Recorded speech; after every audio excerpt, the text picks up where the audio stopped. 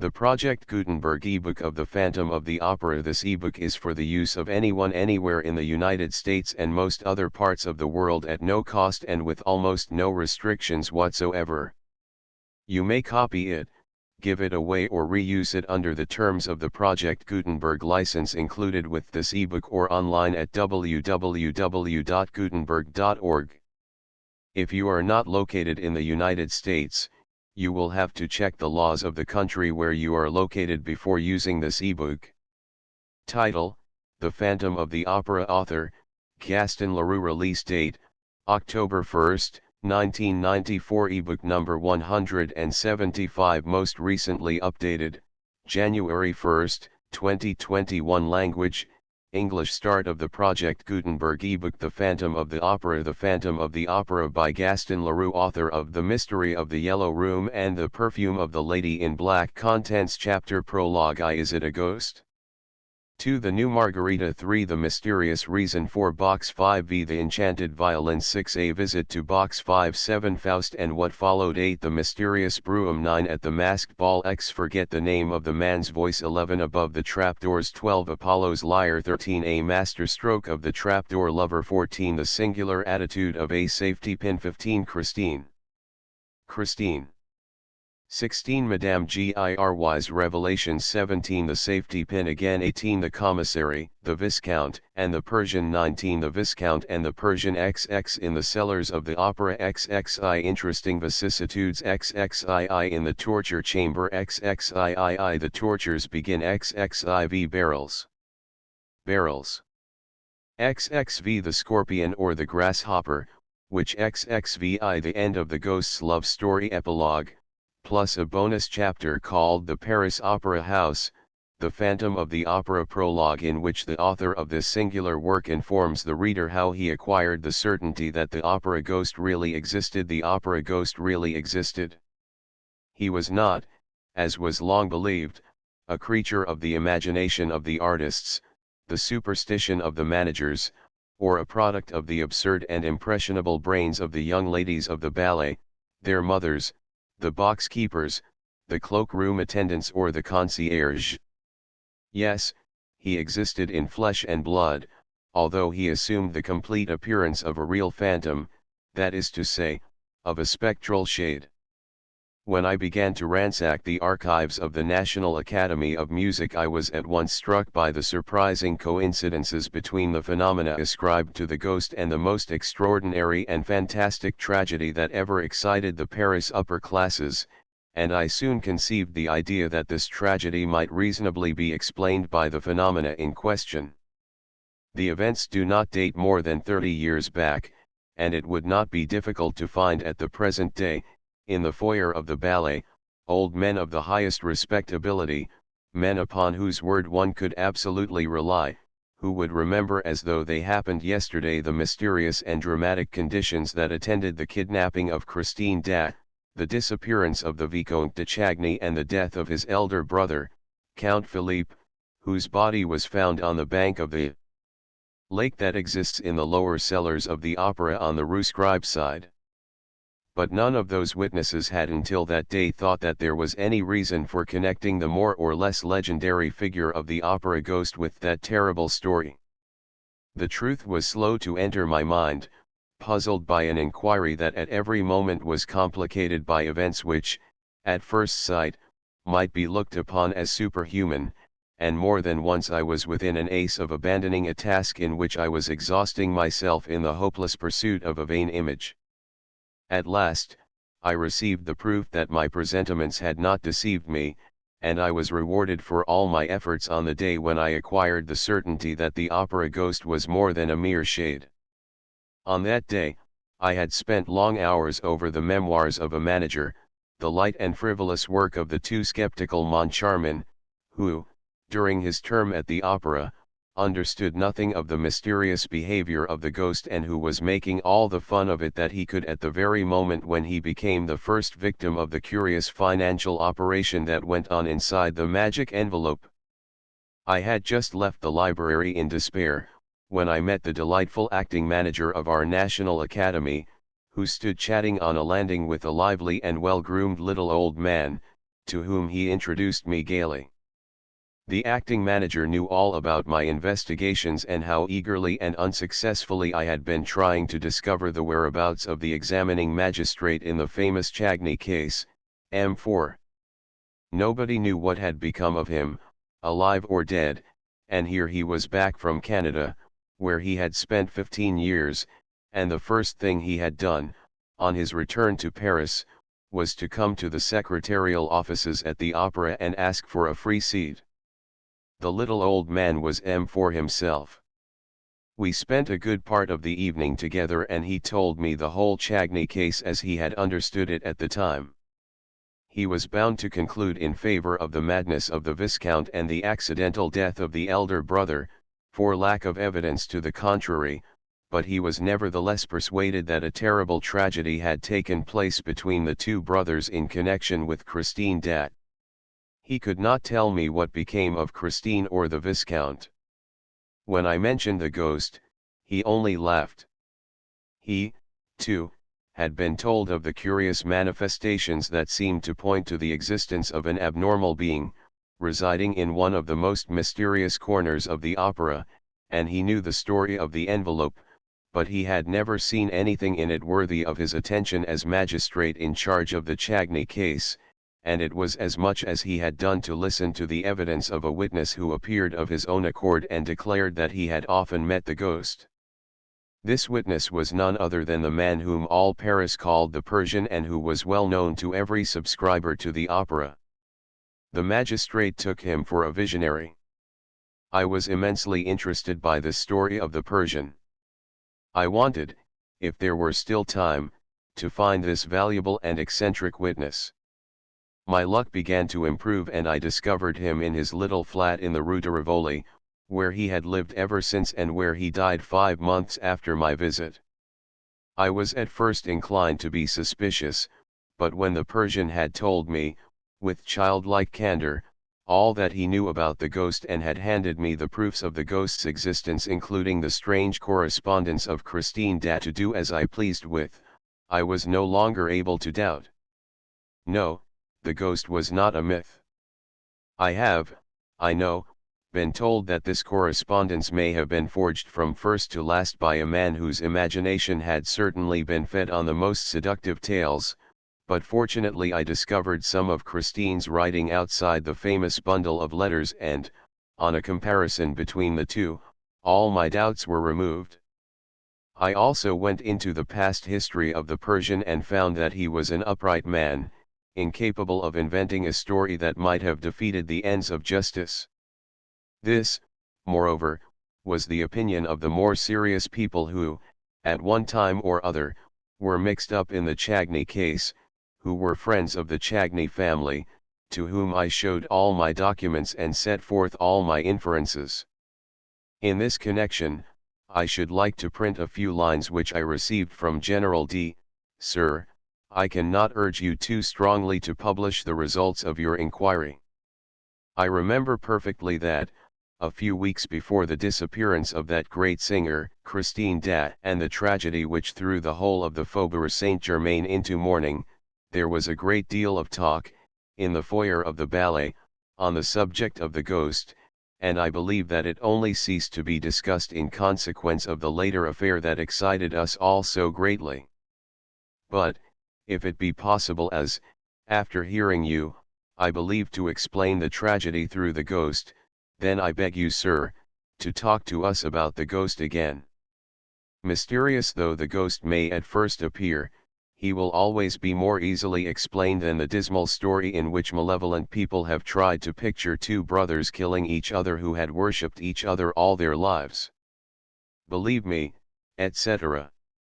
Lastly, with my bundle of papers in hand, I once more went over the ghost's vast domain, the huge building which he had made his kingdom.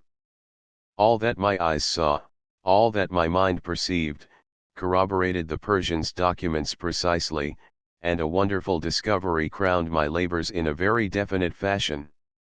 It will be remembered that, later, when digging in the substructure of the opera, before burying the phonographic records of the artist's voice, the workmen laid bare a corpse. Well, I was at once able to prove that this corpse was that of the opera ghost. I made the acting manager put this proof to the test with his own hand, and it is now a matter of supreme indifference to me if the papers pretend that the body was that of a victim of the Commune.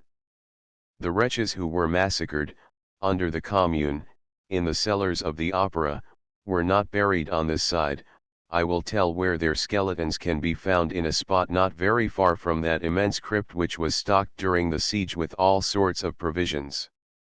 I came upon this track just when I was looking for the remains of the opera ghost, which I should never have discovered but for the unheard of chance described above.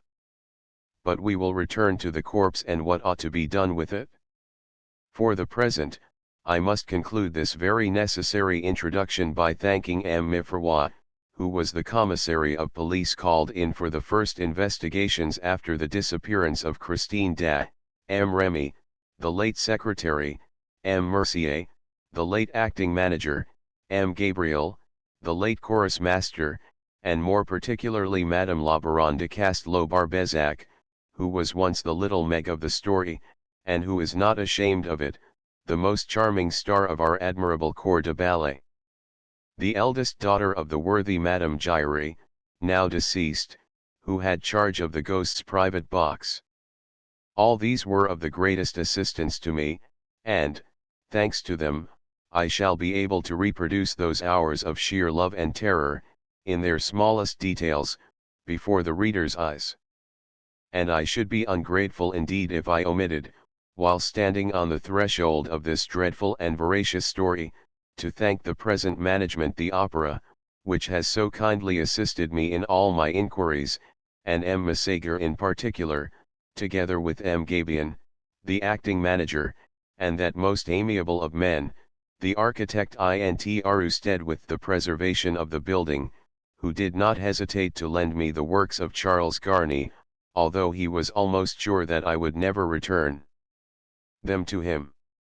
Lastly, I must pay a public tribute to the generosity of my friend and former collaborator, M. J. L. E. Croze, who allowed me to dip into his splendid theatrical library and to borrow the rarest editions of books by which he set great store. Gaston Leroux. Chapter I. Is it the ghost? It was the evening on which Millimetre Debienne and Poligny, the managers of the opera, were giving a last gala performance to mark their retirement. Suddenly the dressing room of La Sorelli, one of the principal dancers, was invaded by half a dozen young ladies of the ballet, who had come up from the stage after dancing Polyeucte. They rushed in amid great confusion, some giving vent to forced and unnatural laughter, others to cries of terror. Sorelli, who wished to be alone for a moment to run through the speech which she was to make to the resigning managers, looked around angrily at the mad and tumultuous crowd. It was little Jams, the girl with the tip-tilted nose, the forget-me-not eyes, the rose-red cheeks and the lily-white neck and shoulders, who gave the explanation in a trembling voice, "It's the ghost." And she locked the door. Sorelli's dressing room was fitted up with official, commonplace elegance.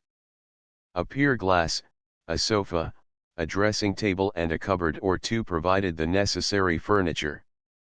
On the walls hung a few engravings, relics of the mother, who had known the glories of the old opera in the Rue Le Pelletier, portraits of Vestris, Gardel, Dupont, Bigottini. But the room seemed a palace to the brats of the corps de ballet, who were lodged in common dressing rooms where they spent their time singing, quarreling, smacking the dressers and hairdressers and buying one another glasses of cassis, beer, or even rum, until the call boy's bell rang. Sorelli was very superstitious. She shuddered when she heard little Jams speak of the ghost, called her a silly little fool, and then, as she was the first to believe in ghosts in general, and the opera ghost in particular, at once asked for details. "Have you seen him?" "As plainly as I see you now," said little Jams, whose legs were giving way beneath her, and she dropped with a moan into a chair. Thereupon little Giry, the girl with eyes black as sloes, hair black as ink, a swarthy complexion and a poor little skin stretched over poor little bones. Little Gyri added, if that's the ghost, he's very ugly. Oh, yes, cried the chorus of ballet girls. And they all began to talk together. The ghost had appeared to them in the shape of a gentleman in dress clothes, who had suddenly stood before them in the passage, without their knowing where he came from. He seemed to have come straight through the wall. Pooh, said one of them, who had more or less kept her head. You see the ghost everywhere. And it was true. For several months, there had been nothing discussed at the opera but this ghost in dress clothes who stalked about the building, from top to bottom, like a shadow, who spoke to nobody, to whom nobody dared speak, and who vanished as soon as he was seen, no one knowing how or where. As became a real ghost, he made no noise in walking. People began by laughing and making fun of this spectre dressed like a man of fashion or an undertaker, but the ghost legend soon swelled to enormous proportions among the corps de ballet. All the girls pretended to have met this supernatural being more or less often. And those who laughed the loudest were not the most at ease. When he did not show himself, he betrayed his presence or his passing by accident, comic or serious, for which the general superstition held him responsible. Had anyone met with a fall, or suffered a practical joke at the hands of one of the other girls, or lost a powder puff, it was at once the fault of the ghost, of the opera ghost. After all, who had seen him? You meet so many men in dress clothes at the opera who are not ghosts. But this dress suit had a peculiarity of its own. It covered a skeleton. At least, so the ballet girls said. And, of course, it had a death's head. Was all this serious? The truth is that the idea of the skeleton came from the description of the ghost given by Joseph Buquet, the chief scene shifter, who had really seen the ghost. He had run up against the ghost on the little staircase, by the footlights, which leads to the cellars. He had seen him for a second, for the ghost had fled, and to anyone who cared to listen to him he said, he is extraordinarily thin and his dress coat hangs on a skeleton frame. His eyes are so deep that you can hardly see the fixed pupils. You just see two big black holes, as in a dead man's skull. His skin, which is stretched across his bones like a drum head, is not white, but a nasty yellow. His nose is so little worth talking about that you can't see its side face, and the absence of that nose is a horrible thing to look at. All the hair he has is 3 or 4 long dark locks on his forehead and behind his ears. This chief scene shifter was a serious, sober, steady man, very slow at imagining things.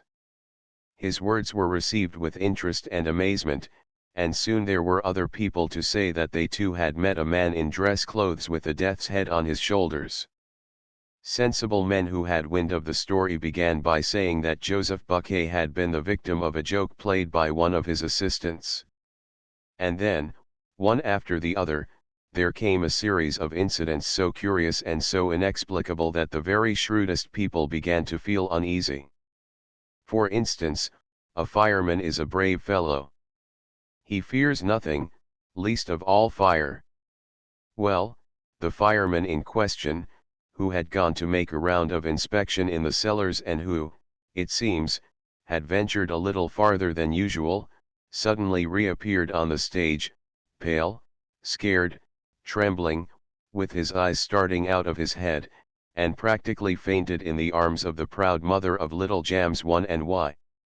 Because he had seen coming toward him, at the level of his head, but without a body attached to it, a head of fire. And, as I said, a fireman is not afraid of fire. The fireman's name was Pampin. The corps de ballet was flung into consternation. At first sight, this fiery head in no way corresponded with Joseph Buquet's description of the ghost. But the young ladies soon persuaded themselves that the ghost had several heads, which he changed about as he pleased. And, of course, they at once imagined that they were in the greatest danger. Once a fireman did not hesitate to faint. Leaders and front row and back row girls alike had plenty of excuses for the fright that made them quicken their pace when passing some dark corner or ill-lighted corridor. Sorelli herself, on the day after the adventure of the fireman, placed a horseshoe on the table in front of the stage doorkeeper's box, which everyone who entered the opera otherwise than as a spectator must touch before setting foot on the first tread of the staircase. This horseshoe was not invented by me any more than any other part of this story, alas, and may still be seen on the table in the passage outside the stage doorkeeper's box, when you enter the opera through the court known as the Cour de l'Administration. To return to the evening in question. "It's the ghost," little Jams had cried. An agonizing silence now reigned in the dressing room. Nothing was heard but the hard breathing of the girls. At last, Jams, flinging herself upon the farthest corner of the wall, with every mark of real terror on her face, whispered, "Listen." Everybody seemed to hear a rustling outside the door. There was no sound of footsteps. It was like light silk sliding over the panel. Then it stopped. Sorelli tried to show more pluck than the others. She went up to the door and, in a quavering voice, asked, "Who's there?" But nobody answered. Then, feeling all eyes upon her, watching her last movement, she made an effort to show courage, and said very loudly, "Is there anyone behind the door?" "Oh, yes, yes. Of course there is," cried that little dried plum of a Meggyri, heroically holding Sorelli back by her gauze skirt. "Whatever you do, don't open the door. Oh, Lord, don't open the door." But Sorelli, armed with a dagger that never left her, turned the key and drew back the door, while the ballet girls retreated to the inner dressing room and Meggyri sighed, "Mother! Mother!" Sorelli looked into the passage bravely. It was empty. A gas flame, in its glass prison, cast a red and suspicious light into the surrounding darkness, without succeeding in dispelling it. And the dancer slammed the door again, with a deep sigh. "No," she said, "there is no one there." "Still, we saw him," Jams declared, returning with timid little steps to her place beside Sorelli. "He must be somewhere prowling about. I shan't go back to dress. We had better all go down to the foyer together, at once, for the speech, and we will come up again together." And the child reverently touched the little coral finger ring which she wore as a charm against bad luck, while Sorelli, stealthily, with the tip of her pink right thumbnail, made a St. Andrew's cross on the wooden ring which adorned the fourth finger of her left hand. She said to the little ballet girls, "Come, children, pull yourselves together. I dare say no one has ever seen the ghost." "Yes, yes, we saw him just now," cried the girls. "He had his death's head and his dress coat, just as when he appeared to Joseph Buquet." "And Gabriel saw him too," said Jams. "Only yesterday." "Yesterday afternoon in broad daylight, Gabriel, the chorus master." "Why, yes, didn't you know? And he was wearing his dress clothes, in broad daylight." "Who?" "Gabriel." "Why, no, the ghost." "Certainly. Gabriel told me so himself. That's what he knew him by." Gabriel was in the stage manager's office. Suddenly the door opened and the Persian entered. "You know the Persian has the evil eye." "Oh, yes," answered the little ballet girls in chorus, warding off ill luck by pointing their forefinger and little finger at the absent Persian, while their second and third fingers were bent on the palm and held down by the thumb. "And you know how superstitious Gabriel is," continued Jams. "However, he is always polite. When he meets the Persian, he just puts his hand in his pocket and touches his keys. Well, the moment the Persian appeared in the doorway, Gabriel gave one jump from his chair to the lock of the cupboard, so as to touch iron. In doing so, he tore a whole skirt of his overcoat on a nail. Hurrying to get out of the room, he banged his forehead against a hat peg and gave himself a huge bump. Then, suddenly stepping back, he skinned his arm on the screen, near the piano. He tried to lean on the piano, but the lid fell on his hands and crushed his fingers. He rushed out of the office like a madman, slipped on the staircase and came down the whole of the first flight on his back. I was just passing with mother. We picked him up. He was covered with bruises and his face was all over blood. We were frightened out of our lives, but, all at once, he began to thank Providence that he had got off so cheaply. Then he told us what had frightened him. He had seen the ghost behind the Persian, the ghost with the death's head just like Joseph Buckay's description. Jams had told her story ever so quickly, as though the ghost were at her heels, and was quite out of breath at the finish. A silence followed, while Sorelli polished her nails in great excitement. It was broken by little Gyri, who said, Joseph Buckay would do better to hold his tongue. Why should he hold his tongue? Asked somebody. That's mother's opinion, replied Meg, lowering her voice and looking all about her as though fearing lest other ears than those present might overhear. And why is it your mother's opinion? Hush. Mother says the ghost doesn't like being talked about. And why does your mother say so? Because nothing. This reticence exasperated the curiosity of the young ladies, who crowded round little Gyri, begging her to explain herself. They were there, side by side, leaning forward simultaneously in one movement of entreaty and fear, communicating their terror to one another, taking a keen pleasure in feeling their blood freeze in their veins. I swore not to tell, gasped Meg. But they left her no peace and promised to keep the secret, until Meg, burning to say all she knew, began, with her eyes fixed on the door, well, it's because of the private box. What private box? The ghost's box.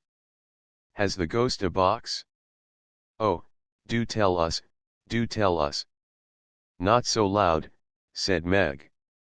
It's box 5, you know, the box on the grand tier, next to the stage box, on the left. Oh, nonsense. I tell you it is. Mother has charge of it. But you swear you won't say a word. Of course, of course. Well, that's the ghost's box. No one has had it for over a month, except the ghost, and orders have been given at the box office that it must never be sold. And does the ghost really come there? Yes. Then somebody does come. Why, no. The ghost comes, but there is nobody there. The little ballet girls exchanged glances. If the ghost came to the box, he must be seen, because he wore a dress coat and a death's head. This was what they tried to make Meg understand, but she replied, that's just it. The ghost is not seen. And he has no dress coat and no head. All that talk about his death's head and his head of fire is nonsense. There's nothing in it. You only hear him when he is in the box. Mother has never seen him, but she has heard him. Mother knows, because she gives him his program. Sorelli interfered. Gyri, child, you're getting at us. Thereupon little Gyri began to cry. I ought to have held my tongue if mother ever came to know. But I was quite right, Joseph Buckay had no business to talk of things that don't concern him. It will bring him bad luck. Mother was saying so. Last night there was a sound of hurried and heavy footsteps in the passage and a breathless voice cried, Cecile. Cecile. Are you there? It's mother's voice, said Jams. What's the matter? She opened the door. A respectable lady, built on the lines of a Pomeranian grenadier, burst into the dressing room and dropped groaning into a vacant armchair. Her eyes rolled madly in her brick dust-colored face. "How awful," she said. "How awful." "What? What?" "Joseph Buquet." "What about him?" "Joseph Buquet is dead." The room became filled with exclamations, with astonished outcries, with scared requests for explanations. "Yes, he was found hanging in the third-floor cellar." "It's the ghost," little Gyri blurted, as though in spite of herself, but she at once corrected herself, with her hands pressed to her mouth. "No, no, I didn't say it, I didn't say it." All around her, her panic-stricken companions repeated under their breaths, "Yes, it must be the ghost." Sorelli was very pale. "I shall never be able to recite my speech," she said. Ma Jams gave her opinion, while she emptied a glass of liqueur that happened to be standing on a table. "The ghost must have something to do with it. The truth is that no one ever knew how Joseph Buquet met his death. The verdict at the inquest was natural suicide." In his memoirs of manager, M. Moncharmin, one of the joint managers who succeeded Millimeter Debienne and Poligny, describes the incident as follows: "A grievous accident spoiled the little party which Millimeter Debienne and Poligny gave to celebrate their retirement. I was in the manager's office, when Mercier, the acting manager, suddenly came darting in.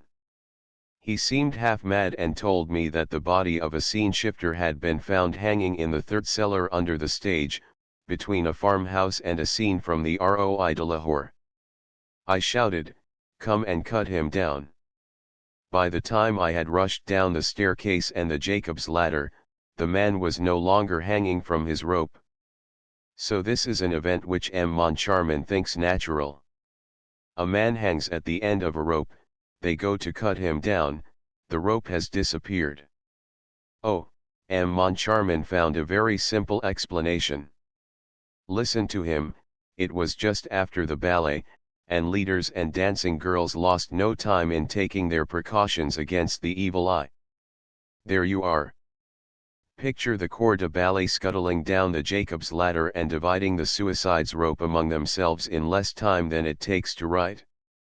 When, on the other hand, I think of the exact spot where the body was discovered, the third cellar underneath the stage, imagine that somebody must have been interested in seeing that the rope disappeared after it had effected its purpose, and time will show if I am wrong." The horrid news soon spread all over the opera, where Joseph Buquet was very popular. The dressing rooms emptied and the ballet girls, crowding around Sorelli like timid sheep around their shepherdess, made for the foyer through the ill-lit passages and staircases, trotting as fast as their little pink legs could carry them. I have the anecdote, which is quite authentic, from M. Pedro Galhard himself, the late manager of the opera. Chapter 2. The new Margarita. On the first landing, Sorelli ran against the Comte de Chagny, who was coming upstairs. The Count, who was generally so calm, seemed greatly excited. "I was just going to you," he said, taking off his hat. "Oh, Sorelli, what an evening! And Christine Dat, what a triumph!" "Impossible," said Meg Gyri. "6 months ago, she used to sing like a crock. But do let us get by, my dear Count," continues the brat, with a saucy curtsy. "We are going to inquire after a poor man who was found hanging by the neck." Just then the acting manager came fussing past and stopped when he heard this remark. "What?" he exclaimed roughly. "Have you girls heard already? Well, please forget about it for tonight, and above all don't let M. Debienne and M. Poligny hear, it would upset them too much on their last day." They all went on to the foyer of the ballet, which was already full of people. The Comte de Chagny was right, no gala performance ever equaled this one. All the great composers of the day had conducted their own works in turns. For and Krauss had sung, and, on that evening, Christine Day had revealed her true self, for the first time, to the astonished and enthusiastic audience. Gounod had conducted the funeral march of a marionette, Ryer, his beautiful overture to Sigwar, Sanson, the Danse Macabre and a Reverie Orine tale, Massenet, an unpublished Hungarian march, Giraud, his carnival, Delibes, the Valse Lente from Sylvia and the Pizzicati from Capilia. Mlle Krauss had sung the bolero in the Vespri Siciliani, and Mlle Denise blocked the drinking song in Lucrezia Borgia.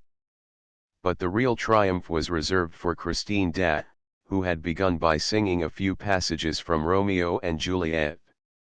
It was the first time that the young artist sang in this work of Gounod, which had not been transferred to the opera and which was revived at the Opera Comique after it had been produced at the Old Theatre Lyric by Madame Carvalho. Those who heard her say that her voice, in these passages, was seraphic, but this was nothing to the superhuman notes that she gave forth in the prison scene and the final trio in Faust, which she sang in the place of La Carlotta, who was ill. No one had ever heard or seen anything like it. Day revealed a new Margarita that night, a Margarita of a splendor, a radiance hitherto unsuspected. The whole house went mad, rising to its feet, shouting, cheering, clapping, while Christine sobbed and fainted in the arms of her fellow singers and had to be carried to her dressing room. A few subscribers, however, protested.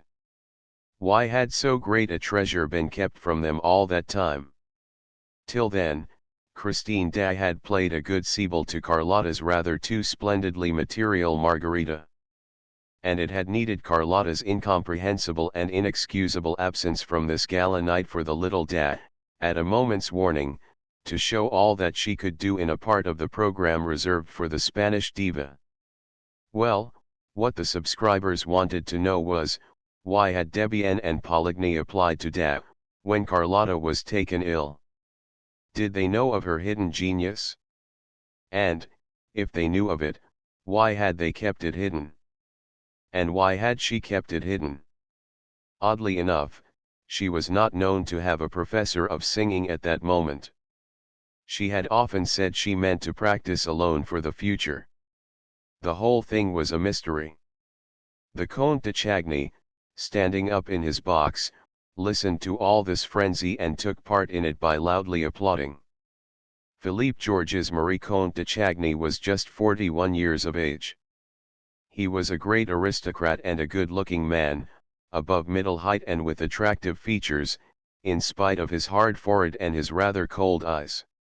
He was exquisitely polite to the women and a little haughty to the men, who did not always forgive him for his successes in society. He had an excellent heart and an irreproachable conscience. On the death of old Count Philibert, he became the head of one of the oldest and most distinguished families in France, whose arms dated back to the 14th century. The Chagnys owned a great deal of property, and, when the old count, who was a widower, died, it was no easy task for Philippe to accept the management of so large an estate. His two sisters and his brother, Raoul, would not hear of a division and waived their claim to their shares, leaving themselves entirely in Philippe's hands, as though the right of primogeniture had never ceased to exist. When the two sisters married, on the same day, they received their portion from their brother, not as a thing rightfully belonging to them, but as a dowry for which they thanked him. The Comtesse de Chagny, née de Moragis de la Martinière, had died in giving birth to Raoul, who was born 20 years after his elder brother. At the time of the old count's death, Raoul was 12 years of age. Philippe busied himself actively with the youngster's education. He was admirably assisted in this work first by his sisters and afterward by an old aunt, the widow of a naval officer, who lived at Brest and gave young Raoul a taste for the sea. The lad entered the Borda training ship, finished his course with honors and quietly made his trip round the world.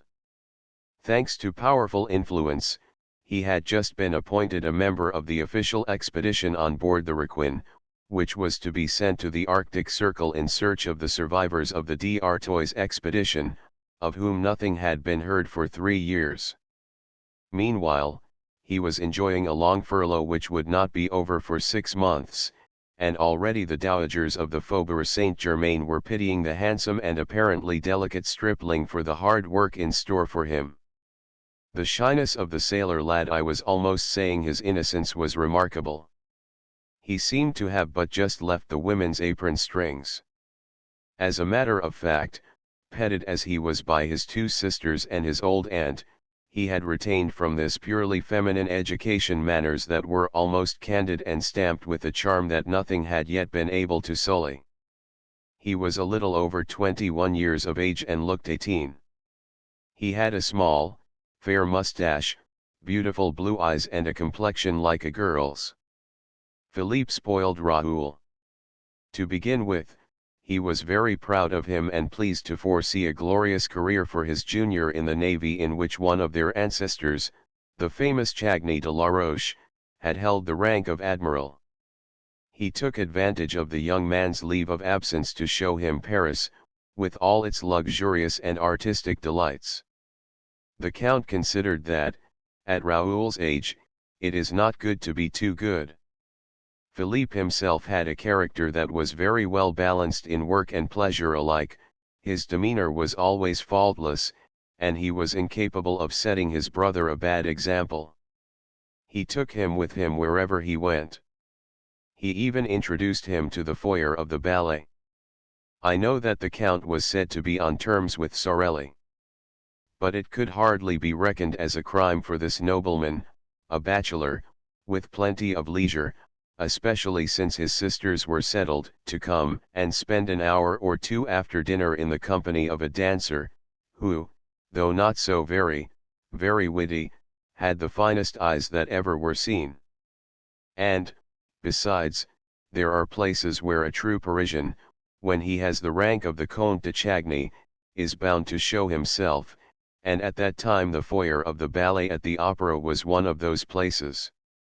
Lastly, Philippe would perhaps not have taken his brother behind the scenes of the opera if Raoul had not been the first to ask him, repeatedly renewing his request with a gentle obstinacy which the Count remembered at a later date. On that evening, Philippe, after applauding the date, turned to Raoul and saw that he was quite pale. "Don't you see," said Raoul, "that the woman's fainting?" "You look like fainting yourself," said the Count. "What's the matter?" But Raoul had recovered himself and was standing up. "Let's go and see," he said, "she never sang like that before." The Count gave his brother a curious smiling glance and seemed quite pleased. They were soon at the door leading from the house to the stage. Numbers of subscribers were slowly making their way through. Raoul tore his gloves without knowing what he was doing, and Philippe had much too kind a heart to laugh at him for his impatience. But he now understood why Raoul was absent-minded when spoken to, and why he always tried to turn every conversation to the subject of the opera. They reached the stage and pushed through the crowd of gentlemen, scene-shifters, supers, and chorus girls, Raoul leading the way, feeling that his heart no longer belonged to him, his face set with passion, while Count Philippe followed him with difficulty and continued to smile. At the back of the stage, Raoul had to stop before the inrush of the little troop of ballet girls who blocked the passage which he was trying to enter. More than one chaffing phrase darted from little made-up lips, to which he did not reply, and at last he was able to pass, and dived into the semi-darkness of a corridor ringing with the name of Dat. The Count was surprised to find that Raoul knew the way. He had never taken him to Christine's himself, and came to the conclusion that Raoul must have gone there alone while the Count stayed talking in the foyer with Sorelli, who often asked him to wait until it was her time to go on, and sometimes handed him the little gaiters in which she ran down from her dressing room to preserve the spotlessness of her satin dancing shoes and her flesh-colored tights. Sorelli had an excuse: she had lost her mother. Postponing his usual visit to Sorelli for a few minutes, the Count followed his brother down the passage that led to Da's dressing room and saw that it had never been so crammed as on that evening, when the whole house seemed excited by her success and also by her fainting fit. For the girl had not yet come to, and the doctor of the theatre had just arrived at the moment when Raoul entered at his heels. Christine, therefore, received the first aid of the one, while opening her eyes in the arms of the other. The Count and many more remained crowding in the doorway. "Don't you think, doctor, that those gentlemen had better clear the room?" asked Raoul coolly. "There's no breathing here." "You're quite right," said the doctor. And he sent everyone away, except Raoul and the maid, who looked at Raoul with eyes of the most undisguised astonishment. She had never seen him before and yet dared not question him, and the doctor imagined that the young man was only acting as he did because he had the right to. The Viscount, therefore, remained in the room watching Christine as she slowly returned to life, while even the joint managers, Debienne and Poligny, who had come to offer their sympathy and congratulations, found themselves thrust into the passage among the crowd of dandies. The Comte de Chagny, who was one of those standing outside, laughed, "Oh, the rogue, the rogue." And he added, under his breath, "Those youngsters with their schoolgirl airs. So he's a Chagny after all." He turned to go to Sorelli's dressing room, but met her on the way, with her little troop of trembling ballet girls, as we have seen. Meanwhile, Christine uttered a deep sigh, which was answered by a groan. She turned her head, saw Raoul, and started. She looked at the doctor, on whom she bestowed a smile, then at her maid, then at Raoul again. "Monsieur," she said, in a voice not much above a whisper, "who are you?" "Mademoiselle," replied the young man, kneeling on one knee and pressing a fervent kiss on the diva's hand, "I am the little boy who went into the sea to rescue your scarf." Christine again looked at the doctor and the maid, and all three began to laugh. Raoul turned very red and stood up. "Mademoiselle," he said, "since you are pleased not to recognize me, I should like to say something to you in private, something very important. When I am better, do you mind?" And her voice shook. "You have been very good." "Yes, you must go," said the doctor, with his pleasantest smile. "Leave me to attend to mademoiselle." "I am not ill now," said Christine suddenly, with strange and unexpected energy. She rose and passed her hand over her eyelids. "Thank you, doctor. I should like to be alone. Please go away, all of you. Leave me. I feel very restless this evening." The doctor tried to make a short protest, but, perceiving the girl's evident agitation, he thought the best remedy was not to thwart her. And he went away, saying to Raoul, outside, "She is not herself tonight. She is usually so gentle." Then he said good night and Raoul was left alone. The whole of this part of the theatre was now deserted. The farewell ceremony was no doubt taking place in the foyer of the ballet. Raoul thought that Da might go to it and he waited in the silent solitude, even hiding in the favoring shadow of a doorway. He felt a terrible pain at his heart and it was of this that he wanted to speak to Da without delay. Suddenly the dressing room door opened and the maid came out by herself, carrying bundles. He stopped her and asked how her mistress was. The woman laughed and said that she was quite well, but that he must not disturb her, for she wished to be left alone. And she passed on. One idea alone filled Raoul's burning brain, of course, Da wished to be left alone for him. Had he not told her that he wanted to speak to her privately? Hardly breathing, he went up to the dressing room and, with his ear to the door to catch her reply, prepared to knock. But his hand dropped. He had heard a man's voice in the dressing room, saying, in a curiously masterful tone, "Christine, you must love me." And Christine's voice, infinitely sad and trembling, as though accompanied by tears, replied, "How can you talk like that? When I sing only for you." Raoul leaned against the panel to ease his pain.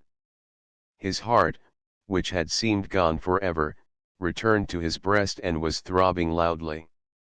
The whole passage echoed with its beating and Raoul's ears were deafened. Surely, if his heart continued to make such a noise, they would hear it inside, they would open the door and the young man would be turned away in disgrace. What a position for a Chagny! To be caught listening behind a door. He took his heart in his two hands to make it stop. The man's voice spoke again, "Are you very tired? Oh, tonight I gave you my soul and I am dead." Christine replied. "Your soul is a beautiful thing, child," replied the grave man's voice, "and I thank you. No emperor ever received so fair a gift. The angels wept tonight." Raoul heard nothing after that. Nevertheless, he did not go away, but, as though he feared lest he should be caught, he returned to his dark corner, determined to wait for the man to leave the room. At one and the same time, he had learned what love meant, and hatred. He knew that he loved. He wanted to know whom he hated. To his great astonishment, the door opened and Christine Day appeared, wrapped in furs, with her face hidden in a lace veil, alone. She closed the door behind her, but Raoul observed that she did not lock it.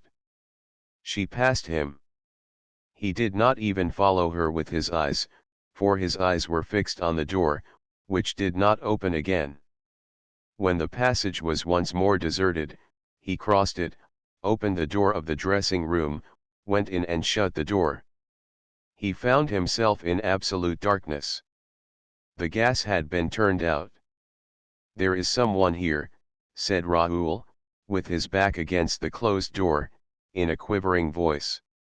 "What are you hiding for?" All was darkness and silence. Raoul heard only the sound of his own breathing. He quite failed to see that the indiscretion of his conduct was exceeding all bounds. "You shan't leave this until I let you," he exclaimed. "If you don't answer, you are a coward. But I'll expose you." And he struck a match. The blaze lit up the room. There was no one in the room. Raoul, first turning the key in the door, lit the gas jets. He went into the dressing closet, opened the cupboards, hunted about, felt the walls with his moist hands. Nothing. "Look here," he said, aloud. "Am I going mad?" He stood for 10 minutes listening to the gas flaring in the silence of the empty room. Lover though he was, he did not even think of stealing a ribbon that would have given him the perfume of the woman he loved. He went out, not knowing what he was doing nor where he was going. At a given moment in his wayward progress, an icy draught struck him in the face. He found himself at the bottom of a staircase, down which, behind him, a procession of workmen were carrying a sort of stretcher, covered with a white sheet. "Which is the way out, please?" he asked of one of the men. "Straight in front of you, the door is open." "But let us pass." Pointing to the stretcher, he asked mechanically, "What's that?" The workman answered, "That is Joseph Buquet, who was found in the third cellar, hanging between a farmhouse and a scene from the Roi de Lahore." He took off his hat, fell back to make room for the procession and went out. Chapter 3. The mysterious reason. During this time, the farewell ceremony was taking place. I have already said that this magnificent function was being given on the occasion of the retirement of M. Debienne and M. Poligny, who had determined to die game, as we say nowadays. They had been assisted in the realization of their ideal, though melancholy, program by all that counted in the social and artistic world of Paris. All these people met, after the performance, in the foyer of the ballet, where Sorelli waited for the arrival of the retiring managers with a glass of champagne in her hand and a little prepared speech at the tip of her tongue. Behind her, the members of the corps de ballet, young and old, discussed the events of the day in whispers or exchanged discreet signals with their friends, a noisy crowd of whom surrounded the supper tables arranged along the slanting floor. A few of the dancers had already changed into ordinary dress, but most of them wore their skirts of gossamer gauze, and all had thought it the right thing to put on a special face for the occasion, all, that is, except little Jams, whose 15 summers happy age, seemed already to have forgotten the ghost and the death of Joseph Buquet. She never ceased to laugh and chatter, to hop about and play practical jokes, until Mme. Debienne and Poligny appeared on the steps of the foyer, when she was severely called to order by the impatient Sorelli.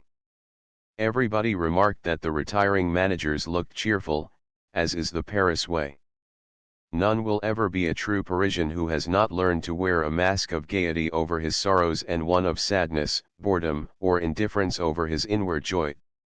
You know that one of your friends is in trouble, do not try to console him, he will tell you that he is already comforted, but, should he have met with good fortune, be careful how you congratulate him, he thinks it so natural that he is surprised that you should speak of it.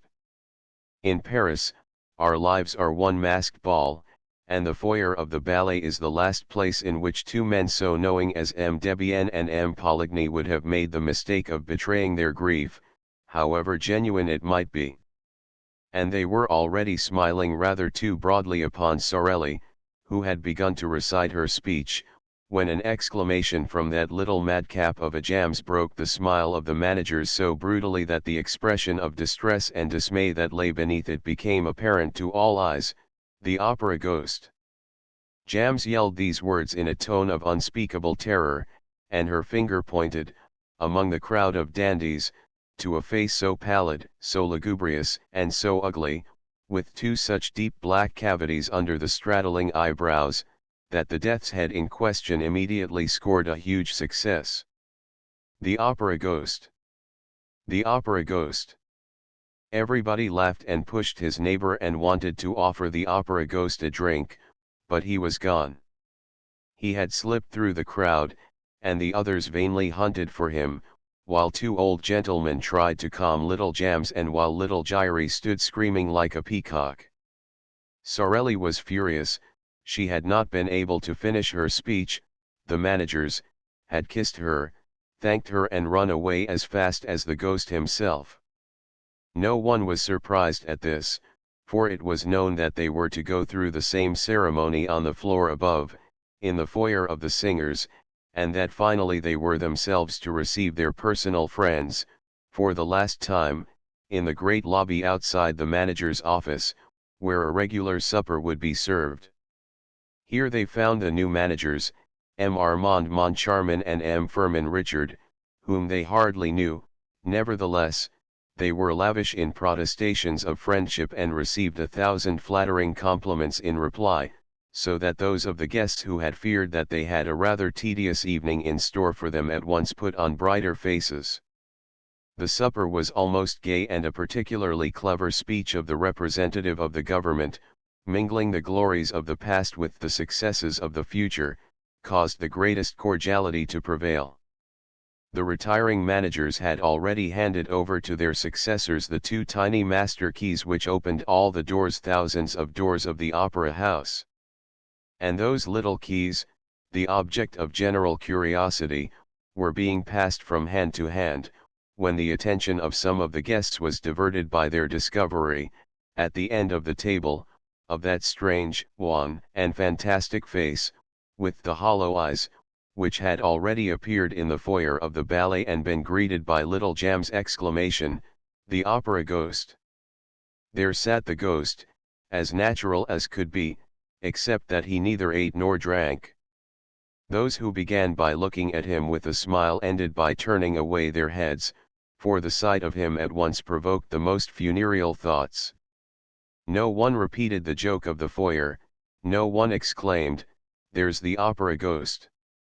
He himself did not speak a word, and his very neighbors could not have stated at what precise moment he had sat down between them, but every one felt that if the dead did ever come and sit at the table of the living, they could not cut a more ghastly figure. The friends of Firmin Richard and Armand Moncharmin thought that this lean and skinny guest was an acquaintance of Debienne's or Poligny's, while Debienne's and Poligny's friends believed that the cadaverous individual belonged to Firmin Richard and Armand Moncharmin's party. The result was that no request was made for an explanation, no unpleasant remark, no joke in bad taste, which might have offended this visitor from the tomb.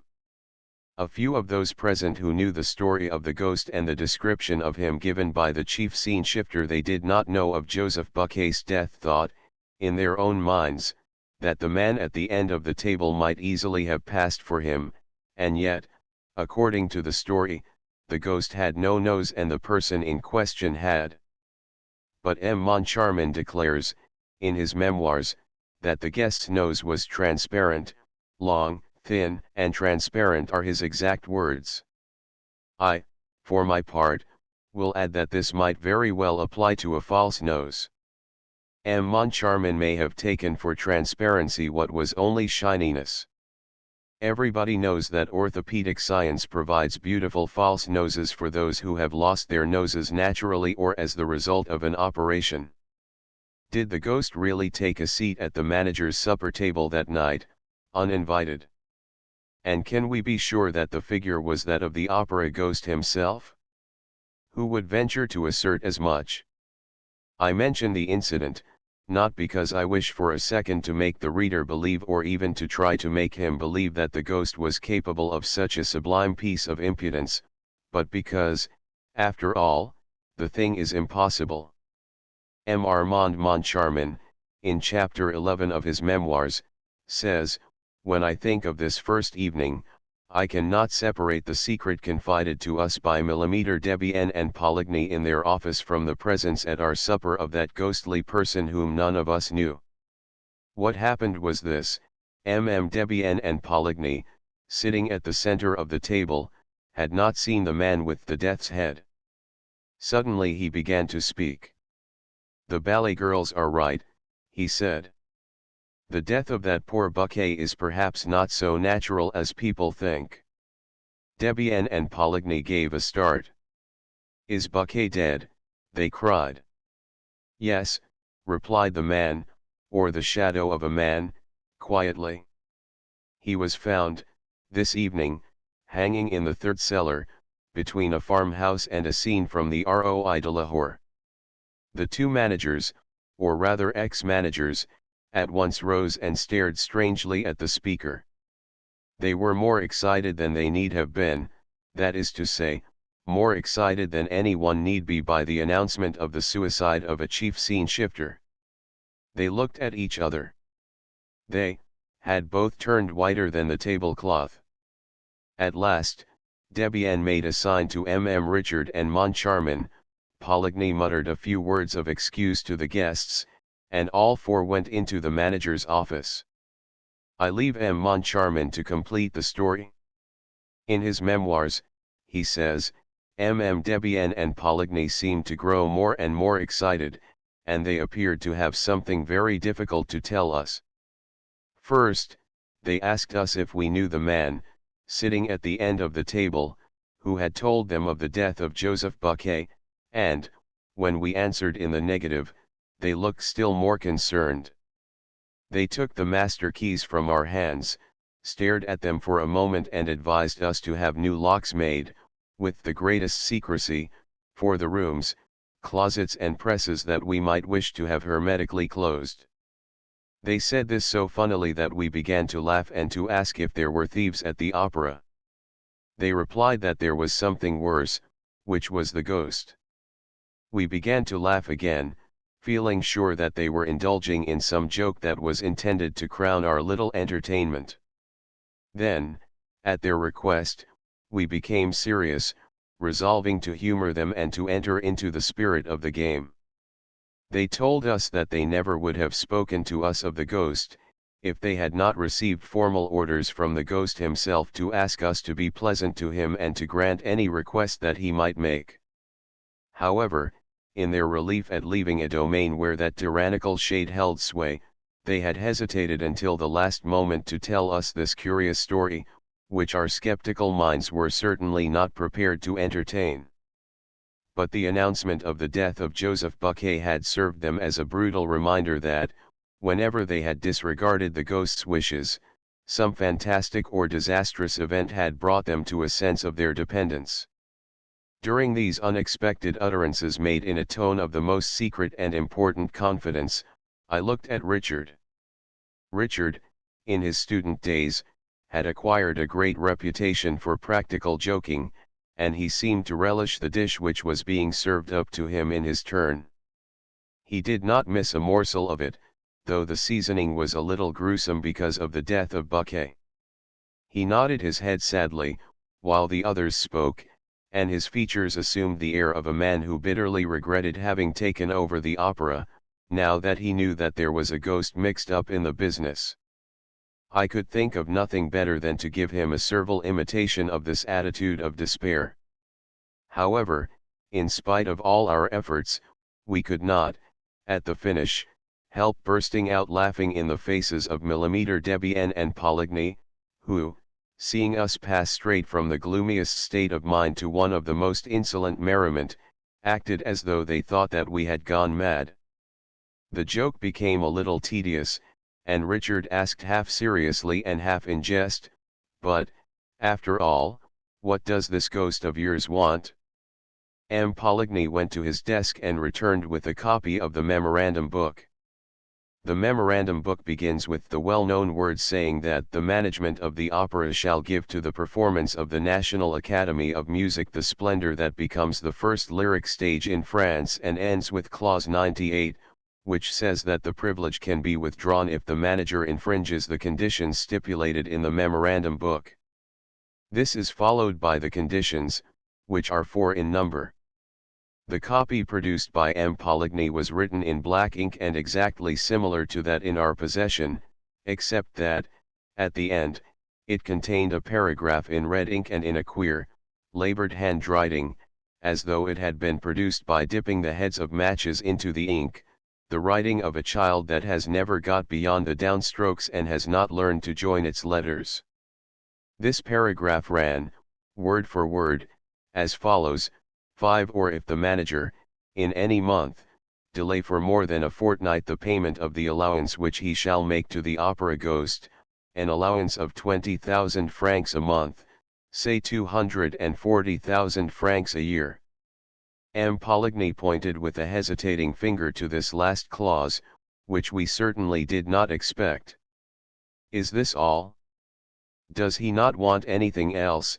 asked Richard, with the greatest coolness. "Yes, he does," replied Poligny. And he turned over the pages of the memorandum book until he came to the clause specifying the days on which certain private boxes were to be reserved for the free use of the President of the Republic, the ministers, and so on. At the end of this clause, a line had been added, also in red ink: "Box 5 on the grand tier shall be placed at the disposal of the opera ghost for every performance." When we saw this, there was nothing else for us to do but to rise from our chairs, shake our 2 predecessors warmly by the hand and congratulate them on thinking of this charming little joke, which proved that the old French sense of humor was never likely to become extinct. Richard added that he now understood why Millimeter Debienne and Poligny were retiring from the management of the National Academy of Music. Business was impossible with so unreasonable a ghost. Certainly, 240,000 francs are not be picked up for the asking, said M. Poligny, without moving a muscle of his face. "And have you considered what the loss over box 5 meant to us? We did not sell at once, and not only that, but we had to return the subscription.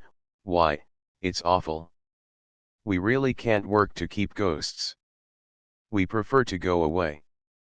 "Yes," echoed M. Debienne, "we prefer to go away." Let us go. And he stood up. Richard said, but, after all, it seems to me that you were much too kind to the ghost. If I had such a troublesome ghost as that, I should not hesitate to have him arrested. But how? Where? They cried, in chorus. We have never seen him. But when he comes to his box? We have never seen him in his box. Then sell it. Sell the opera ghost's box? Well, gentlemen, try it. Thereupon we all four left the office. Richard and I had never laughed so much in our lives. Chapter 4 Box 5 Armand Moncharmin wrote such voluminous memoirs during the fairly long period of his co-management that we may well ask if he ever found time to attend to the affairs of the opera otherwise than by telling what went on there. M. Moncharmin did not know a note of music, but he called the Minister of Education and Fine Arts by his Christian name, had dabbled a little in society journalism and enjoyed a considerable private income. Lastly, he was a charming fellow and showed that he was not lacking in intelligence, for, as soon as he made up his mind to be a sleeping partner in the opera, he selected the best possible active manager and went straight to Firmin Richard. Firmin Richard was a very distinguished composer, who had published a number of successful pieces of all kinds and who liked nearly every form of music and every sort of musician. Clearly, therefore, it was the duty of every sort of musician to like M. Firmin Richard. The only things to be said against him were that he was rather masterful in his ways and endowed with a very hasty temper. The first few days which the partners spent at the opera were given over to the delight of finding themselves the head of so magnificent an enterprise, and they had forgotten all about that curious, fantastic story of the ghost, when an incident occurred that proved to them that the joke, if joke it were, was not over. M. Firmin Richard reached his office that morning at 11 o'clock. His secretary, M. Remy, showed him half a dozen letters which he had not opened because they were marked private. One of the letters had at once attracted Richard's attention not only because the envelope was addressed in red ink, but because he seemed to have seen the writing before. He soon remembered that it was the red handwriting in which the memorandum book had been so curiously completed. He recognized the clumsy childish hand. He opened the letter and read, "Dear M.R. Manager, I am sorry to have to trouble you at a time when you must be so very busy, renewing important engagements, signing fresh ones and generally displaying your excellent taste. I know what you have done for Carlotta, Sorelli and Little Jams and for a few others whose admirable qualities of talent or genius you have suspected. Of course, when I use these words, I do not mean to apply them to La Carlotta, who sings like a squirt and who ought never to have been allowed to leave the Ambassadeurs and the Café Jacquin, nor to La Sorelli, who owes her success mainly to the coach builders, nor to Little Jams, who dances like a calf in a field. And I am not speaking of Christine Da either, though her genius is certain, whereas your jealousy prevents her from creating any important part. When all is said, you are free to conduct your little business as you think best, are you not? All the same, I should like to take advantage of the fact that you have not yet turned Christine Da out of doors by hearing her this evening in the part of Sibyl, as that of Margarita has been forbidden her since her triumph of the other evening, and I will ask you not to dispose of my box today nor on the following days, for I cannot end this letter without telling you how disagreeably surprised I have been once or twice, to hear, on arriving at the opera, that my box had been sold, at the box office, by your orders. I did not protest, first, because I dislike scandal, and, second, because I thought that your predecessors, Millimeter Debian and Poligny, who were always charming to me, had neglected, before leaving, to mention my little fads to you.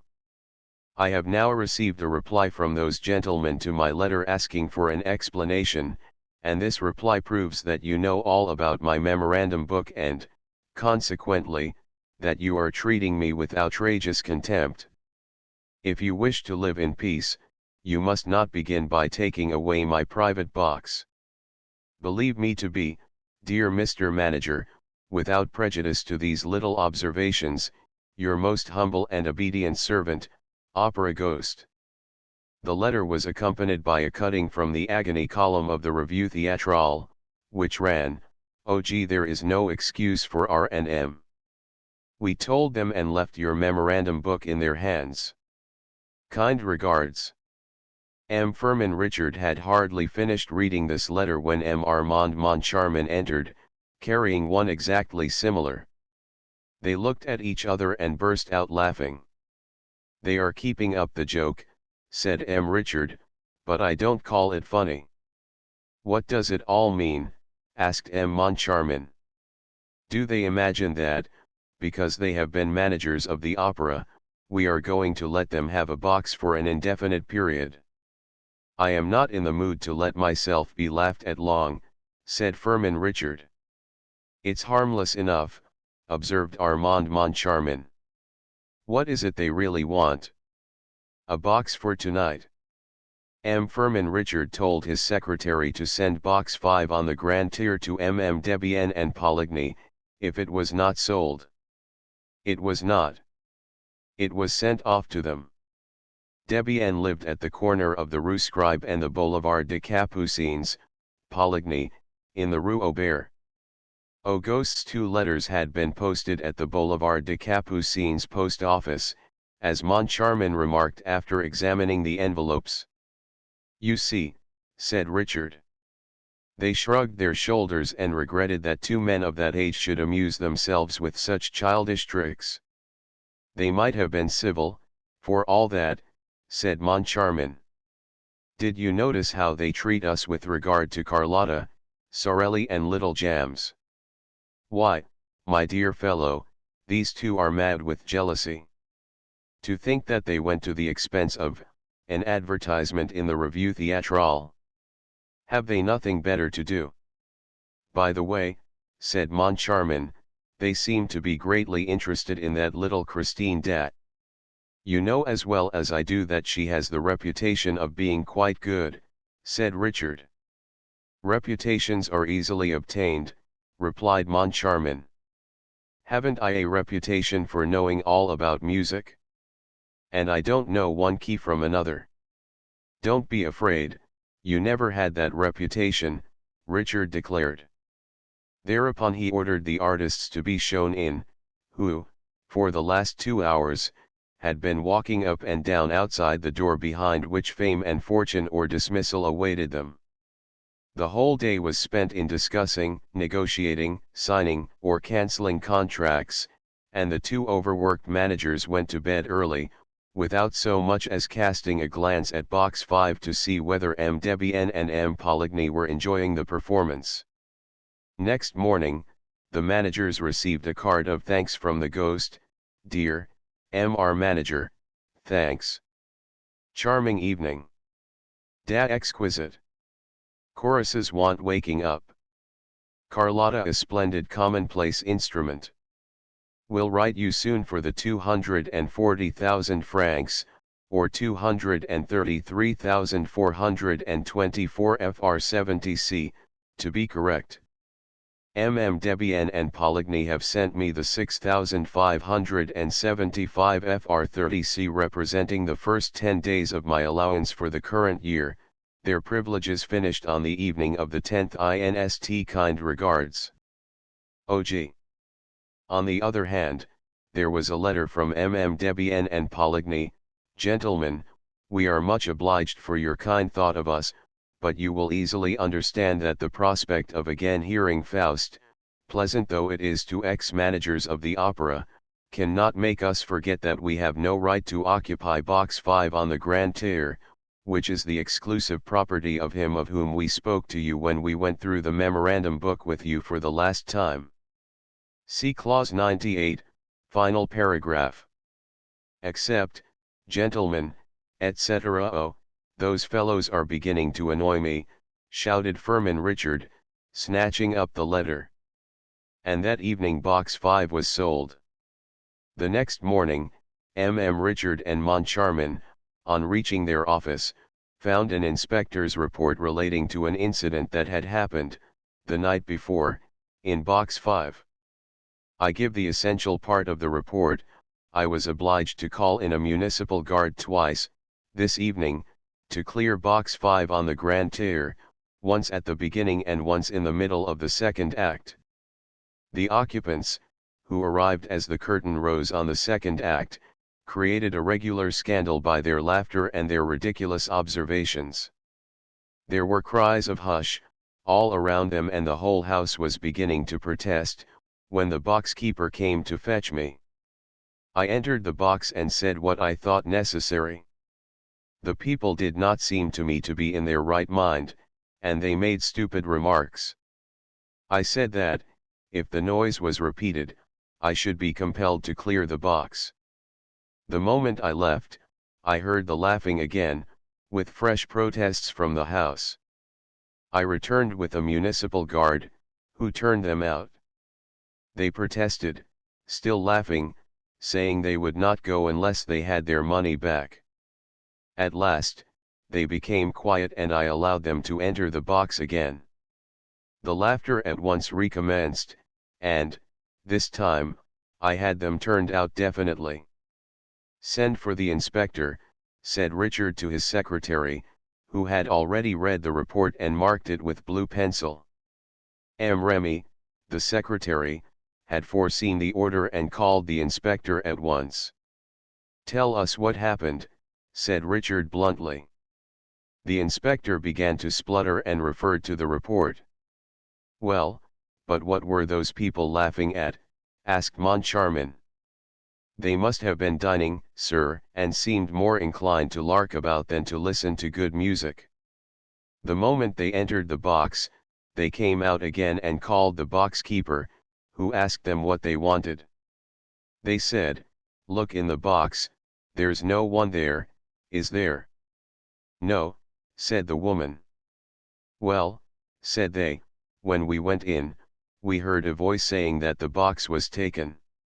Moncharmin could not help smiling as he looked at Richard, but Richard did not smile. He himself had done too much in that way in his time not to recognize, in the inspector's story, all the marks of one of those practical jokes which begin by amusing and end by enraging the victims. The inspector, to curry favor with Moncharmin, who was smiling, thought it best to give a smile too. A most unfortunate smile. Richard glared at his subordinate, who thenceforth made it his business to display a face of utter consternation. However, when the people arrived, roared Richard, there was no one in the box, was there? "Not a soul, sir, not a soul. Nor in the box on the right, nor in the box on the left, not a soul, sir, I swear. The box keeper told it me often enough, which proves that it was all a joke." "Oh, you agree, do you?" said Richard. "You agree? It's a joke. And you think it funny, no doubt." "I think it in very bad taste, sir." "And what did the box keeper say?" "Oh, she just said that it was the opera ghost. That's all she said." And the inspector grinned.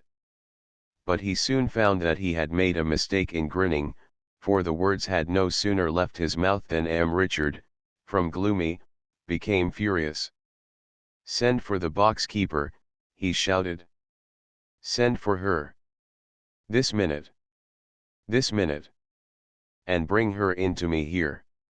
And turn all those people out." The inspector tried to protest, but Richard closed his mouth with an angry order to hold his tongue. Then, when the wretched man's lips seemed shut forever, the manager commanded him to open them once more. "Who is this opera ghost?" he snarled. But the inspector was by this time incapable of speaking a word. He managed to convey, by a despairing gesture, that he knew nothing about it, or rather that he did not wish to know. "Have you ever seen him? Have you seen the opera ghost?" The inspector, by means of a vigorous shake of the head, denied ever having seen the ghost in question. "Very well," said M. Richard coldly. The inspector's eyes started out of his head, as though to ask why the manager had uttered that ominous "very well." "Because I'm going to settle the account of anyone who has not seen him," explained the manager. "As he seems to be everywhere, I can't have people telling me that they see him nowhere. I like people to work for me when I employ them." Having said this, M. Richard paid no attention to the inspector and discussed various matters of business with his acting manager, who had entered the room meanwhile. The inspector thought he could go and was gently, oh, so gently, sidling toward the door, when M. Richard nailed the man to the floor with a thundering, "Stay where you are." M. Remy had sent for the box-keeper to the Rue de Provence, close to the opera, where she was engaged as a portress. She soon made her appearance. "What's your name?" "Madame Giry." "You know me well enough, sir, I'm the mother of little Giry, little Meg. What?" This was said in so rough and solemn a tone that, for a moment, M. Richard was impressed. He looked at Madame Giry, in her faded shawl, her worn shoes, her old taffeta dress and dingy bonnet. It was quite evident from the manager's attitude, that he either did not know or could not remember having met Madame Giry, nor even little Giry, nor even little Meg. But Madame Giry's pride was so great that the celebrated box-keeper imagined that everybody knew her. "Never heard of her," the manager declared. "But that's no reason, Madame Giry, why I shouldn't ask you what happened last night to make you and the inspector call in a municipal guard. I was just wanting to see you, sir, and talk to you about it, so that you mightn't have the same unpleasantness as M. Debienne and M. Poligny. They wouldn't listen to me either, at first. I'm not asking you about all that. I'm asking what happened last night." Madame Giry turned purple with indignation. Never had she been spoken to like that. She rose as though to go, gathering up the folds of her skirt and waving the feathers of her dingy bonnet with dignity, but, changing her mind, she sat down again and said, in a haughty voice, "I'll tell you what happened." The ghost was annoyed again.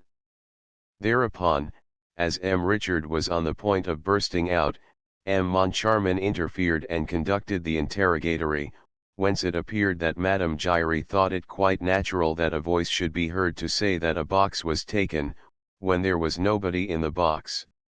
She was unable to explain this phenomenon, which was not new to her, except by the intervention of the ghost. Nobody could see the ghost in his box, but everybody could hear him. She had often heard him, and they could believe her, for she always spoke the truth. They could ask M. Debienne and M. Poligny, and anybody who knew her, and also M. Isidore Sock, who had had a leg broken by the ghost.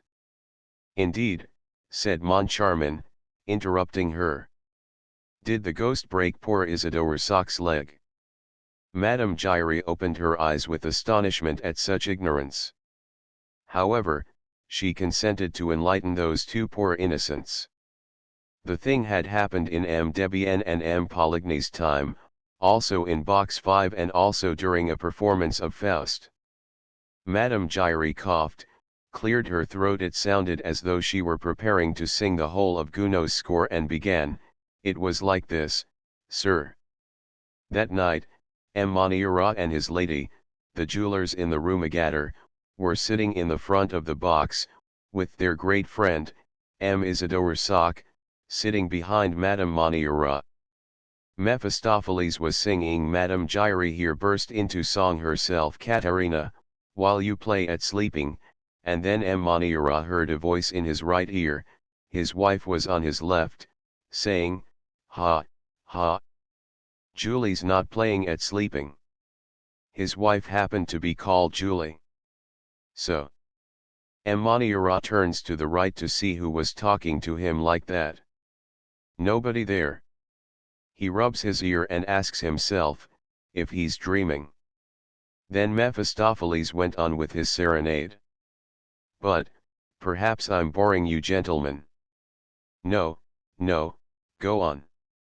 You are too good, gentlemen, with a smirk. Well, then, Mephistopheles went on with his serenade. Madame Gyri burst into song again. Saint, unclose thy portals holy and accord the bliss, to a mortal bending lowly, of a pardon kiss. And then M. Maniara again hears the voice in his right ear, saying, this time, ha, ha.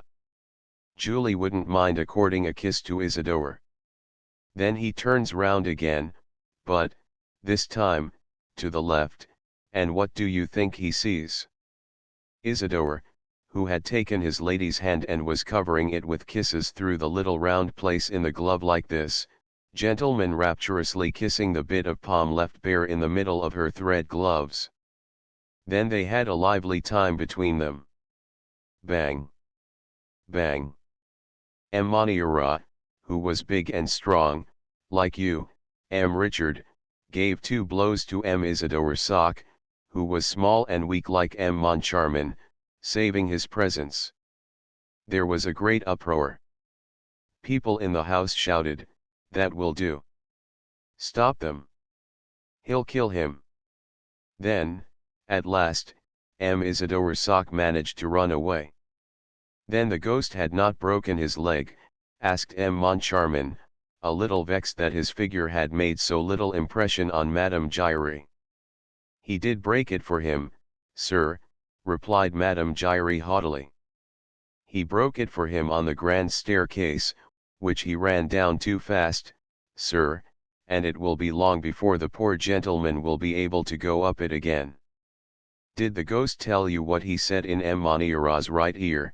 Asked M. Moncharmin, with a gravity which he thought exceedingly humorous. No, sir, it was M. Maniara himself.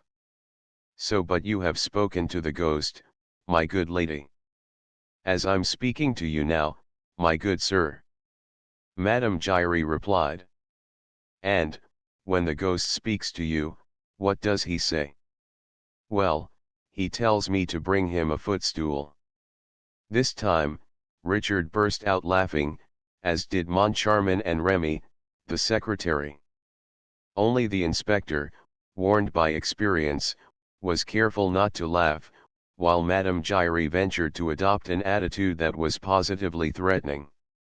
Instead of laughing, she cried indignantly, you'd do better to do as M. Poligny did, who found out for himself.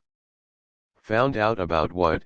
Asked Moncharmin, who had never been so much amused in his life. About the ghost, of course. Look here. She suddenly calmed herself, feeling that this was a solemn moment in her life. Look here, she repeated. They were playing La Juve. M. Poligny thought he would watch the performance from the ghost's box. Well, when Leopold cries, let us fly. You know, and Elazar stops them and says, whither go ye?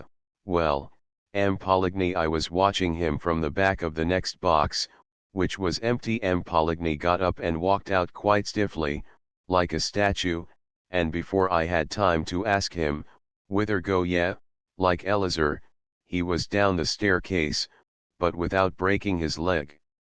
Still, that doesn't let us know how the opera ghost came to ask you for a footstool, insisted M. Moncharmin.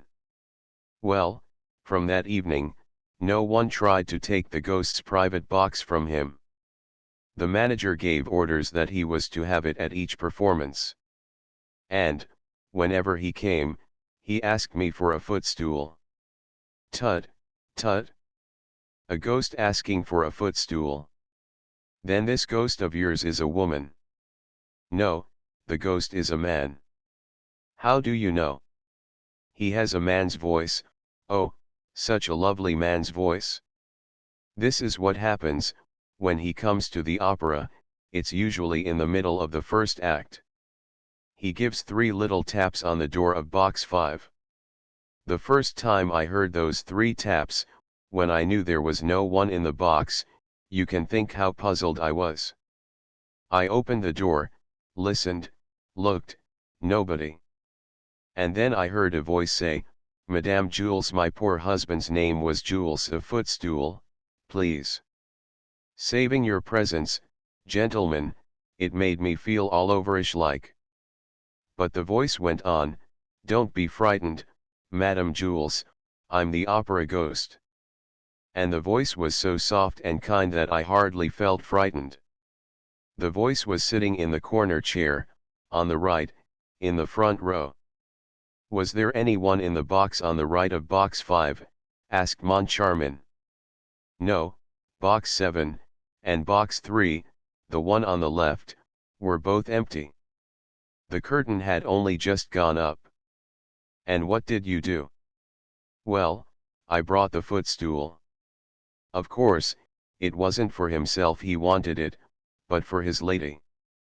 But I never heard her nor saw her." "Eh? What? So now the ghost is married?" The eyes of the two managers traveled from Madame Giry to the inspector, who, standing behind the box keeper, was waving his arms to attract their attention. He tapped his forehead with a distressful forefinger, to convey his opinion that the widow Jules Giry was most certainly mad, a piece of pantomime which confirmed M. Richard in his determination to get rid of an inspector who kept a lunatic in his service. Meanwhile, the worthy lady went on about her ghost, now painting his generosity. "At the end of the performance, he always gives me 2 francs, sometimes 5, sometimes even 10, when he has been many days without coming. Only, since people have begun to annoy him again, he gives me nothing at all."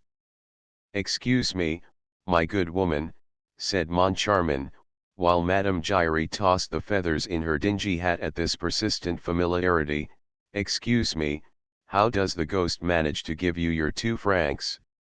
"Why, he leaves them on the little shelf in the box, of course. I find them with the program, which I always give him. Some evenings, I find flowers in the box, a rose that must have dropped from his lady's bodice, for he brings a lady with him sometimes. One day, they left a fan behind them." "Oh, the ghost left a fan, did he? And what did you do with it?" "Well, I brought it back to the box next night." Here the inspector's voice was raised. "You've broken the rules, I shall have to fine you, Madame Giry." "Hold your tongue, you fool," muttered M. Firmin Richard. "You brought back the fan. And then?" "Well, then, they took it away with them, sir. It was not there at the end of the performance, and in its place they left me a box of English sweets, which I'm very fond of." "That's one of the ghost's pretty thoughts. That will do, Madame Giry. You can go." When Madame Giry had bowed herself out, with the dignity that never deserted her, the manager told the inspector that they had decided to dispense with that old madwoman's services, and, when he had gone in his turn, they instructed the acting manager to make up the inspector's accounts. Left alone, the managers told each other of the idea which they both had in mind, which was that they should look into that little matter of box 5 themselves. Chapter V. The Enchanted Violin. Christine Dat, owing to intrigues to which I will return later, did not immediately continue her triumph at the opera. After the famous gala night, she sang once at the Duchess de Zurich's, but this was the last occasion on which she was heard in private. She refused, without plausible excuse, to appear at a charity concert to which she had promised her assistance. She acted throughout as though she were no longer the mistress of her own destiny and as though she feared a fresh triumph. She knew that the Comte de Chagny, to please his brother, had done his best on her behalf with M. Richard, and she wrote to thank him and also to ask him to cease speaking in her favor. Her reason for this curious attitude was never known. Some pretended that it was due to overweening pride, others spoke of her heavenly modesty. but people on the stage are not so modest as all that, and I think that I shall not be far from the truth if I ascribe her actions simply to fear. Yes, I believe that Christine Daae was frightened by what had happened to her. I have a letter of Christine's, it forms part of the Persians collection, relating to this period, which suggests a feeling of absolute dismay. I don't know myself when I sing, writes the poor child. She showed herself nowhere, and the Vicomte de Chagny tried in vain to meet her. He wrote to her, asking to call upon her, but despaired of receiving a reply when, one morning, she sent him the following note: Monsieur, I have not forgotten the little boy who went into the sea to rescue my scarf. I feel that I must write to you today, when I am going to Paros, in fulfillment of a sacred duty. Tomorrow is the anniversary of the death of my poor father, whom you knew and who was very fond of you. He is buried there, with his violin, in the graveyard of the little church, at the bottom of the slope where we used to play as children, beside the road where, when we were a little bigger, we said goodbye for the last time. The Vicomte de Chagny hurriedly consulted a railway guide, dressed as quickly as he could, wrote a few lines for his valet to take to his brother and jumped into a cab which brought him to the Gare Montparnasse just in time to miss the morning train. He spent a dismal day in town and did not recover his spirits until the evening, when he was seated in his compartment in the Brittany Express. He read Christine's note over and over again, smelling its perfume, recalling the sweet pictures of his childhood, and spent the rest of that tedious night journey in feverish dreams that began and ended with Christine Daae. Day was breaking when he alighted at Lannion. He hurried to the diligence for Perros-Guirec. He was the only passenger. He questioned the driver and learned that, on the evening of the previous day, a young lady who looked like a Parisian had gone to Perros and put up at the inn known as the Setting Sun. The nearer he drew to her, the more fondly he remembered the story of the little Swedish singer. Most of the details are still unknown to the public. There was once, in a little market town not far from Ups, a peasant who lived there with his family, digging the earth during the week and singing in the choir on Sundays. This peasant had a little daughter to whom he taught the musical alphabet before she knew how to read. Daae's father was a great musician, perhaps without knowing it. Not a fiddler throughout the length and breadth of Scandinavia played as he did. His reputation was widespread and he was always invited to set the couples dancing at weddings and other festivals. His wife died when Christine was entering upon her 6th year. Then the father, who cared only for his daughter and his music, sold his patch of ground and went to Ups in search of fame and fortune. He found nothing but poverty. He returned to the country, wandering from fair to fair, strumming his Scandinavian melodies, while his child, who never left his side, listened to him in ecstasy or sang to his playing. One day, at Ljimby Fair, Professor Valerius heard them and took them to Gothenburg.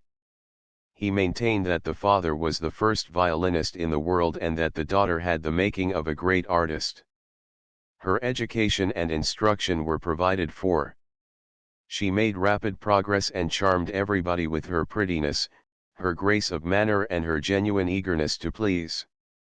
When Valerius and his wife went to settle in France, they took Daae and Christine with them. Mama Valerius treated Christine as her daughter. As for Daae, he began to pine away with homesickness. He never went out of doors in Paris, but lived in a sort of dream which he kept up with his violin. For hours at a time, he remained locked up in his bedroom with his daughter, fiddling and singing, very, very softly.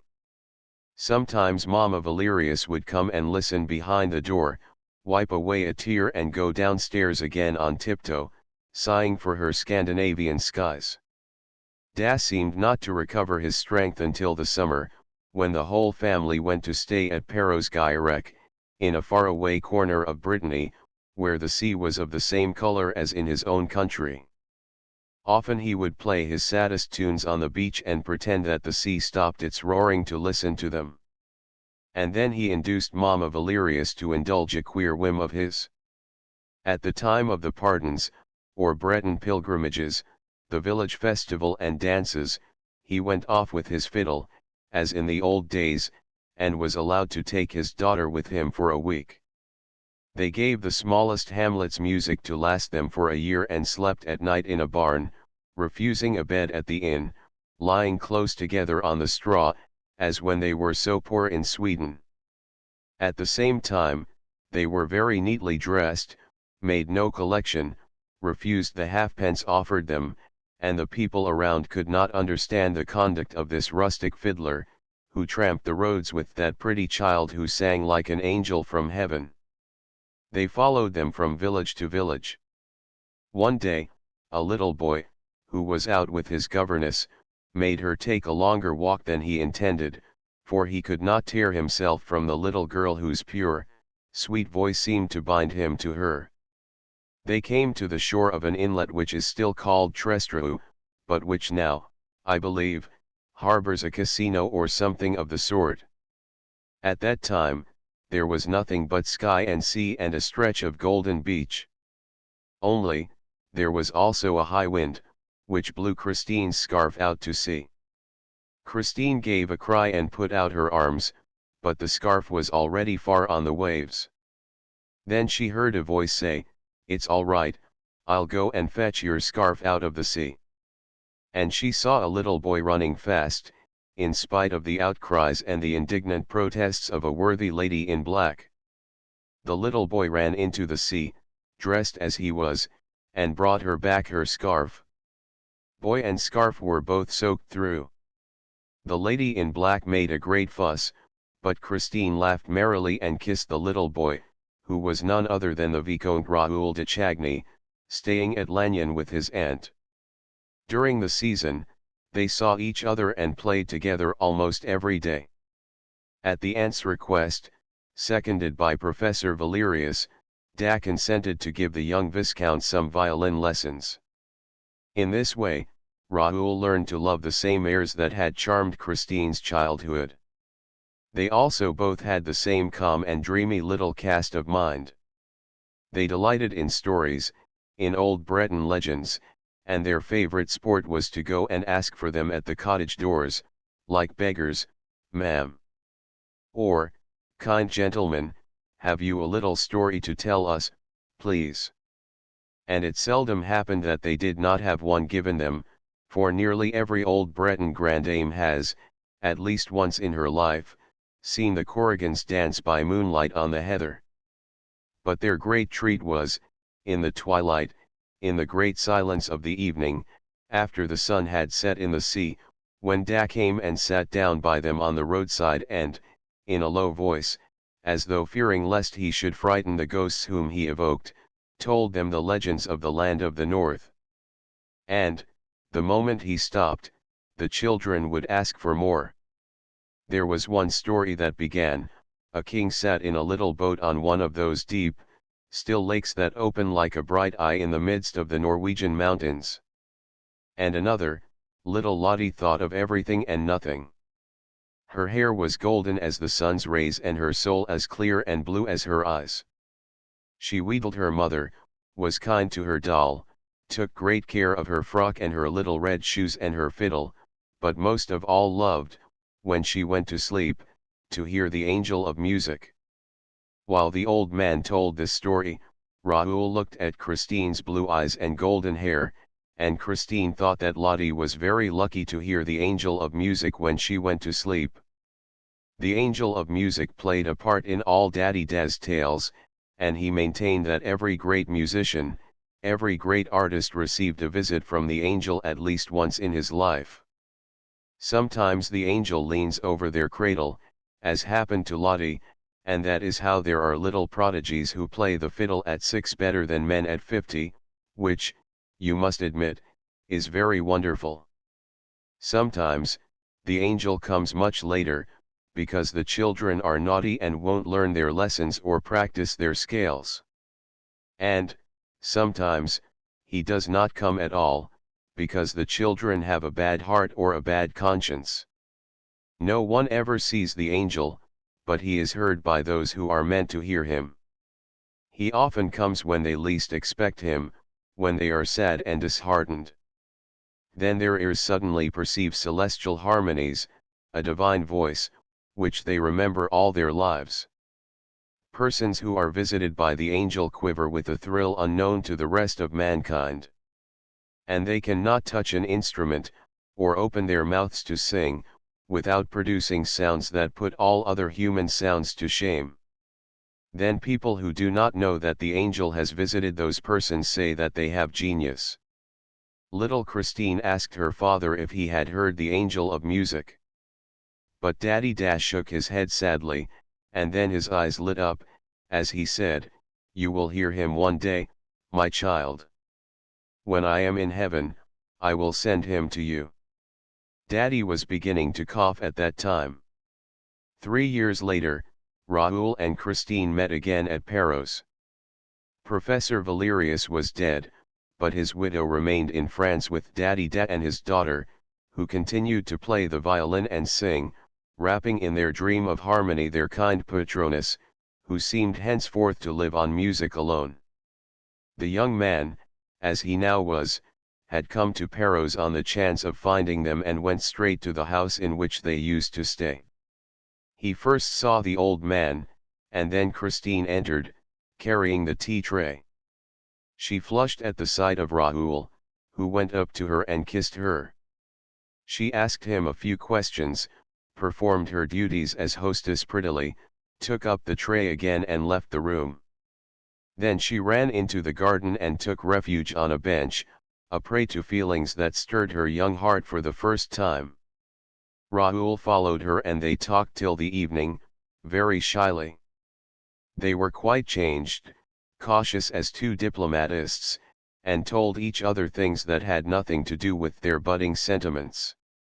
When they took leave of each other by the roadside, Raoul, pressing a kiss on Christine's trembling hand, said, "Mademoiselle, I shall never forget you."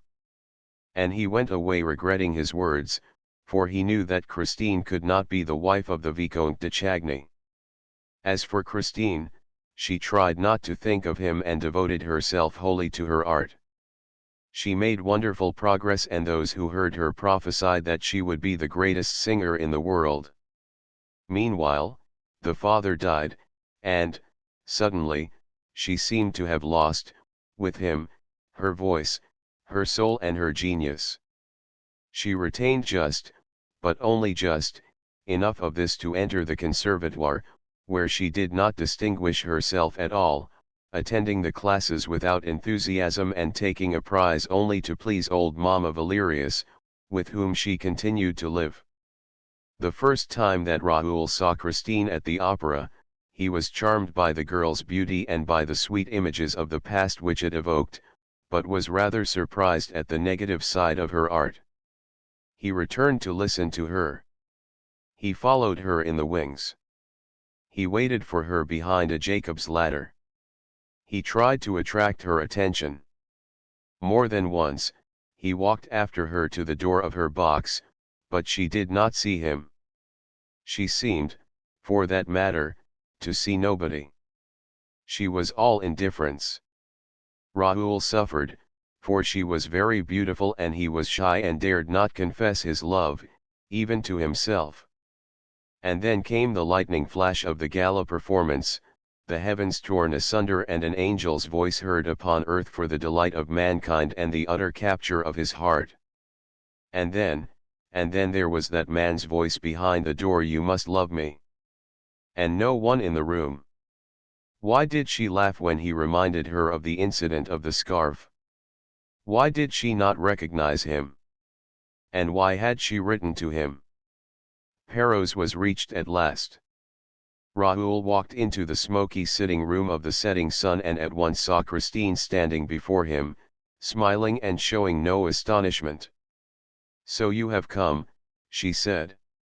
"I felt that I should find you here, when I came back from Mass. Someone told me so, at the church." "Who?" asked Raoul, taking her little hand in his. "Why, my poor father, who is dead?" There was a silence, and then Raoul asked, "Did your father tell you that I love you, Christine, and that I cannot live without you?" Christine blushed to the eyes and turned away her head. In a trembling voice, she said, "Me? You are dreaming, my friend."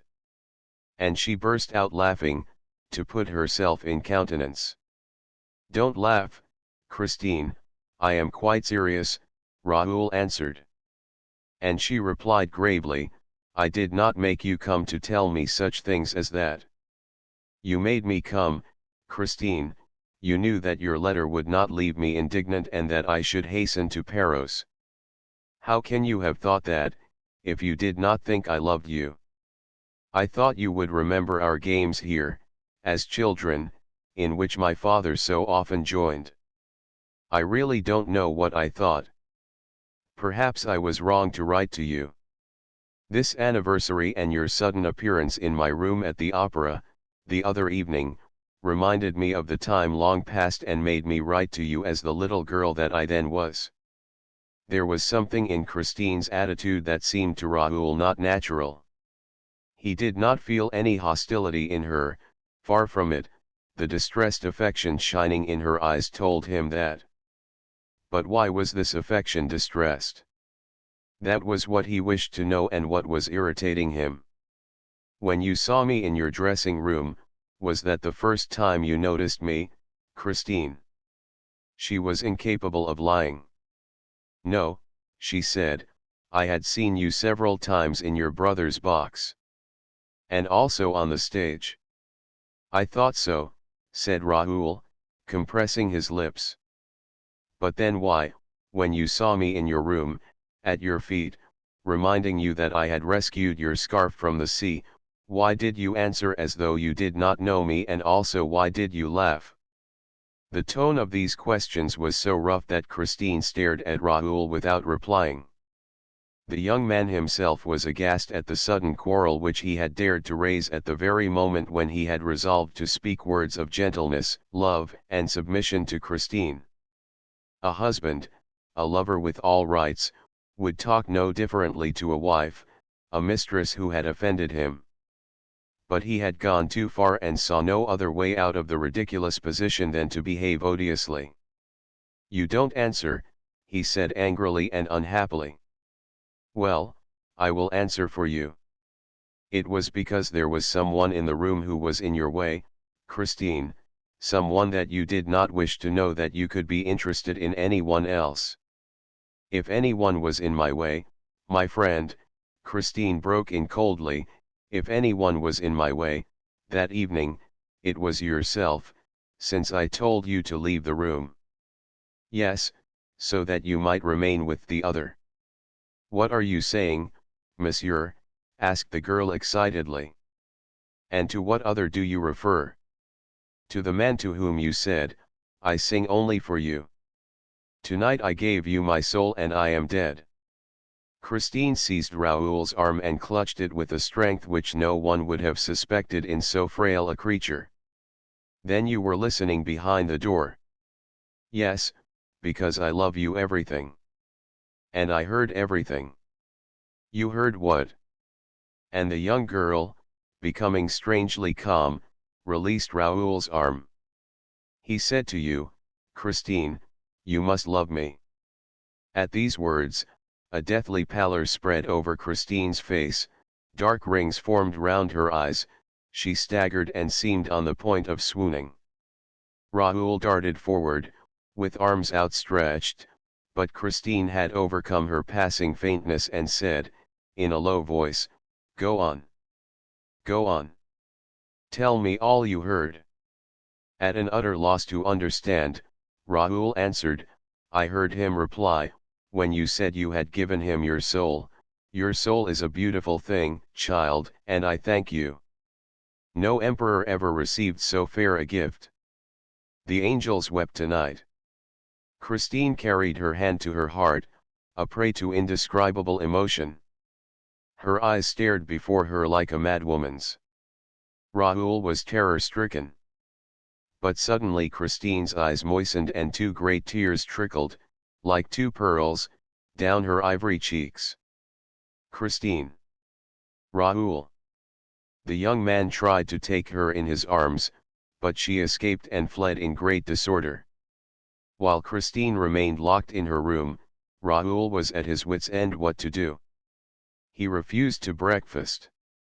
He was terribly concerned and bitterly grieved to see the hours, which he had hoped to find so sweet, slip past without the presence of the young Swedish girl. Why did she not come to roam with him through the country where they had so many memories in common? He heard that she had had a mass said, that morning, for the repose of her father's soul, and spent a long time praying in the little church and on the fiddler's tomb. Then, as she seemed to have nothing more to do at Perros and, in fact, was doing nothing there, why did she not go back to Paris at once? Raoul walked away, dejectedly, to the graveyard in which the church stood, and was indeed alone among the tombs, reading the inscriptions, but, when he turned behind the apse, he was suddenly struck by the dazzling note of the flowers that straggled over the white ground.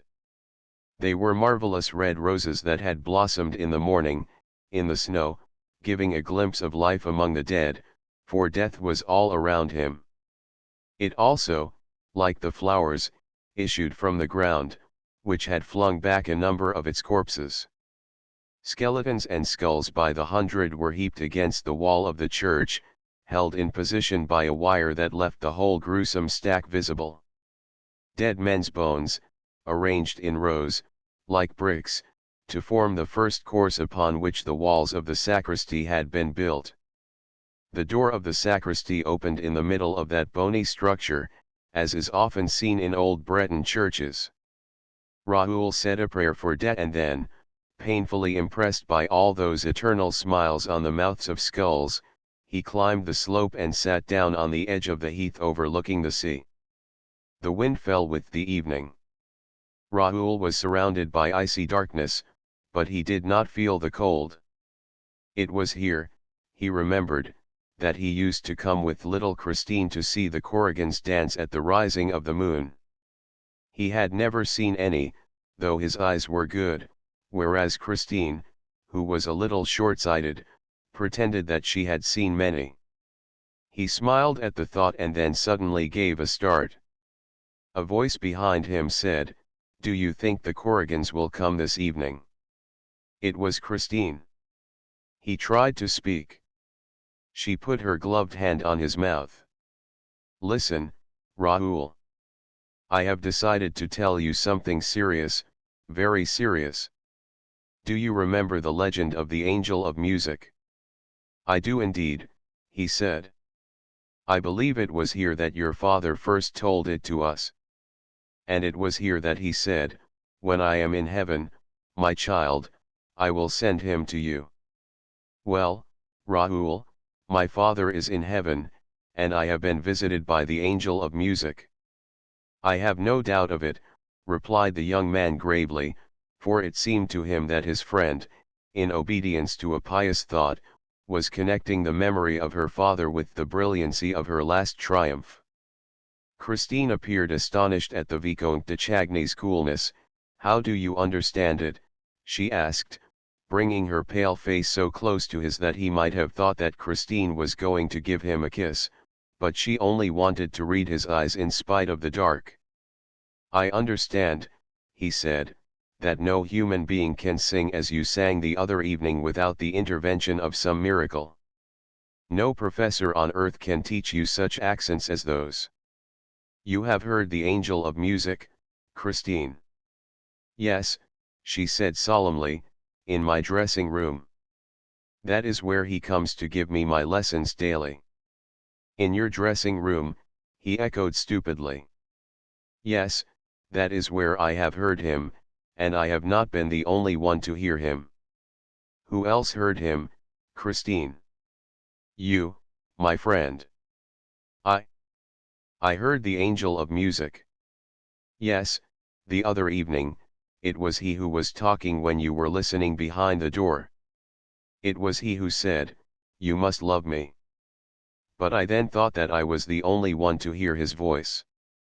Imagine my astonishment when you told me, this morning, that you could hear him too. Raoul burst out laughing. The first rays of the moon came and shrouded the two young people in their light. Christine turned on Raoul with a hostile air. Her eyes, usually so gentle, flashed fire. "What are you laughing at? You think you heard a man's voice, I suppose." "Well," replied the young man, whose ideas began to grow confused in the face of Christine's determined attitude. "It's you, Raoul, who say that. You, an old playfellow of my own. A friend of my father's. But you have changed since those days.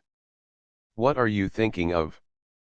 I am an honest girl, M.L.E. Vicomte de Chagny, and I don't lock myself up in my dressing room with men's voices.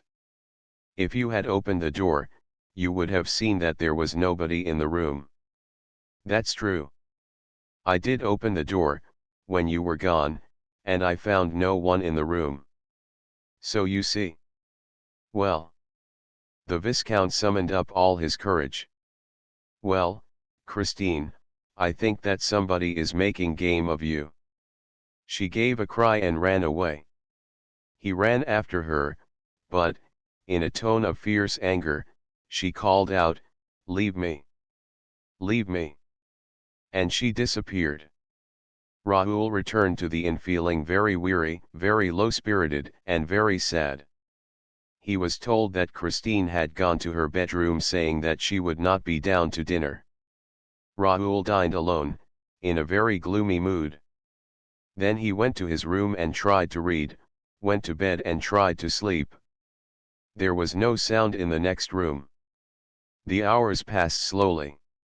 It was about 11:30 when he distinctly heard someone moving, with a light, stealthy step, in the room next to his.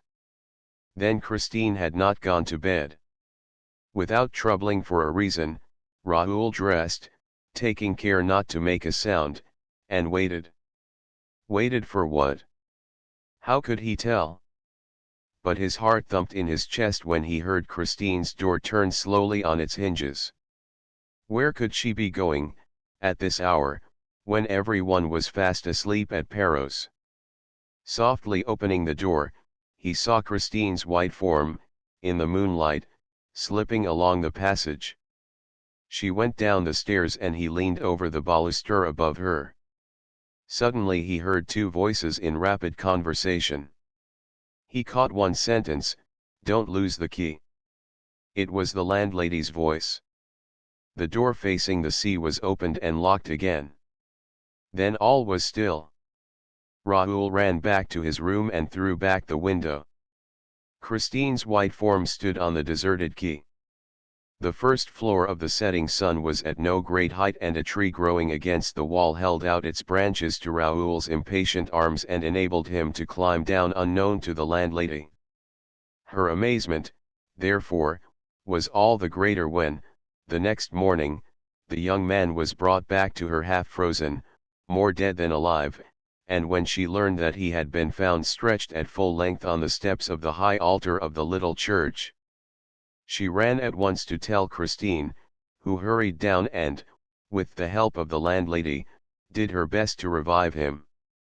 He soon opened his eyes and was not long in recovering when he saw his friend's charming face leaning over him. A few weeks later, when the tragedy at the opera compelled the intervention of the public prosecutor, M. Miferois, the commissary of police, examined the Vicomte de Chagny touching the events of the night at Perros. I quote the questions and answers as given in the official report pages 150 etseq. Q. Did MLLE not see you come down from your room by the curious road which you selected? R. No, monsieur, no, although, when walking behind her, I took no pains to deaden the sound of my footsteps. In fact, I was anxious that she should turn round and see me. I realized that I had no excuse for following her and that this way of spying on her was unworthy of me. But she seemed not to hear me and acted exactly as though I were not there. She quietly left the key and then suddenly walked quickly up the road. The church clock had struck 11:45 and I thought that this must have made her hurry, for she began almost to run and continued hastening until she came to the church. Was the gate open? Yes, monsieur, and this surprised me, but did not seem to surprise Mlle Dat. Was there no one in the churchyard? I did not see anyone, and, if there had been, I must have seen him. The moon was shining on the snow and made the night quite light. Was it possible for anyone to hide behind the tombstones? No, monsieur. They were quite small, poor tombstones, partly hidden under the snow, with their crosses just above the level of the ground. The only shadows were those of the crosses and ourselves. The church stood out quite brightly. I never saw so clear a night. It was very fine and very cold and one could see everything. Are you at all superstitious? No, monsieur, I am a practicing Catholic. In what condition of mind were you? Very healthy and peaceful, I assure you.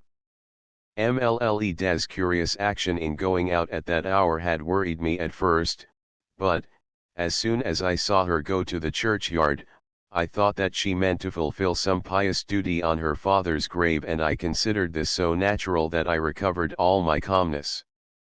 I was only surprised that she had not heard me walking behind her, for my footsteps were quite audible on the hard snow. But she must have been taken up with her intentions and I resolved not to disturb her. She knelt down by her father's grave, made the sign of the cross and began to pray. At that moment, it struck midnight. At the last stroke, I saw Mlle de lift her eyes to the sky and stretch out her arms as though in ecstasy. I was wondering what the reason could be, when I myself raised my head and everything within me seemed drawn toward the invisible, which was playing the most perfect music. Christine and I knew that music, we had heard it as children. But it had never been executed with such divine art, even by Dat. I remembered all that Christine had told me of the angel of music. The air was the resurrection of Lazarus, which old Da used to play to us in his hours of melancholy and of faith. If Christine's angel had existed, he could not have played better, that night, on the late musician's violin.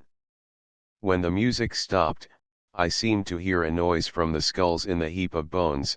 It was as though they were chuckling and I could not help shuddering. Did it not occur to you that the musician might be hiding behind that very heap of bones?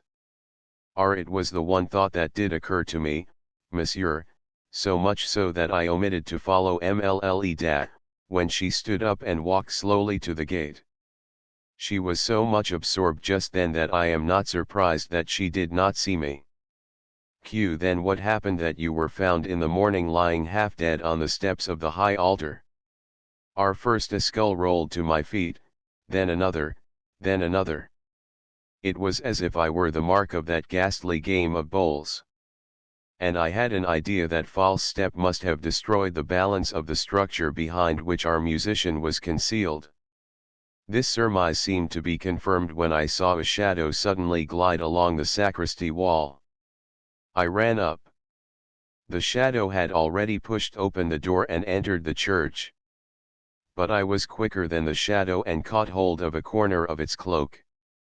At that moment, we were just in front of the high altar, and the moonbeams fell straight upon us through the stained glass windows of the apse. As I did not let go of the cloak, the shadow turned round, and I saw a terrible death's head, which darted a look at me from a pair of scorching eyes.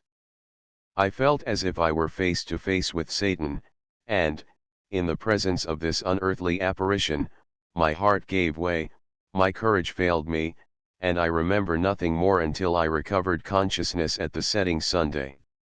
Chapter 6, A visit to Box 5. We left M. Furman Richard and M. Armand Moncharmin at the moment when they were deciding to look into that little matter of Box 5. Leaving behind them the broad staircase which leads from the lobby outside the manager's offices to the stage and its dependencies, they crossed the stage, went out by the subscriber's door and entered the house through the first little passage on the left. Then they made their way through the front rows of stalls and looked at Box 5 on the grand tier. They could not see it well, because it was half in darkness and because great covers were flung over the red velvet of the ledges of all the boxes. They were almost alone in the huge, gloomy house, and a great silence surrounded them. It was the time when most of the stagehands go out for a drink. The staff had left the boards for the moment, leaving a scene half set. A few rays of light, a wan, sinister light, that seemed to have been stolen from an expiring luminary, fell through some opening or other upon an old tower that raised its pasteboard battlements on the stage. Everything, in this deceptive light, adopted a fantastic shape. In the orchestra stalls, the drugget covering them looked like an angry sea, whose glaucous waves had been suddenly rendered stationary by a secret order from the storm phantom, who, as everybody knows, is called Adam Astor. Millimeter Moncharmin and Richard were the shipwrecked mariners amid this motionless turmoil of a calico sea. They made for the left boxes, plowing their way like sailors who leave their ship and try to struggle to the shore. The 8 great polished columns stood up in the dusk like so many huge piles supporting the threatening, crumbling, big-bellied cliffs whose layers were represented by the circular, parallel, waving lines of the balconies of the grand, first and second tiers of boxes. At the top, right on top of the cliff, lost in Emily Nepveu's copper ceiling, figures grinned and grimaced, laughed and jeered at Millimeter Richard and Moncharmin's distress. And yet these figures were usually very serious. Their names were Isis, Amphitrite, Hebe, Pandora, Psyche, Thetis, Pomona, Daphne, Clytie, Galatea, and Arethusa.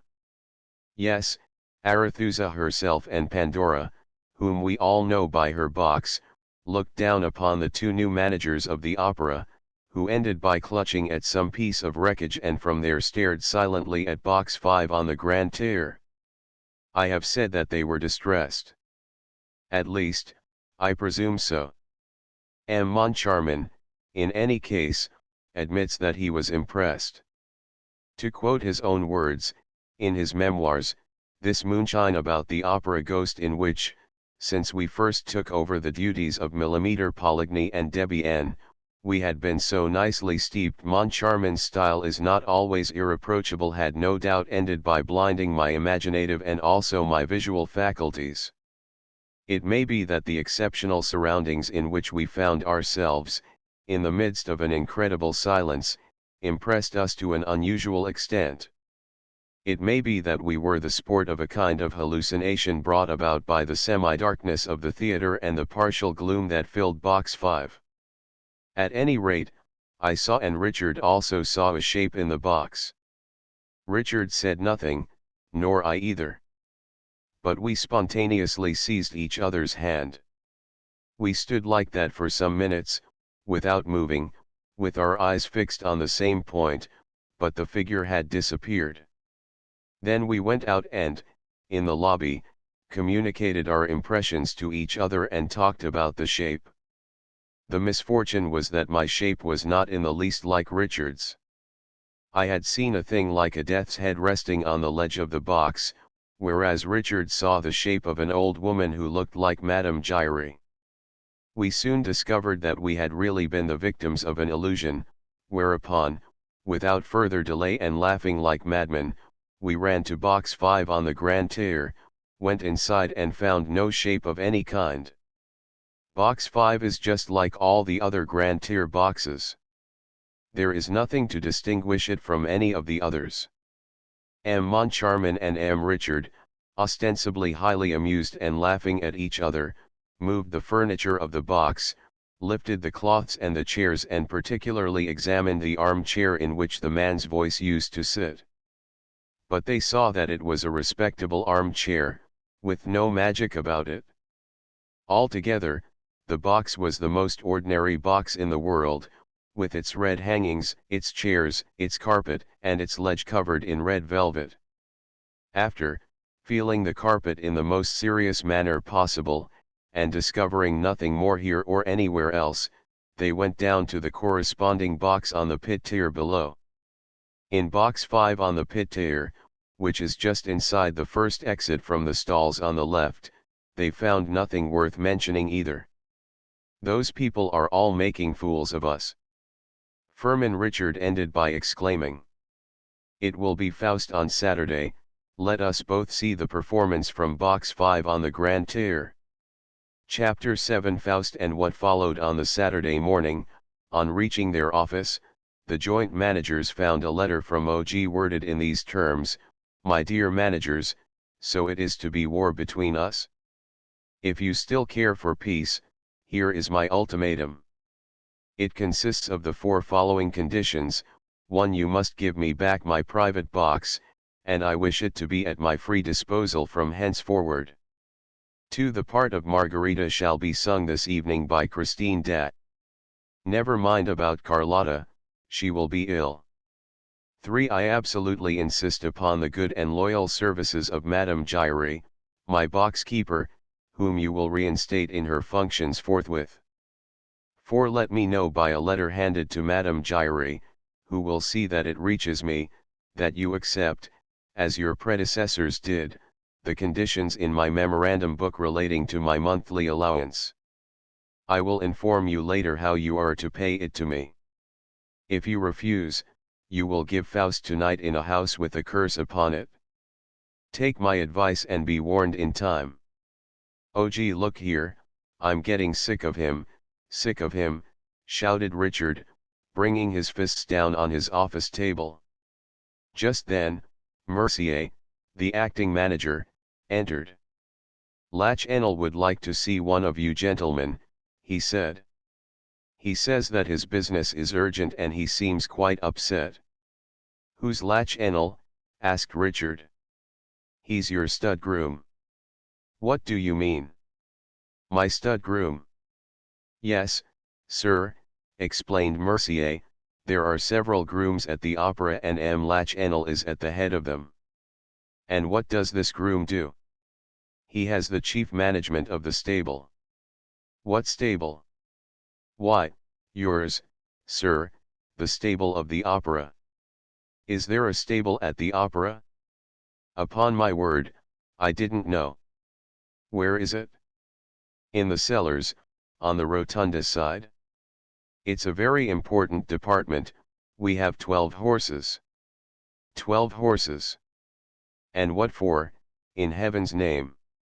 "Why, we want trained horses for the processions in the Juve, the Profeta, and so on, horses used to the boards. It is the groom's business to teach them." "Lach Enel is very clever at it?" "He used to manage Frankeney's stables." "Very well, but what does he want?" "I don't know, I never saw him in such a state." "He can come in." Lach Enel came in, carrying a riding whip, with which he struck his right boot in an irritable manner. "Good morning, Lach Enel," said Richard, somewhat impressed. "To what do we owe the honor of your visit?" "Mr. Manager, I have come to ask you to get rid of the whole stable." "What, you want to get rid of our horses?" "I'm not talking of the horses, but of the stablemen." "How many stablemen have you, Lach Enel?" "6 stablemen." "That's at least 2 too many." "These are places," Mercier interposed, "created and forced upon us by the Undersecretary for Fine Arts. They are filled by protégés of the government and, if I may venture to—" "I don't care a hang for the government," roared Richard. "We don't need more than 4 stablemen for 12 horses." 11, said the head riding master, correcting him. 12, repeated Richard. 11, repeated Lach Enel. "Oh, The acting manager told me that you had 12 horses. I did have 12, but I have only 11 since Caesar was stolen. And Lachenel gave himself a great smack on the boot with his whip. Has Caesar been stolen? Cried the acting manager. Caesar, the white horse in the Profeta. There are not two Caesars, said the stud groom dryly. I was 10 years at Frankenise and I have seen plenty of horses in my time. Well, there are not two Caesars. And he's been stolen. How? I don't know. Nobody knows. That's why I have come to ask you to sack the whole stable. What do your stablemen say? All sorts of nonsense. Some of them accuse the supers. Others pretend that it's the acting manager's doorkeeper. My doorkeeper? I'll answer for him as I would for myself, protested Mercier. But, after all, Lachenel, cried Richard, you must have some idea. Yes, I have, Lachenel declared. I have an idea and I'll tell you what it is. There's no doubt about it in my mind. He walked up to the two managers and whispered. It's the ghost who did the trick. Richard gave a jump. What, you two? You two? How do you mean, I too? Isn't it natural, after what I saw? What did you see? I saw, as clearly as I now see you, a black shadow riding a white horse that was as like Caesar as two peas. And did you run after them? I did, and I shouted, but they were too fast for me and disappeared in the darkness of the underground gallery. Richard rose. That will do, Lachenel. You can go. We will lodge a complaint against the ghost. And sack my stable. Oh, of course. Good morning. Lachenel bowed and withdrew. Richard foamed at the mouth. Settle that idiot's account at once, please. He is a friend of the government representatives. Mercier ventured to say. And he takes his vermouth at Tortoni's with Legreen, Scholl, and Pertuiset, the lion hunter, added Moncharmin. We shall have the whole press against us. He'll tell the story of the ghost, and everybody will be laughing at our expense. We may as well be dead as ridiculous. All right, say no more about it. At that moment the door opened. It must have been deserted by its usual Cerberus, for Madame Giry entered without ceremony, holding a letter in her hand, and said hurriedly, I beg your pardon, excuse me, gentlemen, but I had a letter this morning from the opera ghost. He told me to come to you, that you had something to. She did not complete the sentence. She saw Firmin Richard's face, and it was a terrible sight. He seemed ready to burst. He said nothing, he could not speak. But suddenly he acted. First, his left arm seized upon the quaint person of Madame Giry and made her describe so unexpected a semicircle that she uttered a despairing cry. Next, his right foot imprinted its sole on the black taffeta of a skirt which certainly had never before undergone a similar outrage in a similar place. The thing happened so quickly that Madame Giry, when in the passage, was still quite bewildered and seemed not to understand. But, suddenly, she understood, and the opera rang with her indignant yells, her violent protests and threats. About the same time, Carlotta, who had a small house of her own in the Rue du Faubourg Saint-Honore, rang for her maid, who brought her letters to her bed. Among them was an anonymous missive, written in red ink, in a hesitating, clumsy hand, which ran, If you appear tonight, you must be prepared for a great misfortune at the moment when you open your mouth to sing, a misfortune worse than death. The letter took away Carlotta's appetite for breakfast. She pushed back her chocolate, sat up in bed and thought hard. It was not the first letter of the kind which she had received, but she never had one couched in such threatening terms. She thought herself, at that time, the victim of 1,000 jealous attempts and went about saying that she had a secret enemy who had sworn to ruin her. She pretended that a wicked plot was being hatched against her, a cabal which would come to a head one of those days, but she added that she was not the woman to be intimidated. The truth is that, if there was a cabal, it was led by Carlotta herself against poor Christine, who had no suspicion of it. Carlotta had never forgiven Christine for the triumph which she had achieved when taking her place at a moment's notice. When Carlotta heard of the astounding reception bestowed upon her understudy, she was at once cured of an incipient attack of bronchitis and a bad fit of sulking against the management and lost the slightest inclination to shirk her duties. From that time, she worked with all her might to smother her rival, enlisting the services of influential friends to persuade the managers not to give Christine an opportunity for a fresh triumph. Certain newspapers which had begun to extol the talent of Christine now interested themselves only in the fame of Carlotta. Lastly, in the theatre itself, the celebrated, but heartless and soulless diva made the most scandalous remarks about Christine and tried to cause her endless minor unpleasantnesses. When Carlotta had finished thinking over the threat contained in the strange letter, she got up. "We shall see," she said, adding a few oaths in her native Spanish with a very determined air. The first thing she saw, when looking out of her window, was a hearse.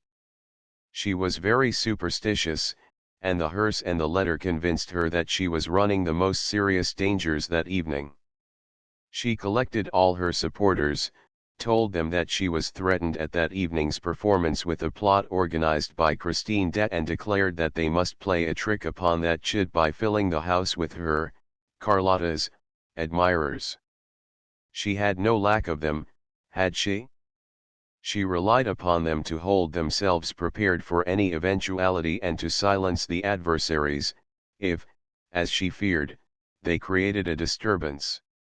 M. Richard's private secretary called to ask after the diva's health and returned with the assurance that she was perfectly well and that, were she dying, she would sing the part of Margarita that evening.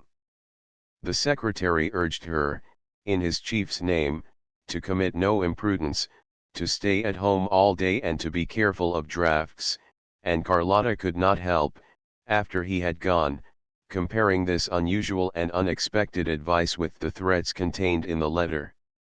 It was 5 o'clock when the post brought a second anonymous letter in the same hand as the first. It was short and said simply, "You have a bad cold. If you are wise, you will see that it is madness to try to sing tonight."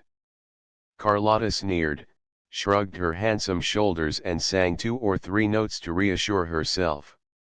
Her friends were faithful to their promise. They were all at the opera that night, but looked round in vain for the fierce conspirators whom they were instructed to suppress. The only unusual thing was the presence of M. Richard and M. Moncharmin in box 5. Carlotta's friends thought that, perhaps, the managers had wind, on their side, of the proposed disturbance and that they had determined to be in the house, so as to stop it then and there, but this was unjustifiable supposition, as the reader knows. M. Richard and M. Moncharmin were thinking of nothing but their ghost. Vain. In vain do I call, through my vigil weary, on creation and its Lord. Never reply will break the silence dreary. No sign. No single word. The famous baritone, Carolus Fonta, had hardly finished Dr. Faust's first appeal to the powers of darkness, when M. Furman Richard, who was sitting in the ghost's own chair, the front chair on the right, leaned over to his partner and asked him chaffingly, "Well, has the ghost whispered a word in your ear yet?" "Wait, don't be in such a hurry," replied M. Armand Moncharmin, in the same gay tone. "The performance has only begun and you know that the ghost does not usually come until the middle of the first act." The first act passed without incident, which did not surprise Carlotta's friends, because Margarita does not sing in this act. As for the managers, they looked at each other, when the curtain fell. "That's one," said Moncharmin. "Yes, the ghost is late," said Firmin Richard. "It's not a bad house," said Moncharmin, "for a house with a curse on it." Richard smiled and pointed to a fat, rather vulgar woman, dressed in black, sitting in a stall in the middle of the auditorium with a man in a broadcloth frock coat on either side of her. "Who on earth are those?" asked Moncharmin. "Those, my dear fellow, are my concierge, her husband, and her brother." "Did you give them their tickets?" "I did. My concierge had never been to the opera. This is the first time, and, as she is now going to come every night, I wanted her to have a good seat, before spending her time showing other people to theirs." Moncharmin asked what he meant, and Richard answered that he had persuaded his concierge, in whom he had the greatest confidence, to come and take Madame Giry's place. Yes, he would like to see if, with that woman instead of the old lunatic, Box 5 would continue to astonish the natives. "By the way," said Moncharmin, "you know that Mother Giry is going to lodge a complaint against you." "With whom?" "The ghost." "The ghost." Moncharmin had almost forgotten him. However, that mysterious person did nothing to bring himself to the memory of the managers, and they were just saying so to each other for the second time, when the door of the box suddenly opened to admit the startled stage manager. "What's the matter?" they both asked, amazed at seeing him there at such a time. "It seems there's a plot got up by Christine Daa's friends against Carlotta. Carlotta's furious." "What on earth?" said Richard, knitting his brows. But the curtain rose on the Kermesse scene, and Richard made a sign to the stage manager to go away. When the two were alone again, Moncharmin leaned over to Richard. "Then Daa has friends?" he asked. "Yes, she has." "Whom?" Richard glanced across at a box on the grand tier containing no one but two men. "The Comte de Chagny." "Yes, he spoke to me in her favor with such warmth that, if I had not known him to be Sorelli's friend." "Really?" "Really," said Moncharmin. "And who is that pale young man beside him?" "That's his brother, the Viscount. He ought to be in his bed. He looks ill." The stage rang with gay song, red or white liquor, coarse or fine. "What can it matter, so we have wine?" Students, citizens, soldiers, girls, and matrons whirled light-heartedly before the inn with the figure of Bacchus for a sign. Sibyl made her entrance. Christine Daa looked charming in her boy's clothes, and Carlotta's partisans expected to hear her greeted with an ovation which would have enlightened them as to the intentions of her friends. But nothing happened. On the other hand, when Margarita crossed the stage and sang the only two lines allotted her in this second act, "No, my lord, not a lady am I, nor yet a beauty, and do not need an arm to help me on my way," Carlotta was received with enthusiastic applause. It was so unexpected and so uncalled for that those who knew nothing about the rumors looked at one another and asked what was happening. And this act also was finished without incident. Then everybody said, "Of course, it will be during the next act." Some, who seemed to be better informed than the rest, declared that the row would begin with the Ballad of the King of Thule and rushed to the subscribers' entrance to warn Carlotta. The managers left the box during the entr'acte to find out more about the cabal of which the stage manager had spoken, but they soon returned to their seats, shrugging their shoulders and treating the whole affair as silly. The first thing they saw, on entering the box, was a box of English sweets on the little shelf of the ledge. Who had put it there? They asked the box keepers, but none of them knew. Then they went back to the shelf and, next to the box of sweets, found an opera glass. They looked at each other. They had no inclination to laugh. All that Madame Giry had told them returned to their memory, and then, they seemed to feel a curious sort of draught around them. They sat down in silence. The scene represented Margarita's garden, gentle flowers in the dew, be message from me. As she sang these first two lines, with her bunch of roses and lilacs in her hand, Christine, raising her head, saw the Vicomte de Chagny in his box, and, from that moment, her voice seemed less sure, less crystal clear than usual. Something seemed to deaden and dull her singing. "What a queer girl she is," said one of Carlotta's friends in the stalls, almost aloud. "The other day she was divine, and tonight she's simply bleeding. She has no experience, no training. Gentle flowers, lie there and tell her from me." The Viscount put his head under his hands and wept. The Count, behind him, viciously gnawed his mustache, shrugged his shoulders and frowned. For him, usually so cold and correct, to betray his inner feelings like that, by outward signs, the Count must be very angry. He was. He had seen his brother return from a rapid and mysterious journey in an alarming state of health. The explanation that followed was unsatisfactory, and the Count asked Christine d'A for an appointment. She had the audacity to reply that she could not see either him or his brother. Would she but deign to hear me, and with one smile to cheer me. The little baggage, growled the Count. And he wondered what she wanted. What she was hoping for. She was a virtuous girl, she was said to have no friend, no protector of any sort. That angel from the north must be very artful. Raoul, behind the curtain of his hands that veiled his boyish tears, thought only of the letter which he received on his return to Paris, where Christine, fleeing from Perros like a thief in the night, had arrived before him. "My dear little playfellow, you must have the courage not to see me again, not to speak of me again. If you love me just a little, do this for me who will never forget you, my dear Raoul. My life depends upon it.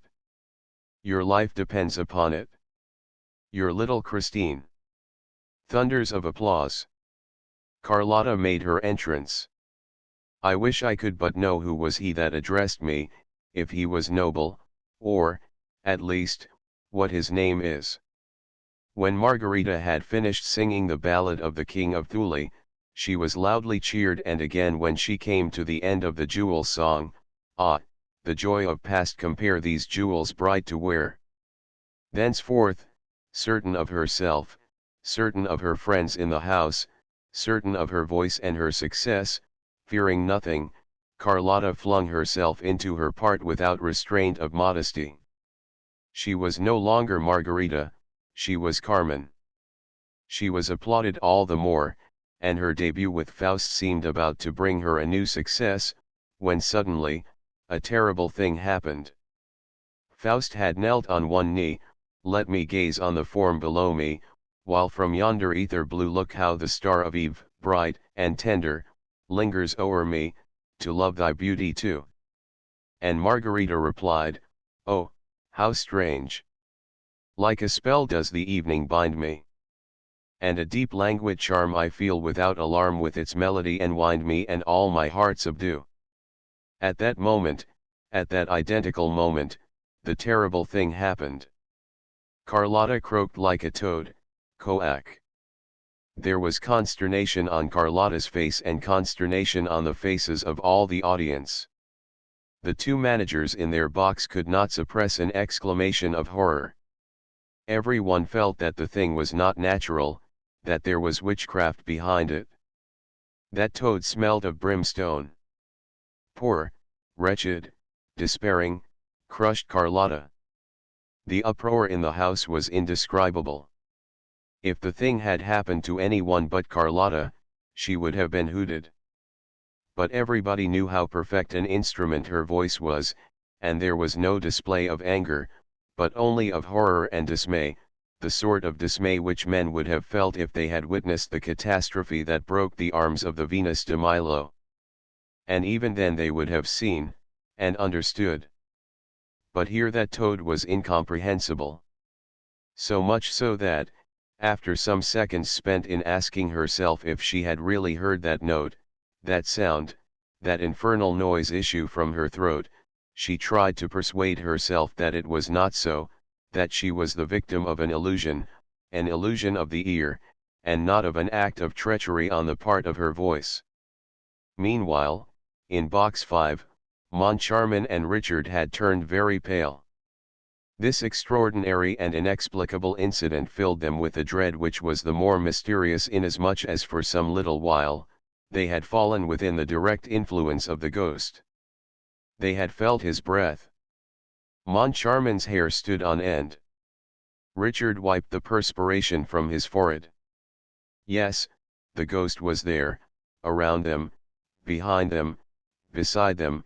They felt his presence without seeing him. They heard his breath, close, close, close to them. They were sure that there were 3 people in the box. They trembled. They thought of running away.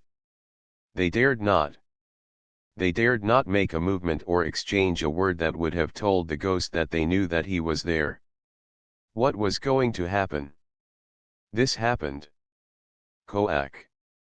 Their joint exclamation of horror was heard all over the house. They felt that they were smarting under the ghost's attacks. Leaning over the ledge of their box, they stared at Carlotta as though they did not recognize her. That infernal girl must have given the signal for some catastrophe. Ah, they were waiting for the catastrophe. The ghost had told them it would come. The house had a curse upon it. The 2 managers gasped and panted under the weight of the catastrophe. Richard's stifled voice was heard calling to Carlotta, "Well, go on." No, Carlotta did not go on. Bravely, heroically, she started afresh on the fatal line at the end of which the toad had appeared. An awful silence succeeded the uproar. Carlotta's voice alone once more filled the resounding house, "I feel without alarm." The audience also felt, but not without alarm. "I feel without alarm. I feel without alarm Koak. With its melody enwind me Koak. And all my heart sub Koak." The toad also had started afresh. The house broke into a wild tumult.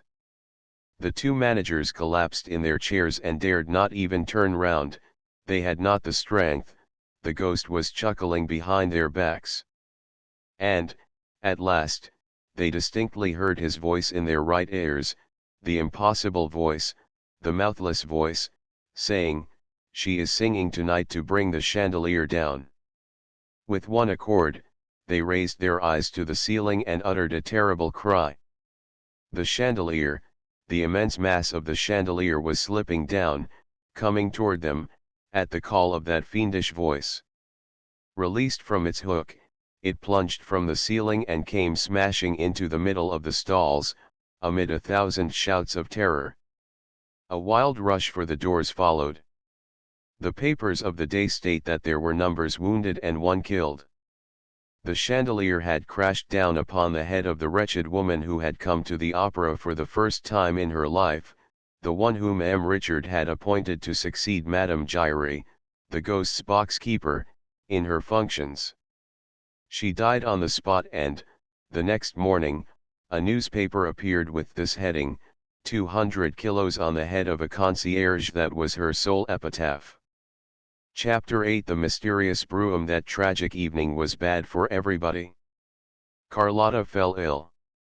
As for Christine Dat, she disappeared after the performance. A fortnight elapsed during which she was seen neither at the opera nor outside. Raoul, of course, was the first to be astonished at the prima donna's absence. He wrote to her at Madame Valeria's flat and received no reply. His grief increased and he ended by being seriously alarmed at never seeing her name on the program. Faust was played without her. One afternoon he went to the manager's office to ask the reason of Christine's disappearance. He found them both looking extremely worried. Their own friends did not recognize them, they had lost all their gaiety and spirits. They were seen crossing the stage with hanging heads, careworn brows, pale cheeks, as though pursued by some abominable thought or a prey to some persistent sport of fate. The fall of the chandelier had involved them in no little responsibility, but it was difficult to make them speak about it. The inquest had ended in a verdict of accidental death, caused by the wear and tear of the chains by which the chandelier was hung from the ceiling, but it was the duty of both the old and the new managers to have discovered this wear and tear and to have remedied it in time. And I feel bound to say that Millimeter Richard and Moncharmin at this time appeared so changed, so absent-minded, so mysterious, so incomprehensible that many of the subscribers thought that some event even more horrible than the fall of the chandelier must have affected their state of mind. In their daily intercourse, they showed themselves very impatient, except with Madame Giry, who had been reinstated in her functions. And their reception of the Vicomte de Chagny, when he came to ask about Christine, was anything but cordial. They merely told him that she was taking a holiday. He asked how long the holiday was for, and they replied curtly that it was for an unlimited period, as Mlle had requested leave of absence for reasons of health. "Then she is ill," he cried. "What is the matter with her?" "We don't know." "Didn't you send the doctor of the opera to see her?" "No, she did not ask for him, and, as we trust her, we took her word."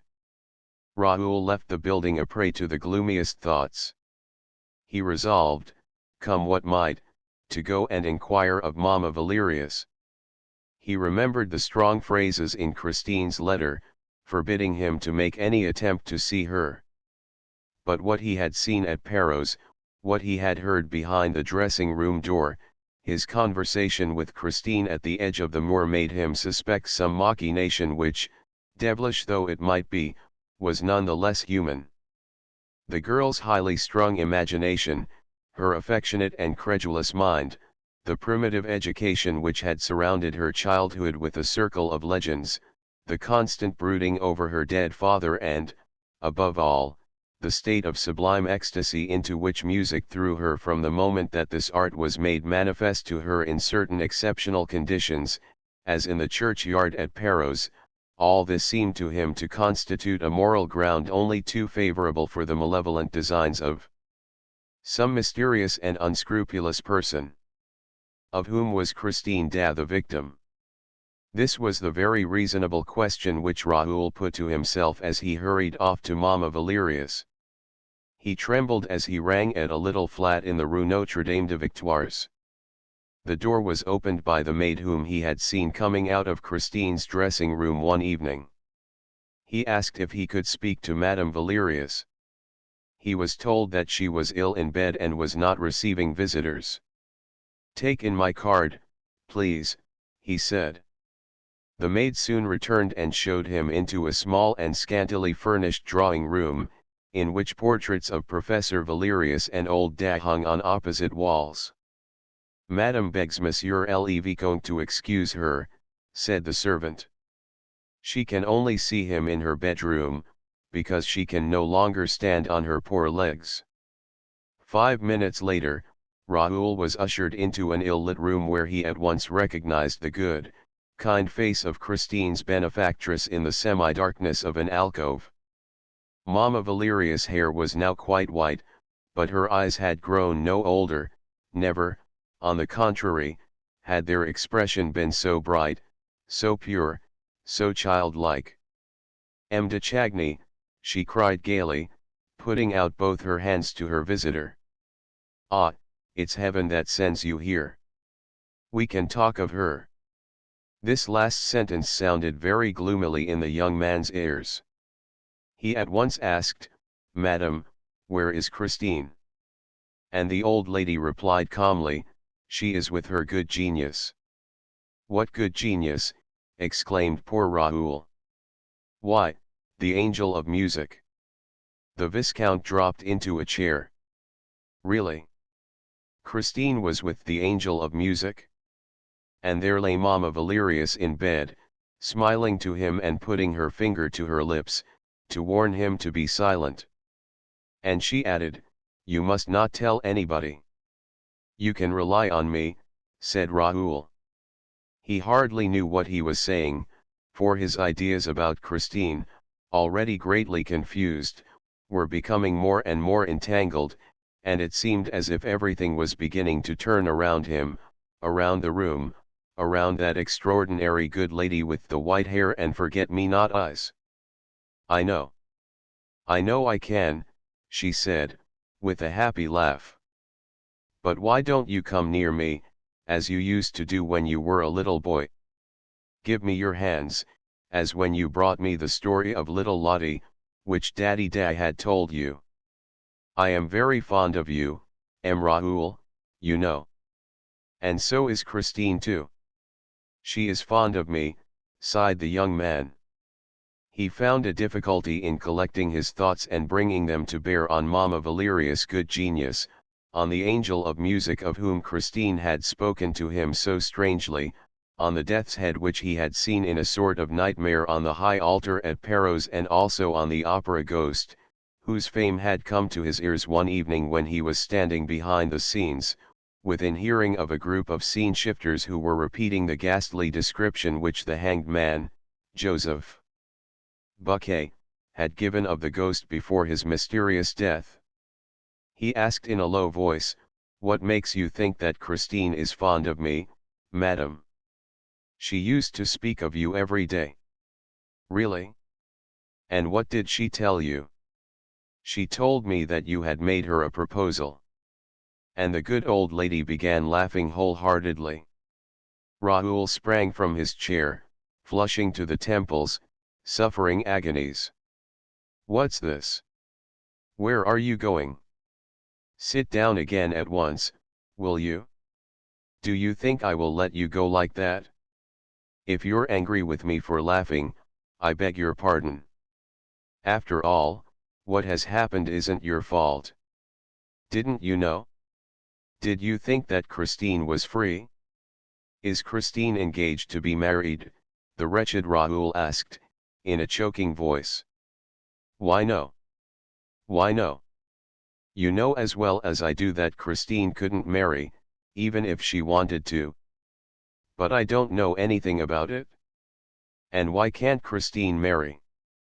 "Because of the angel of music, of course." "I don't follow." "Yes, he forbids her to." "He forbids her. The angel of music forbids her to marry." "Oh, he forbids her, without forbidding her. It's like this, he tells her that, if she got married, she would never hear him again. That's all. And that he would go away forever. So, you understand, she can't let the angel of music go. It's quite natural." "Yes, yes," echoed Raoul submissively, "it's quite natural. Besides, I thought Christine had told you all that, when she met you at Perros, where she went with her good genius." "Oh, she went to Perros with her good genius, did she?" "That is to say, he arranged to meet her down there, in Perros churchyard, at Des grave.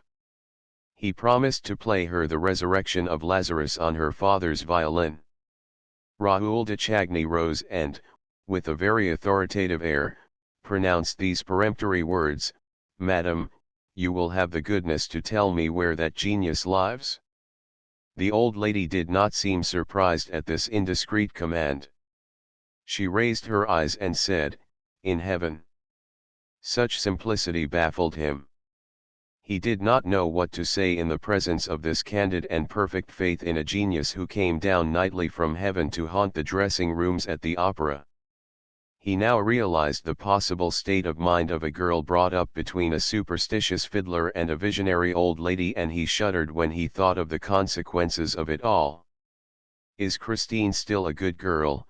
he asked suddenly, in spite of himself. I swear it, as I hope to be saved, exclaimed the old woman, who, this time, seemed to be incensed. And, if you doubt it, sir, I don't know what you are here for. Raoul tore at his gloves. How long has she known this genius? About 3 months. Yes, it's quite 3 months since he began to give her lessons. The Viscount threw up his arms with a gesture of despair. The genius gives her lessons. And where, pray? Now that she has gone away with him, I can't say, but, up to a fortnight ago, it was in Christine's dressing room. It would be impossible in this little flat. The whole house would hear them. Whereas, at the opera, at 8 o'clock in the morning, there is no one about, do you see? Yes, I see. I see, cried the Viscount. And he hurriedly took leave of Madame Valerius, who asked herself if the young nobleman was not a little off his head.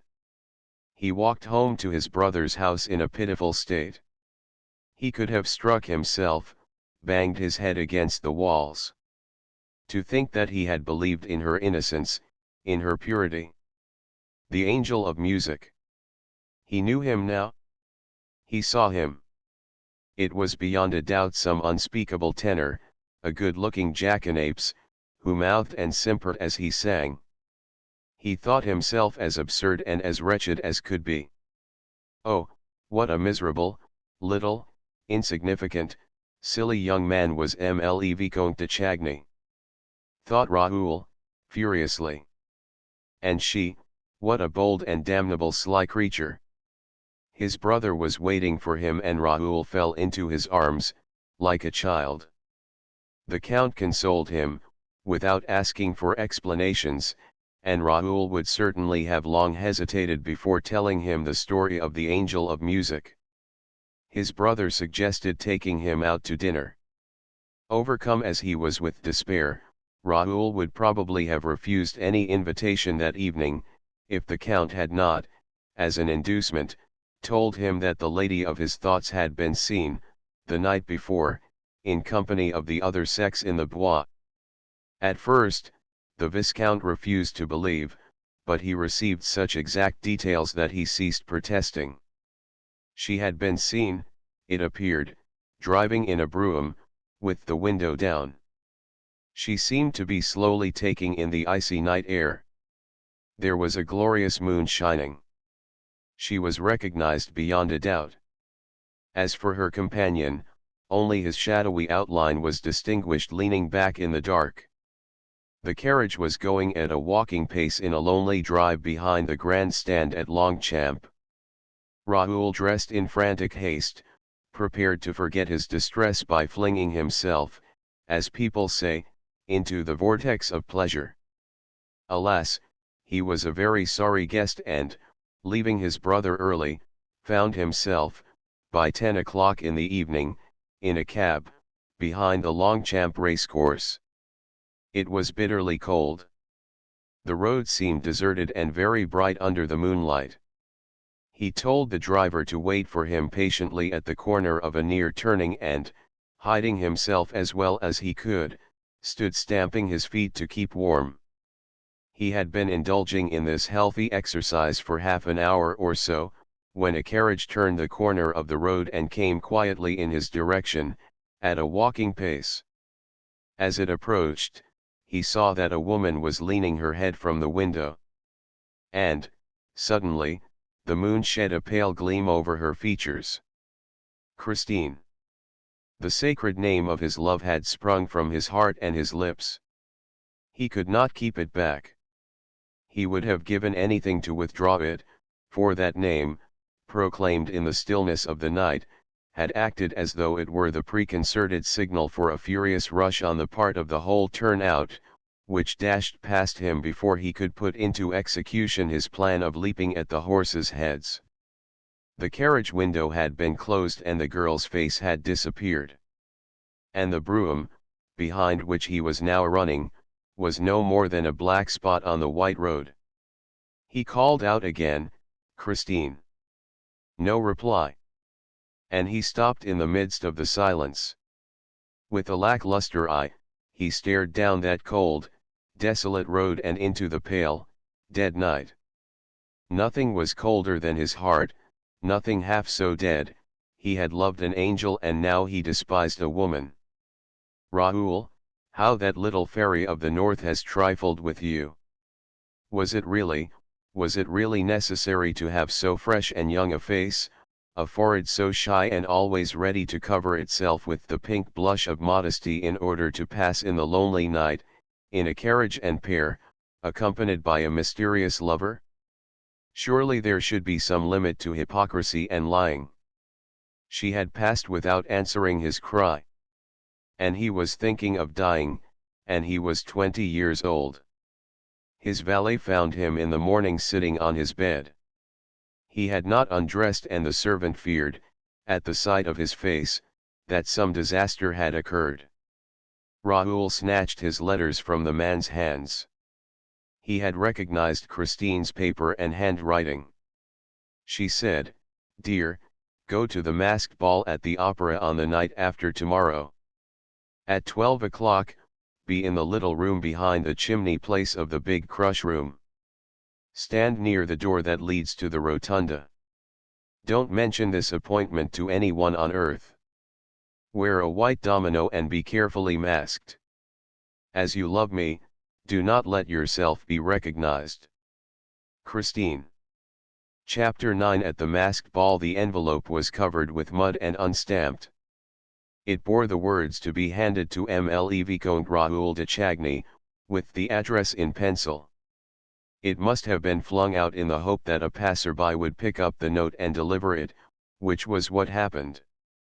The note had been picked up on the pavement of the Place de l'Opéra. Raoul read it over again with fevered eyes. No more was needed to revive his hope. The somber picture which he had for a moment imagined of a Christine forgetting her duty to herself made way for his original conception of an unfortunate, innocent child, the victim of imprudence and exaggerated sensibility. To what extent, at this time, was she really a victim? Whose prisoner was she? Into what whirlpool had she been dragged? He asked himself these questions with a cruel anguish, but even this pain seemed endurable beside the frenzy into which he was thrown at the thought of a lying and deceitful Christine. What had happened? What influence had she undergone? What monster had carried her off and by what means? By what means indeed but that of music? He knew Christine's story. After her father's death, she acquired a distaste of everything in life, including her art. She went through the conservatoire like a poor soulless singing machine. And, suddenly, she awoke as though through the intervention of a god. The angel of music appeared upon the scene. She sang Margarita in Faust and triumphed. The angel of music. For 3 months the angel of music had been giving Christine lessons. Ah, he was a punctual singing master. And now he was taking her for drives in the bois. Raoul's fingers clutched at his flesh, above his jealous heart. In his inexperience, he now asked himself with terror what game the girl was playing. Up to what point could an opera singer make a fool of a good-natured young man, quite new to love? Oh misery!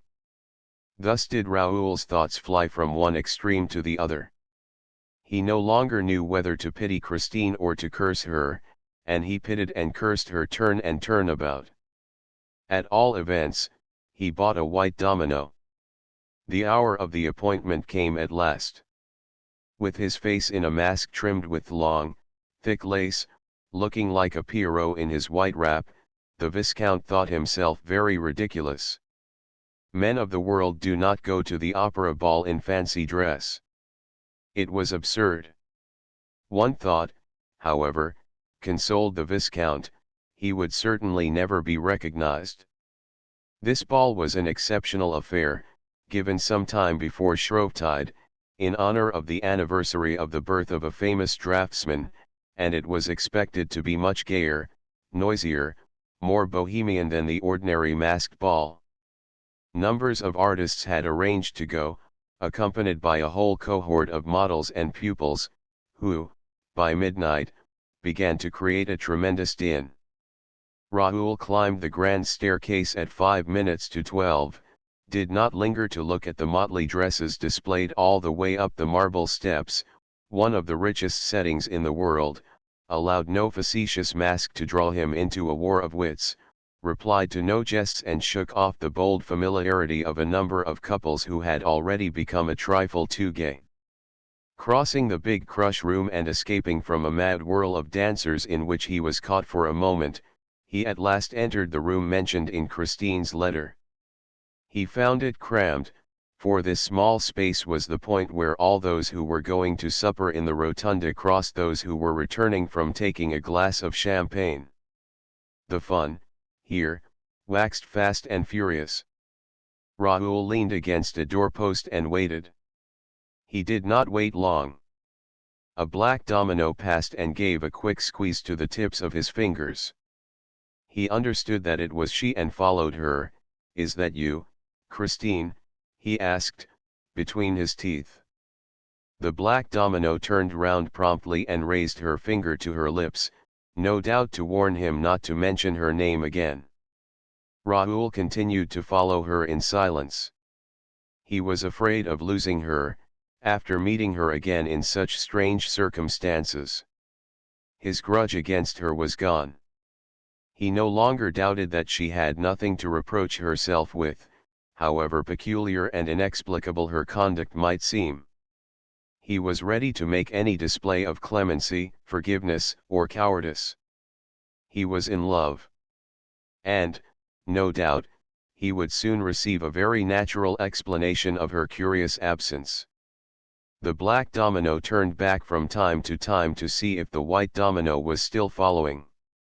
As Raoul once more passed through the great crush room, this time in the wake of his guide, he could not help noticing a group crowding round a person whose disguise, eccentric air and gruesome appearance were causing a sensation. It was a man dressed all in scarlet, with a huge hat and feathers on the top of a wonderful death's head. From his shoulders hung an immense red velvet cloak, which trailed along the floor like a king's train, and on this cloak was embroidered, in gold letters, which every one read and repeated aloud, "Don't touch me. I am Red Death stalking abroad." Then one, greatly daring, did try to touch him, but a skeleton hand shot out of a crimson sleeve and violently seized the rash one's wrist, and he, feeling the clutch of the knuckle bones, the furious grasp of death, uttered a cry of pain and terror. When Red Death released him at last, he ran away like a very madman, pursued by the jeers of the bystanders. It was at this moment that Raoul passed in front of the funereal masquerader, who had just happened to turn in his direction.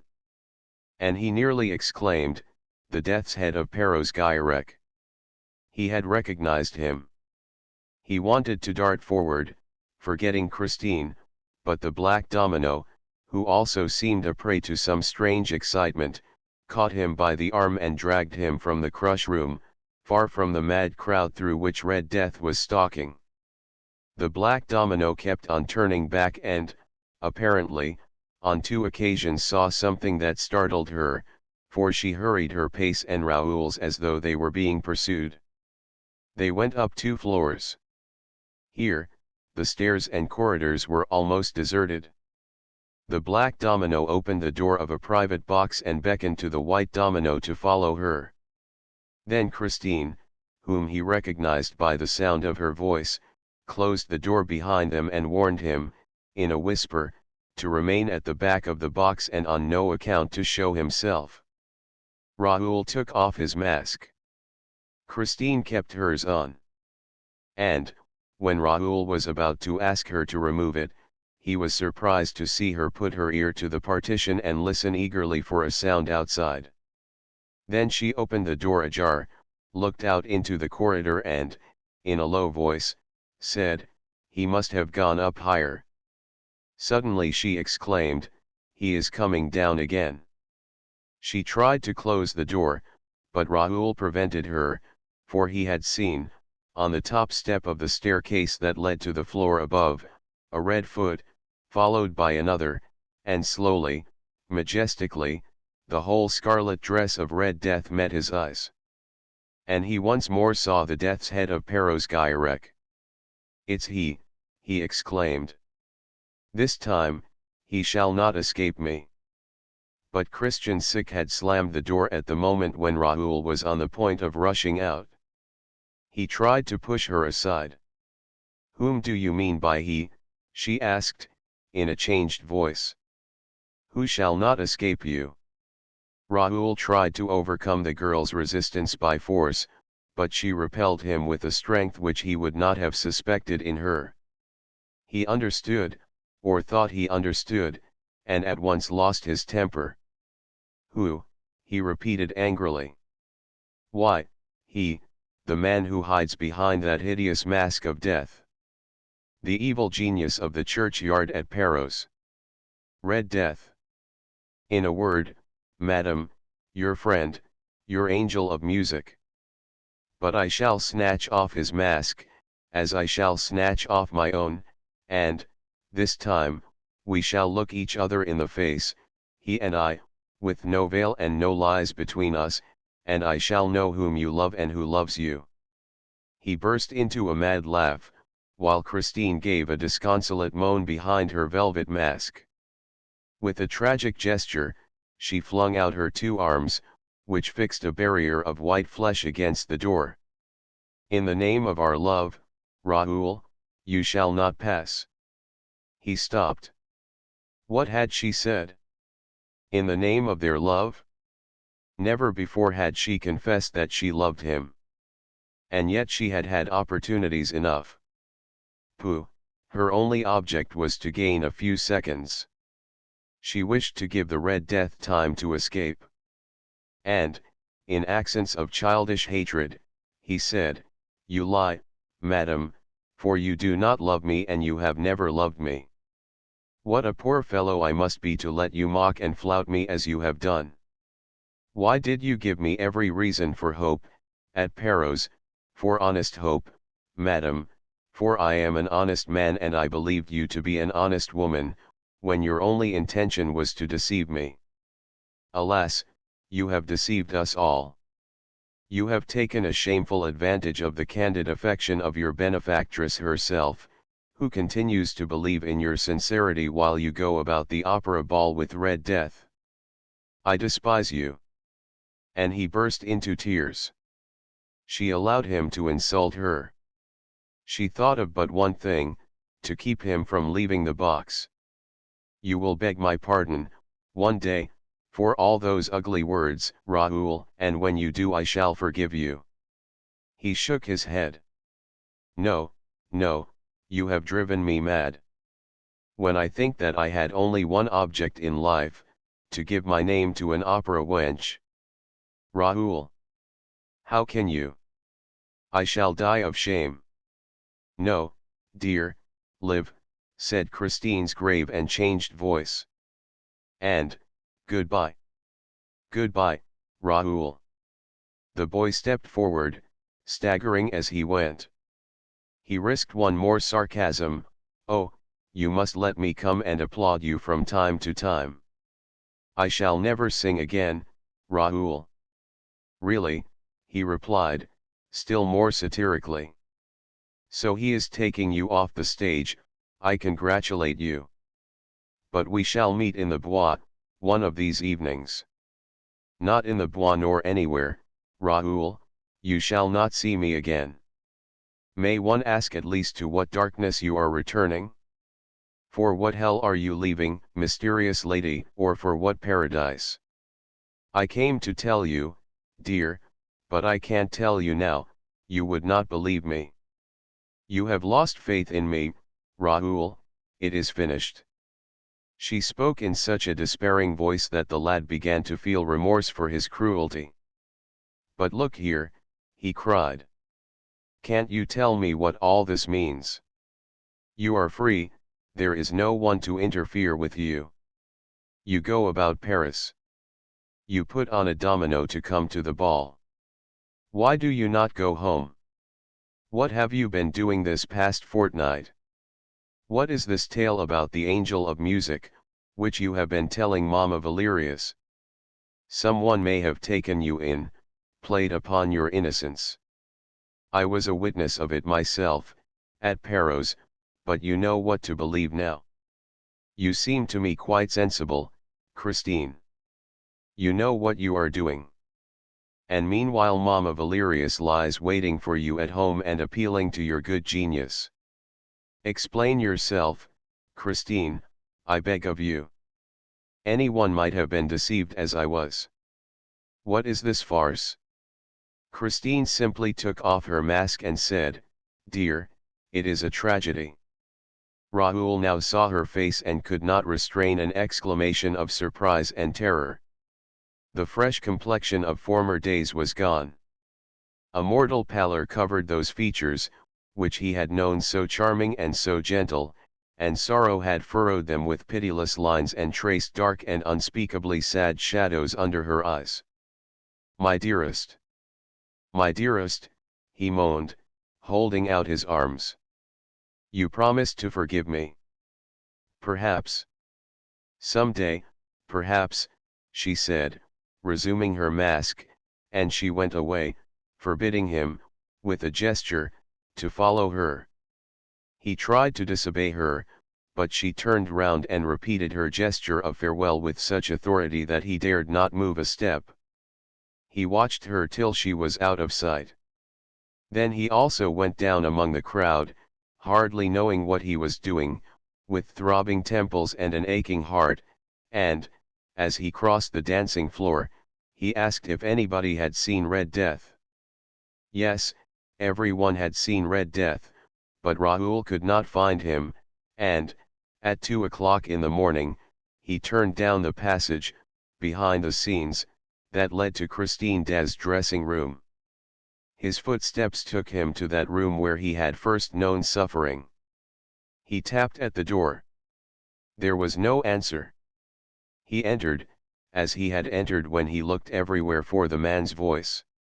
The room was empty. A gas jet was burning, turned down low. He saw some writing paper on a little desk. He thought of writing to Christine, but he heard steps in the passage. He had only time to hide in the inner room, which was separated from the dressing room by a curtain. Christine entered, took off her mask with a weary movement and flung it on the table. She sighed and let her pretty head fall into her two hands. What was she thinking of? Of Raoul? No, for Raoul heard her murmur, poor Eric. At first, he thought he must be mistaken. To begin with, he was persuaded that, if anyone was to be pitied, it was he, Raoul. It would have been quite natural if she had said, poor Raoul, after what had happened between them. But, shaking her head, she repeated, poor Eric. What had this Eric to do with Christine's sighs, and why was she pitying Eric when Raoul was so unhappy? Christine began to write, deliberately, calmly and so placidly that Raoul, who was still trembling from the effects of the tragedy that separated them, was painfully impressed. What coolness, he said to himself. She wrote on, filling 2, 3, 4 sheets. Suddenly, she raised her head and hid the sheets in her bodice. She seemed to be listening. Raoul also listened. Whence came that strange sound, that distant rhythm? A faint singing seemed to issue from the walls. Yes, it was as though the walls themselves were singing. The song became plainer, the words were now distinguishable. He heard a voice, a very beautiful, very soft, very captivating voice, but, for all its softness, it remained a male voice. The voice came nearer and nearer, it came through the wall, it approached, and now the voice was in the room, in front of Christine. Christine rose and addressed the voice, as though speaking to someone. Here I am, Eric, she said. I am ready. But you are late. Raoul, peeping from behind the curtain, could not believe his eyes, which showed him nothing. Christine's face lit up. A smile of happiness appeared upon her bloodless lips, a smile like that of sick people when they receive the first hope of recovery. The voice without a body went on singing, and certainly Raoul had never in his life heard anything more absolutely and heroically sweet, more gloriously insidious, more delicate, more powerful, in short, more irresistibly triumphant. He listened to it in a fever, and he now began to understand how Christine Daae was able to appear one evening, before the stupefied audience, with accents of a beauty hitherto unknown, of a superhuman exaltation, while doubtless still under the influence of the mysterious and invisible master. The voice was singing the wedding night song from Romeo and Juliet. Raoul saw Christine stretch out her arms to the voice as she had done, in Perros churchyard, to the invisible violin playing the resurrection of Lazarus. And nothing could describe the passion with which the voice sang, "Fate links thee to me forever and a day." The strains went through Raoul's heart. Struggling against the charm that seemed to deprive him of all his will and all his energy and of almost all his lucidity at the moment when he needed them most, he succeeded in drawing back the curtain that hid him, and he walked to where Christine stood. She herself was moving to the back of the room, the whole wall of which was occupied by a great mirror that reflected her image, but not his, for he was just behind her and entirely covered by her. "Fate links thee to me forever and a day." Christine walked toward her image in the glass, and the image came toward her. The two Christines, the real one and the reflection, ended by touching, and Raoul put out his arms to clasp the two in one embrace. But, by a sort of dazzling miracle that sent him staggering, Raoul was suddenly flung back, while an icy blast swept over his face. He saw, not 2, but 4, 8, 20 Christines spinning round him, laughing at him and fleeing so swiftly that he could not touch one of them. At last, everything stood still again, and he saw himself in the glass. But Christine had disappeared. He rushed up to the glass. He struck at the walls. Nobody. And meanwhile the room still echoed with the distant passionate singing, "Fate links thee to me forever and a day." Which way had Christine gone? Which way would she return? Would she return? Alas, had she not declared to him that everything was finished? And was the voice not repeating, "Fate links thee to me forever and a day"? To me? To whom? Then, worn out, beaten, empty-brained, he sat down on the chair which Christine had just left. Like her, he let his head fall into his hands. When he raised it, the tears were streaming down his young cheeks, real, heavy tears like those which jealous children shed, tears that wept for a sorrow which was in no way fanciful, but which is common to all the lovers on earth, and which he expressed aloud. "Who is this Eric?" he said. Chapter X. Forget the name of the man's voice. The day after Christine had vanished before his eyes in a sort of dazzlement that still made him doubt the evidence of his senses, M.L.E. Vicomte de Chagny called to inquire at Mamma Valeria's. He came upon a charming picture. Christine herself was seated by the bedside of the old lady, who was sitting up against the pillows, knitting. The pink and white had returned to the young girl's cheeks. The dark rings round her eyes had disappeared. Raoul no longer recognized the tragic face of the day before. If the veil of melancholy over those adorable features had not still appeared to the young man as the last trace of the weird drama in whose toils that mysterious child was struggling, he could have believed that Christine was not its heroine at all. She rose, without showing any emotion, and offered him her hand. But Raoul's stupefaction was so great that he stood there dumbfounded, without a gesture, without a word. "Well, M. de Chagny," exclaimed Mamma Valerius, "don't you know our Christine? Her good genius has sent her back to us."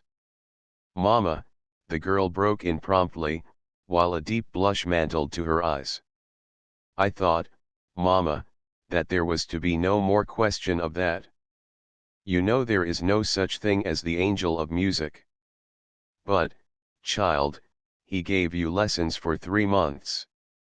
Mamma, I have promised to explain everything to you one of these days, and I hope to do so, but you have promised me, until that day, to be silent and to ask me no more questions whatever. Provided that you promised never to leave me again. But have you promised that, Christine? Mamma, all this cannot interest M. de Chagny. On the contrary, mademoiselle, said the young man, in a voice which he tried to make firm and brave, but which still trembled, anything that concerns you interests me to an extent which perhaps you will one day understand. I do not deny that my surprise equals my pleasure at finding you with your adopted mother, and that, after what happened between us yesterday, after what you said and what I was able to guess, I hardly expected to see you here so soon. I should be the first to delight at your return, if you were not so bent on preserving a secrecy that may be fatal to you, and I have been your friend too long not to be alarmed, with Madame Valerius, at a disastrous adventure which will remain dangerous so long as we have not unraveled its threads, and of which you will certainly end by being the victim, Christine. At these words, Mamma Valerius tossed about in her bed. What does this mean? She cried. Is Christine in danger? Yes, madam, said Raoul courageously, notwithstanding the signs which Christine made to him. My God, exclaimed the good, simple old woman, gasping for breath. You must tell me everything, Christine. Why did you try to reassure me? And what danger is it, M. de Chagny? An impostor is abusing her good faith. Is the angel of music an impostor? She told you herself that there is no angel of music. But then what is it, in heaven's name? You will be the death of me. There is a terrible mystery around us, madam, around you, around Christine, a mystery much more to be feared than any number of ghosts or genii. Mamma Valerius turned a terrified face to Christine, who had already run to her adopted mother and was holding her in her arms. Don't believe him, mummy, don't believe him, she repeated. Then tell me that you will never leave me again, implored the widow. Christine was silent and Raoul resumed. That is what you must promise, Christine. It is the only thing that can reassure your mother and me. We will undertake not to ask you a single question about the past, if you promise us to remain under our protection in future. That is an undertaking which I have not asked of you, and a promise which I refuse to make you, said the young girl haughtily. I am mistress of my own actions, M. de Chagny, you have no right to control them, and I will beg you to desist henceforth. As to what I have done during the last fortnight, there is only one man in the world who has the right to demand an account of me, my husband. Well, I have no husband and I never mean to marry. She threw out her hands to emphasize her words, and Raoul turned pale, not only because of the words which he had heard, but because he had caught sight of a plain gold ring on Christine's finger. You have no husband and yet you wear a wedding ring. He tried to seize her hand, but she swiftly drew it back. That's a present, she said, blushing once more and vainly striving to hide her embarrassment. Christine. As you have no husband, that ring can only have been given by one who hopes to make you his wife. Why deceive us further? Why torture me still more? That ring is a promise, and that promise has been accepted. That's what I said, exclaimed the old lady. And what did she answer, madam? What I chose, said Christine, driven to exasperation. Don't you think, monsieur, that this cross-examination has lasted long enough? As far as I am concerned. Raoul was afraid to let her finish her speech. He interrupted her. I beg your pardon for speaking as I did, mademoiselle. You know the good intentions that make me meddle, just now, in matters which, you no doubt think, have nothing to do with me. But allow me to tell you what I have seen, and I have seen more than you suspect, Christine, or what I thought I saw, for, to tell you the truth, I have sometimes been inclined to doubt the evidence of my eyes. Well, what did you see, sir, or think you saw? I saw your ecstasy at the sound of the voice, Christine, the voice that came from the wall or the next room to yours, yes, your ecstasy. And that is what makes me alarmed on your behalf. You are under a very dangerous spell. And yet it seems that you are aware of the imposture, because you say today that there is no angel of music. In that case, Christine, why did you follow him that time? Why did you stand up, with radiant features, as though you were really hearing angels? Ah, it is a very dangerous voice, Christine, for I myself, when I heard it, was so much fascinated by it that you vanished before my eyes without my seeing which way you passed. Christine, Christine, in the name of heaven, in the name of your Father who is in heaven now and who loved you so dearly and who loved me too, Christine, tell us, tell your benefactress and me, to whom does that voice belong? If you do, we will save you in spite of yourself. Come, Christine, the name of the man. The name of the man who had the audacity to put a ring on your finger. M. de Chagny, the girl declared coldly, you shall never know. Thereupon, seeing the hostility with which her ward had addressed the Viscount, Mamma Valeria suddenly took Christine's part. And, if she does love that man, Monsieur le Vicomte, even then it is no business of yours. Alas, madame, Raoul humbly replied, unable to restrain his tears, alas, I believe that Christine really does love him. But it is not only that which drives me to despair, for what I am not certain of, madame, is that the man whom Christine loves is worthy of her love. It is for me to be the judge of that, monsieur, said Christine, looking Raoul angrily in the face. When a man, continued Raoul, adopts such romantic methods to entice a young girl's affections, the man must be either a villain, or the girl a fool, is that it? Christine. Raoul, why do you condemn a man whom you have never seen, whom no one knows and about whom you yourself know nothing? Yes, Christine. Yes. I at least know the name that you thought to keep from me forever. The name of your angel of music, mademoiselle, is Eric. Christine at once betrayed herself. She turned as white as a sheet and stammered, who told you? You yourself. How do you mean? By pitying him the other night, the night of the masked ball. When you went to your dressing room, did you not say, poor Eric? Well, Christine, there was a poor Raoul who overheard you. This is the second time that you have listened behind the door, M. de Chagny. I was not behind the door. I was in the dressing room, in the inner room, mademoiselle. Oh, unhappy man, moaned the girl, showing every sign of unspeakable terror. Unhappy man. Do you want to be killed? Perhaps. Raoul uttered this perhaps with so much love and despair in his voice that Christine could not keep back a sob. She took his hands and looked at him with all the pure affection of which she was capable. Raoul, she said, forget the man's voice and do not even remember its name. You must never try to fathom the mystery of the man's voice. Is the mystery so very terrible? There is no more awful mystery on this earth. Swear to me that you will make no attempt to find out, she insisted.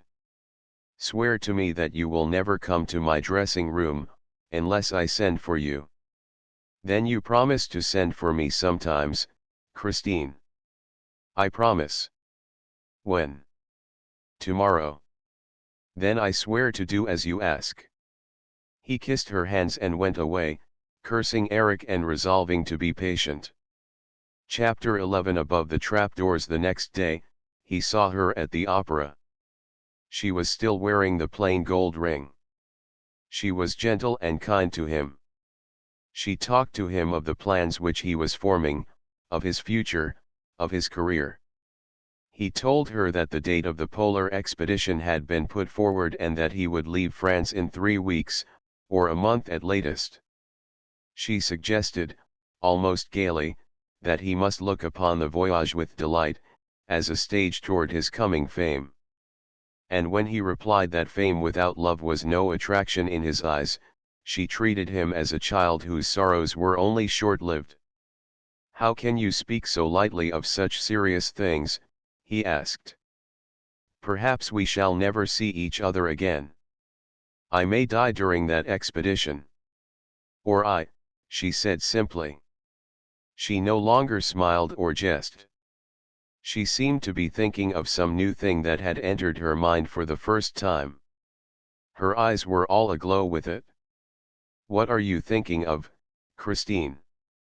"I am thinking that we shall not see each other again." "And does that make you so radiant?" "And that, in a month, we shall have to say goodbye forever.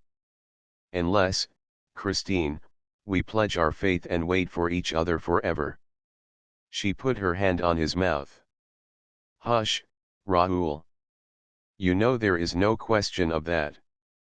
And we shall never be married, that is understood." She seemed suddenly almost unable to contain an overpowering gaiety. She clapped her hands with childish glee. Raoul stared at her in amazement. But, she continued, holding out her 2 hands to Raoul, or rather giving them to him, as though she had suddenly resolved to make him a present of them, "but if we can not be married, we can be engaged. Nobody will know but ourselves, Raoul. There have been plenty of secret marriages, why not a secret engagement? We are engaged, dear, for a month. In a month, you will go away, and I can be happy at the thought of that month all my life long." She was enchanted with her inspiration. Then she became serious again. "This," she said, "is a happiness that will harm no one." Raoul jumped at the idea. He bowed to Christine and said, "Mademoiselle, I have the honor to ask for your hand." "Why, you have both of them already, my dear betrothed." "Oh, Raoul, how happy we shall be. We must play at being engaged all day long." It was the prettiest game in the world and they enjoyed it like the children that they were. Oh, the wonderful speeches they made to each other and the eternal vows they exchanged. They played at hearts as other children might play at ball, only, as it was really their 2 hearts that they flung to and fro, they had to be very, very handy to catch them, each time, without hurting them. One day, about a week after the game began, Raoul's heart was badly hurt and he stopped playing and uttered these wild words, "I shan't go to the North Pole." Christine, who, in her innocence, had not dreamed of such a possibility, suddenly discovered the danger of the game and reproached herself bitterly. She did not say a word in reply to Raoul's remark and went straight home. This happened in the afternoon, in the singer's dressing room, where they met every day and where they amused themselves by dining on 3 biscuits, 2 glasses of port and a bunch of violets. In the evening, she did not sing, and he did not receive his usual letter, though they had arranged to write to each other daily during that month. The next morning, he ran off to Mamma Valerius, who told him that Christine had gone away for 2 days. She had left at 5 o'clock the day before. Raoul was distracted. He hated Mamma Valerius for giving him such news as that with such stupefying calmness. He tried to sound her, but the old lady obviously knew nothing. Christine returned on the following day. She returned in triumph. She renewed her extraordinary success of the gala performance. Since the adventure of the toad, Carlotta had not been able to appear on the stage. The terror of a fresh coac filled her heart and deprived her of all her power of singing, and the theater that had witnessed her incomprehensible disgrace had become odious to her. She contrived to cancel her contract. Da was offered the vacant place for the time. She received thunders of applause in the Juve. The Viscount, who, of course, was present, was the only one to suffer on hearing the thousand echoes of this fresh triumph, for Christine still wore her plain gold ring. A distant voice whispered in the young man's ear, "She is wearing the ring again tonight, and you did not give it to her. She gave her soul again tonight and did not give it to you. If she will not tell you what she has been doing the past 2 days, you must go and ask Eric." He ran behind the scenes and placed himself in her way. She saw him, for her eyes were looking for him. She said, "Quick! Quick! Come!" And she dragged him to her dressing room. Raoul at once threw himself on his knees before her. He swore to her that he would go, and he entreated her never again to withhold a single hour of the ideal happiness which she had promised him. She let her tears flow. They kissed like a despairing brother and sister who have been smitten with a common loss and who meet to mourn a dead parent. Suddenly, she snatched herself from the young man's soft and timid embrace, seemed to listen to something, and, with a quick gesture, pointed to the door. When he was on the threshold, she said, in so low a voice that the Viscount guessed rather than heard her words, "Tomorrow, my dear betrothed. And be happy, Raoul, I sang for you tonight." He returned the next day. But those 2 days of absence had broken the charm of their delightful make-believe. They looked at each other, in the dressing room, with their sad eyes, without exchanging a word. Raoul had to restrain himself not to cry out, "I am jealous. I am jealous. I am jealous." But she heard him all the same. Then she said, "Come for a walk, dear. The air will do you good." Raoul thought that she would propose a stroll in the country, far from that building which he detested as a prison, whose jailer he could feel walking within the walls, the jailer Eric. But she took him to the stage and made him sit on the wooden curb of a well, in the doubtful peace and coolness of a first scene set for the evening's performance. On another day, she wandered with him, hand in hand, along the deserted paths of a garden whose creepers had been cut out by a decorator's skillful hands. It was as though the real sky, the real flowers, the real earth were forbidden her for all time, and she condemned to breathe no other air than that of the theatre. An occasional fireman passed, watching over their melancholy idyll from afar. And she would drag him up above the clouds, in the magnificent disorder of the grid, where she loved to make him giddy by running in front of him along the frail bridges, among the thousands of ropes fastened to the pulleys, the windlasses, the rollers, in the midst of a regular forest of yards and masts. If he hesitated, she said, with an adorable pout of her lips, "You, a sailor." And then they returned to terra firma, that is to say, to some passage that led them to the little girls' dancing school, where brats between 6 and 10 were practicing their steps, in the hope of becoming great dancers one day, covered with diamonds. Meanwhile, Christine gave them sweets instead. She took him to the wardrobe and property rooms, took him all over her empire, which was artificial, but immense, covering 17 stories from the ground floor to the roof and inhabited by an army of subjects.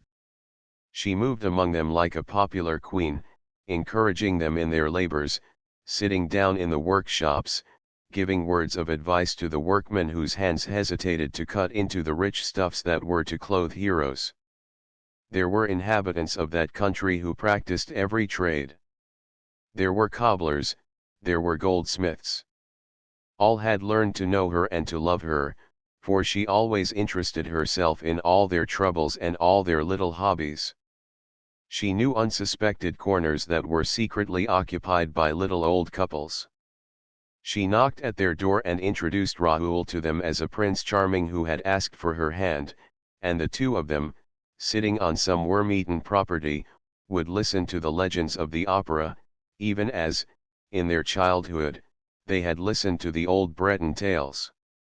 Those old people remembered nothing outside the opera. They had lived there for years without number. Past managements had forgotten them, palace revolutions had taken no notice of them, the history of France had run its course unknown to them, and nobody recollected their existence. The precious days sped in this way, and Raoul and Christine, by affecting excessive interest in outside matters, strove awkwardly to hide from each other the one thought of their hearts.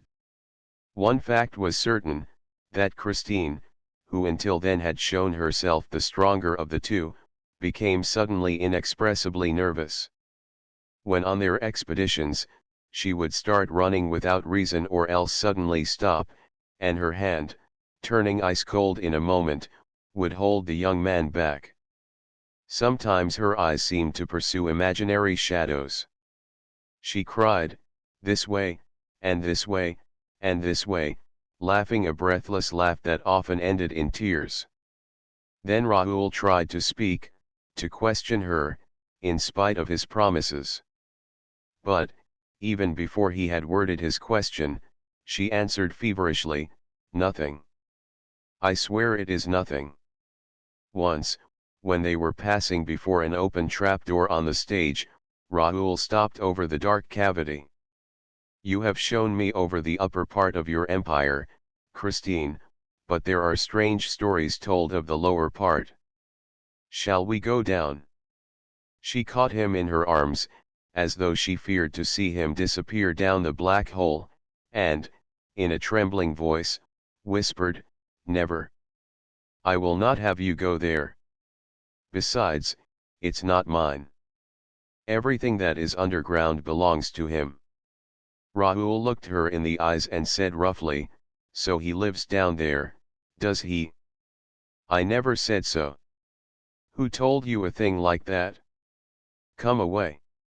I sometimes wonder if you are quite sane, Raoul. You always take things in such an impossible way.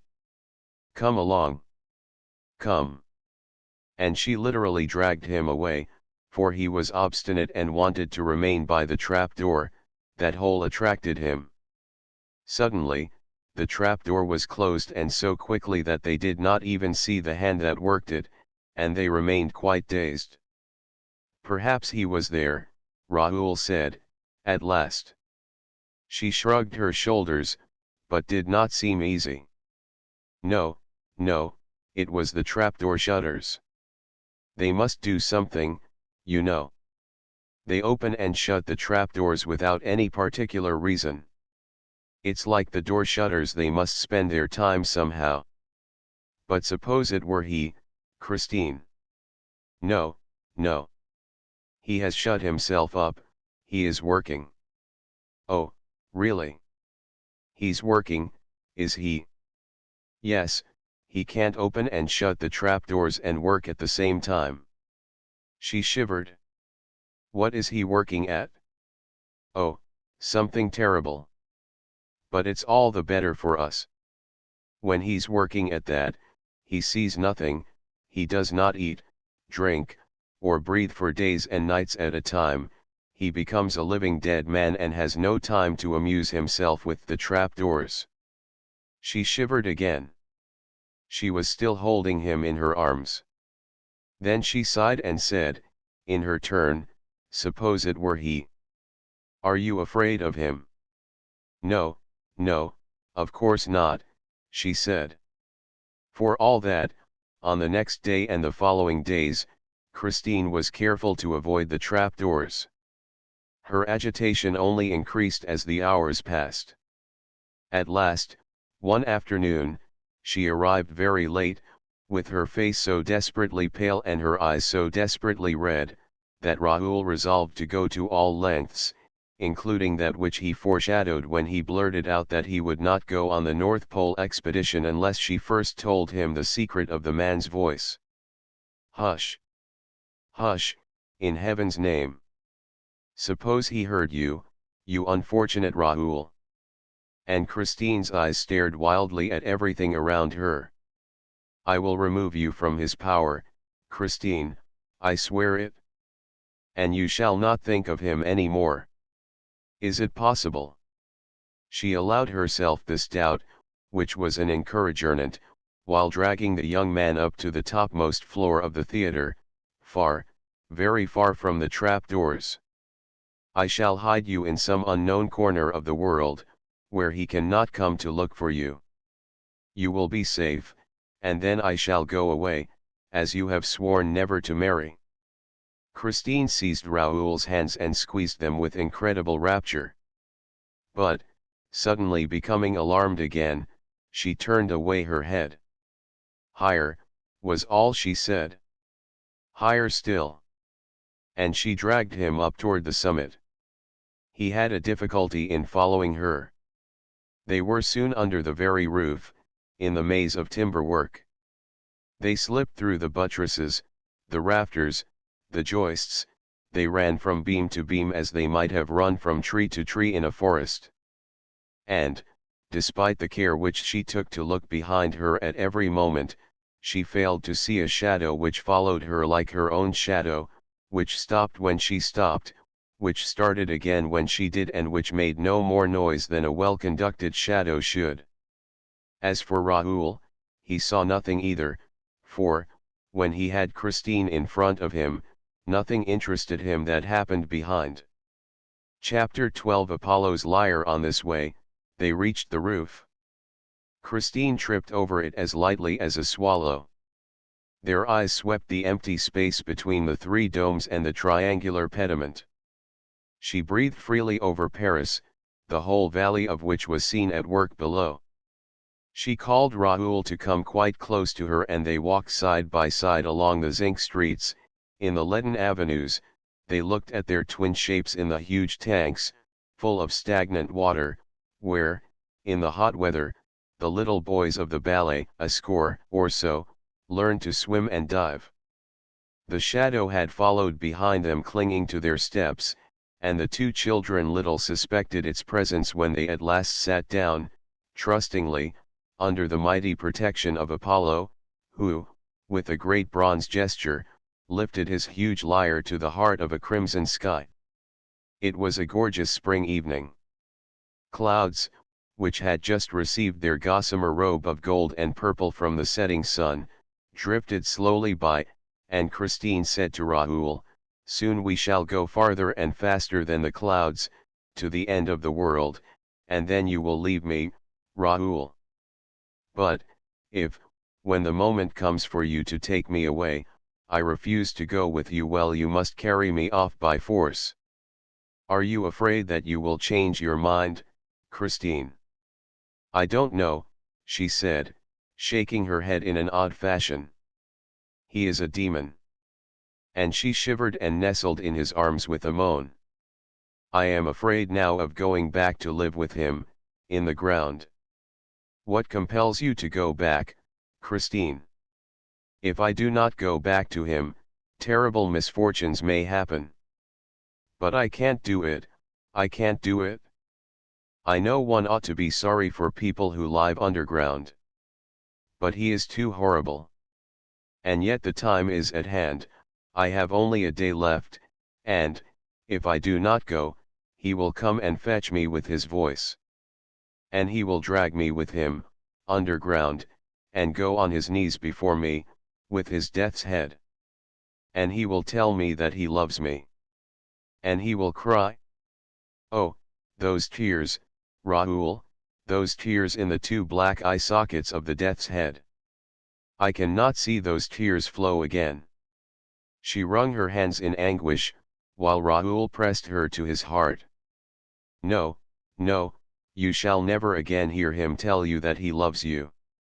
You shall not see his tears. Let us fly, Christine, let us fly at once.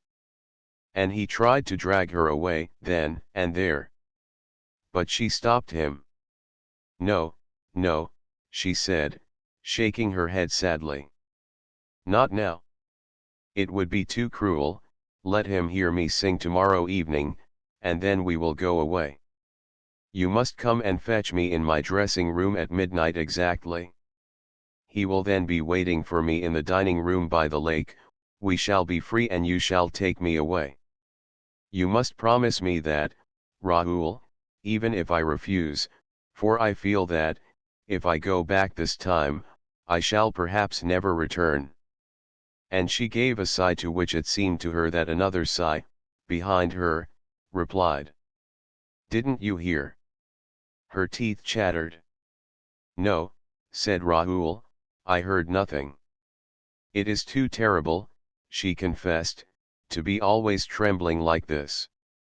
And yet we run no danger here, we are at home, in the sky, in the open air, in the light. The sun is flaming, and night birds cannot bear to look at the sun. I have never seen him by daylight, it must be awful. Oh, the first time I saw him. I thought that he was going to die. Why? Asked Raoul, really frightened at the aspect which this strange confidence was taking. Because I had seen him. This time, Raoul and Christine turned round at the same time. There is someone in pain, said Raoul.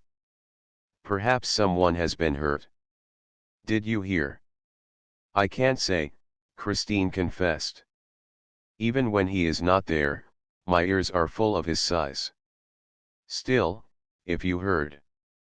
They stood up and looked around them.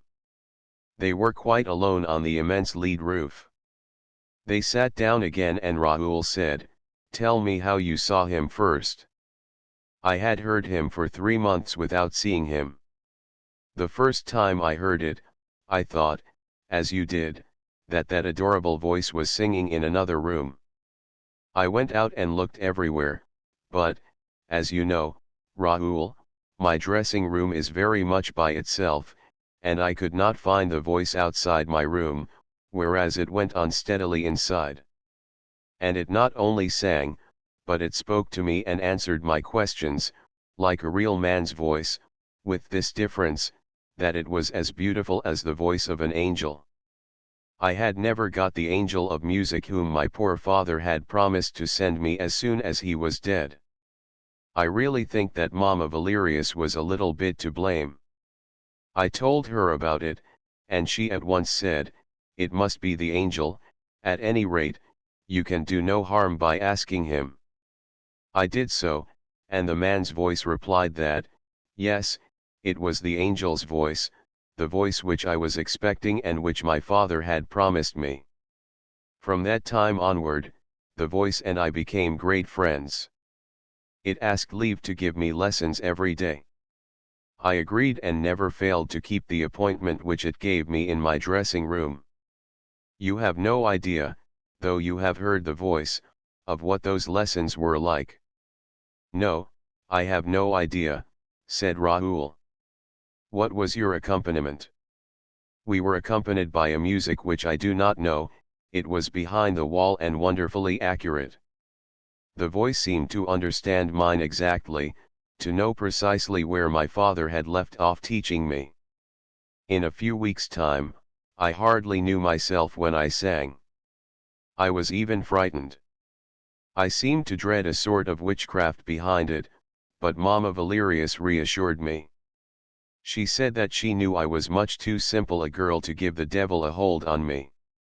My progress, by the voice's own order, was kept a secret between the voice, Mamma Valerius, and myself. It was a curious thing, but, outside the dressing room, I sang with my ordinary, everyday voice and nobody noticed anything. I did all that the voice asked. It said, wait and see, we shall astonish Paris. And I waited and lived on in a sort of ecstatic dream. It was then that I saw you for the first time one evening, in the house.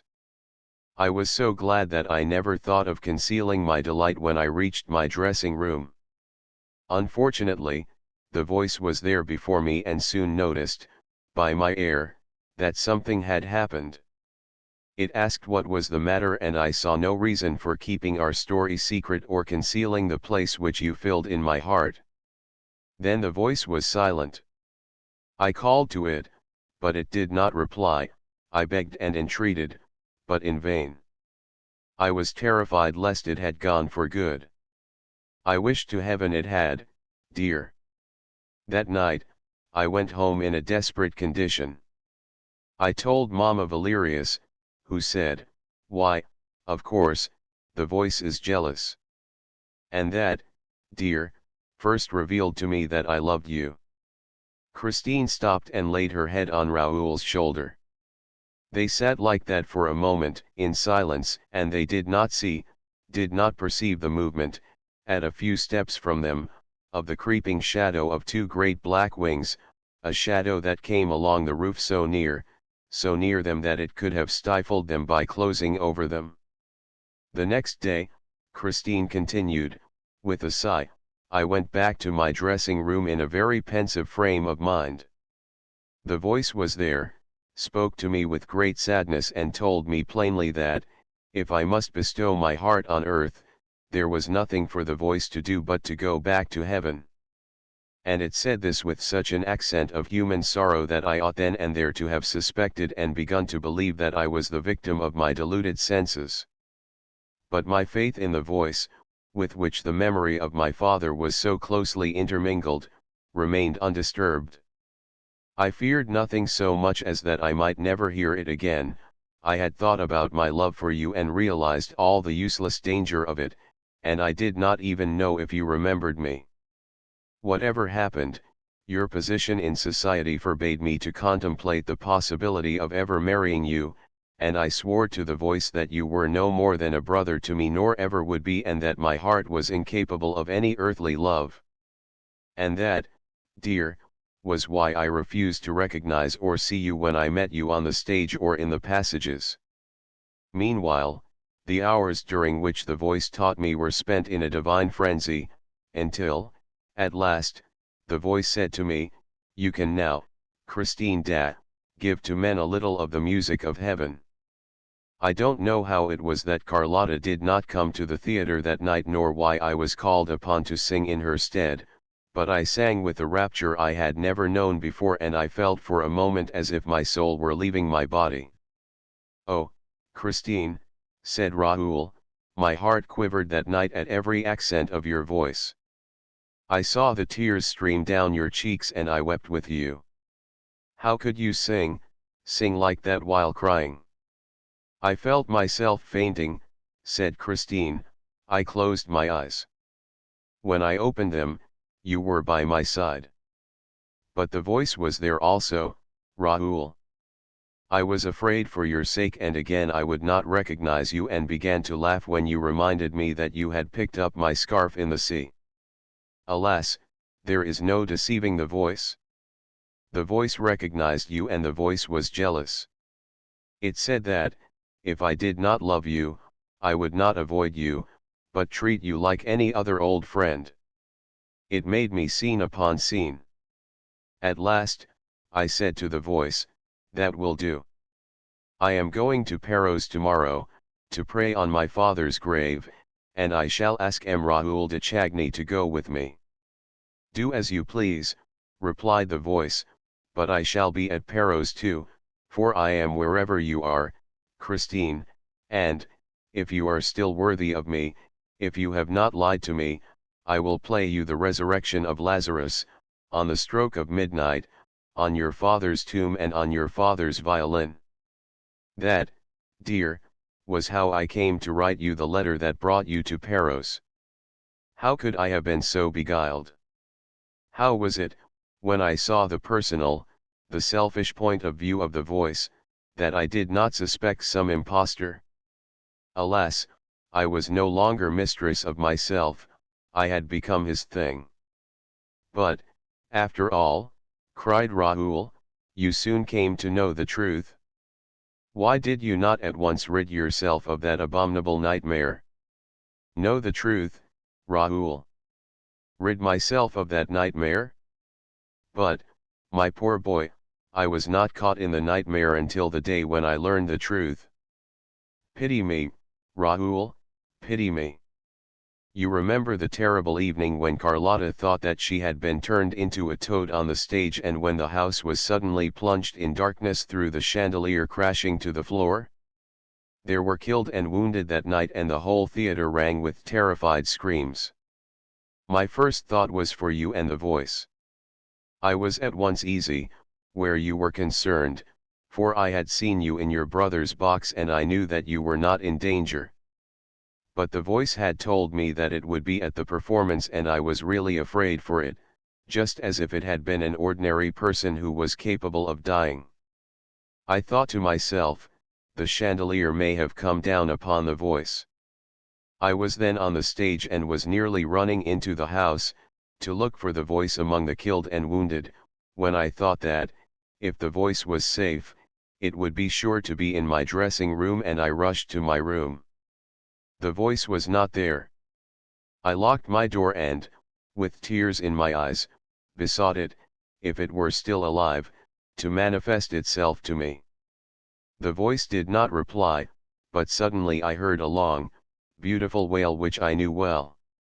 It is the plaint of Lazarus when, at the sound of the Redeemer's voice, he begins to open his eyes and see the light of day. It was the music which you and I, Raoul, heard at Perros. And then the voice began to sing the leading phrase, "Come and believe in me. Whoso believes in me shall live. Walk. Whoso hath believed in me shall never die." I cannot tell you the effect which that music had upon me. It seemed to command me, personally, to come, to stand up and come to it. It retreated and I followed. Come and believe in me. I believed in it, I came. I came, and this was the extraordinary thing: my dressing room, as I moved, seemed to lengthen out, to lengthen out. Evidently, it must have been an effect of mirrors, for I had the mirror in front of me. And, suddenly, I was outside the room without knowing how. What? Without knowing how? Christine, Christine, you must really stop dreaming. I was not dreaming, dear, I was outside my room without knowing how. You, who saw me disappear from my room one evening, may be able to explain it, but I cannot.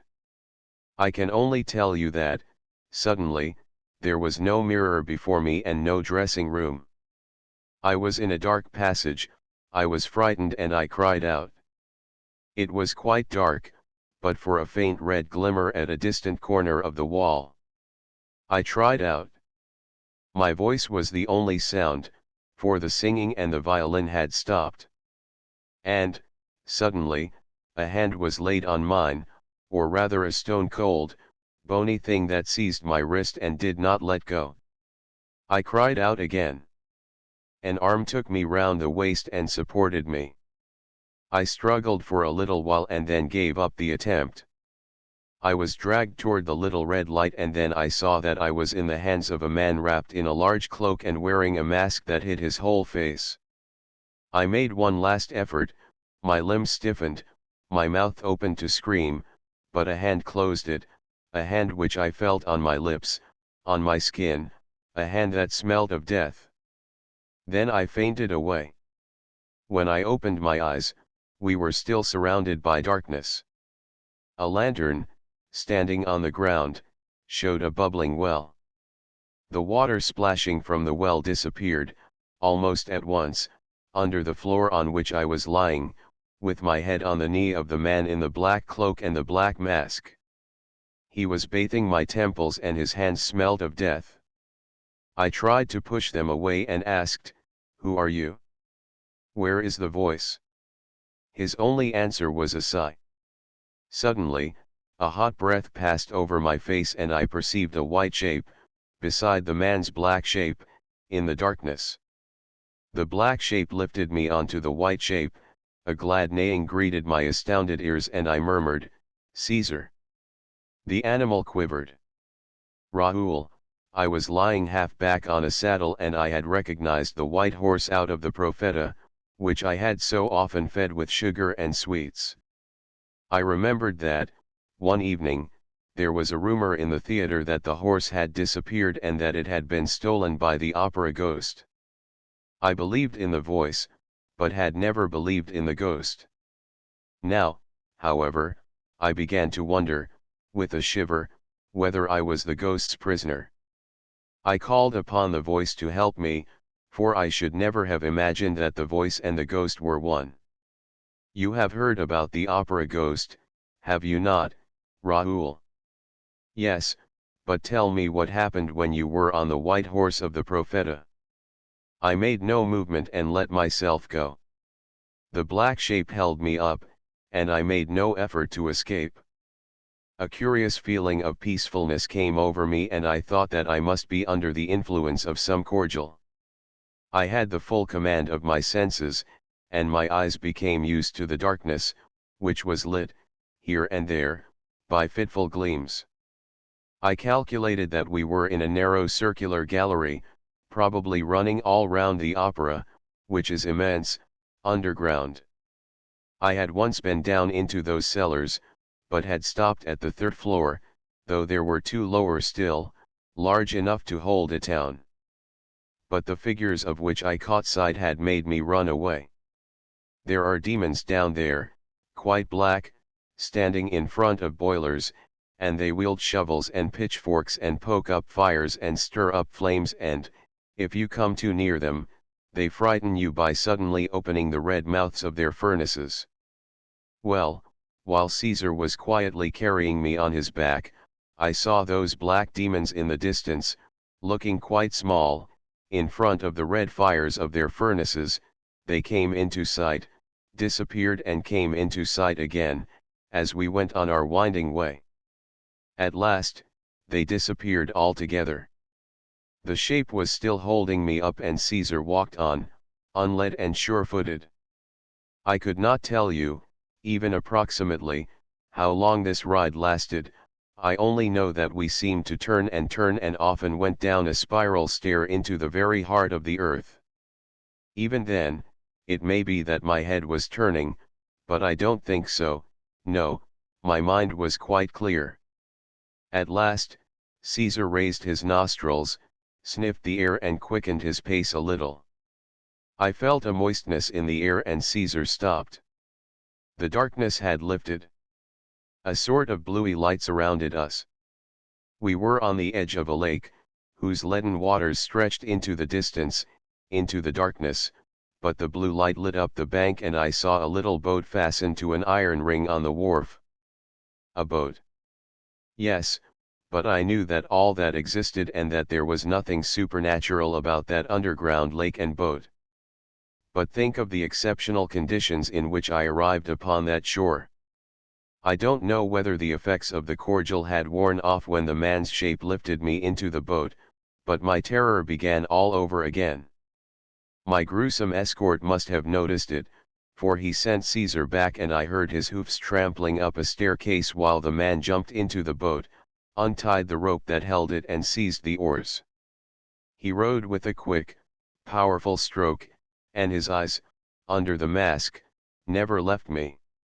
We slipped across the noiseless water in the bluey light which I told you of, then we were in the dark again and we touched shore. And I was once more taken up in the man's arms. I cried aloud. And then, suddenly, I was silent, dazed by the light. Yes, a dazzling light in the midst of which I had been put down. I sprang to my feet. I was in the middle of a drawing room that seemed to me to be decorated, adorned, and furnished with nothing but flowers, flowers both magnificent and stupid, because of the silk ribbons that tied them to baskets, like those which they sell in the shops on the boulevards. They were much too civilized flowers, like those which I used to find in my dressing room after a first night. And, in the midst of all these flowers, stood the black shape of the man in the mask, with arms crossed, and he said, "Don't be afraid, Christine, you are in no danger." It was the voice. My anger equaled my amazement. I rushed at the mask and tried to snatch it away, so as to see the face of the voice. The man said, "You are in no danger, so long as you do not touch the mask." And, taking me gently by the wrists, he forced me into a chair and then went down on his knees before me and said nothing more. His humility gave me back some of my courage, and the light restored me to the realities of life. However extraordinary the adventure might be, I was now surrounded by mortal, visible, tangible things. The furniture, the hangings, the candles, the vases and the very flowers in their baskets, of which I could almost have told whence they came and what they cost, were bound to confine my imagination to the limits of a drawing room quite as commonplace as any that, at least, had the excuse of not being in the cellars of the opera. I had, no doubt, to do with a terrible, eccentric person, who, in some mysterious fashion, had succeeded in taking up his abode there, under the opera house, 5 stories below the level of the ground. And the voice which I had recognized under the mask, was on its knees before me, was a man. And I began to cry. The man, still kneeling, must have understood the cause of my tears, for he said, "It is true, Christine. I am not an angel, nor a genius, nor a ghost. I am Eric." Christine's narrative was again interrupted. An echo behind them seemed to repeat the word after her. Eric. What echo? They both turned round and saw that night had fallen. Raoul made a movement as though to rise, but Christine kept him beside her. "Don't go," she said. "I want you to know everything here." "But why here, Christine?" "I am afraid of your catching cold." "We have nothing to fear except the trapdoors, dear, and here we are miles away from the trapdoors, and I am not allowed to see you outside the theater. This is not the time to annoy him. We must not arouse his suspicion." Christine. Christine. Something tells me that we are wrong to wait till tomorrow evening and that we ought to fly at once. I tell you that, if he does not hear me sing tomorrow, it will cause him infinite pain. It is difficult not to cause him pain and yet to escape from him for good.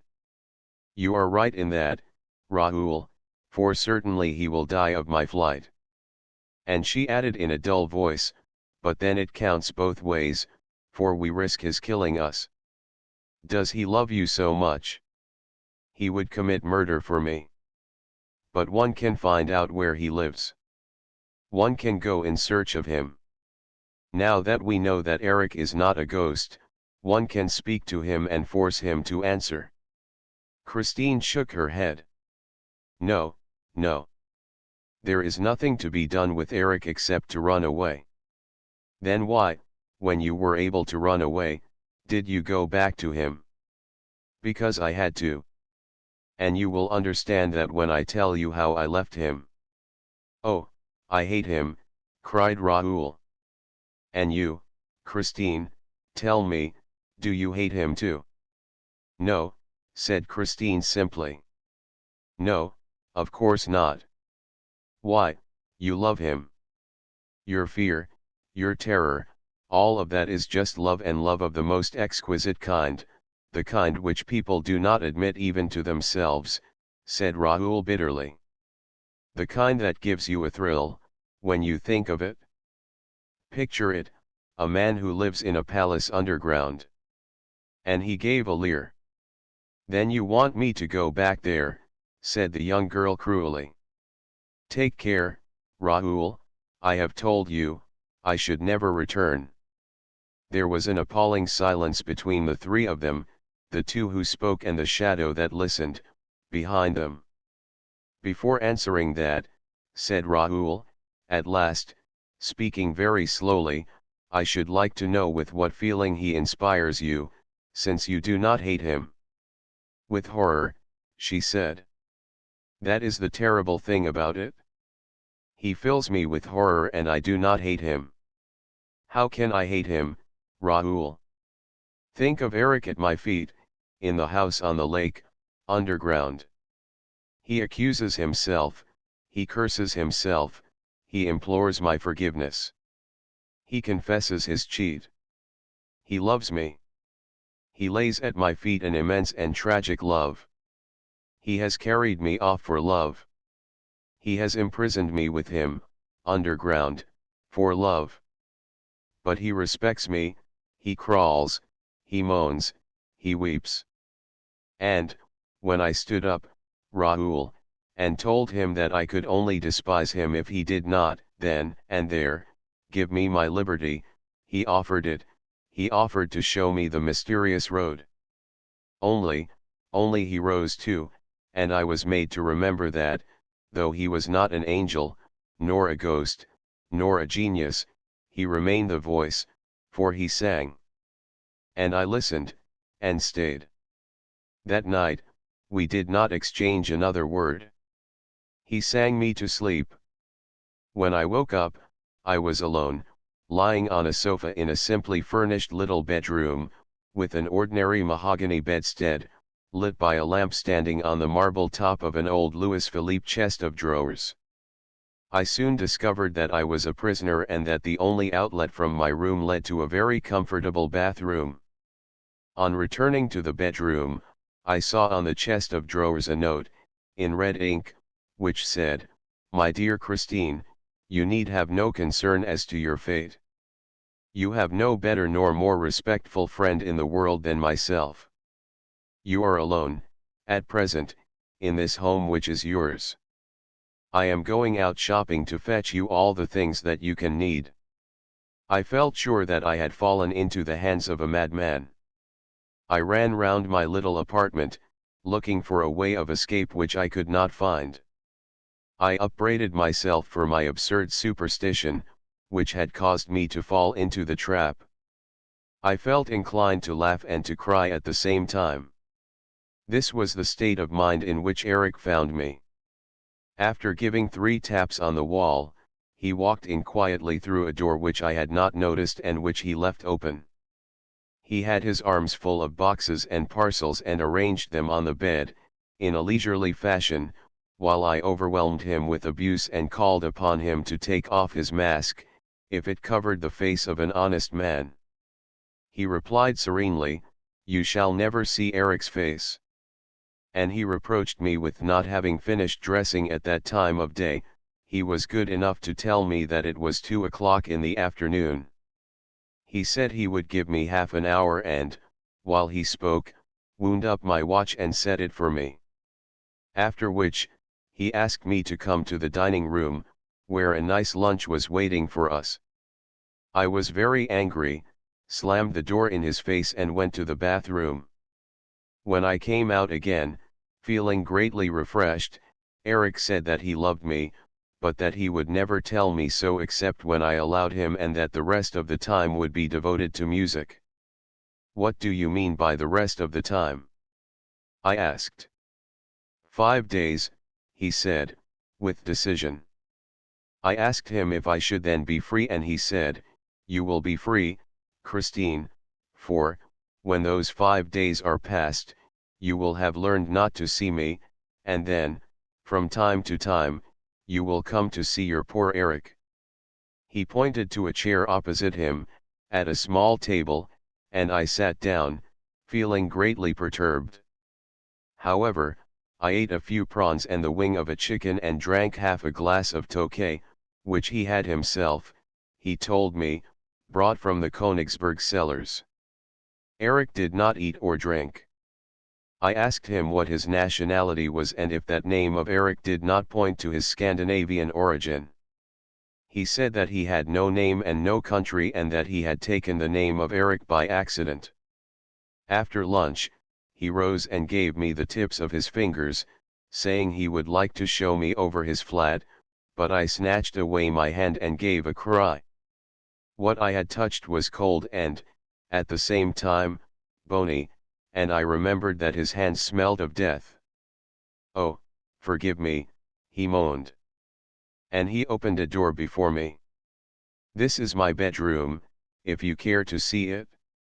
It is rather curious." His manners, his words, his attitude gave me confidence, and I went in without hesitation. I felt as if I were entering the room of a dead person. The walls were all hung with black, but, instead of the white trimmings that usually set off that funereal upholstery, there was an enormous stave of music with the notes of the Dies Irae, many times repeated. In the middle of the room was a canopy, from which hung curtains of red brocade stuff, and, under the canopy, an open coffin. "That is where I sleep," said Eric. "One has to get used to everything in life, even to eternity." The sight upset me so much that I turned away my head. Then I saw the keyboard of an organ which filled one whole side of the walls. On the desk was a music book covered with red notes. I asked leave to look at it and read, "Don Juan Triumphant." "Yes," he said, "I compose sometimes. I began that work 20 years ago. When I have finished, I shall take it away with me in that coffin and never wake up again." "You must work at it as seldom as you can," I said. He replied, "I sometimes work at it for 14 days and nights together, during which I live on music only, and then I rest for years at a time. Will you play me something out of your Don Juan Triumphant?" I asked, thinking to please him. "You must never ask me that," he said, in a gloomy voice. "I will play you Mozart, if you like, which will only make you weep, but my Don Juan, Christine, burns, and yet he is not struck by fire from heaven." Thereupon we returned to the drawing room. I noticed that there was no mirror in the whole apartment. I was going to remark upon this, but Eric had already sat down to the piano. He said, "You see, Christine, there is some music that is so terrible that it consumes all those who approach it. Fortunately, you have not come to that music yet, for you would lose all your pretty coloring and nobody would know you when you return to Paris. Let us sing something from the opera, Christine dat." He spoke these last words as though he were flinging an insult at me. "What did you do?" I had no time to think about the meaning he put into his words. We at once began the duet in Othello, and already the catastrophe was upon us. I sang Desdemona with a despair, a terror which I had never displayed before. As for him, his voice thundered forth his revengeful soul at every note. Love, jealousy, hatred, burst out around us in harrowing cries. Eric's black mask made me think of the natural mask of the Moor of Venice. He was Othello himself. Suddenly, I felt a need to see beneath the mask. I wanted to know the face of the voice, and, with a movement which I was utterly unable to control, swiftly my fingers tore away the mask. Oh, horror, horror, horror! Christine stopped, at the thought of the vision that had scared her, while the echoes of the night, which had repeated the name of Eric, now thrice moaned the cry, "Horror! Horror! Horror!" Raoul and Christine, clasping each other closely, raised their eyes to the stars that shone in a clear and peaceful sky. Raoul said, "Strange, Christine, that this calm, soft night should be so full of plaintive sounds. One would think that it was sorrowing with us. When you know the secret, Raoul, your ears, like mine, will be full of lamentations." She took Raoul's protecting hands in hers and, with a long shiver, continued, "Yes, if I lived to be 100, I should always hear the superhuman cry of grief and rage which he uttered when the terrible sight appeared before my eyes. Raoul, you have seen death's heads, when they have been dried and withered by the centuries, and, perhaps, if you were not the victim of a nightmare, you saw his death's head at Paros. And then you saw Red Death stalking about at the last masked ball. But all those death's heads were motionless and their dumb horror was not alive. But imagine, if you can, Red Death's mask suddenly coming to life in order to express, with the 4 black holes of its eyes, its nose, and its mouth, the extreme anger, the mighty fury of a demon, and not a ray of light from the sockets, for, as I learned later, you cannot see his blazing eyes except in the dark. I fell back against the wall and he came up to me, grinding his teeth, and, as I fell upon my knees, he hissed mad, incoherent words and curses at me. Leaning over me, he cried, "Look! You want to see? See! Feast your eyes, glut your soul on my cursed ugliness. Look at Eric's face. Now you know the face of the voice. You were not content to hear me, eh? You wanted to know what I looked like. Oh, you women are so inquisitive. Well, are you satisfied? I'm a very good-looking fellow, eh? When a woman has seen me, as you have, she belongs to me. She loves me forever. I am a kind of Don Juan, you know." And, drawing himself up to his full height, with his hand on his hip, wagging the hideous thing that was his head on his shoulders, he roared, "Look at me. I am Don Juan triumphant." And, when I turned away my head and begged for mercy, he drew it to him, brutally, twisting his dead fingers into my hair. "Enough! Enough!" cried Raoul. "I will kill him. In heaven's name, Christine, tell me where the dining room on the lake is. I must kill him." "Oh, be quiet, Raoul, if you want to know." "Yes, I want to know how and why you went back, I must know. But, in any case, I will kill him." "Oh, Raoul, listen, listen." He dragged me by my hair and then. "Oh, it is too horrible." "Well, what?" "Out with it," exclaimed Raoul fiercely. "Out with it, quick." Then he hissed at me. "Ah, I frighten you, do I? I dare say. Perhaps you think that I have another mask, eh, and that this, my head is a mask? Well," he roared, "tear it off as you did the other. Come. Come along. I insist. Your hands. Your hands. Give me your hands." And he seized my hands and dug them into his awful face. He tore his flesh with my nails, tore his terrible dead flesh with my nails. "No," he shouted, while his throat throbbed and panted like a furnace, "know that I am built up of death from head to foot and that it is a corpse that loves you and adores you and will never, never leave you. Look, I am not laughing now, I am crying, crying for you, Christine, who have torn off my mask and who therefore can never leave me again. As long as you thought me handsome, you could have come back, I know you would have come back, but, now that you know my hideousness, you would run away for good. So I shall keep you here. Why did you want to see me? Oh, mad Christine, who wanted to see me?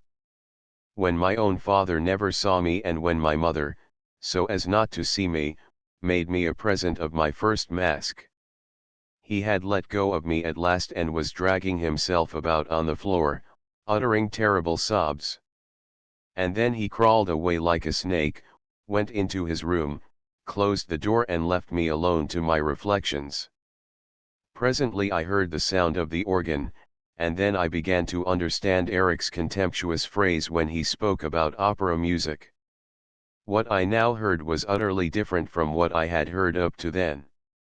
His Don Juan triumphant, for I had not a doubt but that he had rushed to his masterpiece to forget the horror of the moment, seemed to me at first one long, awful, magnificent sob. But, little by little, It expressed every emotion, every suffering of which mankind is capable. It intoxicated me, and I opened the door that separated us. Eric rose, as I entered, but dared not turn in my direction. "Eric," I cried, "show me your face without fear. I swear that you are the most unhappy and sublime of men, and, if ever again I shiver when I look at you, it will be because I am thinking of the splendor of your genius." Then Eric turned round, for he believed me, and I also had faith in myself.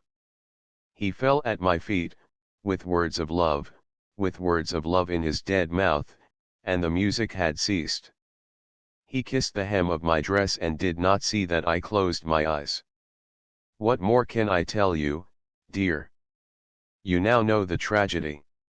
It went on for a fortnight during which I lied to him. My lies were as hideous as the monster who inspired them, but they were the price of my liberty. I burned his mask, and I managed so well that, even when he was not singing, he tried to catch my eye, like a dog sitting by its master. He was my faithful slave and paid me endless little attentions. Gradually, I gave him such confidence that he ventured to take me walking on the banks of the lake and to row me in the boat on its leaden waters. Toward the end of my captivity he let me out through the gates that closed the underground passages in the Rue Scribe. Here a carriage awaited us and took us to the Bois.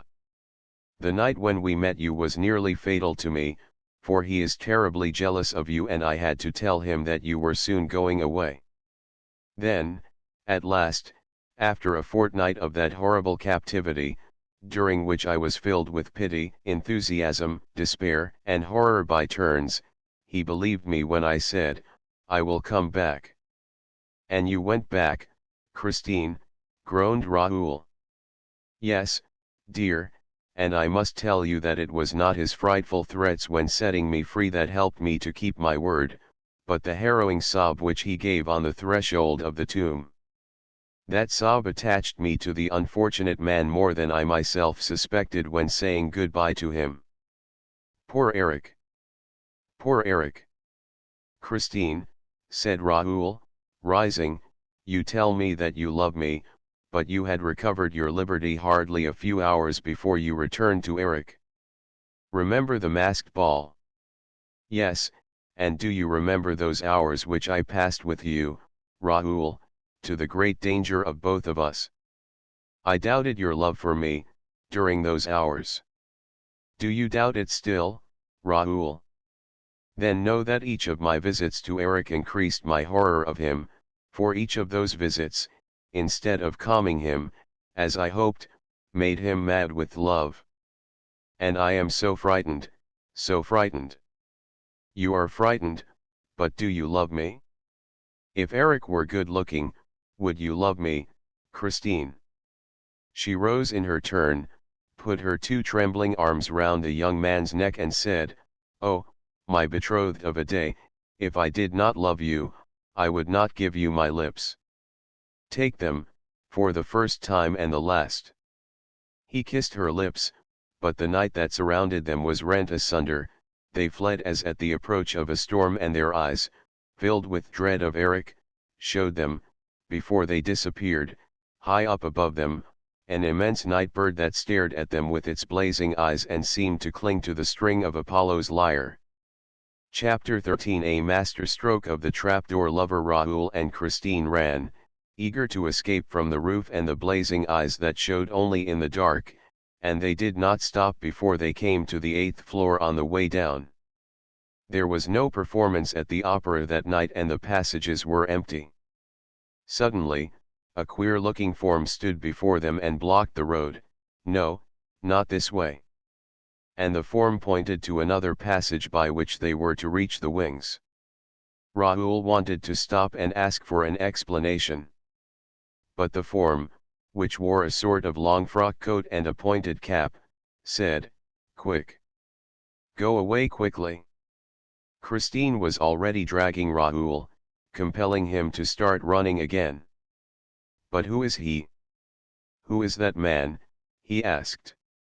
Christine replied, It's the Persian. What's he doing here? Nobody knows. He is always in the opera. You are making me run away, for the first time in my life. If we really saw Eric, what I ought to have done was to nail him to Apollo's lyre, just as we nail the owls to the walls of our Breton farms, and there would have been no more question of him. My dear Raoul, you would first have had to climb up to Apollo's lyre, that is no easy matter. The blazing eyes were there. Oh, you are getting like me now, seeing him everywhere. What I took for blazing eyes was probably a couple of stars shining through the strings of the lyre. And Christine went down another floor, with Raoul following her. As you have quite made up your mind to go, Christine, I assure you it would be better to go at once. Why wait for tomorrow? He may have heard us tonight. No, no, he is working, I tell you, at his Don Juan triumphant and not thinking of us. You're so sure of that you keep on looking behind you. Come to my dressing room. Hadn't we better meet outside the opera? Never, till we go away for good. It would bring us bad luck, if I did not keep my word.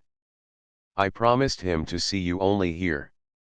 It's a good thing for me that he allowed you even that. Do you know, said Raoul bitterly, that it was very plucky of you to let us play at being engaged. Why, my dear, he knows all about it. He said, I trust you, Christine.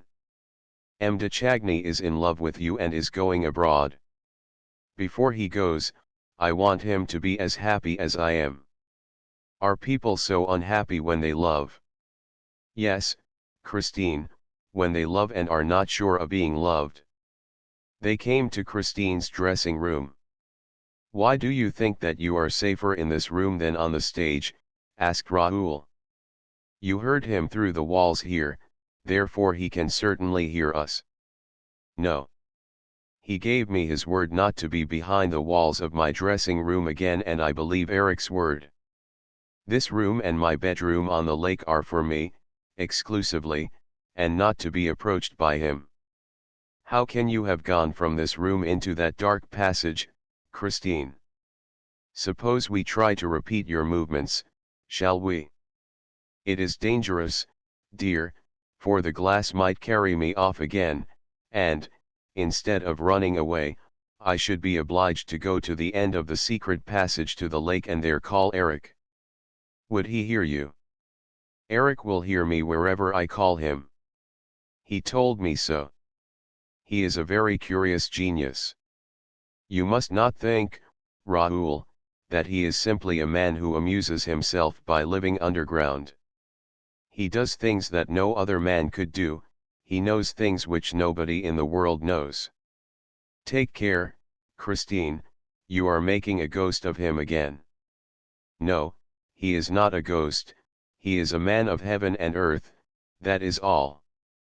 A man of heaven and earth, that is all. A nice way to speak of him. And are you still resolved to run away from him? Yes, tomorrow. Tomorrow, you will have no resolve left.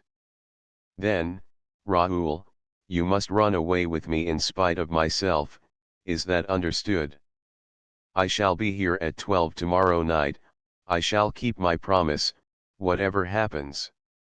You say that, after listening to the performance, he is to wait for you in the dining room on the lake. Yes. And how are you to reach him, if you don't know how to go out by the glass? Why, by going straight to the edge of the lake. Christine opened a box, took out an enormous key and showed it to Raoul. What's that? He asked. The key of the gate to the underground passage in the Rue Scribe. I understand, Christine. It leads straight to the lake. Give it to me, Christine, will you? Never, she said. That would be treacherous. Suddenly Christine changed color. A mortal pallor overspread her features. Oh heavens, she cried. Eric. Eric. Have pity on me. Hold your tongue, said Raoul. You told me he could hear you. But the singer's attitude became more and more inexplicable. She wrung her fingers, repeating, with a distraught air, "Oh, heaven! Oh, heaven! But what is it? What is it?" Raoul implored. "The ring, the gold ring he gave me." "Oh, so Eric gave you that ring?" "You know he did, Raoul. But what you don't know is that, when he gave it to me, he said, 'I give you back your liberty, Christine, on condition that this ring is always on your finger. As long as you keep it, you will be protected against all danger and Eric will remain your friend. But woe to you if you ever part with it, for Eric will have his revenge. My dear, the ring is gone. Woe to us both.'" They both looked for the ring, but could not find it. Christine refused to be pacified.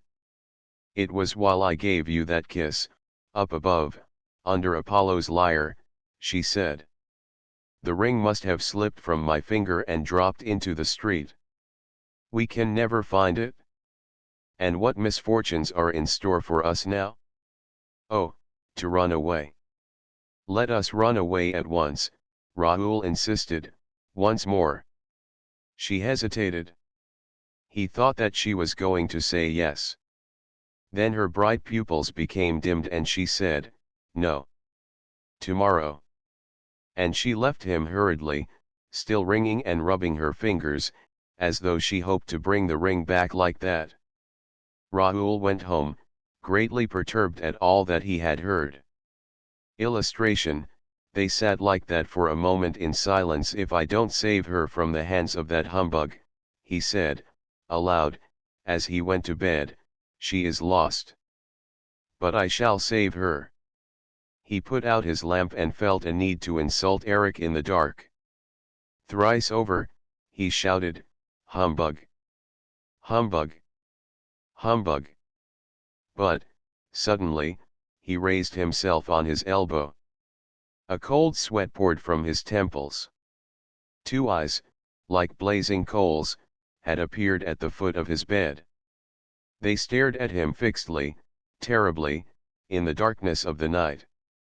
Raoul was no coward, and yet he trembled. He put out a groping, hesitating hand toward the table by his bedside. He found the matches and lit his candle. The eyes disappeared.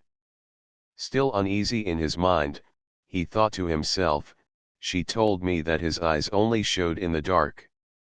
His eyes have disappeared in the light, but he may be there still." And he rose, hunted about, went round the room. He looked under his bed, like a child. Then he thought himself absurd, got into bed again and blew out the candle. The eyes reappeared. He sat up and stared back at them with all the courage he possessed. Then he cried, "Is that you, Eric? Man, genius, or ghost, is it you?" He reflected, "If it's he, he's on the balcony." Then he ran to the chest of drawers and groped for his revolver. He opened the balcony window, looked out, saw nothing and closed the window again. He went back to bed, shivering, for the night was cold, and put the revolver on the table within his reach. The eyes were still there, at the foot of the bed. Were they between the bed and the window pane or behind the pane, that is to say, on the balcony? That was what Raoul wanted to know. He also wanted to know if those eyes belonged to a human being. He wanted to know everything. Then, patiently, calmly, he seized his revolver and took aim. He aimed a little above the two eyes. Surely, if they were eyes and if above those two eyes there was a forehead and if Raoul was not too clumsy. The shot made a terrible din amid the silence of the slumbering house. And, while footsteps came hurrying along the passages, Raoul sat up with outstretched arm, ready to fire again, if need be. This time, the two eyes had disappeared. Servants appeared, carrying lights. Count Philippe, terribly anxious, "What is it?" "I think I have been dreaming," replied the young man. "I fired at 2 stars that kept me from sleeping." "You're raving. Are you ill? For God's sake, tell me, Raoul, what happened?" And the count seized hold of the revolver. "No, no, I'm not raving. Besides, we shall soon see." He got out of bed, put on a dressing gown and slippers, took a light from the hands of a servant and, opening the window, stepped out on the balcony. The count saw that the window had been pierced by a bullet at a man's height. Raoul was leaning over the balcony with his candle. "Aha," he said. "Blood. Blood. Here, there, more blood. That's a good thing. A ghost who bleeds is less dangerous," he grinned. "Raoul. Raoul. Raoul." The count was shaking him as though he were trying to waken a sleepwalker. "But, my dear brother, I'm not asleep," Raoul protested impatiently. "You can see the blood for yourself. I thought I had been dreaming and firing at 2 stars. It was Eric's eyes, and here is his blood. After all, perhaps I was wrong to shoot, and Christine is quite capable of never forgiving me. All this would not have happened if I had drawn the curtains before going to bed. Raoul, have you suddenly gone mad? Wake up. What, still? You would do better to help me find Eric, for, after all, a ghost who bleeds can always be found." The count's valet said, "That is so, sir, there is blood on the balcony." The other manservant brought a lamp, by the light of which they examined the balcony carefully. The marks of blood followed the rail till they reached a gutter spout, then they went up the gutter spout. "My dear fellow," said Count Philippe, "you have fired at a cat." "The misfortune is," said Raoul, with a grin, "that it's quite possible. With Eric, you never know. Is it Eric? Is it the cat? Is it the ghost?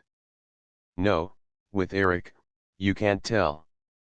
Raoul went on making this strange sort of remarks which corresponded so intimately and logically with the preoccupation of his brain and which, at the same time, tended to persuade many people that his mind was unhinged. The count himself was seized with this idea, and, later, the examining magistrate, on receiving the report of the commissary of police, came to the same conclusion. "Who is Eric?" asked the count, pressing his brother's hand. "He is my rival. And, if he's not dead, it's a pity." He dismissed the servants with a wave of the hand and the two Chagnis were left alone. But the men were not out of earshot before the count's valet heard Raoul say, distinctly and emphatically, "I shall carry off Christine tonight." This phrase was afterward repeated to M4, the examining magistrate. But no one ever knew exactly what passed between the two brothers at this interview. The servants declared that this was not their first quarrel. Their voices penetrated the wall, and it was always an actress called Christine that was in question. At breakfast, the early morning breakfast, which the count took in his study, Philippe sent for his brother. Raoul arrived silent and gloomy. The scene was a very short one. Philippe handed his brother a copy of the Epoque and said, "Read that." The Viscount read, "The latest news in the Faubourg is that there is a promise of marriage between MLLE Christine Dat, the opera singer, and MLE Vicomte Raoul de Chagny. If the gossips are to be credited, Count Philippe has sworn that, for the first time on record, the Chagnys shall not keep their promise. But, as love is all-powerful, at the opera as and even more than elsewhere, we wonder how Count Philippe intends to prevent the Viscount, his brother, from leading the new Margarita to the altar." The two brothers are said to adore each other, but the Count is curiously mistaken if he imagines that brotherly love will triumph over love pure and simple. "You see, Raoul," said the Count, "you are making us ridiculous. That little girl has turned your head with her ghost stories." The Viscount had evidently repeated Christine's narrative to his brother, during the night. All that he now said was, "Goodbye, Philippe. Have you quite made up your mind? You are going tonight? With her?" No reply. "Surely you will not do anything so foolish? I shall know how to prevent you." "Goodbye, Philippe," said the Viscount again and left the room. This scene was described to the examining magistrate by the Count himself, who did not see Raoul again until that evening, at the opera, a few minutes before Christine's disappearance. Raoul, in fact, devoted the whole day to his preparations for the flight. The horses, the carriage, the coachman, the provisions, the luggage, the money required for the journey, the road to be taken, he had resolved not to go by train, so as to throw the ghost off the scent. All this had to be settled and provided for, and it occupied him until 9 o'clock at night. At 9 o'clock, a sort of travelling barouche with the curtains of its windows closed down, took its place in the rank on the rotunda side. It was drawn by two powerful horses driven by a coachman whose face was almost concealed in the long folds of a muffler. In front of this travelling carriage were three broughams, belonging respectively to Carlotta, who had suddenly returned to Paris, to Sorelli and, at the head of the rank, to Comte Philippe de Chagny. No one left the barouche. The coachman remained on his box, and the three other coachmen remained on theirs. A shadow in a long black cloak and a soft black felt hat passed along the pavement between the rotunda and the carriages, examined the barouche carefully, went up to the horses and the coachman and then moved away without saying a word. The magistrate afterward believed that this shadow was that of the Vicomte Raoul de Chagny, but I do not agree, seeing that that evening, as every evening, the Vicomte de Chagny was wearing a tall hat, which hat, besides, was subsequently found. I am more inclined to think that the shadow was that of the ghost, who knew all about the whole affair, as the reader will soon perceive. They were giving Faust, as it happened, before a splendid house. The Faubourg was magnificently represented, and the paragraph in that morning's Epoque had already produced its effect, for all eyes were turned to the box in which Count Philippe sat alone, apparently in a very indifferent and careless frame of mind. The feminine element in the brilliant audience seemed curiously puzzled, and the Viscount's absence gave rise to any amount of whispering behind the fans. Christine met with a rather cold reception. That special audience could not forgive her for aiming so high. The singer noticed this unfavorable attitude of a portion of the house and was confused by it. The regular frequenters of the opera, who pretended to know the truth about the Viscount's love story, exchanged significant smiles at certain passages in Margarita's part, and they made a show of turning and looking at Philippe de Chagny's box when Christine sang, "I wish I could but know who was he that addressed me, if he was noble, or, at least, what his name is." The Count sat with his chin on his hand and seemed to pay no attention to these manifestations. He kept his eyes fixed on the stage, but his thoughts appeared to be far away. Christine lost her self-assurance more and more. She trembled. She felt on the verge of a breakdown. Carolus Fonta wondered if she was ill, if she could keep the stage until the end of the garden act. In the front of the house, people remembered the catastrophe that had befallen Carlotta at the end of that act and the historic coac which had momentarily interrupted her career in Paris. Just then, Carlotta made her entrance in a box facing the stage, a sensational entrance. Poor Christine raised her eyes upon this fresh subject of excitement. She recognized her rival. She thought she saw a sneer on her lips. That saved her. She forgot everything, in order to triumph once more. From that moment the prima donna sang with all her heart and soul. She tried to surpass all that she had done till then, and she succeeded. In the last act, when she began the invocation to the angels, she made all the members of the audience feel as though they too had wings. In the center of the amphitheater a man stood up and remained standing, facing the singer. It was Raoul. Holy angel, in heaven blessed. And Christine, her arms outstretched, her throat filled with music, the glory of her hair falling over her bare shoulders, uttered the divine cry, "My spirit longs with thee to rest." It was at that moment that the stage was suddenly plunged in darkness. It happened so quickly that the spectators hardly had time to utter a sound of stupefaction, for the gas at once lit up the stage again. But Christine Daae was no longer there. What had become of her? What was that miracle? All exchanged glances without understanding, and the excitement at once reached its height. Nor was the tension any less great on the stage itself. Men rushed from the wings to the spot where Christine had been singing that very instant. The performance was interrupted amid the greatest disorder. Where had Christine gone? What witchcraft had snatched her, away before the eyes of thousands of enthusiastic onlookers and from the arms of Carolus Fonta himself? It was as though the angels had really carried her up to rest.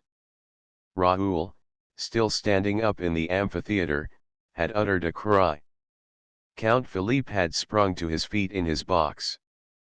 People looked at the stage, at the Count, at Raoul, and wondered if this curious event was connected in any way with the paragraph in that morning's paper. But Raoul hurriedly left his seat, the Count disappeared from his box and, while the curtain was lowered, the subscribers rushed to the door that led behind the scenes. The rest of the audience waited amid an indescribable hubbub. Everyone spoke at once. Everyone tried to suggest an explanation of the extraordinary incident. At last, the curtain rose slowly and Carolus Fonta stepped to the conductor's desk and, in a sad and serious voice, said, "Ladies and gentlemen, an unprecedented event has taken place and thrown us into a state of the greatest alarm. Our sister artist, Christine Daae, has disappeared before our eyes and nobody can tell us how." Chapter 14 The singular attitude of a safety pin behind the curtain. There was an indescribable crowd. Artists, scene shifters, dancers, supers, choristers, subscribers were all asking questions, shouting, and hustling one another. What became of her? She's run away. With the Vicomte de Chagny, of course. No, with the Count. Ah, here's Carlotta. Carlotta did the trick. No, it was the ghost. And a few laughed, especially as a careful examination of the trapdoors and boards had put the idea of an accident out of the question. Amid this noisy throng, three men stood talking in a low voice and with despairing gestures. They were Gabriel, the chorus master, Mercier, the acting manager, and Remy, the secretary. They retired to a corner of the lobby by which the stage communicates with the wide passage leading to the foyer of the ballet. Here they stood and argued behind some enormous properties. "I knocked at the door," said Remy. "They did not answer. Perhaps they are not in the office. In any case, it's impossible to find out, for they took the keys with them." They were obviously the managers, who had given orders, during the last entr'acte, that they were not to be disturbed on any pretext whatever. They were not into anybody. "All the same," exclaimed Gabriel, "a singer isn't run away with, from the middle of the stage, every day." "Did you shout that to them?" asked Mercier, impatiently. "I'll go back again," said Remy, and disappeared at a run. Thereupon the stage manager arrived. "Well, M. Mercier, are you coming?" What are you two doing here? You're wanted, Mr. Acting Manager. I refuse to know or to do anything before the commissary arrives, declared Mercier. I have sent for Mifroid. We shall see when he comes. And I tell you that you ought to go down to the organ at once. Not before the commissary comes. I've been down to the organ myself already. Ah. And what did you see? Well, I saw nobody. Do you hear nobody? What do you want me to do down there for sick?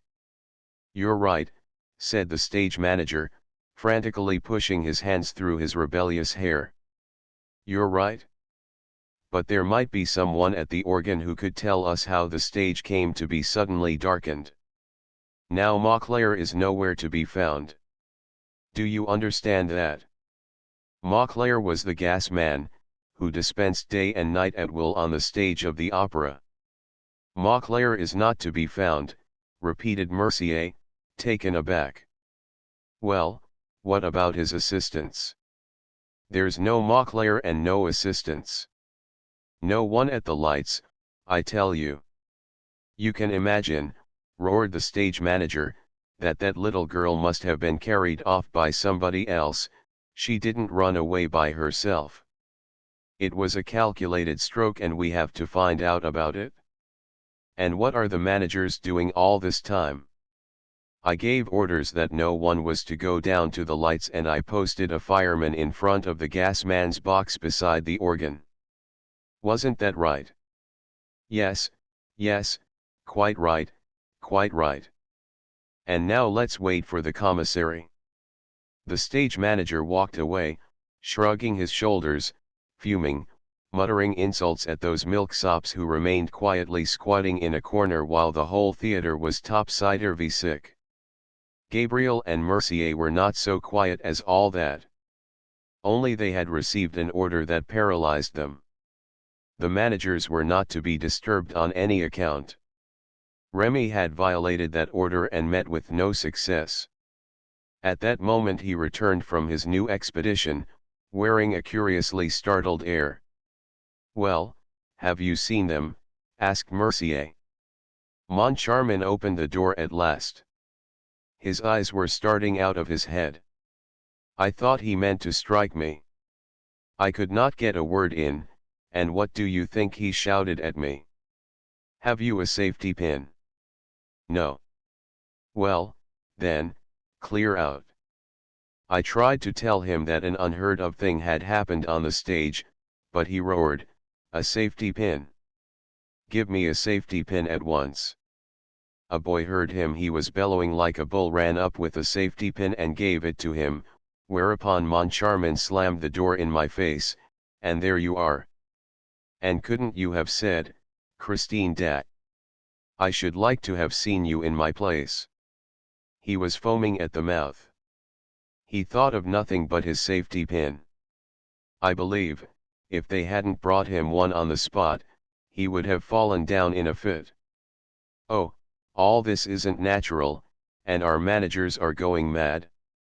Besides, it can't go on like this.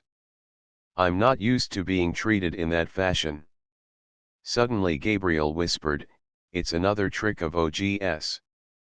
Remy gave a grin, Mercier a sigh and seemed about to speak, but, meeting Gabriel's eye, said nothing. However, Mercier felt his responsibility increased as the minutes passed without the managers appearing, and, at last, he could stand it no longer. Look here, I'll go and hunt them out myself. Gabriel, turning very gloomy and serious, stopped him. Be careful what you're doing, Mercier.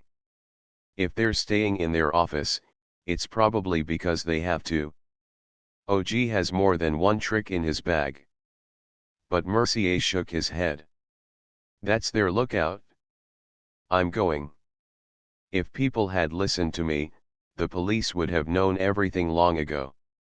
And he went. What's everything? Asked Remy. What was there to tell the police? Why don't you answer, Gabriel? Ah, so you know something.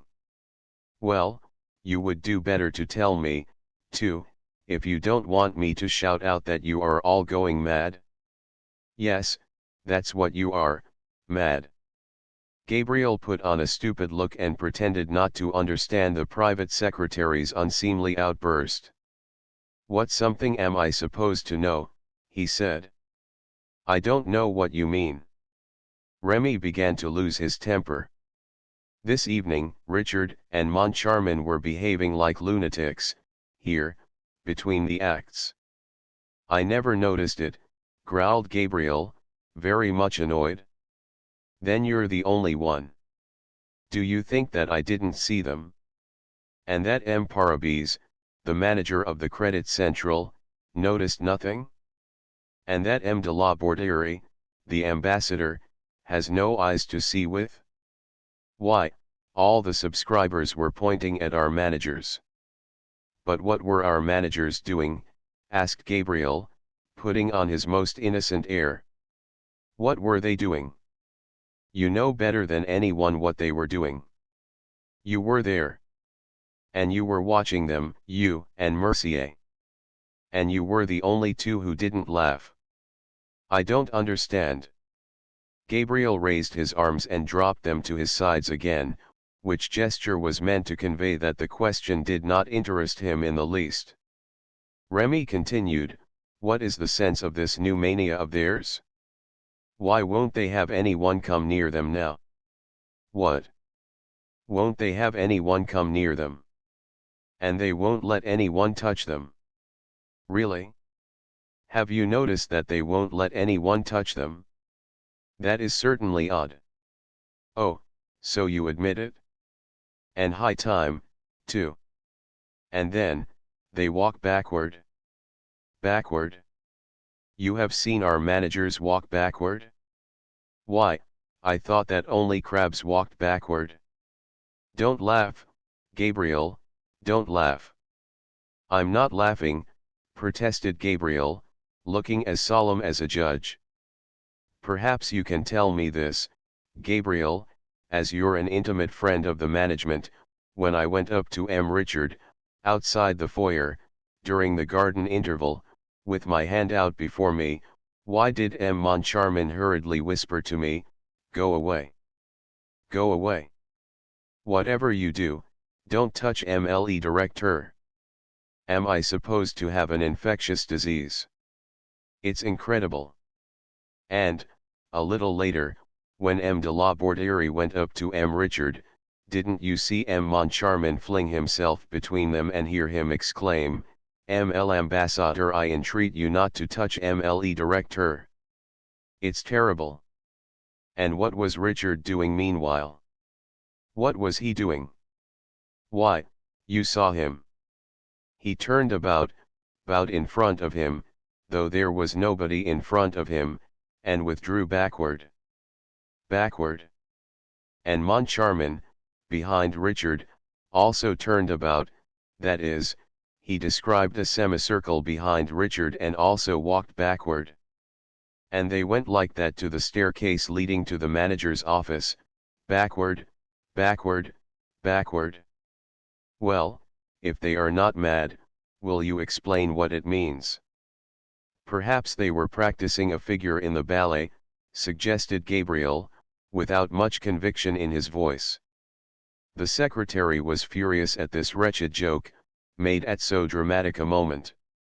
He knit his brows and contracted his lips. Then he put his mouth to Gabriel's ear. Don't be so sly, Gabriel. There are things going on for which you and Mercier are partly responsible. What do you mean? Asked Gabriel.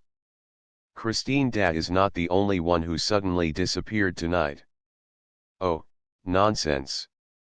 There's no nonsense about it. Perhaps you can tell me why, when Mother Giry came down to the foyer just now, Mercier took her by the hand and hurried her away with him. Really, said Gabriel, I never saw it. You did see it, Gabriel, for you went with Mercier and Mother Giry to Mercier's office. Since then, you and Mercier have been seen, but no one has seen Mother Giry. Do you think we've eaten her? No, but you've locked her up in the office, and anyone passing the office can hear her yelling, "Oh, the scoundrels! Oh, the scoundrels!" At this point of this singular conversation, Mercier arrived, all out of breath. "There," he said, in a gloomy voice. "It's worse than ever." I shouted, "It's a serious matter. Open the door." "It's I, Mercier." I heard footsteps. The door opened and Moncharmin appeared. He was very pale. He said, "What do you want?" I answered, "Someone has run away with Christine Dat." "What do you think?" he said. "And a good job, too." And he shut the door, after putting this in my hand. Mercier opened his hand, Remy and Gabriel looked. "The safety pin," cried Remy. "Strange. Strange," muttered Gabriel, who could not help shivering. Suddenly a voice made them all three turn round. "I beg your pardon, gentlemen. Could you tell me where Christine Dat is?" In spite of the seriousness of the circumstances, the absurdity of the question would have made them roar with laughter, if they had not caught sight of a face so sorrow-stricken that they were at once seized with pity. It was the Vicomte Raoul de Chagny. Chapter 15. Christine. Christine.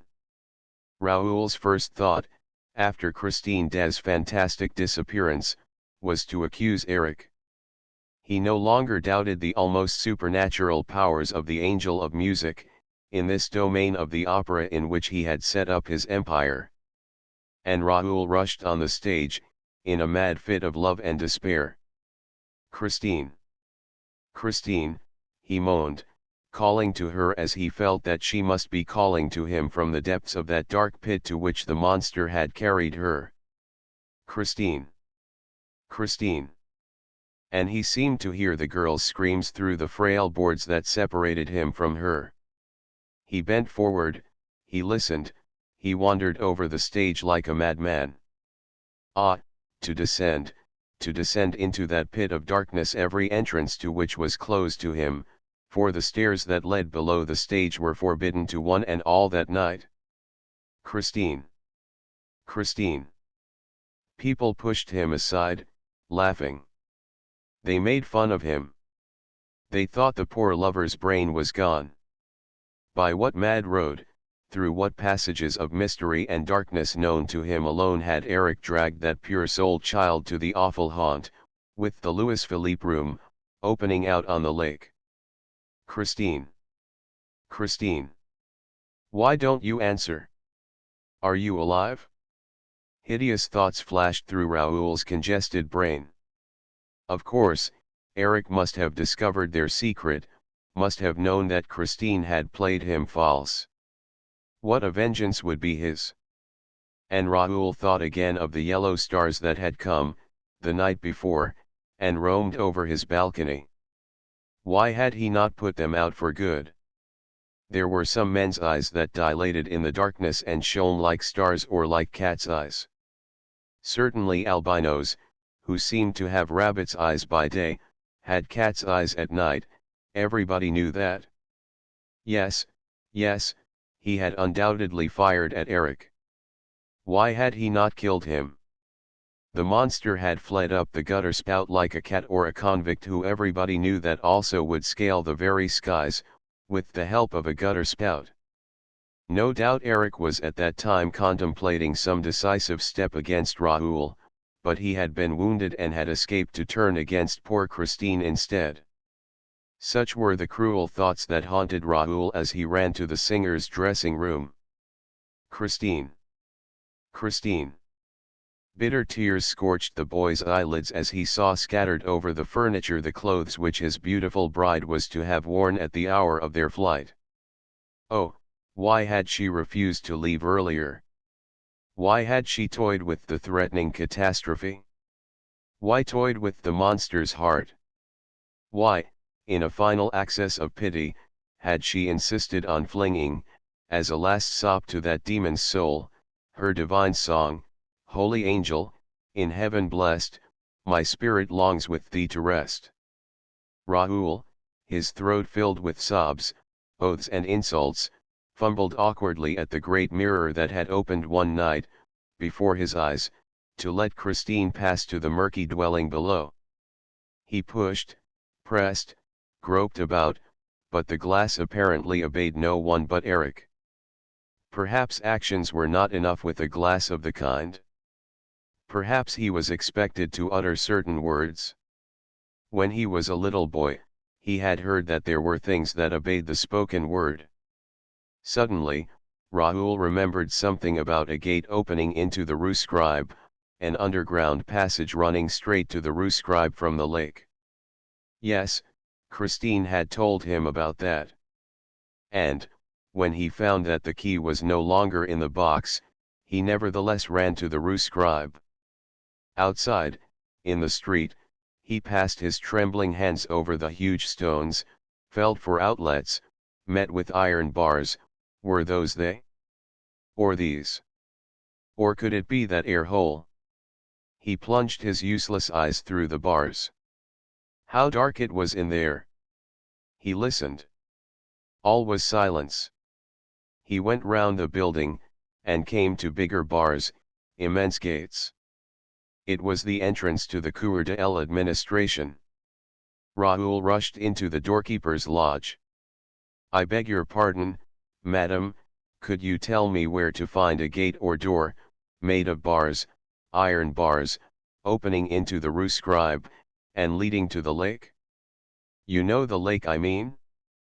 Yes, the underground lake, under the opera. Yes, sir, I know there is a lake under the opera, but I don't know which door leads to it. I have never been there. And the Rue Scribe, madam, the Rue Scribe? Have you never been to the Rue Scribe? The woman laughed, screamed with laughter. Raoul darted away, roaring with anger, ran upstairs, 4 stairs at a time, downstairs, rushed through the whole of the business side of the opera house, found himself once more in the light of the stage. He stopped, with his heart thumping in his chest. Suppose Christine Day had been found? He saw a group of men and asked, I beg your pardon, gentlemen. Could you tell me where Christine Day is? And somebody laughed. At the same moment the stage buzzed with a new sound and, amid a crowd of men in evening dress, all talking and gesticulating together, appeared a man who seemed very calm and displayed a pleasant face, all pink and chubby-cheeked, crowned with curly hair and lit up by a pair of wonderfully serene blue eyes. Mercier, the acting manager, called the Vicomte de Chagny's attention to him and said, This is the gentleman to whom you should put your question, monsieur. Let me introduce Leroux, the commissary of police. Ah, M.L.E. Vicomte de Chagny.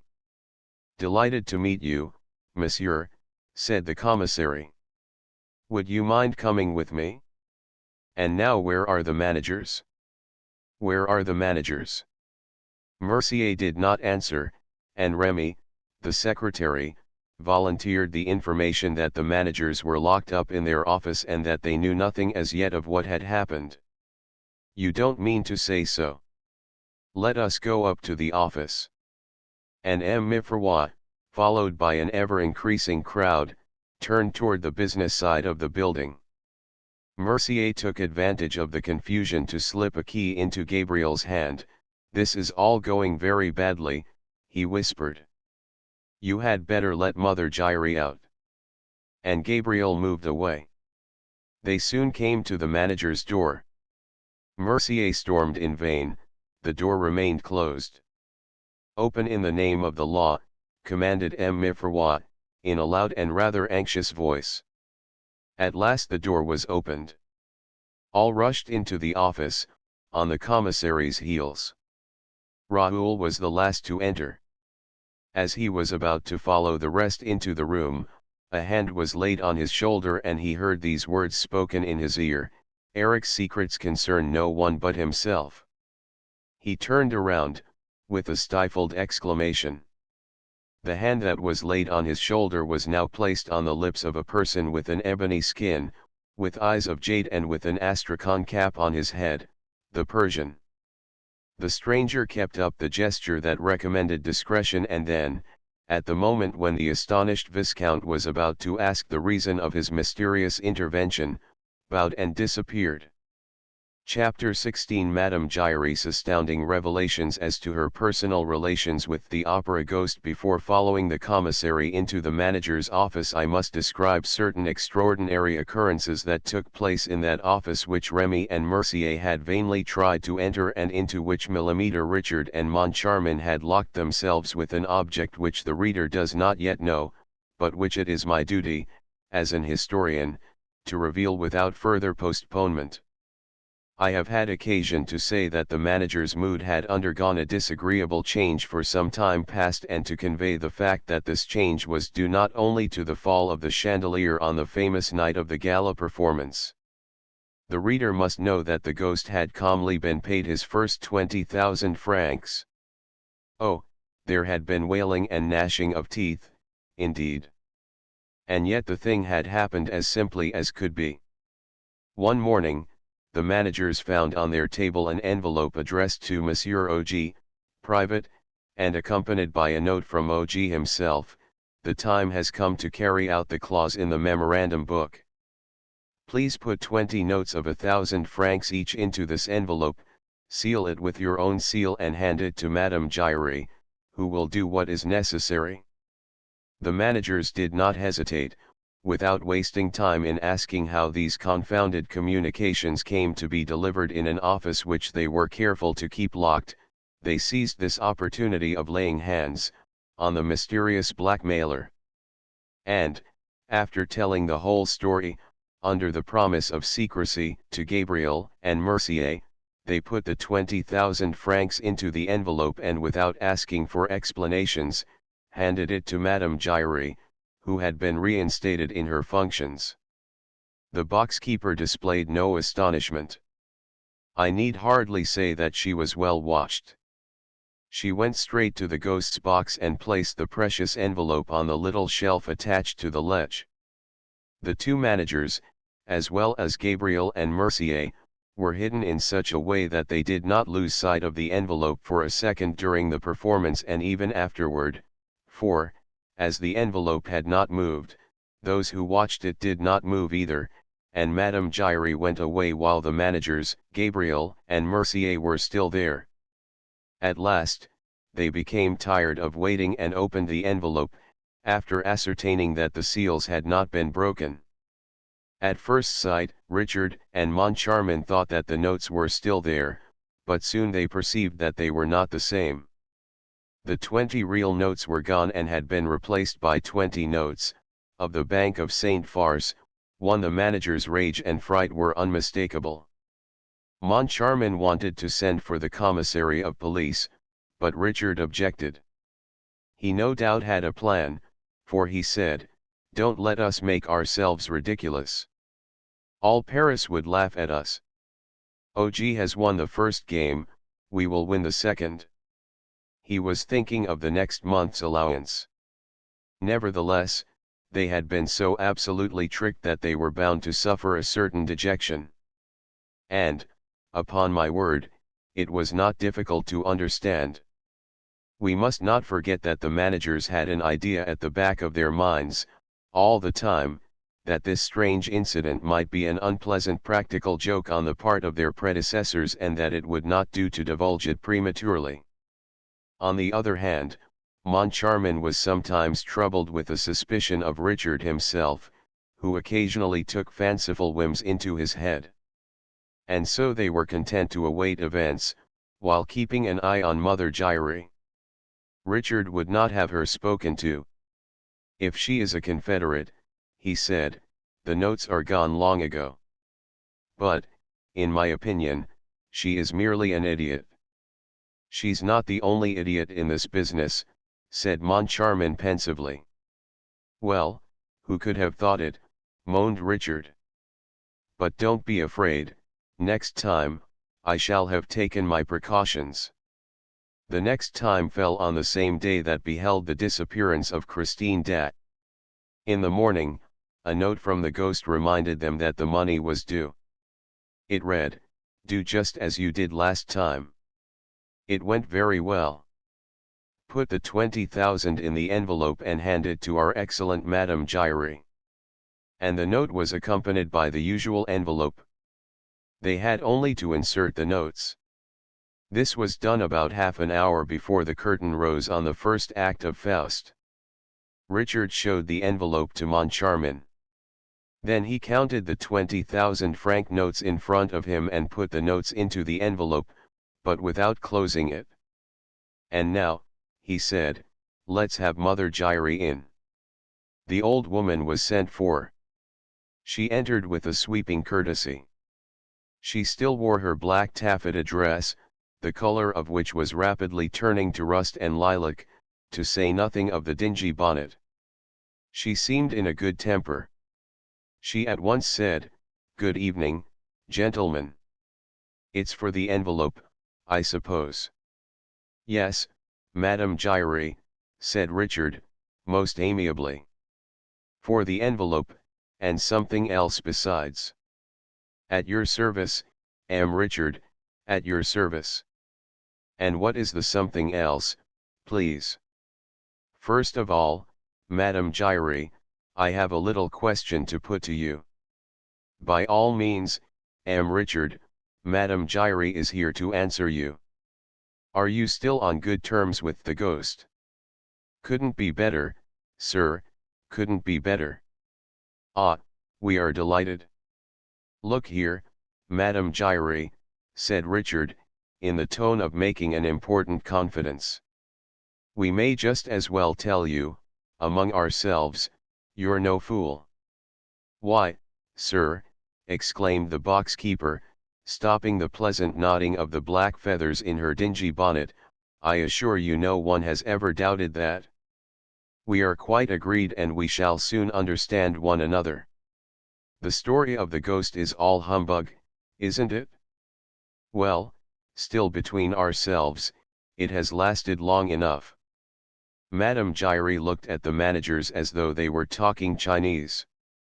She walked up to Richard's table and asked, rather anxiously, "What do you mean? I don't understand." "Oh, you understand quite well. In any case, you've got to understand. And, first of all, tell us his name." "Whose name?" "The name of the man whose accomplice you are, Madame Giry." "I am the ghost's accomplice?" "I." "His accomplice in what, pray?" "You do all he wants." "Oh. He's not very troublesome, you know." "And does he still tip you?" "I mustn't complain." "How much does he give you for bringing him that envelope?" 10 francs. "You poor thing. That's not much, is it?" "Why?" "I'll tell you that presently, Madame Giry. Just now we should like to know for what extraordinary reason you have given yourself body and soul, to this ghost." Madame Giry's friendship and devotion are not to be bought for 5 francs or 10 francs. "That's true enough. And I can tell you the reason, sir.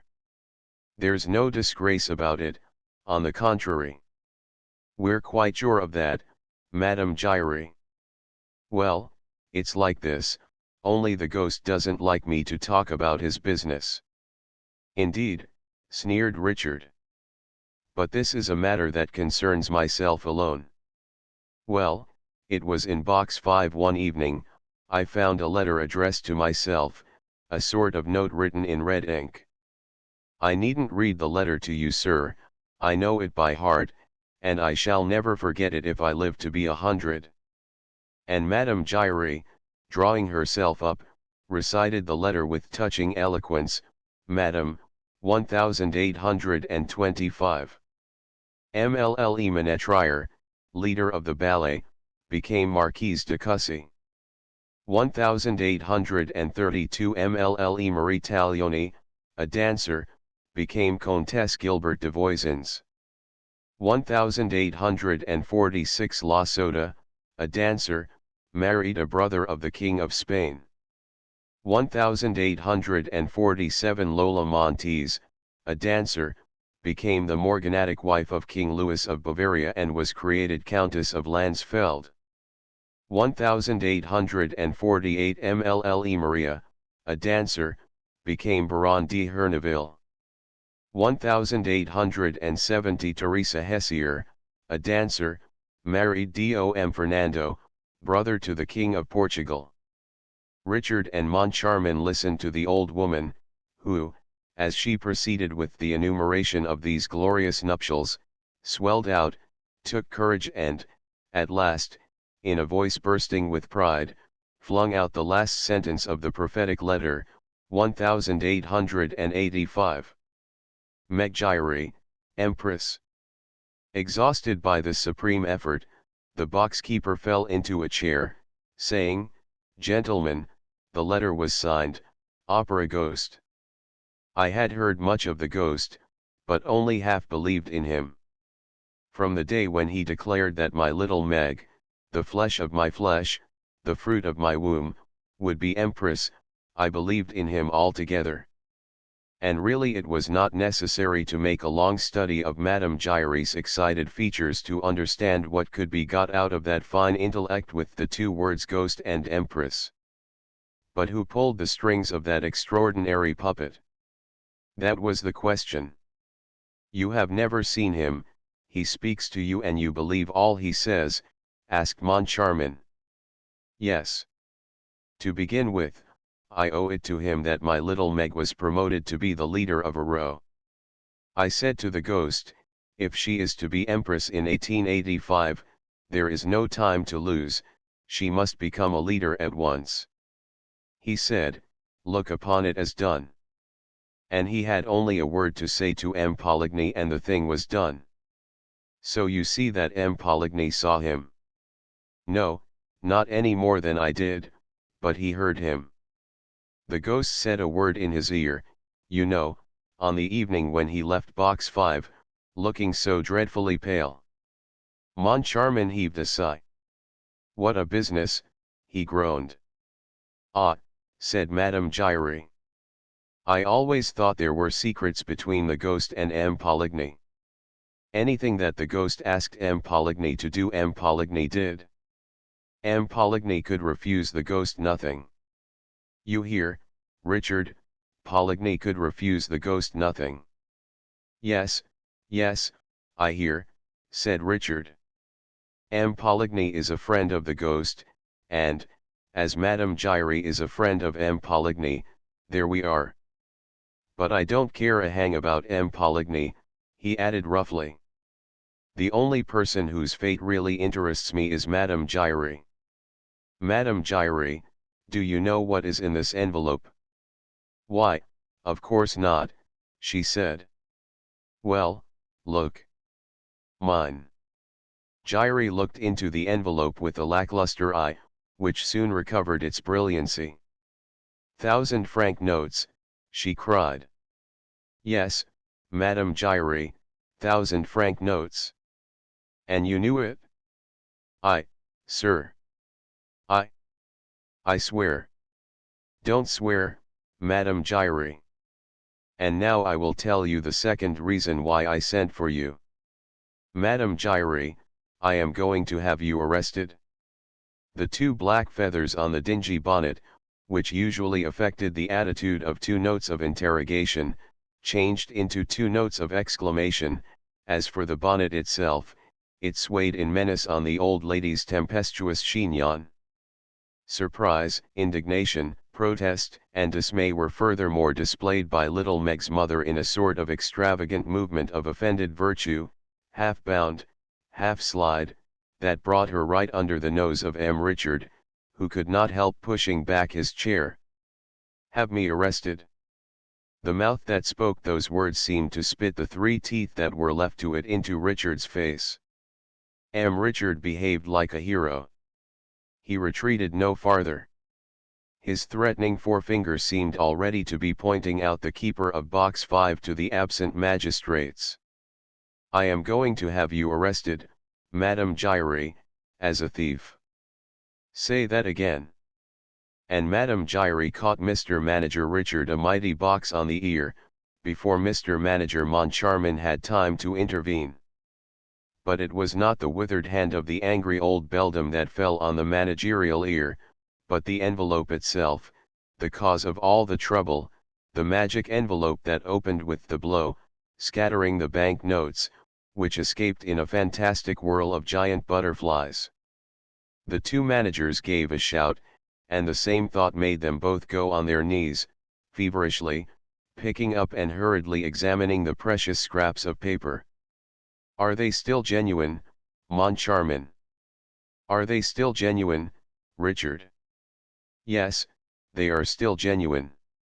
Above their heads, Madame Giry's 3 teeth were clashing in a noisy contest, full of hideous interjections. But all that could be clearly distinguished was this leit motif, I, a thief. I, a thief, I. She choked with rage. She shouted, I never heard of such a thing. And, suddenly, she darted up to Richard again. In any case, she yelped, you, Richard, ought to know better than I where the 20,000 francs went to. I, asked Richard, astounded. And how should I know? Moncharmin, looking severe and dissatisfied, at once insisted that the good lady should explain herself. What does this mean, Madame Giry? He asked. And why do you say that Richard ought to know better than you where the 20,000 francs went to? As for Richard, who felt himself turning red under Moncharmin's eyes, he took Madame Giry by the wrist and shook it violently. In a voice growling and rolling like thunder, he roared, why should I know better than you where the 20,000 francs went to? Why? Answer me. Because they went into your pocket, gasped the old woman, looking at him as if he were the devil incarnate. Richard would have rushed upon Madame Giry, if Moncharmin had not stayed his avenging hand and hastened to ask her, more gently, how can you suspect my partner, Richard, of putting 20,000 francs in his pocket? I never said that, declared Madame Giry, seeing that it was myself who put the 20,000 francs into Richard's pocket. And she added, under her voice, there. It's out. And may the ghost forgive me. Richard began bellowing anew, but Moncharmin authoritatively ordered him to be silent. Allow me. Allow me. Let the woman explain herself. Let me question her. And he added, it is really astonishing that you should take up such a tone. We are on the verge of clearing up the whole mystery. And you're in a rage. You're wrong to behave like that. I'm enjoying myself immensely. Madame Giry, like the martyr that she was, raised her head, her face beaming with faith in her own innocence. You tell me there were 20,000 francs in the envelope which I put into Richard's pocket, but I tell you again that I knew nothing about it. Nor Richard either, for that matter. Aha, said Richard, suddenly assuming a swaggering air which Moncharmin did not like. I knew nothing either. You put 20,000 francs in my pocket and I knew nothing either. I am very glad to hear it, Madame Giry. Yes, the terrible dame agreed, yes, it's true. We neither of us knew anything. But you must have ended by finding out. Richard would certainly have swallowed Madame Giry alive, if Moncharmin had not been there. But Moncharmin protected her. He resumed his questions. What sort of envelope did you put in Richard's pocket? It was not the one which we gave you, the one which you took to box 5 before our eyes, and yet that was the one which contained the 20,000 francs. I beg your pardon. The envelope which MLE Director gave me was the one which I slipped into MLE Director's pocket, explained Madame Giry. The one which I took to the ghost's box was another envelope, just like it, which the ghost gave me beforehand and which I hid up my sleeve. So saying, Madame Giry took from her sleeve an envelope ready prepared and similarly addressed to that containing the 20,000 francs. The managers took it from her. They examined it and saw that it was fastened with seals stamped with their own managerial seal. They opened it. It contained 20 Bank of St. Farce notes like those which had so much astounded them the month before. "How simple," said Richard. "How simple," repeated Moncharmin. And he continued with his eyes fixed upon Madame Giry, as though trying to hypnotize her. "So it was the ghost who gave you this envelope and told you to substitute it for the one which we gave you. And it was the ghost who told you to put the other into M. Richard's pocket." "Yes, it was the ghost." "Then would you mind giving us a specimen of your little talents? Here is the envelope. Act as though we knew nothing." "As you please, gentlemen." Madame Giry took the envelope with the 20 notes inside it and made for the door. She was on the point of going out when the two managers rushed at her. "Oh, no. Oh, no. We're not going to be done a second time. Once bitten, twice shy." "I beg your pardon, gentlemen," said the old woman, in self-excuse, "you told me to act as though you knew nothing." "Well, if you knew nothing, I should go away with your envelope." "And then how would you slip it into my pocket?" argued Richard, whom Moncharmin fixed with his left eye, while keeping his right on Madame Giry, a proceeding likely to strain his sight, but Moncharmin was prepared to go to any length to discover the truth. "I am to slip it into your pocket when you least expect it, sir. You know that I always take a little turn behind the scenes, in the course of the evening, and I often go with my daughter to the ballet foyer, which I am entitled to do. As her mother, I bring her shoes, when the ballet is about to begin. In fact, I come and go as I please. The subscribers come and go too." "So do you, sir. There are lots of people about." "I go behind you and slip the envelope into the tail pocket of your dress coat." "There's no witchcraft about that." "No witchcraft," growled Richard, rolling his eyes like Jupiter Tonans. "No witchcraft. Why, I've just caught you in a lie, you old witch." Madame Giry bristled, with her 3 teeth sticking out of her mouth. "And why, may I ask?" "Because I spent that evening watching Box 5 and the sham envelope which you put there. I did not go to the ballet foyer for a second." "No, sir, and I did not give you the envelope that evening, but at the next performance, on the evening when the Under-Secretary of State for Fine Arts—" At these words, M. Richard suddenly interrupted Madame Giry. "Yes, that's true, I remember now. The Under-Secretary went behind the scenes. He asked for me. I went down to the ballet foyer for a moment. I was on the foyer steps. The Under-Secretary and his chief clerk were in the foyer itself. I suddenly turned around. You had passed behind me, Madame Giry. You seemed to push against me. Oh, I can see you still, I can see you still. Yes, that's it, sir, that's it. I had just finished my little business. That pocket of yours, sir, is very handy."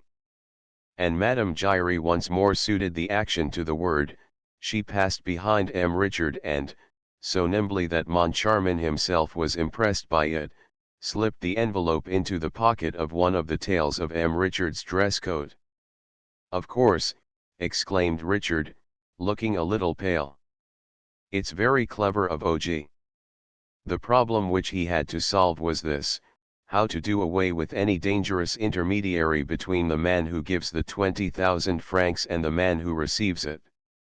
And by far the best thing he could hit upon was to come and take the money from my pocket without my noticing it, as I myself did not know that it was there. It's wonderful. Oh, wonderful, no doubt. Moncharmin agreed. Only, you forget, Richard, that I provided 10,000 francs of the 20 and that nobody put anything in my pocket. One flash notes drawn on the Bank of St. Farce in France correspond with those drawn on the Bank of Engraving in England. Translator's note.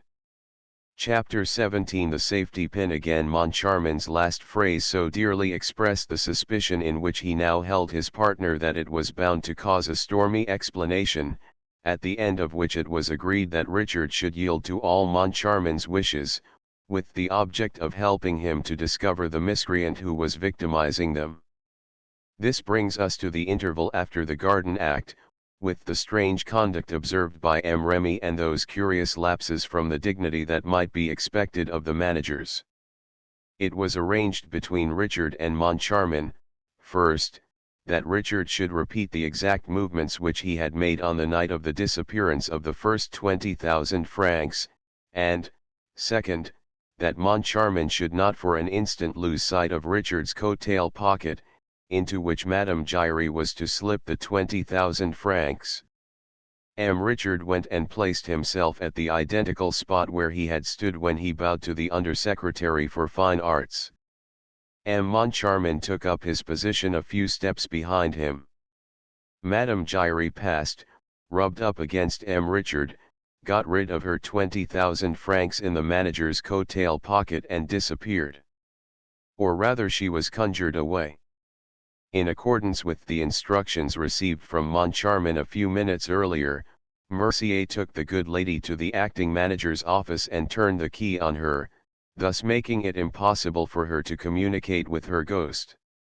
Meanwhile, Richard was bending and bowing and scraping and walking backward, just as if he had that high and mighty minister, the Undersecretary for Fine Arts, before him. Only, though these marks of politeness would have created no astonishment if the Undersecretary of State had really been in front of Richard, they caused an easily comprehensible amazement to the spectators of this very natural but quite inexplicable scene when Richard had nobody in front of him. Richard bowed, to nobody, bent his back, before nobody, and walked backward, before nobody. And, a few steps behind him, Moncharmin did the same thing that he was doing in addition to pushing away Remy and begging de la Borderie, the ambassador and the manager of the Credit Central not to touch le directeur. Moncharmin, who had his own ideas, did not want Richard to come to him presently, when the 20,000 francs were gone, and say, perhaps it was the ambassador, or the manager of the Credit Central, or Remy. The more so as, at the time of the first scene, as Richard himself admitted, Richard had met nobody in that part of the theatre after Madame Giry had brushed up against him.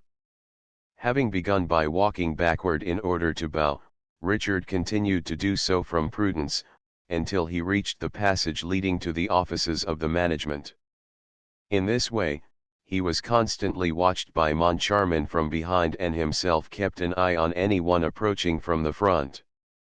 Once more, this novel method of walking behind the scenes, adopted by the managers of our National Academy of Music, attracted attention, but the managers themselves thought of nothing but their 20,000 francs.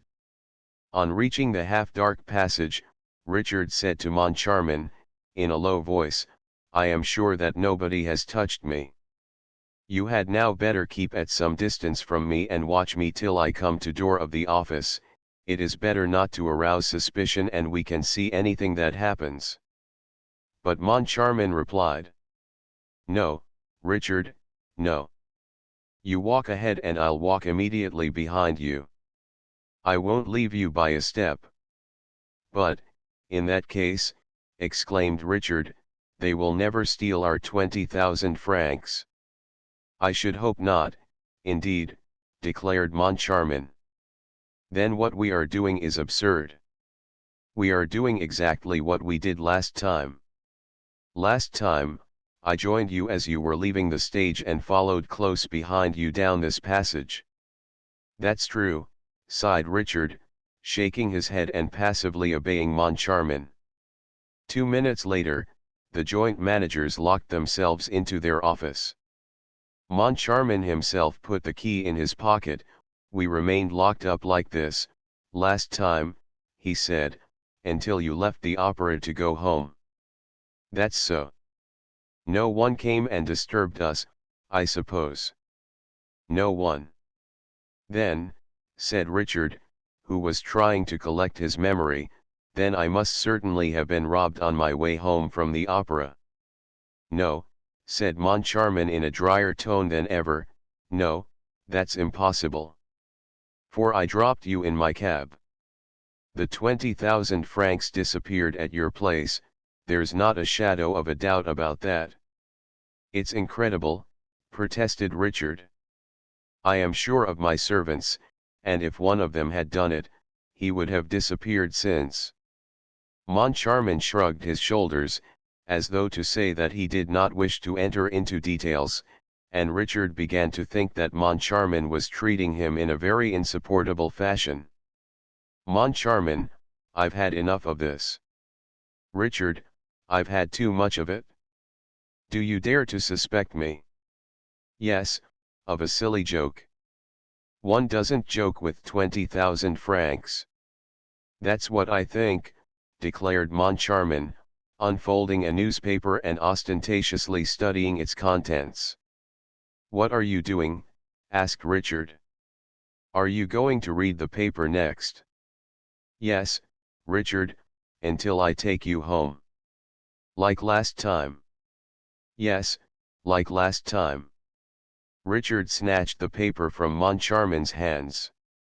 Moncharmin stood up, more irritated than ever, and found himself faced by an exasperated Richard, who, crossing his arms on his chest, said, Look here, I'm thinking of this, I'm thinking of what I might think if, like last time, after my spending the evening alone with you, you brought me home and if, at the moment of parting, I perceived that 20,000 francs had disappeared from my coat pocket, like last time. And what might you think? Asked Moncharmin, crimson with rage. I might think that, as you hadn't left me by a foot's breadth and as, by your own wish, you were the only one to approach me, like last time, I might think that, if that 20,000 francs was no longer in my pocket, it stood a very good chance of being in yours. Moncharmin leaped up at the suggestion. Oh, he shouted. A safety pin. What do you want a safety pin for? To fasten you up with. A safety pin. A safety pin. You want to fasten me with a safety pin? Yes, to fasten you to the 20,000 francs. Then, whether it's here, or on the drive from here to your place, or at your place, you will feel the hand that pulls at your pocket and you will see if it's mine. Oh, so you're suspecting me now, are you? A safety pin. And that was the moment when Moncharmin opened the door on the passage and shouted, A safety pin. Somebody give me a safety pin. And we also know how, at the same moment, Remy, who had no safety pin, was received by Moncharmin, while a boy procured the pin so eagerly longed for. And what happened was this: Moncharmin first locked the door again. Then he knelt down behind Richard's back. I hope, he said, that the notes are still there. So do I, said Richard. The real ones? Asked Moncharmin, resolved not to be had this time. Look for yourself, said Richard. I refuse to touch them. Moncharmin took the envelope from Richard's pocket and drew out the banknotes with a trembling hand, for, this time, in order frequently to make sure of the presence of the notes, he had not sealed the envelope nor even fastened it. He felt reassured on finding that they were all there and quite genuine. He put them back in the tail pocket and pinned them with great care. Then he sat down behind Richard's coattails and kept his eyes fixed on them, while Richard, sitting at his writing table, did not stir. "A little patience, Richard," said Moncharmin. "We have only a few minutes to wait. The clock will soon strike 12. Last time, we left at the last stroke of 12. Oh, I shall have all the patience necessary." The time passed, slow, heavy, mysterious, stifling. Richard tried to laugh. "I shall end by believing in the omnipotence of the ghost," he said. "Just now, don't you find something uncomfortable, disquieting, alarming in the atmosphere of this room?" "You're quite right," said Moncharmin, who was really impressed. "The ghost," continued Richard, in a low voice, as though fearing lest he should be overheard by invisible ears. "The ghost. Suppose, all the same, it were a ghost who puts the magic envelopes on the table, who talks in box 5, who killed Joseph Buquet, who unhooked the chandelier, and who robs us? For, after all, after all, after all, there is no one here except you and me, and, if the notes disappear and neither you nor I have anything to do with it, well, we shall have to believe in the ghost, in the ghost." At that moment, the clock on the mantelpiece gave its warning click and the first stroke of 12 struck. The two managers shuddered. The perspiration streamed from their foreheads. The 12th stroke sounded strangely in their ears. When the clock stopped, they gave a sigh and rose from their chairs. "I think we can go now," said Moncharmin. "I think so," Richard agreed. "Before we go, do you mind if I look in your pocket?" "But, of course, Moncharmin, you must." "Well," he asked, as Moncharmin was feeling at the pocket. "Well, I can feel the pin." "Of course, as you said, we can't be robbed without noticing it." But Moncharmin, whose hands were still fumbling, bellowed, "I can feel the pin, but I can't feel the notes." "Come, no joking, Moncharmin. This isn't the time for it." "Well, feel for yourself." Richard tore off his coat. The two managers turned the pocket inside out. The pocket was empty. And the curious thing was that the pin remained, stuck in the same place. Richard and Moncharmin turned pale. There was no longer any doubt about the witchcraft. "The ghost," muttered Moncharmin. But Richard suddenly sprang upon his partner. "No one but you has touched my pocket. Give me back my 20,000 francs. Give me back my 20,000 francs. On my soul," sighed Moncharmin, who was ready to swoon, "on my soul, I swear that I haven't got it." Then somebody knocked at the door. Moncharmin opened it automatically, seemed hardly to recognize Mercier, his business manager, exchanged a few words with him, without knowing what he was saying and, with an unconscious movement, put the safety pin, for which he had no further use, into the hands of his bewildered subordinate. Chapter 18 The Commissary, the Viscount, and the Persian. The first words of the Commissary of Police, on entering the manager's office, were to ask after the missing prima donna. "Is Christine Da here?" "Christine Da here?" echoed Richard. "No." "Why?" As for Moncharmin, he had not the strength left to utter a word. Richard repeated, for the commissary and the compact crowd which had followed him into the office observed an impressive silence. "Why do you ask if Christine Da is here, M.L.E. Commissaire?" "Because she has to be found," declared the commissary of police solemnly. "What do you mean, she has to be found? Has she disappeared?" "In the middle of the performance." "In the middle of the performance? This is extraordinary. Isn't it? And what is quite as extraordinary is that you should first learn it from me." Yes, said Richard, taking his head in his hands and muttering. What is this new business? Oh, it's enough to make a man send in his resignation. And he pulled a few hairs out of his mustache without even knowing what he was doing. So she disappeared in the middle of the performance, he repeated. Yes, she was carried off in the prison act, at the moment when she was invoking the aid of the angels, but I doubt if she was carried off by an angel. And I am sure that she was. Everybody looked round.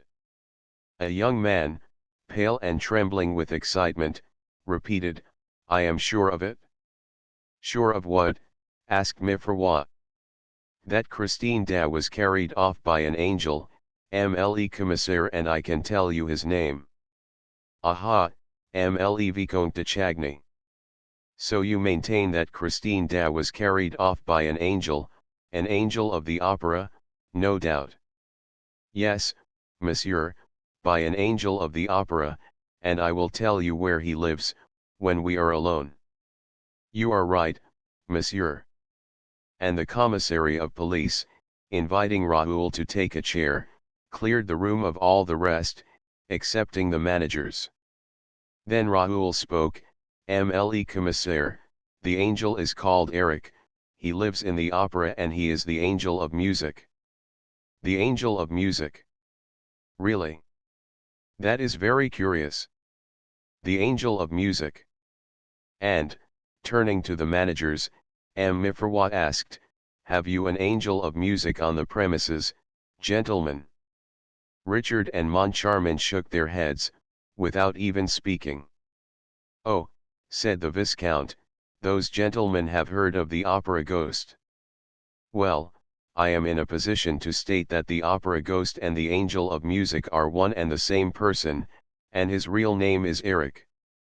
Mifroid rose and looked at Raoul attentively.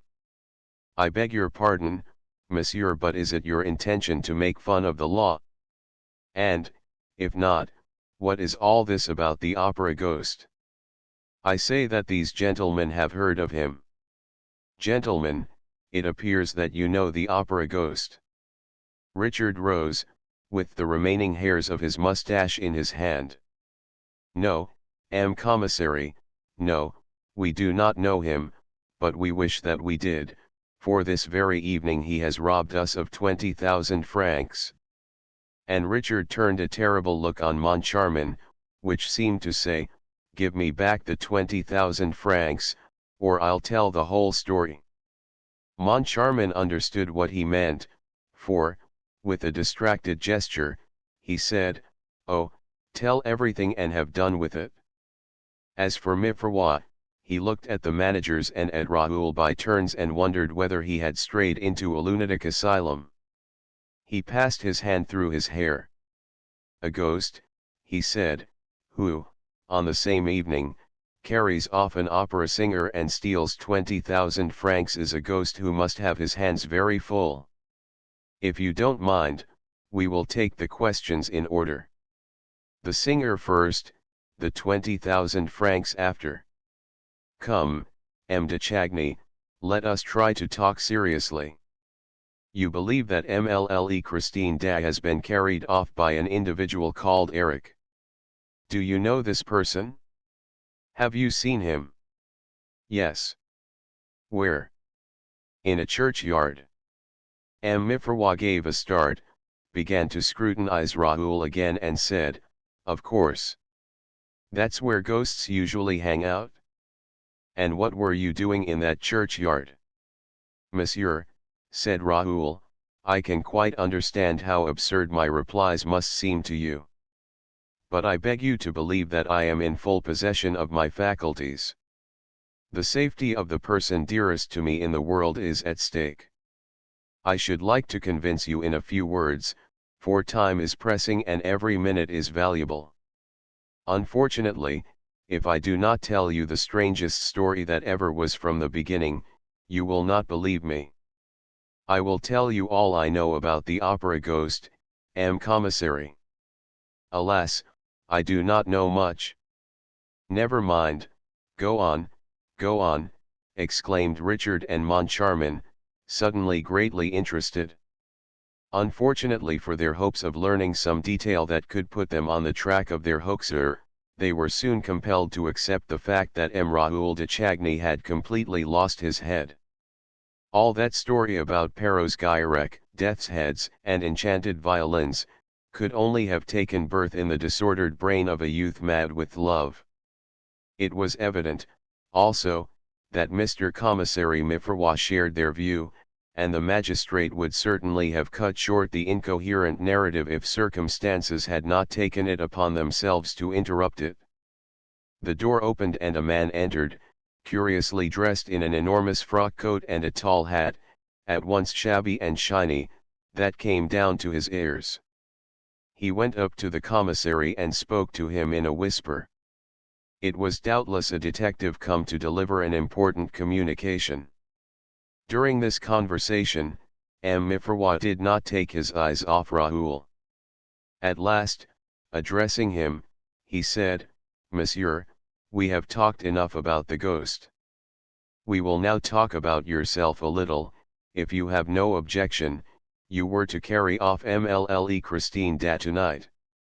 "Yes, Mlle Commissaire." "After the performance?" "Yes, Mlle Commissaire." "All your arrangements were made?" "Yes, Mlle Commissaire." "The carriage that brought you was to take you both away?" "There were fresh horses in readiness at every stage." "That is true, Mlle Commissaire." "And nevertheless your carriage is still outside the rotunda awaiting your orders, is it not?" "Yes, Mlle Commissaire." "Did you know that there were 3 other carriages there, in addition to yours?" "I did not pay the least attention." "They were the carriages of Mlle Sorelli, which could not find room in the Cour de l'Administration, of Carlotta, and of your brother, Mle Comte de Chagny." "Very likely. What is certain is that, though your carriage and Sorelli's and Carlotta's are still there, by the rotunda pavement, Mle Comte de Chagny's carriage is gone." "This has nothing to say to." "I beg your pardon. Was not Mle Comte opposed to your marriage with Mlle Dat?" "That is a matter that only concerns the family." "You have answered my question. He was opposed to it, and that was why you were carrying Christine Dat out of your brother's reach." "Well, M. de Chagny, allow me to inform you that your brother has been smarter than you. It is he who has carried off Christine Dat." "Oh, impossible," moaned Raoul, pressing his hand to his heart. "Are you sure?" "Immediately after the artist's disappearance, which was procured by means which we have still to ascertain, he flung into his carriage, which drove right across Paris at a furious pace." "Across Paris?" asked poor Raoul, in a hoarse voice. "What do you mean by across Paris?" "Across Paris and out of Paris, by the Brussels road." "Oh," cried the young man, "I shall catch them." And he rushed out of the office. "And bring her back to us," cried the commissary gaily. "Ah, that's a trick worth 2 of the Angel of Music's." And, turning to his audience, M. Mifroid delivered a little lecture on police methods. "I don't know for a moment whether Mle Comte de Chagny has really carried Christine Dat off or not, but I want to know, and I believe that, at this moment, no one is more anxious to inform us than his brother. And now he is flying in pursuit of him. He is my chief auxiliary. This, gentlemen, is the art of the police, which is believed to be so complicated and which, nevertheless appears so simple as soon as you see that it consists in getting your work done by people who have nothing to do with the police." But Mle Commissaire de Police Mifroid would not have been quite so satisfied with himself if he had known that the rush of his rapid emissary was stopped at the entrance to the very first corridor. A tall figure blocked Raoul's way. "Where are you going so fast, M. de Chagny?" asked a voice. Raoul impatiently raised his eyes and recognized the astrakhan cap of an hour ago. He stopped. "It's you," he cried, in a feverish voice. "You, who know Eric's secrets and don't want me to speak of them. Who are you? You know who I am. I am the Persian." Chapter 19. The Viscount and the Persian. Raoul now remembered that his brother had once shown him that mysterious person, of whom nothing was known except that he was a Persian and that he lived in a little old-fashioned flat in the Rue de Rivoli. The man with the ebony skin, the eyes of jade and the astrakhan cap bent over Raoul. "I hope, M. de Chagny," he said, "that you have not betrayed Eric's secret." "And why should I hesitate to betray that monster, sir?" Raoul rejoined haughtily, trying to shake off the intruder. "Is he your friend, by any chance?" "I hope that you said nothing about Eric, sir, because Eric's secret is also Christine Daae's, and to talk about one is to talk about the other." "Oh, sir," said Raoul, becoming more and more impatient, "you seem to know about many things that interest me, and yet I have no time to listen to you. Once more, M. de Chagny, where are you going so fast? Cannot you guess?" "To Christine Daae's assistance." "Then, sir, stay here, for Christine Daae is here." "With Eric." "With Eric. How do you know?" "I was at the performance and no one in the world but Eric could contrive an abduction like that." "Oh," he said, with a deep sigh, "I recognized the monster's touch." "You know him then?" The Persian did not reply, but heaved a fresh sigh. "Sir," said Raoul, "I do not know what your intentions are, but can you do anything to help me? I mean, to help Christine Daae." "I think so, M. de Chagny, and that is why I spoke to you." "What can you do?" "Try to take you to her, and to him. If you can do me that service, sir, my life is yours. One word more, the commissary of police tells me that Christine Daae has been carried off by my brother, Count Philippe." "Oh, M. de Chagny, I don't believe a word of it." "It's not possible, is it?" "I don't know if it is possible or not, but there are ways and ways of carrying people off, and MLE Count Philippe has never, as far as I know, had anything to do with witchcraft." "Your arguments are convincing, sir, and I am a fool." "Oh, let us make haste. I place myself entirely in your hands." "How should I not believe you, when you are the only one to believe me, when you are the only one not to smile when Eric's name is mentioned?" And the young man impetuously seized the Persian's hands. They were ice cold. "Silence," said the Persian, stopping and listening to the distant sounds of the theater. "We must not mention that name here. Let us say he and him, then there will be less danger of attracting his attention." "Do you think he is near us?" "It is quite possible, sir, if he is not, at this moment, with his victim, in the house on the lake." "Ah, so you know that house too?" "If he is not there, he may be here, in this wall, in this floor, in this ceiling. Come." And the Persian, asking Raoul to deaden the sound of his footsteps, led him down passages which Raoul had never seen before, even at the time when Christine used to take him for walks through that labyrinth.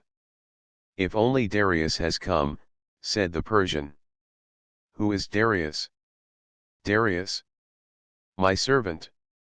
They were now in the center of a real deserted square, an immense apartment ill-lit by a small lamp. The Persian stopped Raoul and, in the softest of whispers, asked, "What did you say to the commissary?" "I said that Christine Daae's abductor was the angel of music, alias the opera ghost, and that the real name was—" "Hush! And did he believe you?" "No." "He attached no importance to what you said?" "No." "He took you for a bit of a madman?" "Yes." "So much the better, sighed the Persian. And they continued their road. After going up and down several staircases which Raoul had never seen before, the two men found themselves in front of a door which the Persian opened with a master key. The Persian and Raoul were both, of course, in dress clothes, but, whereas Raoul had a tall hat, the Persian wore the astrakhan cap which I have already mentioned. It was an infringement of the rule which insists upon the tall hat behind the scenes, but in France foreigners are allowed every license, the Englishman his travelling cap, the Persian his cap of astrakhan. "Sir," said the Persian, "your tall hat will be in your way, you would do well to leave it in the dressing room." "What dressing room?" asked Raoul. "Christine Daa's." And the Persian, letting Raoul through the door which he had just opened, showed him the actress room opposite. They were at the end of the passage the whole length of which Raoul had been accustomed to traverse before knocking at Christine's door. "How well you know the opera, sir." "Not so well as he does," said the Persian modestly. And he pushed the young man into Christine's dressing room, which was as Raoul had left it a few minutes earlier. Closing the door, the Persian went to a very thin partition that separated the dressing room from a big lumber room next to it. He listened and then coughed loudly.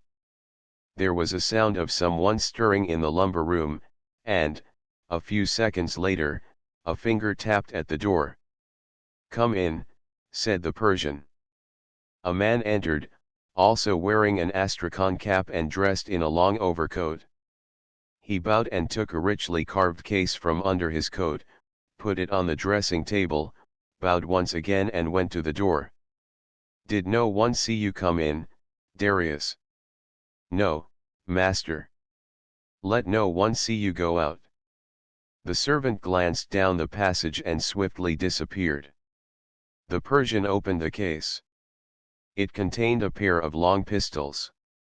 "When Christine Daa was carried off, sir, I sent word to my servant to bring me these pistols. I have had them a long time and they can be relied upon." "Do you mean to fight a duel?" asked the young man.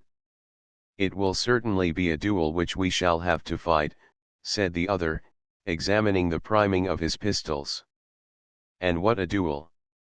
Handing one of the pistols to Raoul, he added, "In this duel, we shall be 2-1, but you must be prepared for everything, for we shall be fighting the most terrible adversary that you can imagine."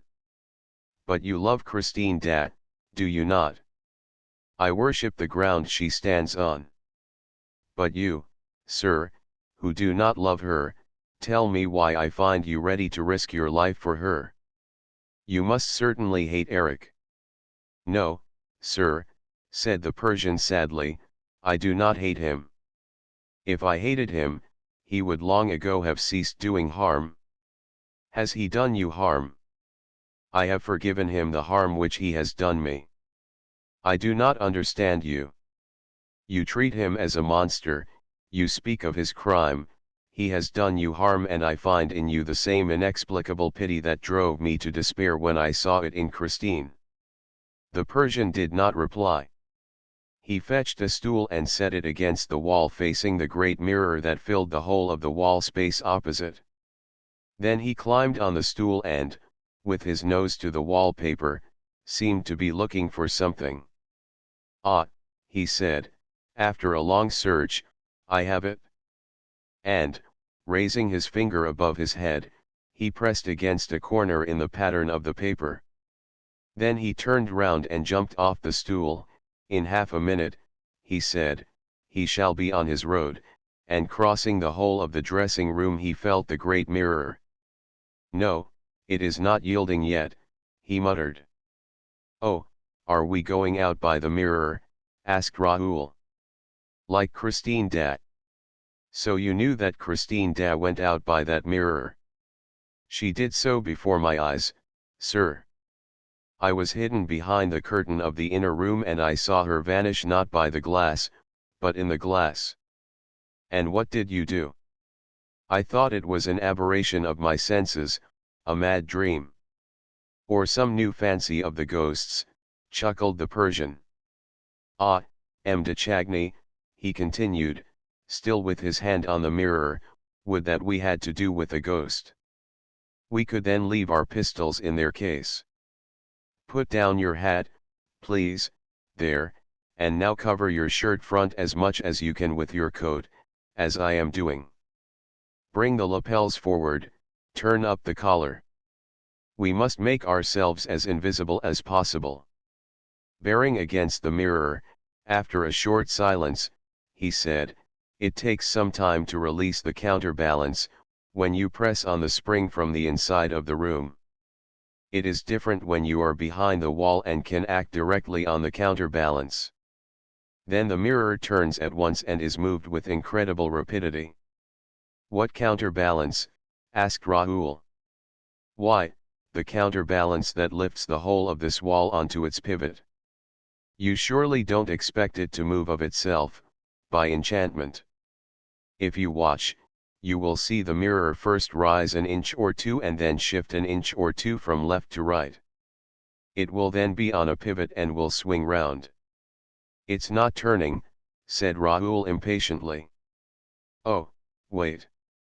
You have time enough to be impatient, sir. The mechanism has obviously become rusty, or else the spring isn't working. Unless it is something else, added the Persian, anxiously. What? He may simply have cut the cord of the counterbalance and blocked the whole apparatus. Why should he? He does not know that we are coming this way. I dare say he suspects it, for he knows that I understand the system. It's not turning. And Christine, sir, Christine. The Persian said coldly, we shall do all that it is humanly possible to do. But he may stop us at the first step. He commands the walls, the doors, and the trapdoors. In my country, he was known by a name which means the trapdoor lover. But why do these walls obey him alone? He did not build them. Yes, sir, that is just what he did. Raoul looked at him in amazement, but the Persian made a sign to him to be silent and pointed to the glass. There was a sort of shivering reflection.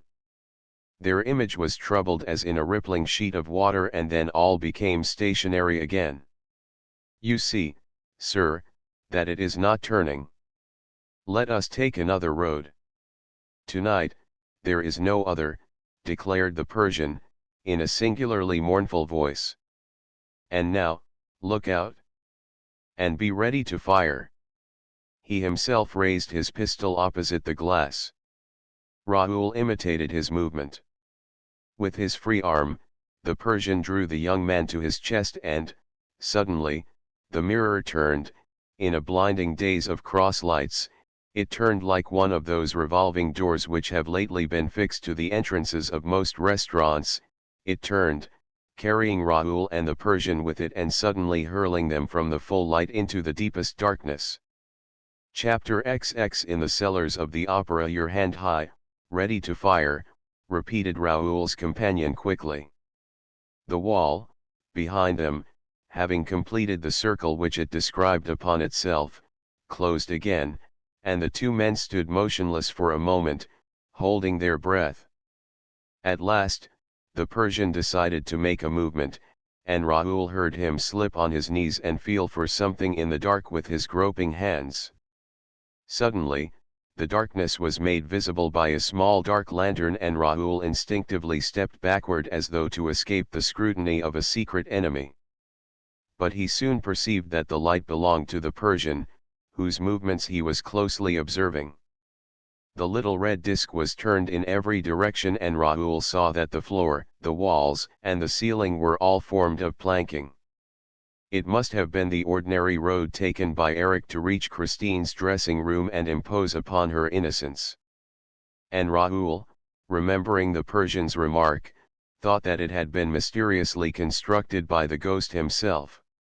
Later, he learned that Eric had found, all prepared for him, a secret passage, long known to himself alone and contrived at the time of the Paris Commune to allow the jailers to convey their prisoners straight to the dungeons that had been constructed for them in the cellars, for the feed rates had occupied the Opera House immediately after the 18th of March and had made a starting place right at the top for their Montgolfier balloons, which carried their incendiary proclamations to the departments, and a state prison right at the bottom.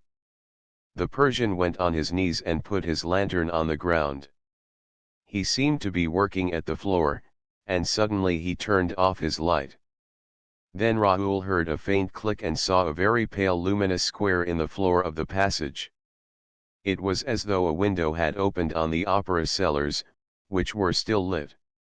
Raoul no longer saw the Persian, but he suddenly felt him by his side and heard him whisper, "Follow me and do all that I do."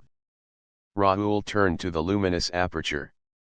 Then he saw the Persian, who was still on his knees, hang by his hands from the rim of the opening, with his pistol between his teeth, and slide into the cellar below. Curiously enough, the Viscount had absolute confidence in the Persian, though he knew nothing about him. His emotion when speaking of the monster struck him as sincere, and, if the Persian had cherished any sinister designs against him, he would not have armed him with his own hands. Besides, Raoul must reach Christine at all costs. He therefore went on his knees also and hung from the trap with both hands. "Let go," said a voice. And he dropped into the arms of the Persian, who told him to lie down flat, closed the trapdoor above him and crouched down beside him. Raoul tried to ask a question, but the Persian's hand was on his mouth and he heard a voice which he recognized as that of the commissary of police. Raoul and the Persian were completely hidden behind a wooden partition. Near them, a small staircase led to a little room in which the commissary appeared to be walking up and down, asking questions. The faint light was just enough to enable Raoul to distinguish the shape of things around him. And he could not restrain a dull cry. There were 3 corpses there. The first lay on the narrow landing of the little staircase, the 2 others had rolled to the bottom of the staircase. Raoul could have touched one of the 2 poor wretches by passing his fingers through the partition. "Silence," whispered the Persian. He too had seen the bodies and he gave one word in explanation, "He." The commissary's voice was now heard more distinctly. He was asking for information about the system of lighting, which the stage manager supplied. The commissary therefore must be in the organ or its immediate neighborhood. Contrary to what one might think, especially in connection with an opera house, the organ is not a musical instrument. At that time, electricity was employed only for a very few scenic effects and for the bells. The immense building and the stage itself were still lit by gas. Hydrogen was used to regulate and modify the lighting of a scene, and this was done by means of a special apparatus which, because of the multiplicity of its pipes, was known as the organ. A box beside the prompter's box was reserved for the chief gas man, who from there gave his orders to his assistants and saw that they were executed. Mauclair stayed in this box during all the performances. But now Mauclair was not in his box and his assistants not in their places. "Mauclair! Mauclair!" The stage manager's voice echoed through the cellars. But Mauclair did not reply. "I have said that a door opened on a little staircase that led to the second cellar. The commissary pushed it, but it resisted.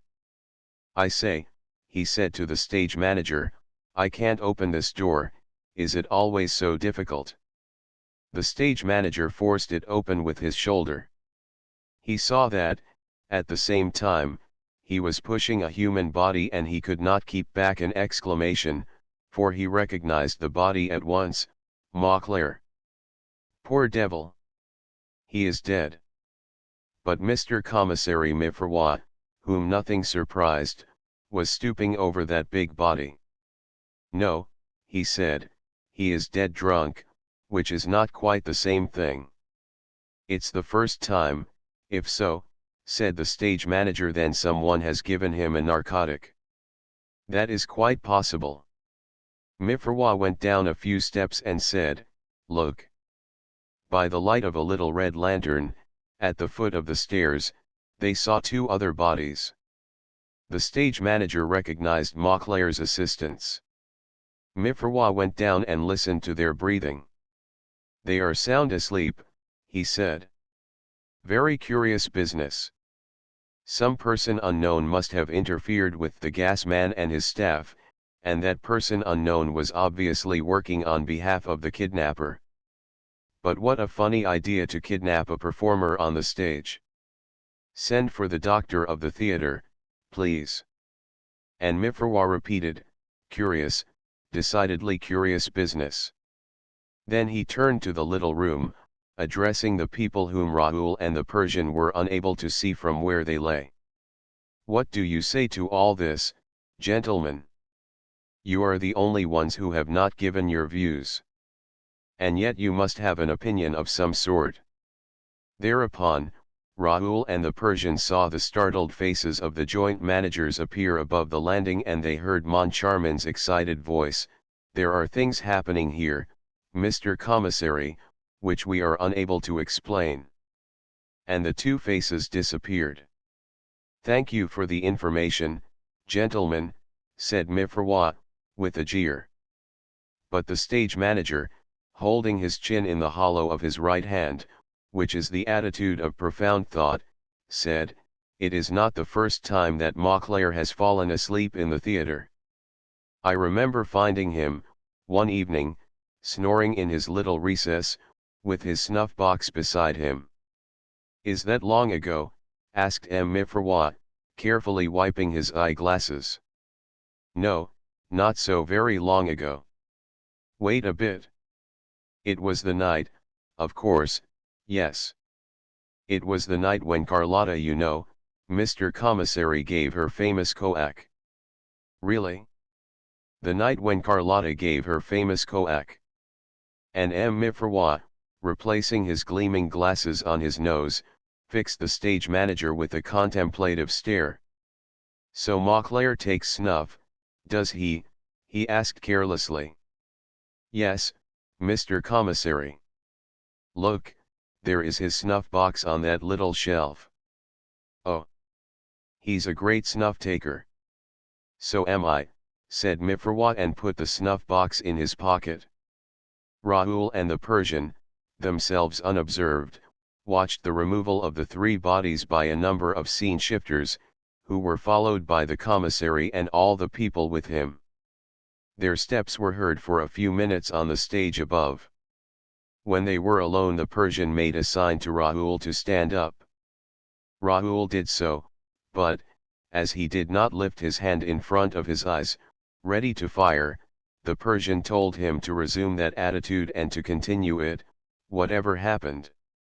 "But it tires the hand unnecessarily," whispered Raoul.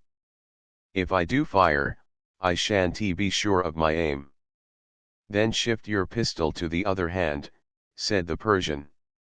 "I can't shoot with my left hand." Thereupon, the Persian made this queer reply, which was certainly not calculated to throw light into the young man's flurried brain: "It's not a question of shooting with the right hand or the left, it's a question of holding one of your hands as though you were going to pull the trigger of a pistol with your arm bent. As for the pistol itself, when all is said, you can put that in your pocket." And he added, "Let this be clearly understood, or I will answer for nothing. It is a matter of life and death. And now, silence and follow me. The cellars of the opera are enormous, and they are 5 in number." Raoul followed the Persian and wondered what he would have done without his companion in that extraordinary labyrinth. They went down to the third cellar, and their progress was still lit by some distant lamp. The lower they went, the more precautions the Persian seemed to take. He kept on turning to Raoul to see if he was holding his arm properly, showing him how he himself carried his hand as if always ready to fire, though the pistol was in his pocket. Suddenly, a loud voice made them stop. Someone above them shouted, "All the door shutters on the stage. The commissary of police wants them." Steps were heard and shadows glided through the darkness. The Persian drew Raoul behind a set-piece. They saw passing before and above them old men bent by age and the past burden of opera scenery. Some could hardly drag themselves along, others, from habit, with stooping bodies and outstretched hands, looked for doors to shut. They were the door shutters, the old, worn-out scene-shifters, on whom a charitable management had taken pity, giving them the job of shutting doors above and below the stage.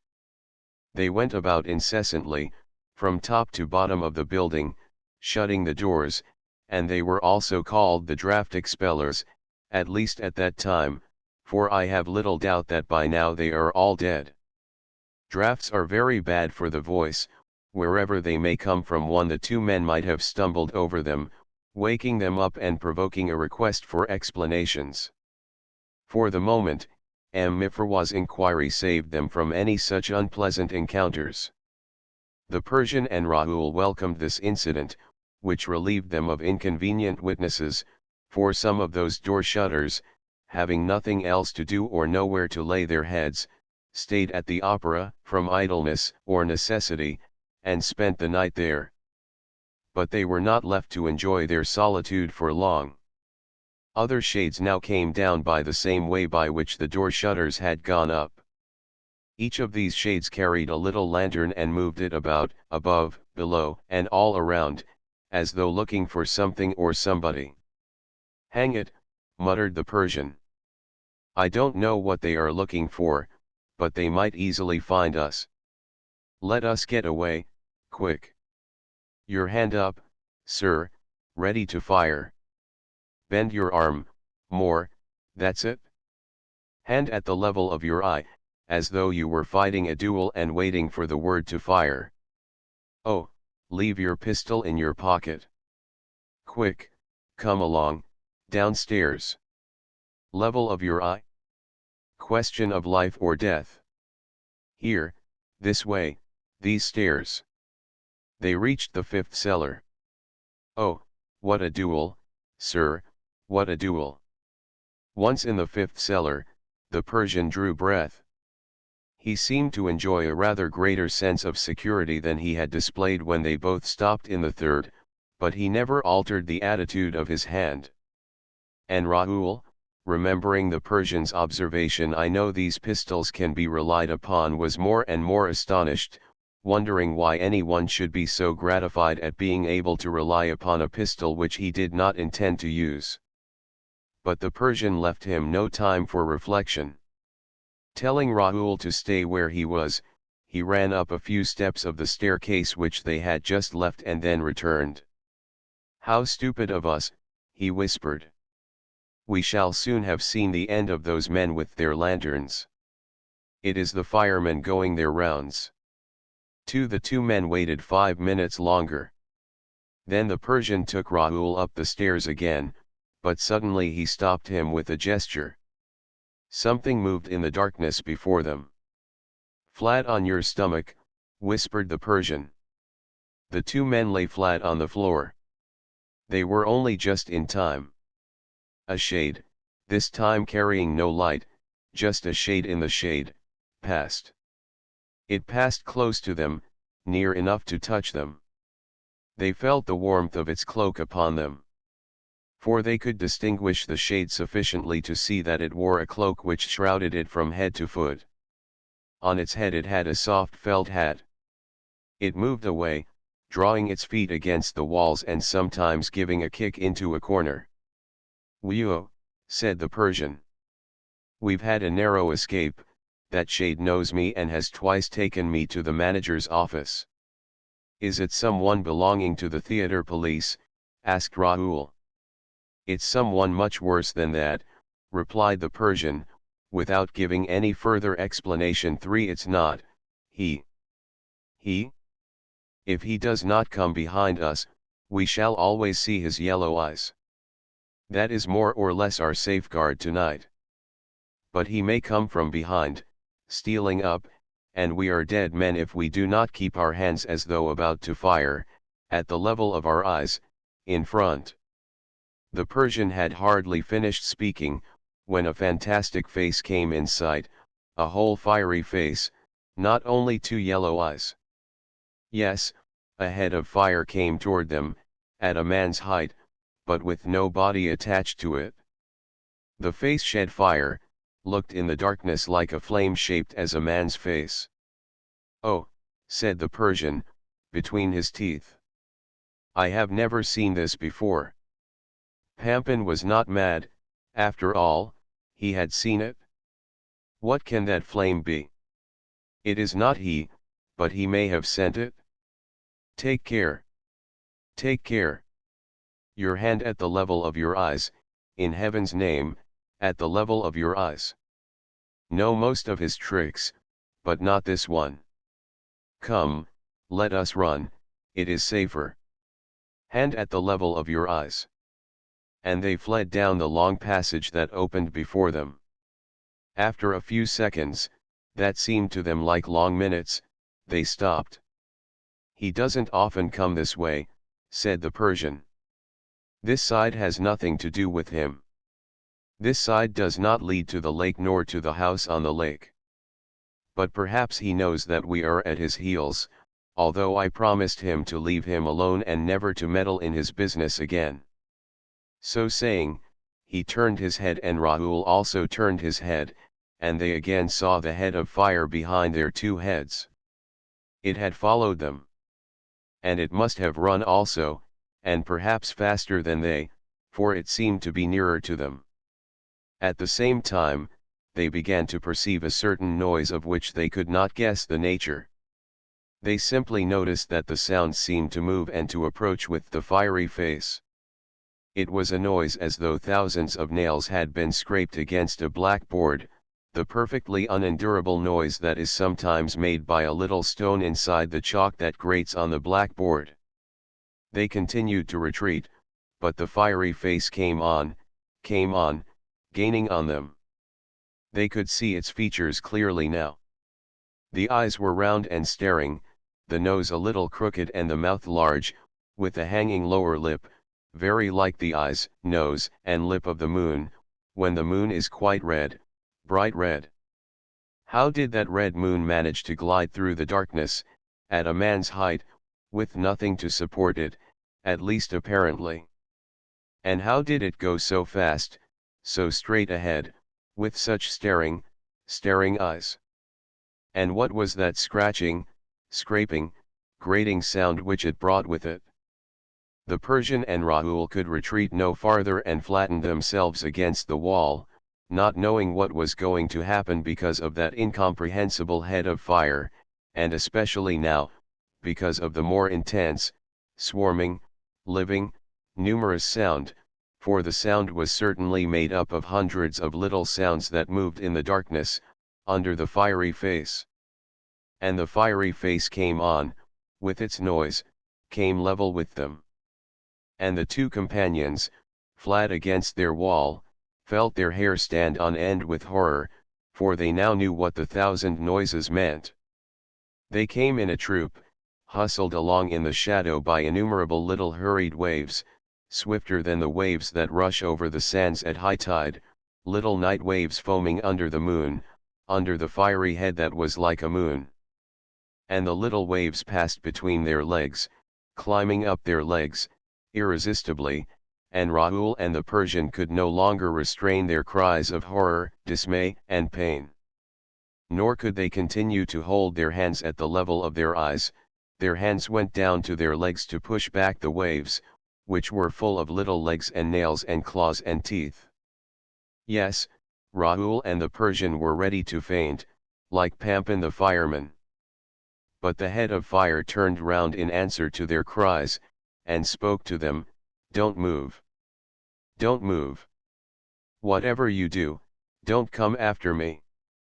I am the rat catcher. Let me pass, with my rats." And the head of fire disappeared, vanished in the darkness, while the passage in front of it lit up, as the result of the change which the rat catcher had made in his dark lantern.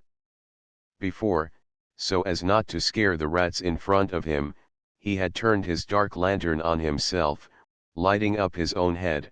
Now, to hasten their flight, he lit the dark space in front of him. And he jumped along, dragging with him the waves of scratching rats, all the thousand sounds. Raoul and the Persian breathed again, though still trembling.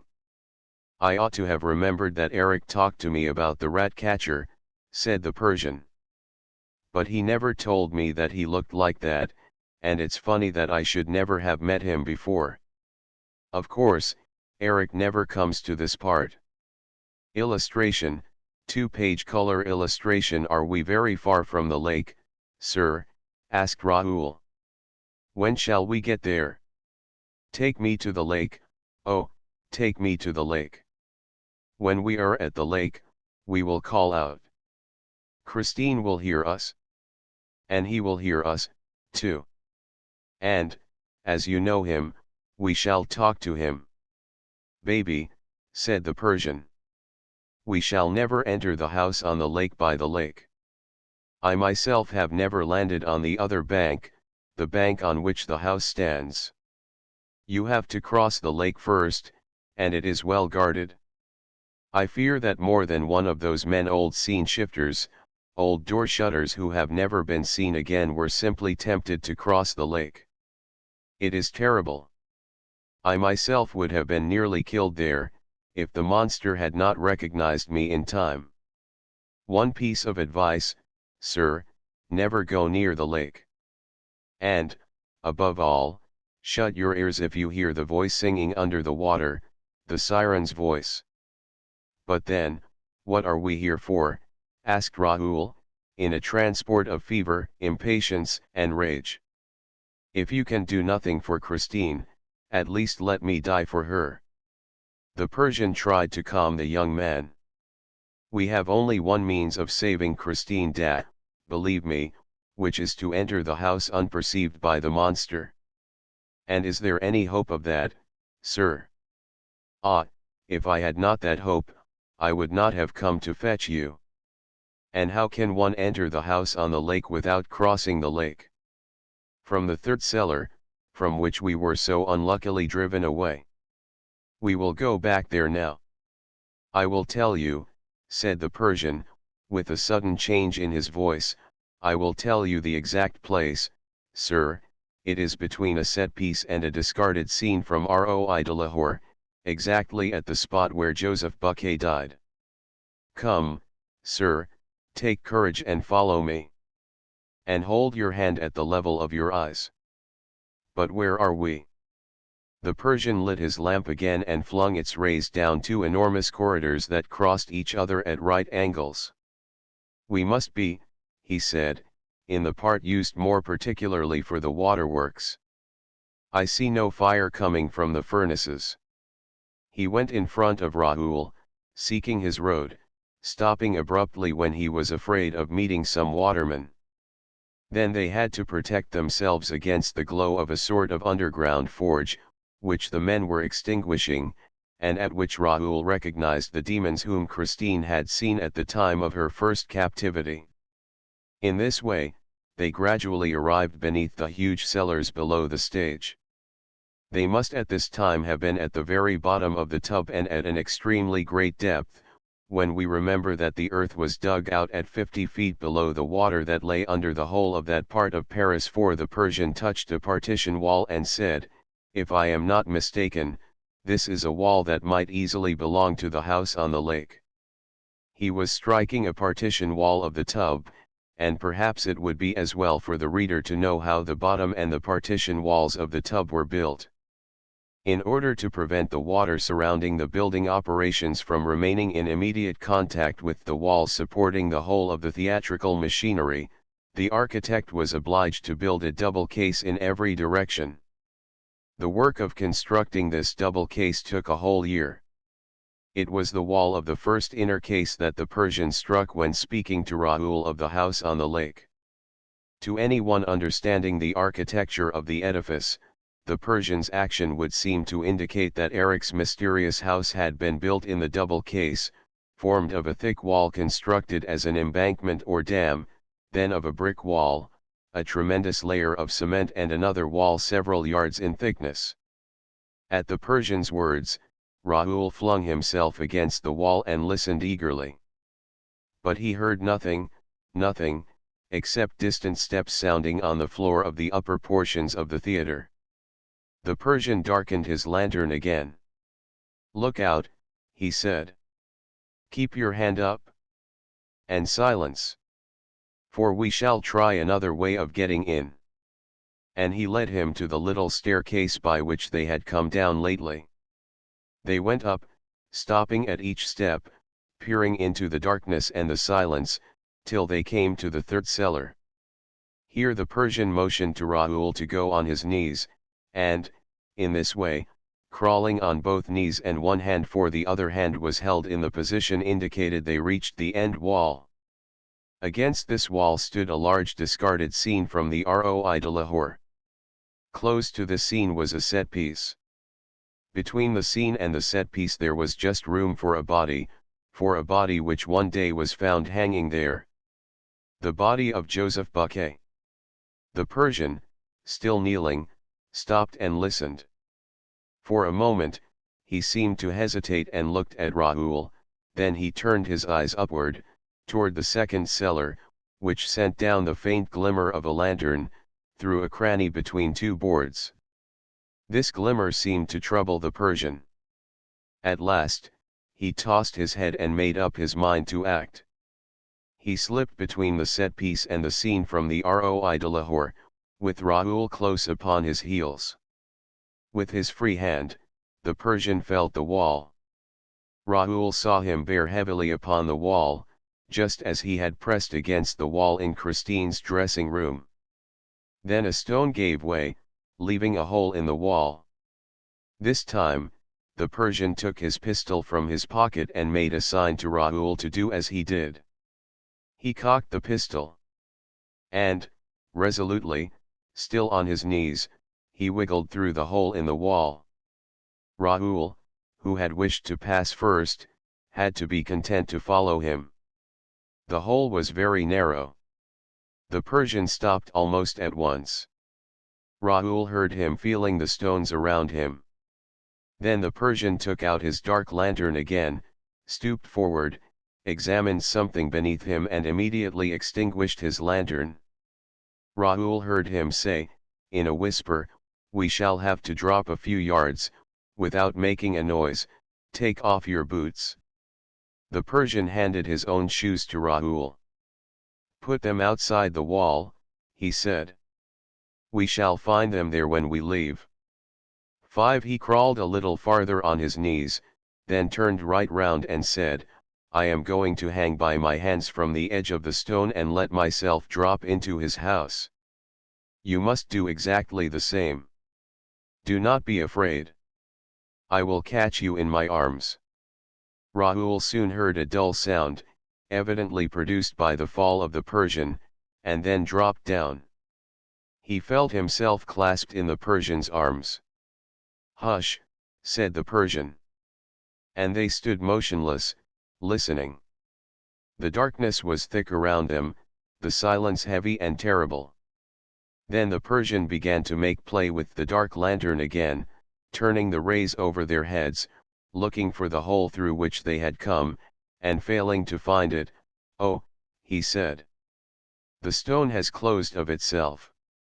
And the light of the lantern swept down the wall and over the floor. The Persian stooped and picked up something, a sort of cord, which he examined for a second and flung away with horror. "The Punjab lasso," he muttered. "What is it?" asked Raoul. The Persian shivered. It might very well be the rope by which the man was hanged, and which was looked for so long. And, suddenly seized with fresh anxiety, he moved the little red disc of his lantern over the walls. In this way, he lit up a curious thing, the trunk of a tree, which seemed still quite alive, with its leaves, and the branches of that tree ran right up the walls and disappeared in the ceiling. Because of the smallness of the luminous disc, it was difficult at first to make out the appearance of things. They saw a corner of a branch, and a leaf, and another leaf, and, next to it, nothing at all, nothing but the ray of light that seemed to reflect itself. Raoul passed his hand over that nothing, over that reflection. "Hello," he said. "The wall is a looking glass." "Yes, a looking glass," said the Persian, in a tone of deep emotion. And, passing the hand that held the pistol over his moist forehead, he added, "We have dropped into the torture chamber." What the Persian knew of this torture chamber and what there befell him and his companion shall be told in his own words, as set down in a manuscript which he left behind him, and which I copy verbatim. One M. Pedro Galehard has himself told me that he created a few additional posts as door shutters for old stage carpenters whom he was unwilling to dismiss from the service of the opera. 2. In those days, it was still part of the fireman's duty to watch over the safety of the opera house outside the performances, but this service has since been suppressed. I asked M. Pedro Galehard the reason, and he replied, it was because the management was afraid that, in their utter inexperience of the cellars of the opera, the firemen might set fire to the building. 3. Like the Persian, I can give no further explanation touching the apparition of this shade. Whereas, in this historic narrative, everything else will be normally explained, however abnormal the course of events may seem, I cannot give the reader expressly to understand what the Persian meant by the words, "It is someone much worse than that." The reader must try to guess for himself, for I promised M. Pedro Galehard, the former manager of the opera, to keep his secret regarding the extremely interesting and useful personality of the wandering, cloaked shade which, while condemning itself to live in the cellars of the opera, rendered such immense services to those who, on gala evenings, for instance, venture to stray away from the stage.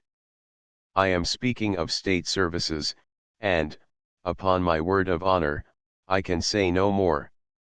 For all the water had to be exhausted, in the building of the opera.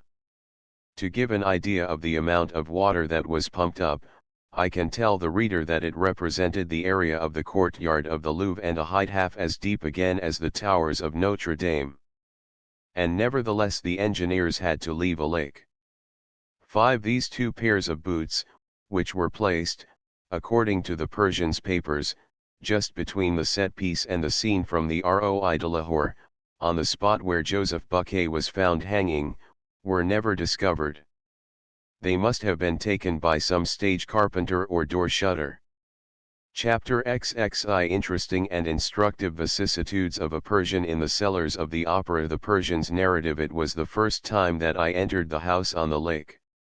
I had often begged the trapdoor lover, as we used to call Eric in my country, to open its mysterious doors to me. He always refused. I made very many attempts, but in vain, to obtain admittance. Watch him as I might, after I first learned that he had taken up his permanent abode at the opera, the darkness was always too thick to enable me to see how he worked the door in the wall on the lake. One day, when I thought myself alone, I stepped into the boat and rowed toward that part of the wall through which I had seen Eric disappear. It was then that I came into contact with the siren who guarded the approach and whose charm was very nearly fatal to me. I had no sooner put off from the bank than the silence amid which I floated on the water was disturbed by a sort of whispered singing that hovered all around me. It was half breath, half music, it rose softly from the waters of the lake, and I was surrounded by it through I knew not what artifice. It followed me, moved with me, and was so soft that it did not alarm me. On the contrary, in my longing to approach the source of that sweet and enticing harmony, I leaned out of my little boat over the water, for there was no doubt in my mind that the singing came from the water itself. By this time, I was alone in the boat in the middle of the lake, the voice, for it was now distinctly a voice, was beside me, on the water. I leaned over, leaned still farther. The lake was perfectly calm, and a moonbeam that passed through the air hole in the roof scribe showed me absolutely nothing on its surface, which was smooth and black as ink. I shook my ears to get rid of a possible humming, but I soon had to accept the fact that there was no humming in the ears so harmonious as the singing whisper that followed and now attracted me.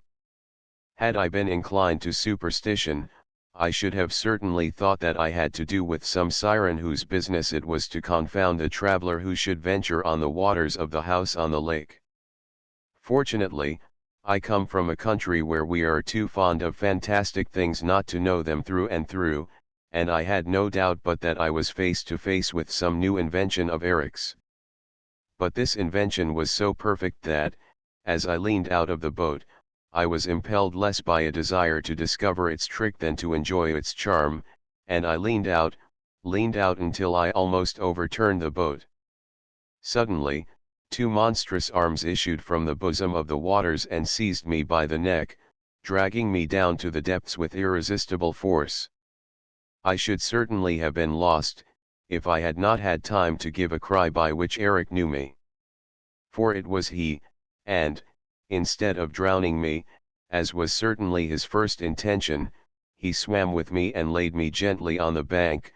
"How imprudent you are," he said, as he stood before me, dripping with water. "Why try to enter my house? I never invited you. I don't want you there, nor anybody. Did you save my life only to make it unbearable to me?" However great the service you rendered him, Eric may end by forgetting it, and you know that nothing can restrain Eric, not even Eric himself. He spoke, but I had now no other wish than to know what I already called the trick of the siren. He satisfied my curiosity, for Eric, who is a real monster, I have seen him at work in Persia, alas, is also, in certain respects, a regular child, vain and self-conceited, and there is nothing he loves so much, after astonishing people, as to prove all the really miraculous ingenuity of his mind. He laughed and showed me a long reed. "It's the silliest trick you ever saw," he said, "but it's very useful for breathing and singing in the water. I learned it from the Tonkin pirates, who are able to remain hidden for hours in the beds of the rivers. I spoke to him severely. 'It's a trick that nearly killed me,' I said. 'And it may have been fatal to others. You know what you promised me, Eric. No more murders.' 'Have I really committed murders?' he asked, putting on his most amiable air. 'Wretched man!' I cried. 'Have you forgotten the rosy hours of Mazandaran?' 'Yes,' he replied, in a sadder tone, 'I prefer to forget them. I used to make the little Sultana laugh, though. All that belongs to the past,' I declared, 'but there is the present, and you are responsible to me for the present, because, if I had wished, there would have been none at all for you. Remember that, Eric, I saved your life.' And I took advantage of the turn of conversation to speak to him of something that had long been on my mind. 'Eric,' I asked, 'Eric, swear that.' 'What?' he retorted. 'You know I never keep my oaths. Oaths are made to catch gulls with. Tell me, you can tell me, at any rate.' 'Well, the chandelier, Eric.' 'What about the chandelier? You know what I mean.' 'Oh,' he sniggered, 'I don't mind telling you about the chandelier. Wasn't I? The chandelier was very old and worn.'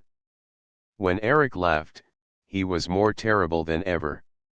He jumped into the boat, chuckling so horribly that I could not help trembling. 'Very old and worn, my dear Deriga, too very old and worn, the chandelier. It fell of itself. It came down with a smash. And now, Deriga, take my advice and go and dry yourself, or you'll catch a cold in the head. And never get into my boat again. And, whatever you do, Don't try to enter my house, I'm not always there, Dariga. And I should be sorry to have to dedicate my requiem mass to you. So saying, swinging to and fro, like a monkey, and still chuckling, he pushed off and soon disappeared in the darkness of the lake. From that day, I gave up all thought of penetrating into his house by the lake. That entrance was obviously too well guarded, especially since he had learned that I knew about it. But I felt that there must be another entrance, for I had often seen Eric disappear in the third cellar, when I was watching him, though I could not imagine how. Ever since I had discovered Eric installed in the opera, I lived in a perpetual terror of his horrible fancies, not in so far as I was concerned, but I dreaded everything for others three, and whenever some accident, some fatal event happened, I always thought to myself, I should not be surprised if that were Eric, even as others used to say, it's the ghost. How often have I not heard people utter that phrase with a smile? Poor devils! If they had known that the ghost existed in the flesh, I swear they would not have laughed. Although Eric announced to me very solemnly that he had changed and that he had become the most virtuous of men since he was loved for himself, a sentence that, at first, perplexed me most terribly, I could not help shuddering when I thought of the monster. His horrible, unparalleled, and repulsive ugliness put him without the pale of humanity, and it often seemed to me that, for this reason, he no longer believed that he had any duty toward the human race. The way in which he spoke of his love affairs only increased my alarm, for I foresaw the cause of fresh and more hideous tragedies in this event to which he alluded so boastfully. On the other hand, I soon discovered the curious moral traffic established between the monster and Christine Daae. Hiding in the lumber room next to the young prima donna's dressing room, I listened to wonderful musical displays that evidently flung Christine into marvelous ecstasy, but, all the same, I would never have thought that Eric's voice, which was loud as thunder or soft as angels' voices, at will could have made her forget his ugliness. I understood all when I learned that Christine had not yet seen him. I had occasion to go to the dressing room and, remembering the lessons he had once given me, I had no difficulty in discovering the trick that made the wall with the mirror swing round, and I ascertained the means of hollow bricks and so on by which he made his voice carry to Christine as though she heard it close beside her. In this way also I discovered the road that led to the well and the dungeon, the communist's dungeon, and also the trapdoor that enabled Eric to go straight to the cellars below the stage. A few days later, what was not my amazement to learn by my own eyes and ears that Eric and Christine Daae saw each other, and to catch the monster stooping over the little well, in the communist's road, and sprinkling the forehead of Christine Daae, who had fainted. A white horse, the horse out of the Profeta, which had disappeared from the stables under the opera, was standing quietly beside them. I showed myself. It was terrible. I saw sparks fly from those yellow eyes, and, before I had time to say a word, I received a blow on the head that stunned me. When I came to myself, Eric, Christine and the white horse had disappeared.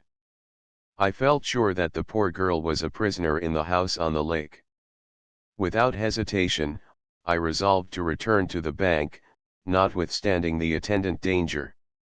For 24 hours, I lay in wait for the monster to appear, for I felt that he must go out, driven by the need of obtaining provisions. And, in this connection, I may say, that, when he went out in the streets or ventured to show himself in public, he wore a pasteboard nose, with a mustache attached to it, instead of his own horrible hole of a nose. This did not quite take away his corpse-like air, but it made him almost, I say almost, endurable to look at. I therefore watched on the bank of the lake and, weary of long waiting, was beginning to think that he had gone through the other door, the door in the third cellar, when I heard a slight splashing in the dark. I saw the two yellow eyes shining like candles, and soon the boat touched shore. Eric jumped out and walked up to me, You've been here for 24 hours, he said, and you're annoying me. I tell you, all this will end very badly. And you will have brought it upon yourself, for I have been extraordinarily patient with you. You think you are following me, you great booby, whereas it's I who am following you, and I know all that you know about me. Here. I spared you yesterday, in my communist's road, but I warn you, seriously, don't let me catch you there again. Upon my word, you don't seem able to take a hint. He was so furious that I did not think, for the moment, of interrupting him. After puffing and blowing like a walrus, he put his horrible thought into words. Yes, you must learn, once and for all, I say, to take a hint. I tell you that, with your recklessness, for you have already been twice arrested by the shade in the felt hat, who did not know what you were doing in the cellars and took you to the managers, who looked upon you as an eccentric Persian interested in stage mechanism and life behind the scenes.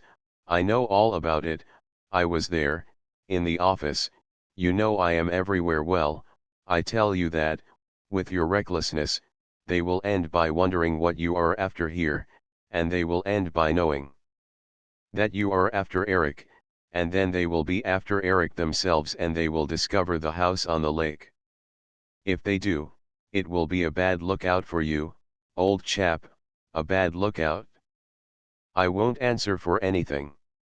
Again he puffed and blew like a walrus. I won't answer for anything. If Eric's secrets cease to be Eric's secrets, it will be a bad lookout for a goodly number of the human race.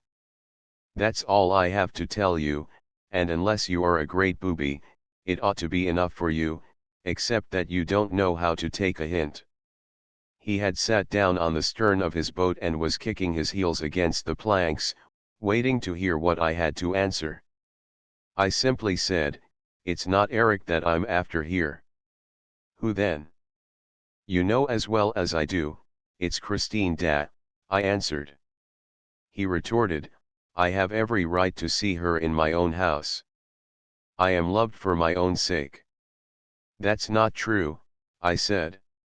You have carried her off and are keeping her locked up. Listen, he said.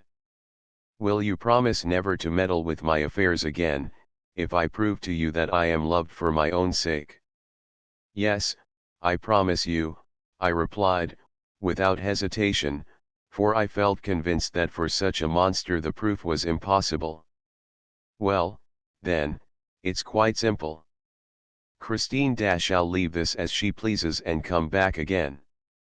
Yes, come back again, because she wishes, come back of herself, because she loves me for myself. Oh, I doubt if she will come back. But it is your duty to let her go. My duty, you great booby. It is my wish to let her go, and she will come back again, for she loves me. All this will end in a marriage at the Madeleine, you great booby. Do you believe me now? When I tell you that my nuptial mass is written, wait till you hear the Kyrie. He beat time with his heels on the planks of the boat and sang, Kyrie, Kyrie, Kyrie eleison. Wait till you hear that mass. Look here, I said. I shall believe you if I see Christine da come out of the house on the lake and go back to it of her own accord. And you won't meddle any more in my affairs. No. Very well, you shall see that tonight. Come to the masked ball. Christine and I will go and have a look round. Then you can hide in the lumber room and you shall see Christine, who will have gone to her dressing room, delighted to come back by the Communists' road. And, now, be off, for I must go and do some shopping.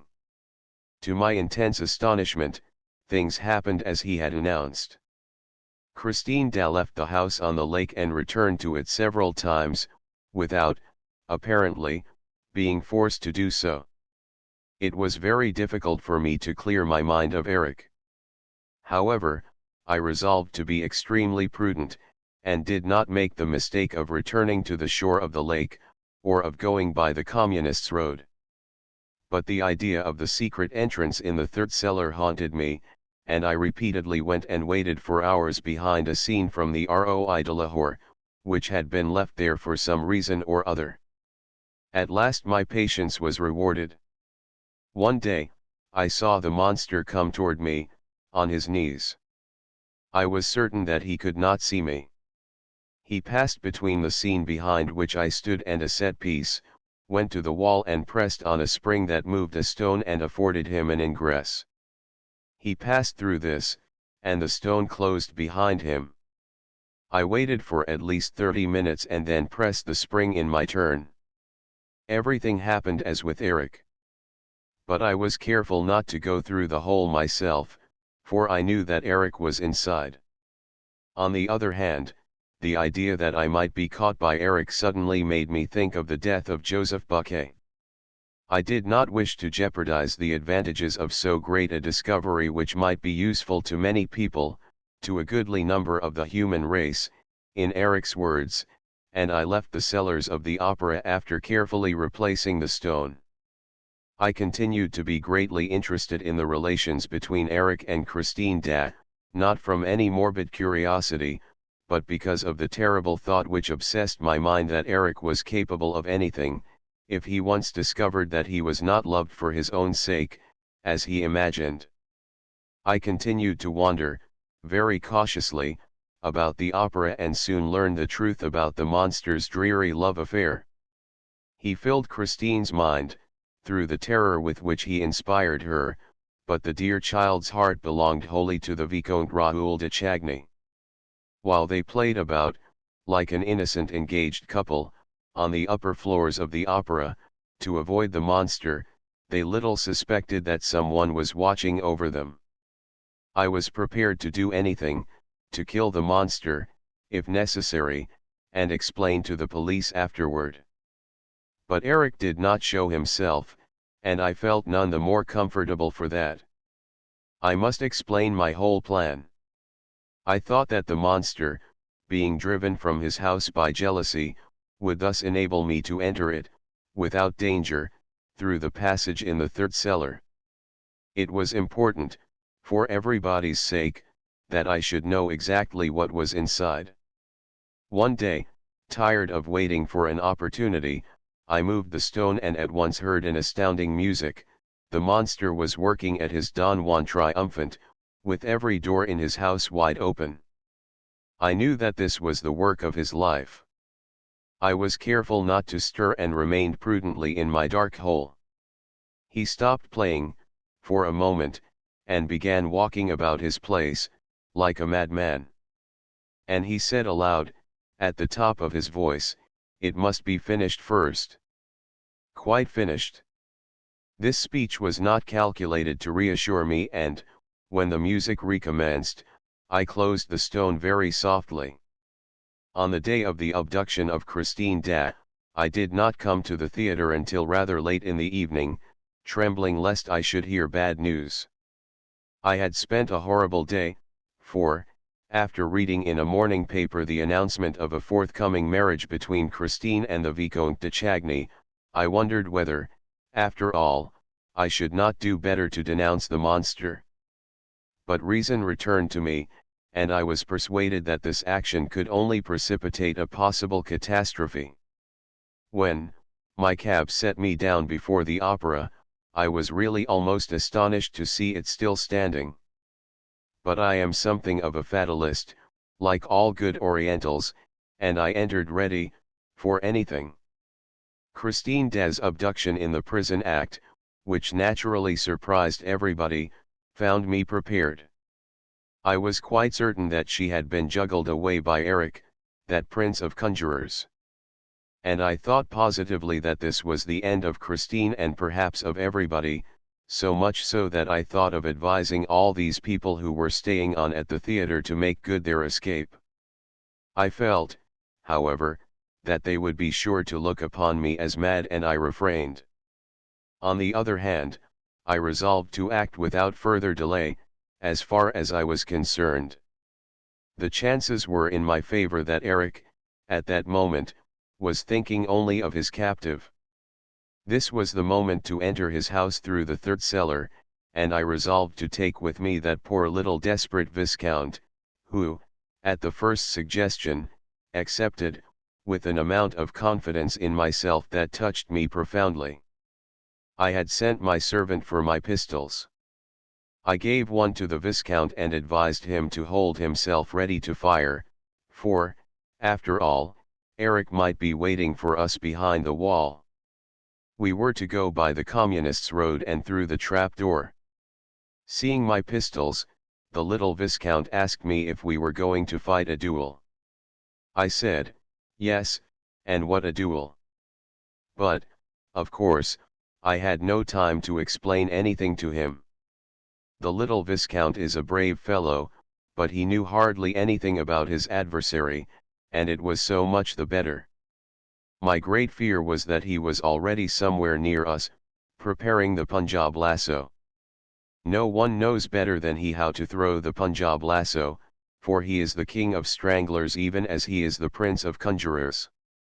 When he had finished making the little Sultana laugh, at the time of the rosy hours of Mazandaran, she herself used to ask him to amuse her by giving her a thrill. It was then that he introduced the sport of the Punjab lasso. He had lived in India and acquired an incredible skill in the art of strangulation. He would make them lock him into a courtyard to which they brought a warrior, usually, a man condemned to death armed with a long pike and broadsword. Eric had only his lasso, and it was always just when the warrior thought that he was going to fell Eric with a tremendous blow that we heard the lasso whistle through the air. With a turn of the wrist, Eric tightened the noose round his adversary's neck and, in this fashion, dragged him before the little Sultana and her women, who sat looking from a window and applauding. The little Sultana herself learned to wield the Punjab lasso and killed several of her women and even of the friends who visited her. But I prefer to drop this terrible subject of the rosy hours of Mazandaran. I have mentioned it only to explain why, on arriving with the Vicomte de Chagny in the cellars of the opera, I was bound to protect my companion against the ever-threatening danger of death by strangling. My pistols could serve no purpose, for Eric was not likely to show himself, but Eric could always strangle us. I had no time to explain all this to the Viscount. Besides, there was nothing to be gained by complicating the position. I simply told M. de Chagny to keep his hand at the level of his eyes, with the arm bent, as though waiting for the command to fire. With his victim in this attitude, it is impossible even for the most expert strangler to throw the lasso with advantage. It catches you not only round the neck, but also round the arm or hand. This enables you easily to unloose the lasso, which then becomes harmless.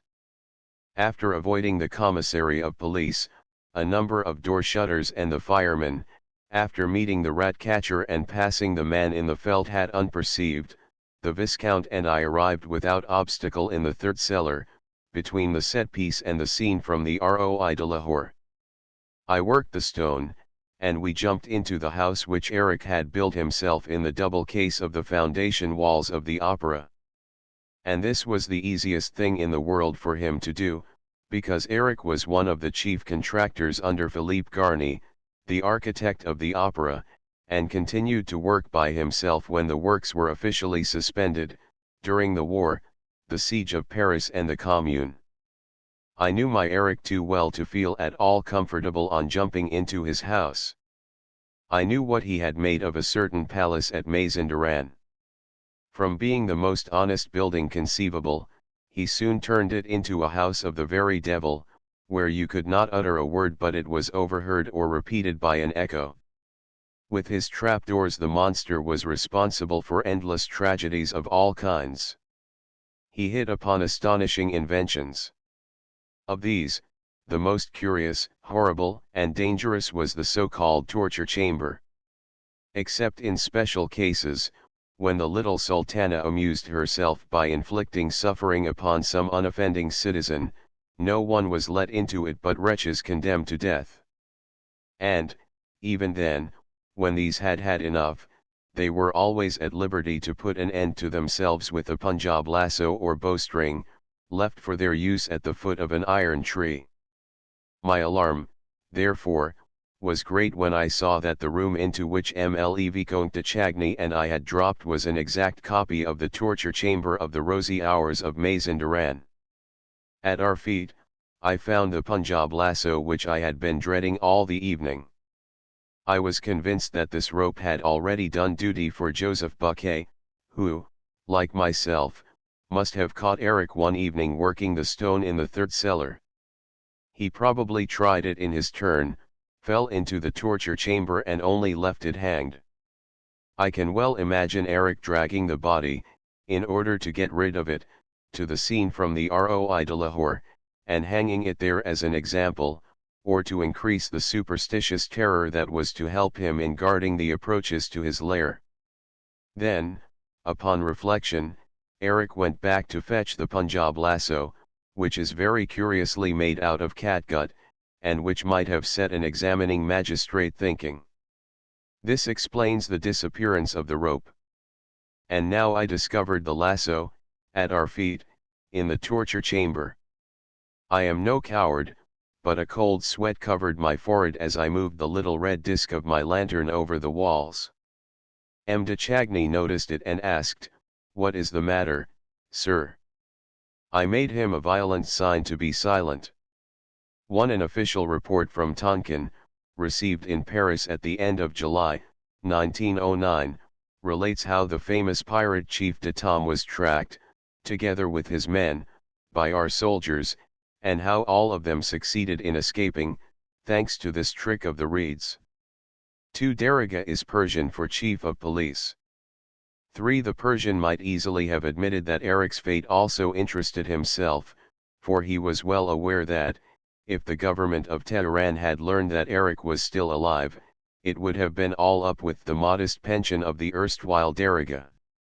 It is only fair, however, to add that the Persian had a noble and generous heart, and I do not doubt for a moment that the catastrophes which he feared for others greatly occupied his mind. His conduct, throughout this business, proves it and is above all praise. Chapter XXII. In the torture chamber. The Persian's narrative continued. We were in the middle of a little six-cornered room, the sides of which were covered with mirrors from top to bottom. In the corners, we could clearly see the joins in the glasses, the segments intended to turn on their gear. Yes, I recognized them, and I recognized the iron tree in the corner, at the bottom of one of those segments, the iron tree, with its iron branch, for the hanged men. I seized my companion's arm. The Vicomte de Chagny was all a quiver, eager to shout to his betrothed that he was bringing her help. I feared that he would not be able to contain himself. Suddenly, we heard a noise on our left. It sounded at first like a door opening and shutting in the next room, and then there was a dull moan. I clutched M. de Chagny's arm more firmly still, and then we distinctly heard these words, "You must make your choice. The wedding mass or the requiem mass." I recognized the voice of the monster. There was another moan, followed by a long silence. I was persuaded by now that the monster was unaware of our presence in his house, for otherwise he would certainly have managed not to let us hear him.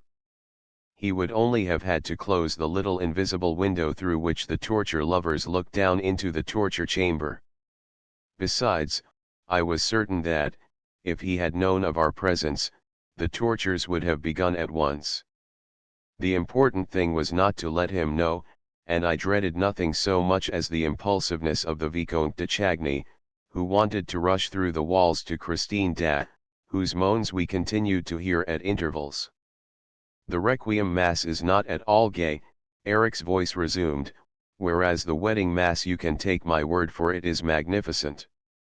You must take a resolution and know your own mind. I can't go on living like this, like a mole in a burrow.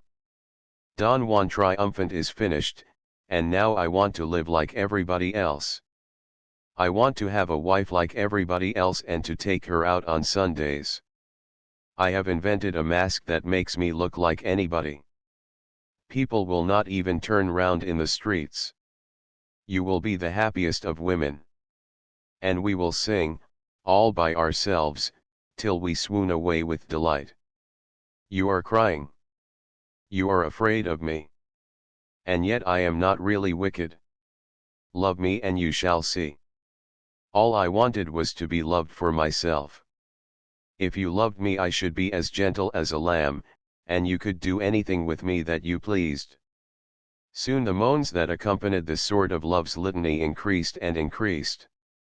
I have never heard anything more despairing, and M. de Chagny and I recognized that this terrible lamentation came from Eric himself. Christine seemed to be standing dumb with horror, without the strength to cry out, while the monster was on his knees before her. 3 times over, Eric fiercely bewailed his fate, "You don't love me. You don't love me. You don't love me." And then, more gently, "Why do you cry? You know it gives me pain to see you cry."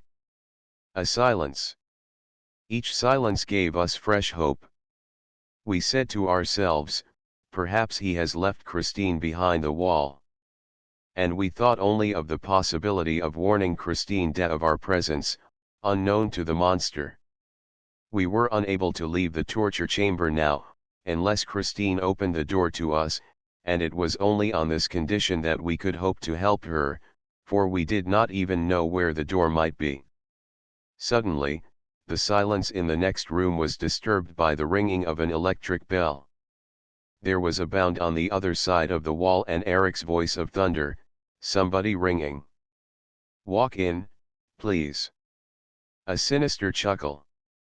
"Who has come bothering now? Wait for me here. I am going to tell the siren to open the door." Steps moved away, a door closed. I had no time to think of the fresh horror that was preparing. I forgot that the monster was only going out perhaps to perpetrate a fresh crime. I understood but one thing: Christine was alone behind the wall. The Vicomte de Chagny was already calling to her, "Christine! Christine!" As we could hear what was said in the next room, there was no reason why my companion should not be heard in his turn. Nevertheless, the Viscount had to repeat his cry time after time. At last, a faint voice reached us. "I am dreaming," it said.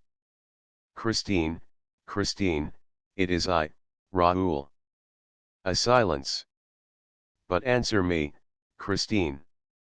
In heaven's name, if you are alone, answer me." Then Christine's voice whispered Raoul's name. "Yes. Yes. It is I. It is not a dream. Christine, trust me. We are here to save you, but be prudent. When you hear the monster, warn us." Then Christine gave way to fear. She trembled lest Eric should discover where Raoul was hidden. She told us in a few hurried words that Eric had gone quite mad with love and that he had decided to kill everybody and himself with everybody if she did not consent to become his wife.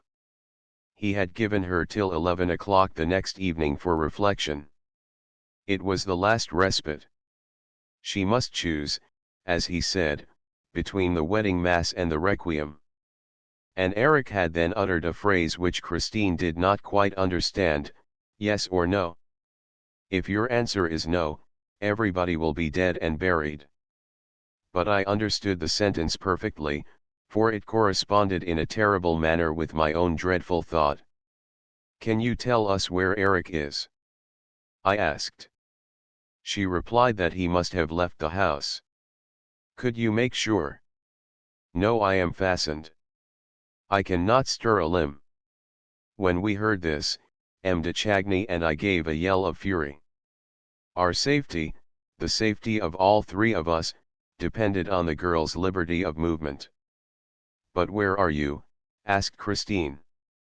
"There are only 2 doors in my room, the Louis Philippe room of which I told you, Raoul, a door through which Eric comes and goes, and another which he has never opened before me and which he has forbidden me ever to go through, because he says it is the most dangerous of the doors, the door of the torture chamber. Christine, that is where we are. You are in the torture chamber. Yes, but we cannot see the door. Oh, if I could only drag myself so far. I would knock at the door and that would tell you where it is. Is it a door with a lock to it? I asked. Yes, with a lock.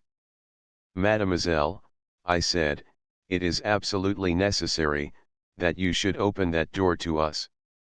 But how? Asked the poor girl tearfully. We heard her straining, trying to free herself from the bonds that held her. I know where the key is, she said, in a voice that seemed exhausted by the effort she had made. But I am fastened so tight.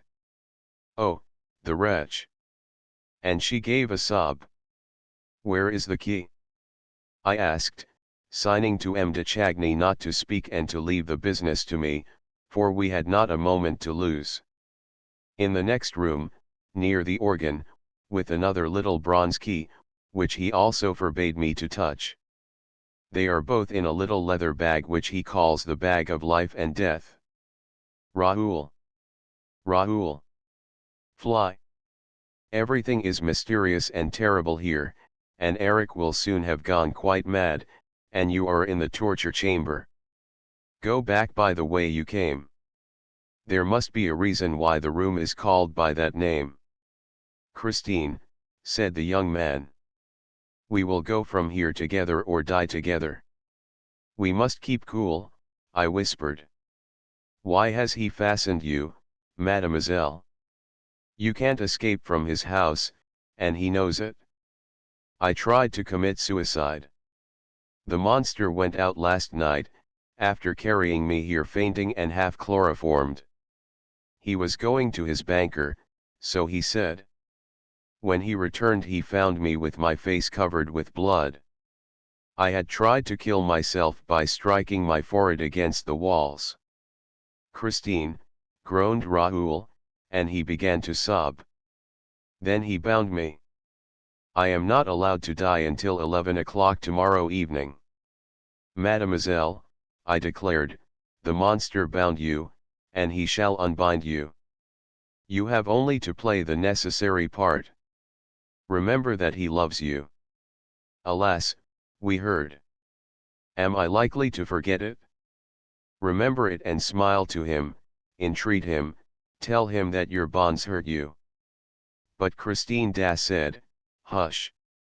I hear something in the wall on the lake. It is he. Go away. Go away. Go away. We could not go away, even if we wanted to, I said, as impressively as I could. We cannot leave this. And we are in the torture chamber. Hush, whispered Christine again. Heavy steps sounded slowly behind the wall, then stopped and made the floor creak once more. Next came a tremendous sigh, followed by a cry of horror from Christine, and we heard Eric's voice, I beg your pardon for letting you see a face like this. What a state I am in, am I not? It's the other one's fault. Why did he ring? Do I ask people who pass to tell me the time? He will never ask anybody the time again. It is the siren's fault. Illustration, 2-page color illustration. Another sigh, deeper, more tremendous still, came from the abysmal depths of a soul. Why did you cry out, Christine? Because I am in pain, Eric. I thought I had frightened you. Eric, unloose my bonds. Am I not your prisoner? You will try to kill yourself again. You have given me till 11 o'clock tomorrow evening, Eric. The footsteps dragged along the floor again. After all, as we are to die together, and I am just as eager as you, yes, I have had enough of this life, you know. Wait, don't move, I will release you. You have only one word to say, no. and it will at once be over with everybody. You are right, you are right, why wait till 11 o'clock tomorrow evening? True, it would have been grander, finer. But that is childish nonsense. We should only think of ourselves in this life, of our own death, the rest doesn't matter. You're looking at me because I am all wet? Oh, my dear, it's raining cats and dogs outside. Apart from that, Christine, I think I am subject to hallucinations. You know, the man who rang at the siren's door just now, go and look if he's ringing at the bottom of the lake well, he was rather like. There, turn round, are you glad? You're free now. Oh, my poor Christine, look at your wrists, tell me, have I hurt them? That alone deserves death. Talking of death, I must sing his requiem. Hearing these terrible remarks, I received an awful presentiment. I too had once rung at the monster's door, and, without knowing it, must have set some warning current in motion. And I remembered the two arms that had emerged from the inky waters. What poor wretch had strayed to that shore this time? Who was the other one, the one whose requiem we now heard sung? Eric sang like the god of thunder, sang a dies irae that enveloped us as in a storm. The elements seemed to rage around us. Suddenly, the organ and the voice ceased so suddenly that M. de Chagny sprang back, on the other side of the wall, with emotion. And the voice, changed and transformed, distinctly grated out these metallic syllables, "What have you done with my bag?" Chapter XXIII. The tortures begin. The Persian's narrative continued. The voice repeated angrily, "What have you done with my bag? So it was to take my bag that you asked me to release you."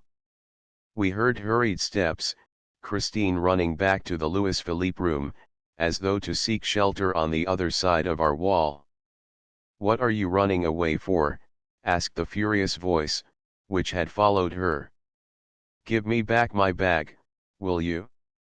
Don't you know that it is the bag of life and death?" "Listen to me, Eric," sighed the girl. "As it is settled that we are to live together, what difference can it make to you?" "You know there are only two keys in it," said the monster. "What do you want to do?"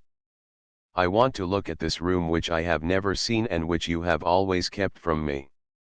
"It's woman's curiosity," she said, in a tone which she tried to render playful. But the trick was too childish for Eric to be taken in by it.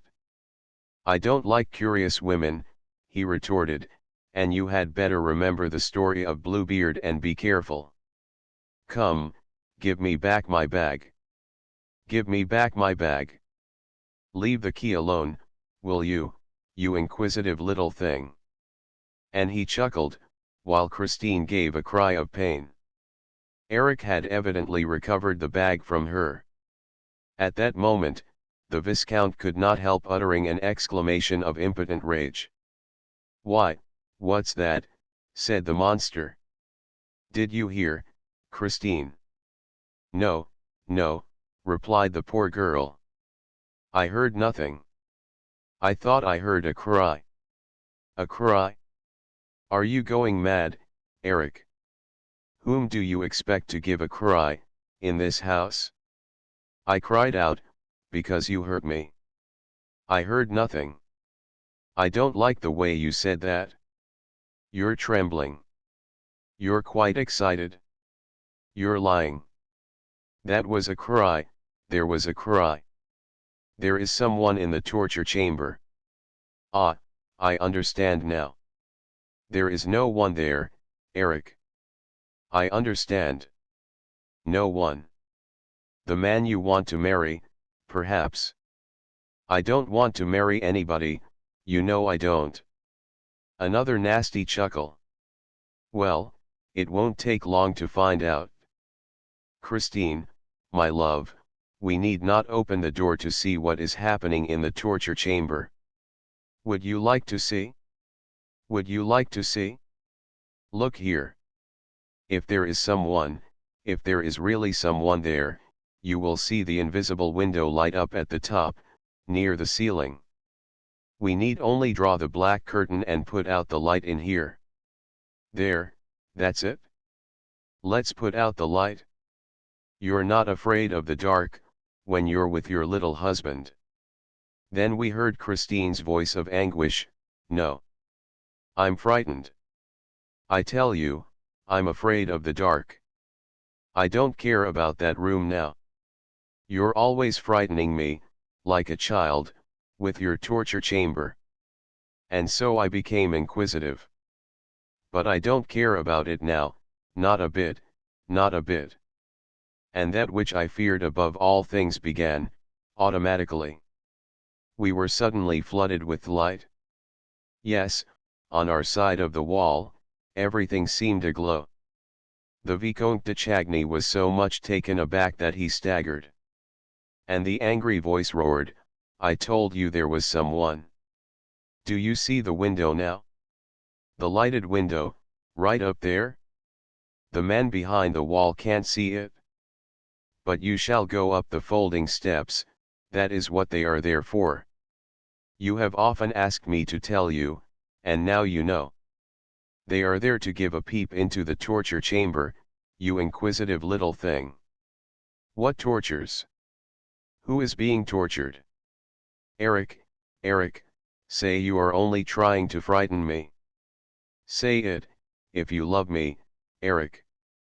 There are no tortures, are there?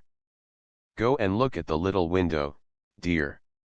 I do not know if the Viscount heard the girl's swooning voice, for he was too much occupied by the astounding spectacle that now appeared before his distracted gaze. As for me, I had seen that side too often, through the little window, at the time of the rosy hours of Mazenderan, and I cared only for what was being said next door, seeking for a hint how to act, what resolution to take. Go and peep through the little window. Tell me what he looks like. We heard the steps being dragged against the wall. Up with you. No. No, I will go up myself, dear. Oh, very well, I will go up. Let me go. Oh, my darling, my darling. How sweet of you. How nice of you to save me the exertion at my age. Tell me what he looks like. At that moment, we distinctly heard these words above our heads, there is no one there, dear. No one? Are you sure there is no one? Why, of course not, no one. Well, that's all right. What's the matter, Christine? You're not going to faint, are you, as there is no one there? Here, come down, there. Pull yourself together, as there is no one there. But how do you like the landscape? Oh, very much. There, that's better. You're better now, are you not? That's all right, you're better. No excitement. And what a funny house, isn't it, with landscapes like that in it? Yes, it's like the Musée Grevin. But, say, Eric, there are no tortures in there. What a fright you gave me. Why, as there is no one there. Did you design that room? It's very handsome. You're a great artist, Eric. Yes, a great artist, in my own line. But tell me, Eric, why did you call that room the torture chamber? Oh, it's very simple. First of all, what did you see? I saw a forest. And what is in a forest? Trees. And what is in a tree? Birds. Did you see any birds? No, I did not see any birds. Well, what did you see? Think. You saw branches, and what are the branches? Asked the terrible voice. There's a gibbet. That is why I call my wood the torture chamber. You see, it's all a joke. I never express myself like other people. But I am very tired of it. I'm sick and tired of having a forest and a torture chamber in my house and of living like a mountebank, in a house with a false bottom. I'm tired of it. I want to have a nice, quiet flat, with ordinary doors and windows and a wife inside it, like anybody else. A wife whom I could love and take out on Sundays and keep amused on weekdays. Here, shall I show you some card tricks? That will help us to pass a few minutes, while waiting for 11 o'clock tomorrow evening. My dear little Christine. Are you listening to me? Tell me you love me. No, you don't love me, but no matter, you will. Once, you could not look at my mask because you knew what was behind. And now you don't mind looking at it and you forget what is behind. One can get used to everything, if one wishes. Plenty of young people who did not care for each other before marriage have adored each other since. Oh, I don't know what I am talking about. But you would have lots of fun with me. For instance, I am the greatest ventriloquist that ever lived, I am the first ventriloquist in the world. You're laughing.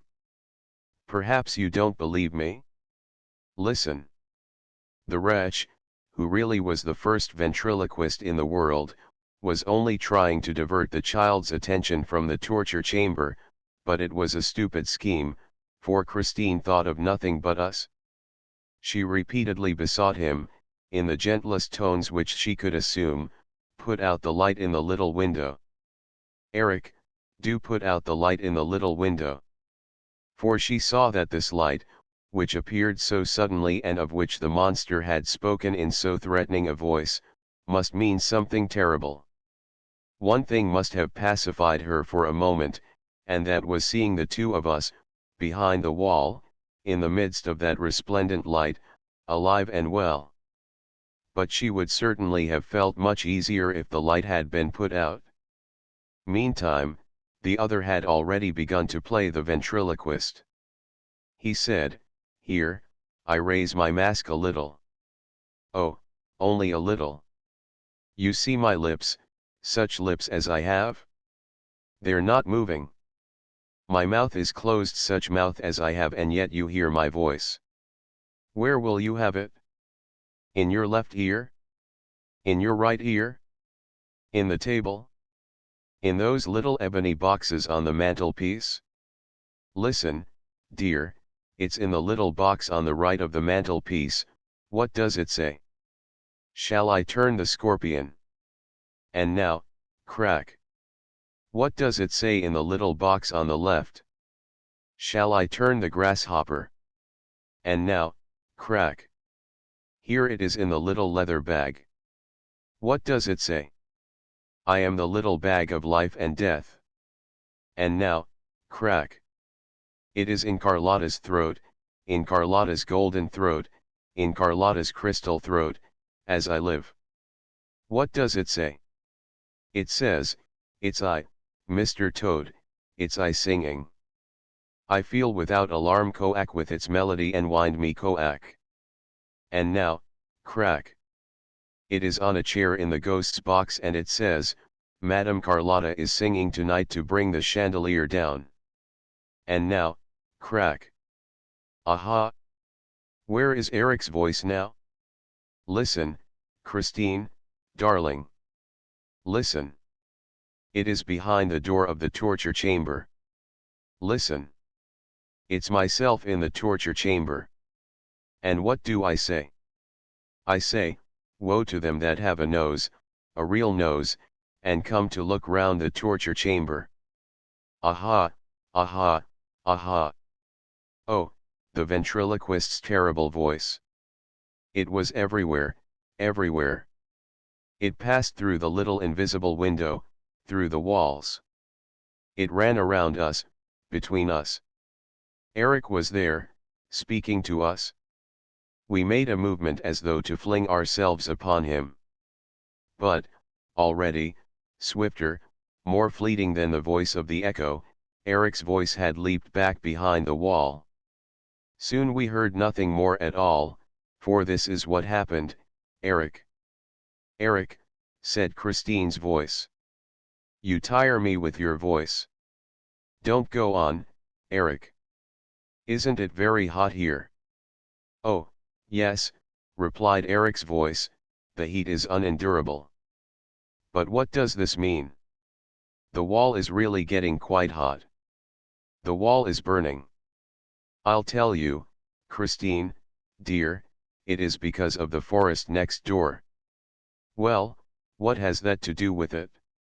The forest. Why, didn't you see that it was an African forest? And the monster laughed so loudly and hideously that we could no longer distinguish Christine's supplicating cries. The Vicomte de Chagny shouted and banged against the walls like a madman. I could not restrain him.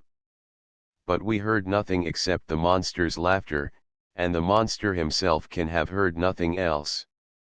And then there was the sound of a body falling on the floor and being dragged along, and a door slammed, and then nothing more around us save the scorching silence of the south in the heart of a tropical forest.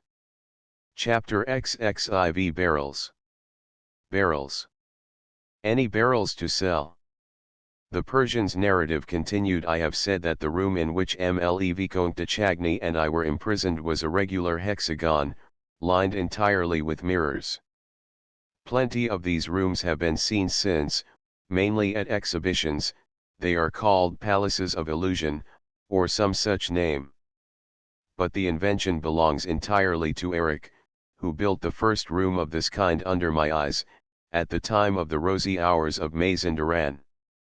A decorative object, such as a column, for instance, was placed in one of the corners and immediately produced a hall of 1,000 columns, for, thanks to the mirrors, the real room was multiplied by 6 hexagonal rooms, each of which, in its turn, was multiplied indefinitely.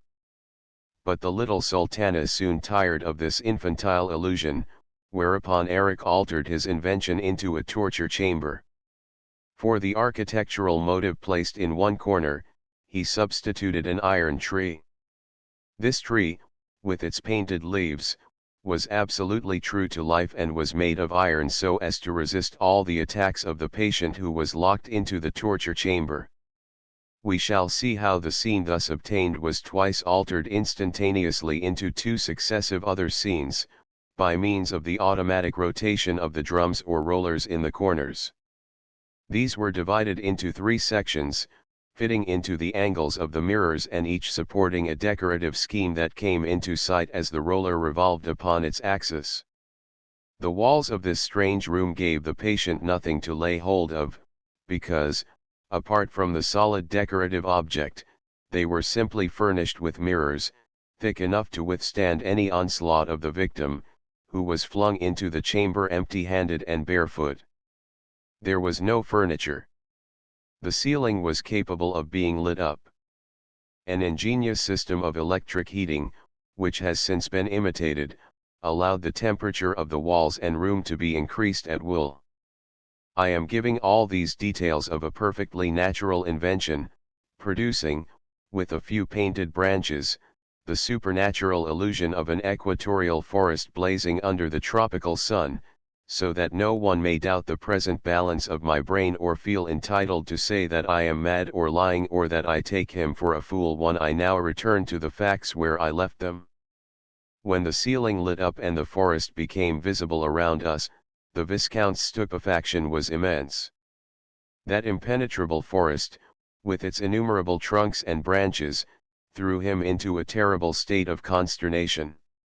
He passed his hands over his forehead, as though to drive away a dream, his eyes blinked, and, for a moment, he forgot to listen. I have already said that the sight of the forest did not surprise me at all, and therefore I listened for the 2 of us to what was happening next door.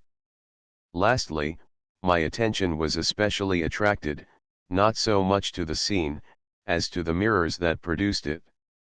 These mirrors were broken in parts. Yes, they were marked and scratched, they had been starred, in spite of their solidity, and this proved to me that the torture chamber in which we now were had already served a purpose.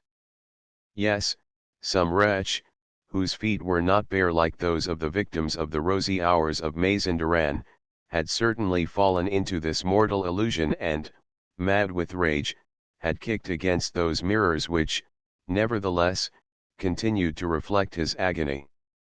And the branch of the tree on which he had put an end to his own sufferings was arranged in such a way that, before dying, he had seen, for his last consolation, 1,000 men writhing in his company. Yes, Joseph Buquet had undoubtedly been through all this. Were we to die as he had done? I did not think so, for I knew that we had a few hours before us and that I could employ them to better purpose than Joseph Buquet was able to do.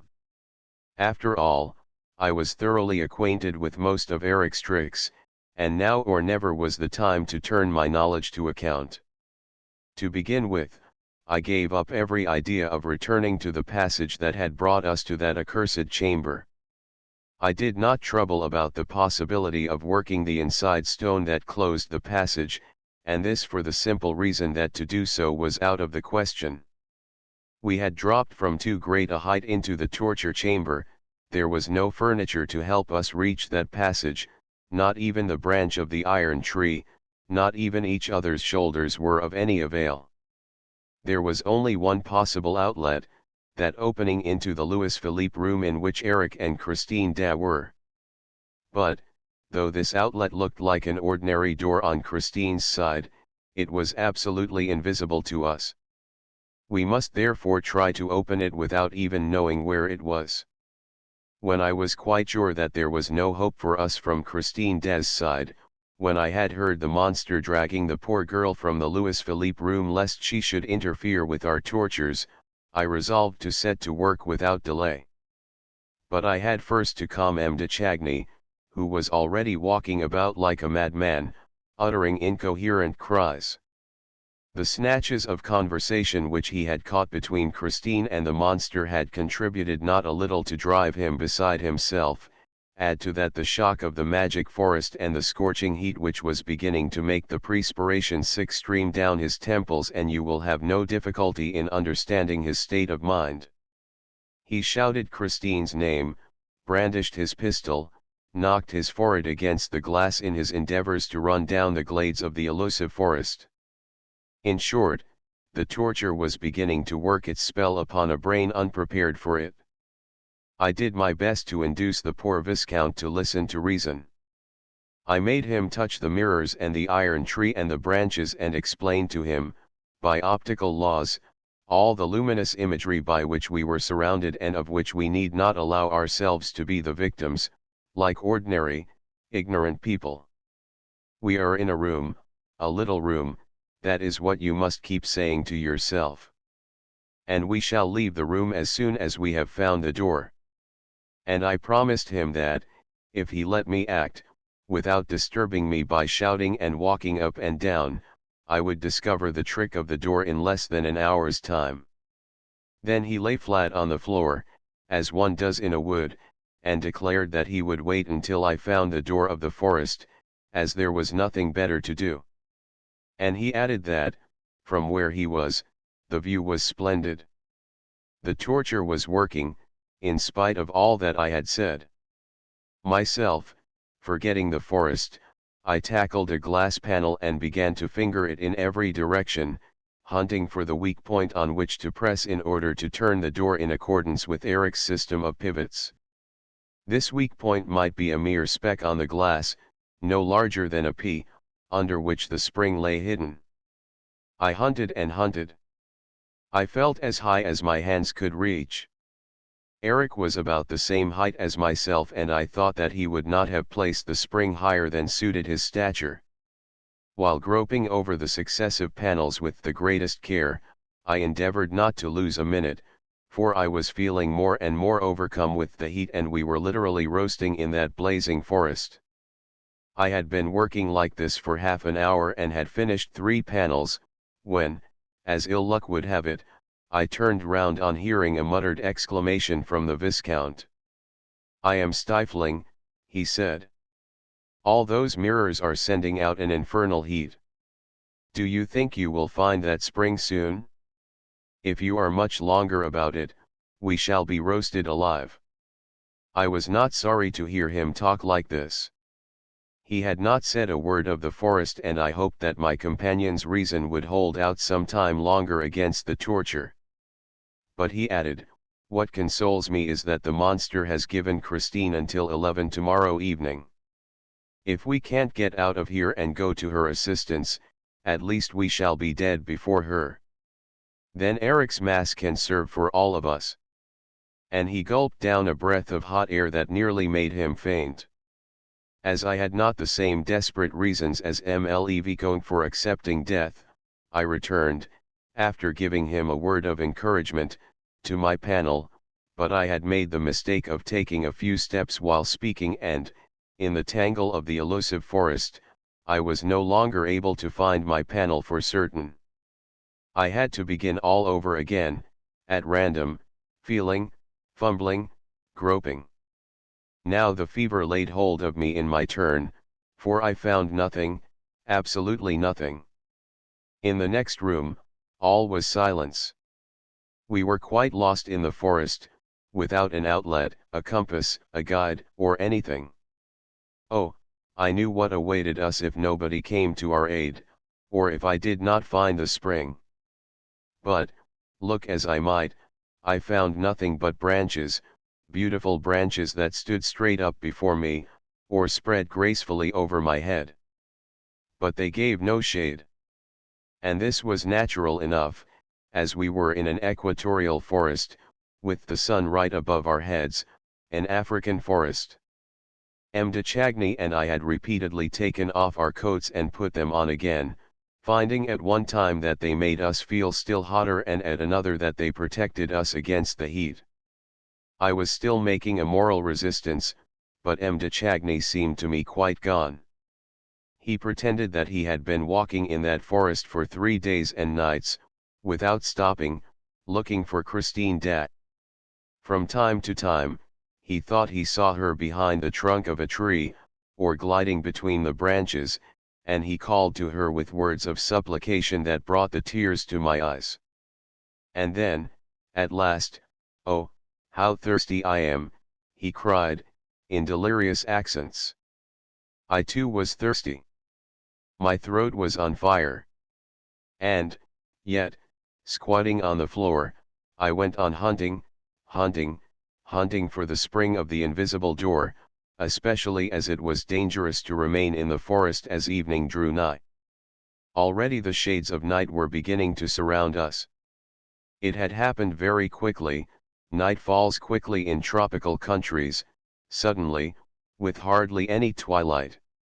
Now night, in the forests of the equator, is always dangerous, particularly when, like ourselves, one has not the materials for a fire to keep off the beasts of prey.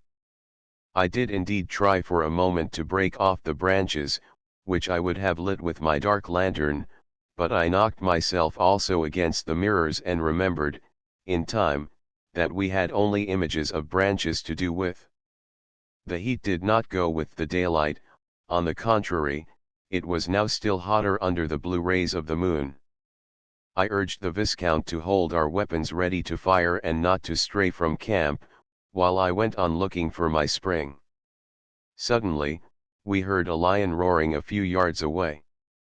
"Oh," whispered the Viscount, "he is quite close. Don't you see him? There, through the trees, in that thicket. If he roars again, I will fire." And the roaring began again, louder than before. And the Viscount fired, but I do not think that he hit the lion, only, he smashed a mirror, as I perceived the next morning, at daybreak. We must have covered a good distance during the night, for we suddenly found ourselves on the edge of the desert, an immense desert of sand, stones, and rocks. It was really not worth while leaving the forest to come upon the desert. Tired out, I flung myself down beside the Viscount, for I had had enough of looking for springs which I could not find.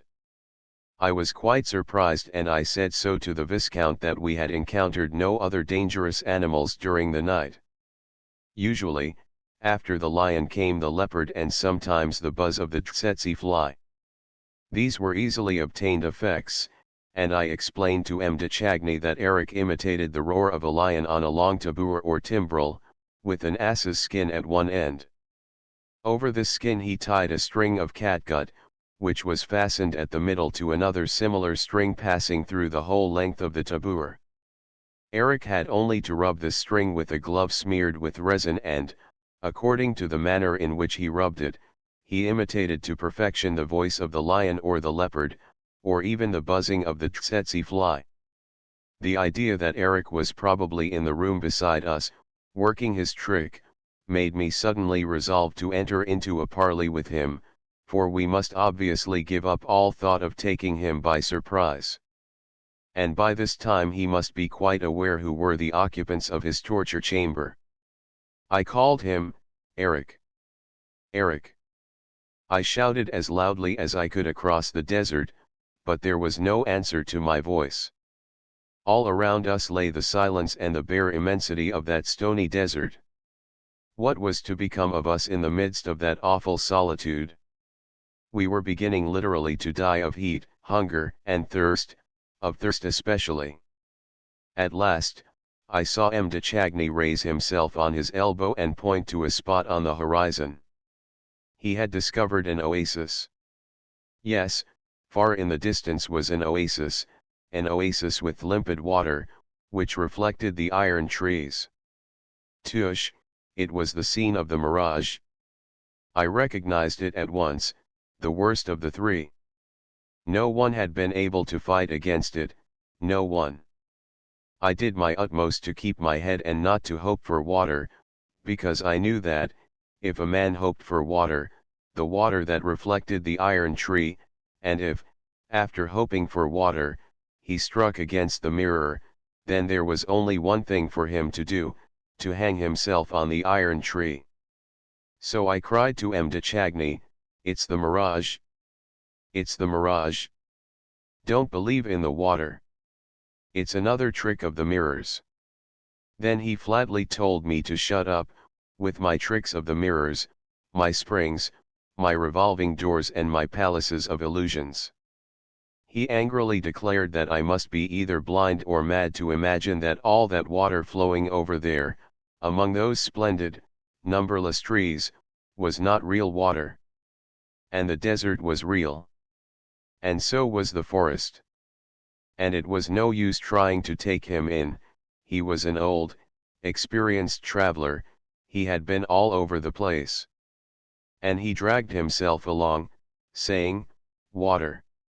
Water." And his mouth was open, as though he were drinking. And my mouth was open too, as though I were drinking. For we not only saw the water, but we heard it. We heard it flow, we heard it ripple. Do you understand that word ripple? It is a sound which you hear with your tongue. You put your tongue out of your mouth to listen to it better. Lastly, and this was the most pitiless torture of all, we heard the rain and it was not raining. This was an infernal invention. Oh, I knew well enough how Eric obtained it. He filled with little stones a very long and narrow box, broken up inside with wooden and metal projections. The stones, in falling, struck against these projections and rebounded from one to another, and the result was a series of pattering sounds that exactly imitated a rainstorm. Ah, you should have seen us putting out our tongues and dragging ourselves toward the rippling river bank. Our eyes and ears were full of water, but our tongues were hard and dry as horn. When we reached the mirror, M. de Chagny licked it, and I also licked the glass. It was burning hot. Then we rolled on the floor with a hoarse cry of despair. M. de Chagny put the one pistol that was still loaded to his temple, and I stared at the Punjab lasso at the foot of the iron tree. I knew why the iron tree had returned, in this third change of scene. The iron tree was waiting for me. But, as I stared at the Punjab lasso, I saw a thing that made me start so violently that M. de Chagny delayed his attempt at suicide. I took his arm. and then I caught the pistol from him, and then I dragged myself on my knees toward what I had seen. I had discovered, near the Punjab lasso, in a groove in the floor, a black-headed nail of which I knew the use. At last I had discovered the spring. I felt the nail. I lifted a radiant face to M. de Chagny. The black-headed nail yielded to my pressure. And then we saw not a door opened in the wall, but a cellar flap released in the floor. Cool air came up to us from the black hole below. We stooped over that square of darkness as though over a limpid well. With our chins in the cool shade, we drank it in. And we bent lower and lower over the trap door. What could there be in that cellar which opened before us? Water. Water to drink.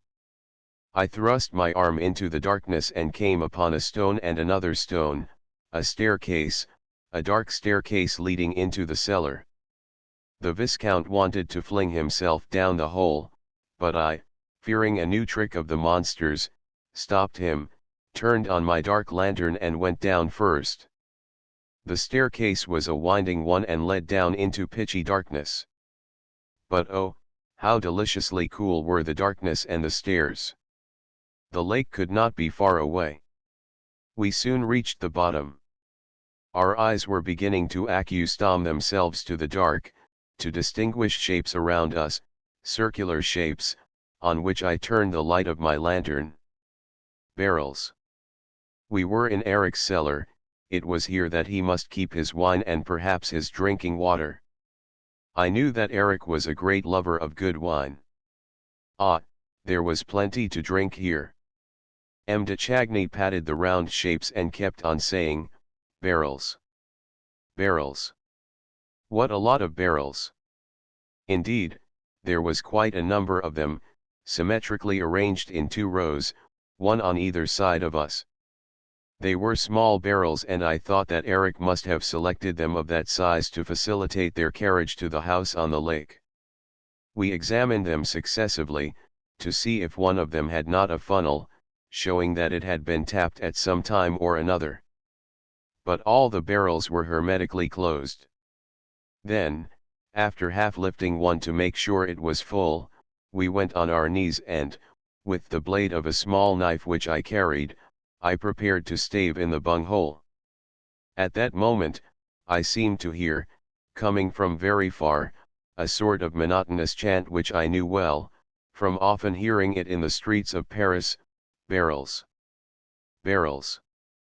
Any barrels to sell? My hand desisted from its work. M. de Chagny had also heard. He said, that's funny. It sounds as if the barrel were singing. The song was renewed, farther away, barrels. Barrels. Any barrels to sell? Oh, I swear, said the Viscount, that the tune dies away in the barrel. We stood up and went to look behind the barrel. It's inside, said M. de Chagny, it's inside. But we heard nothing there and were driven to accuse the bad condition of our senses. And we returned to the bunghole. M. de Chagny put his 2 hands together underneath it and, with a last effort, I burst the bung. What's this? Cried the Viscount. This isn't water. The Viscount put his 2 full hands close to my lantern. I stooped to look, and at once threw away the lantern with such violence that it broke and went out, leaving us in utter darkness. What I had seen in M. de Chagny's hands, was gunpowder. It is very natural that, at the time when the Persian was writing, he should take so many precautions against any spirit of incredulity on the part of those who were likely to read his narrative. Nowadays, when we have all seen this sort of room, his precautions would be superfluous. Chapter XXV The Scorpion or the Grasshopper, which? The Persian's narrative concluded the discovery flung us into a state of alarm that made us forget all our past and present sufferings.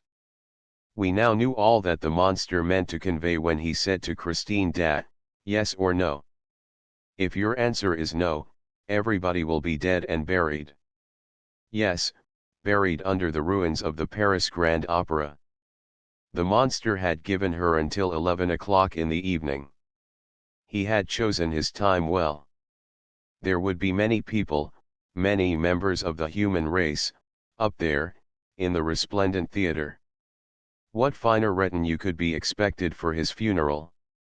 He would go down to the tomb escorted by the whitest shoulders in the world, decked with the richest jewels. 11 o'clock tomorrow evening. We were all to be blown up in the middle of the performance, if Christine Das said no. 11 o'clock tomorrow evening. And what else could Christine say but no? Would she not prefer to espouse death itself rather than that living corpse? She did not know that on her acceptance or refusal depended the awful fate of many members of the human race. 11 o'clock tomorrow evening. And we dragged ourselves through the darkness, feeling our way to the stone steps, for the light in the trapdoor overhead that led to the room of mirrors was now extinguished, and we repeated to ourselves, 11 o'clock tomorrow evening. At last, I found the staircase. But, suddenly I drew myself up on the first step, for a terrible thought had come to my mind: what is the time? Ah, what was the time? For, after all, 11 o'clock tomorrow evening might be now, might be this very moment. Who could tell us the time? We seemed to have been imprisoned in that hell for days and days, for years, since the beginning of the world. Perhaps we should be blown up then and there. Ah, a sound. A crack. Did you hear that? There, in the corner, good heavens. Like a sound of machinery. Again. Oh, for a light. Perhaps it's the machinery that is to blow everything up. I tell you, a cracking sound. Are you deaf? M. de Chagny and I began to yell like madmen. Fear spurred us on.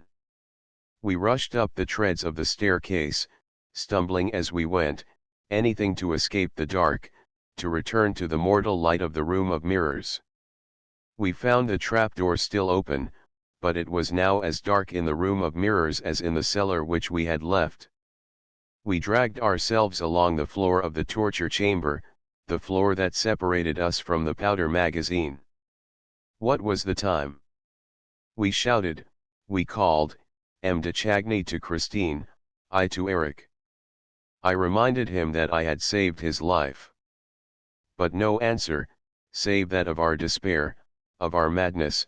What was the time? We argued, we tried to calculate the time which we had spent there, but we were incapable of reasoning. If only we could see the face of a watch. Mine had stopped, but M. de Chagny's was still going. He told me that he had wound it up before dressing for the opera. We had not a match upon us. And yet we must know. M. de Chagny broke the glass of his watch and felt the two hands. He questioned the hands of the watch with his fingertips, going by the position of the ring of the watch. Judging by the space between the hands, he thought it might be just 11 o'clock. But perhaps it was not the 11 o'clock of which we stood in dread. Perhaps we had still 12 hours before us. Suddenly, I exclaimed, hush! I seemed to hear footsteps in the next room. Someone tapped against the wall. Christine Daz's voice said, Raoul. Raoul. We were now all talking at once, on either side of the wall. Christine sobbed. She was not sure that she would find M. de Chagny alive. The monster had been terrible, it seemed, had done nothing but rave, waiting for her to give him the yes which she refused. And yet she had promised him that yes, if he would take her to the torture chamber. But he had obstinately declined, and had uttered hideous threats against all the members of the human race. At last, after hours and hours of that hell, he had that moment gone out, leaving her alone to reflect for the last time. Hours and hours? What is the time now? What is the time, Christine? It is 11 o'clock. 11 o'clock, all but 5 minutes. But which 11 o'clock? The 11 o'clock that is to decide life or death. He told me so just before he went. He is terrible. He is quite mad. He tore off his mask and his yellow eyes shot flames. He did nothing but laugh. He said, I give you 5 minutes to spare your blushes. Here, he said, taking a key from the little bag of life and death, here is the little bronze key that opens the 2 ebony caskets on the mantelpiece in the Louis Philippe room. In one of the caskets, you will find a scorpion, in the other, a grasshopper, both very cleverly imitated in Japanese bronze. They will say yes or no for you. If you turn the scorpion round, that will mean to me, when I return, that you have said yes. The grasshopper will mean no, and he laughed like a drunken demon. I did nothing but beg and entreat him to give me the key of the torture chamber, promising to be his wife if he granted me that request. But he told me that there was no future need for that key and that he was going to throw it into the lake. And he again laughed like a drunken demon and left me. Oh, his last words were, the grasshopper. Be careful of the grasshopper. A grasshopper does not only turn, it hops. It hops. And it hops jolly high. The 5 minutes had nearly elapsed and the scorpion and the grasshopper were scratching at my brain. Nevertheless, I had sufficient lucidity left to understand that, if the grasshopper were turned, it would hop, and with it many members of the human race. There was no doubt but that the grasshopper controlled an electric current intended to blow up the powder magazine. M. de Chagny, who seemed to have recovered all his moral force from hearing Christine's voice, explained to her, in a few hurried words, the situation in which we and all the opera were. He told her to turn the scorpion at once. There was a pause. Christine, I cried, where are you? By the scorpion. Don't touch it. The idea had come to me, for I knew my Eric that the monster had perhaps deceived the girl once more. Perhaps it was the scorpion that would blow everything up. After all, why wasn't he there? The 5 minutes were long past, and he was not back. Perhaps he had taken shelter and was waiting for the explosion. Why had he not returned? He could not really expect Christine ever to consent to become his voluntary prey. Why had he not returned? Don't touch the scorpion, I said. Here he comes, cried Christine. I hear him. Here he is. We heard his steps approaching the Louis Philippe room. He came up to Christine, but did not speak. Then I raised my voice, Eric. It is I. Do you know me? With extraordinary calmness, he at once replied, so you are not dead in there? Well, then, see that you keep quiet. I tried to speak, but he said coldly, not a word, Deriga, or I shall blow everything up. And he added, the honor rests with Mademoiselle. Mademoiselle has not touched the scorpion. How deliberately he spoke. Mademoiselle has not touched the grasshopper with that composure, but it is not too late to do the right thing. There, I open the caskets without a key, for I am a trapdoor lover and I open and shut what I please and as I please. I open the little ebony caskets. Mademoiselle, look at the little dears inside. Aren't they pretty? If you turn the grasshopper, Mademoiselle, we shall all be blown up. There is enough gunpowder under our feet to blow up a whole quarter of Paris. If you turn the scorpion, Mademoiselle, all that powder will be soaked and drowned.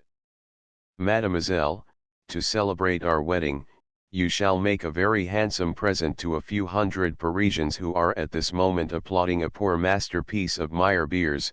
You shall make them a present of their lives. For, with your own fair hands, you shall turn the scorpion. And merrily, merrily, we will be married.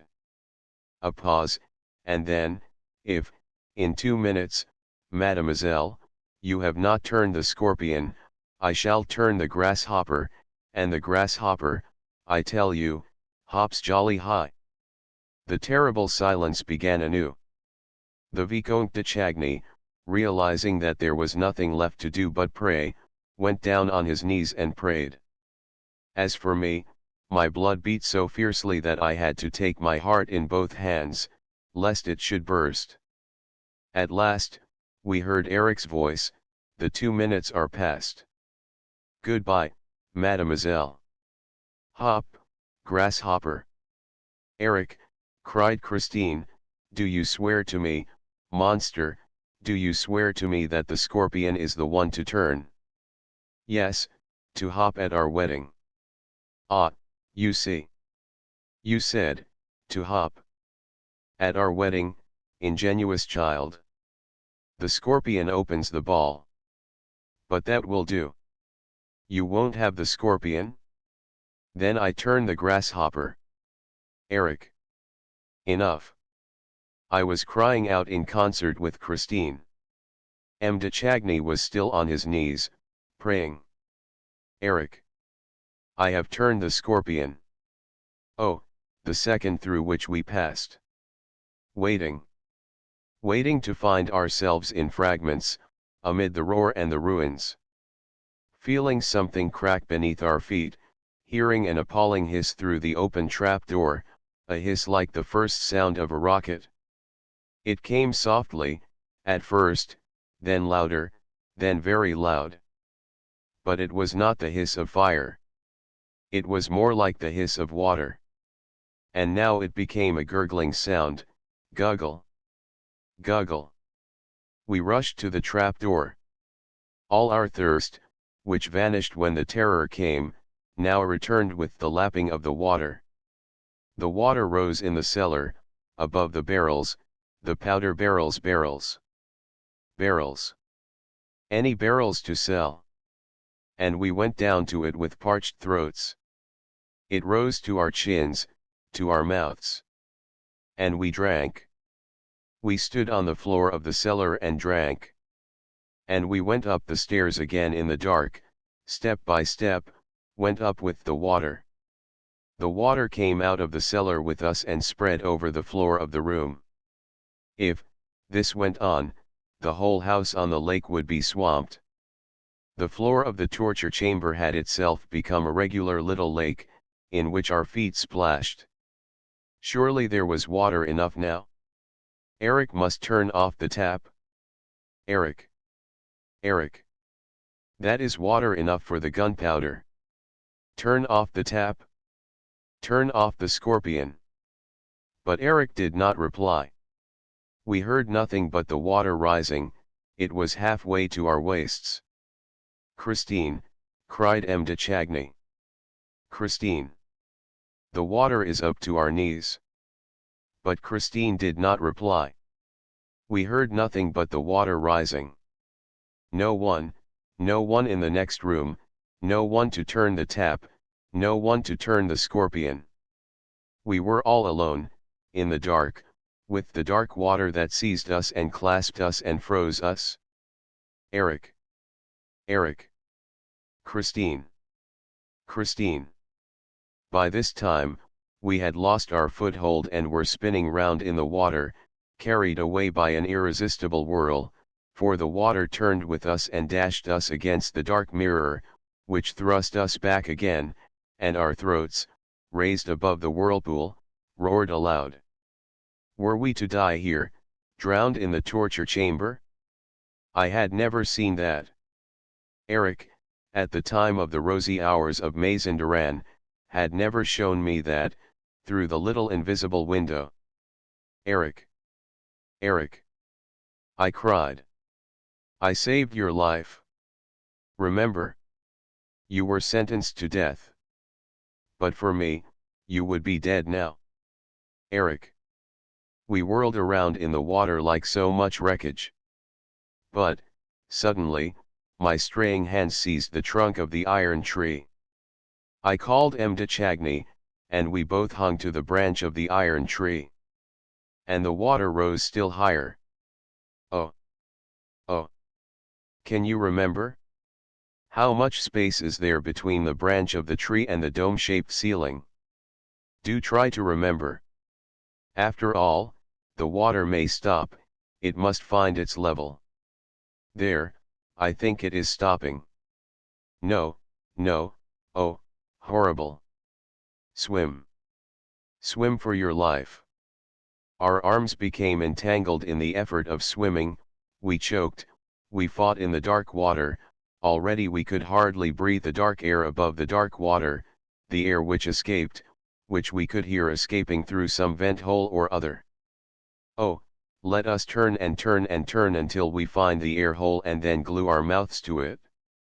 But I lost my strength, I tried to lay hold of the walls. Oh, how those glass walls slipped from under my groping fingers. We whirled round again. We began to sink. One last effort. A last cry, Eric. Christine. Guggle, guggle, guggle, in our ears. Guggle. Guggle. At the bottom of the dark water, our ears went, guggle. Guggle. And, before losing consciousness entirely, I seemed to hear, between two guggles, barrels. Barrels. Any barrels to sell? Chapter XXVI. The end of the ghost's love story. The previous chapter marks the conclusion of the written narrative which the Persian left behind him. Notwithstanding the horrors of a situation which seemed definitely to abandon them to their deaths, M. de Chagny and his companion were saved by the sublime devotion of Christine Dat.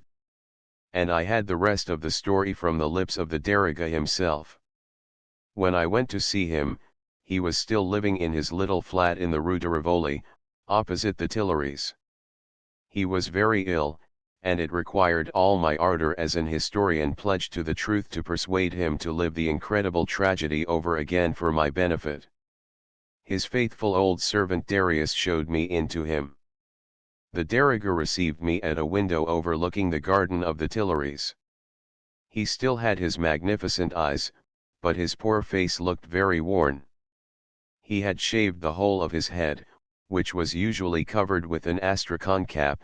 He was dressed in a long, plain coat and amused himself by unconsciously twisting his thumbs inside the sleeves, but his mind was quite clear, and he told me his story with perfect lucidity. It seems that, when he opened his eyes, the Deriga found himself lying on a bed. M. de Chagny was on a sofa, beside the wardrobe. An angel and a devil were watching over them. After the deceptions and illusions of the torture chamber, the precision of the details of that quiet little middle-class room seemed to have been invented for the express purpose of puzzling the mind of the mortal rash enough to stray into that abode of living nightmare. The wooden bedstead, the waxed mahogany chairs, the chest of drawers, those brasses, the little square antimacassars carefully placed on the backs of the chairs, the clock on the mantelpiece and the harmless-looking ebony caskets at either end, lastly, the whatnot filled with shells, with red pincushions, with mother-of-pearl boats and an enormous ostrich egg, the whole discreetly lighted by a shaded lamp standing on a small round table, this collection of ugly, peaceable, reasonable furniture. At the bottom of the opera cellars, bewildered the imagination more than all the late fantastic happenings. And the figure of the masked man seemed all the more formidable in this old-fashioned, neat, and trim little frame. It bent down over the Persian and said, in his ear, "Are you better, Deriga? You are looking at my furniture? It is all that I have left of my poor unhappy mother." Christine Dat did not say a word, she moved about noiselessly, like a sister of charity, who had taken a vow of silence.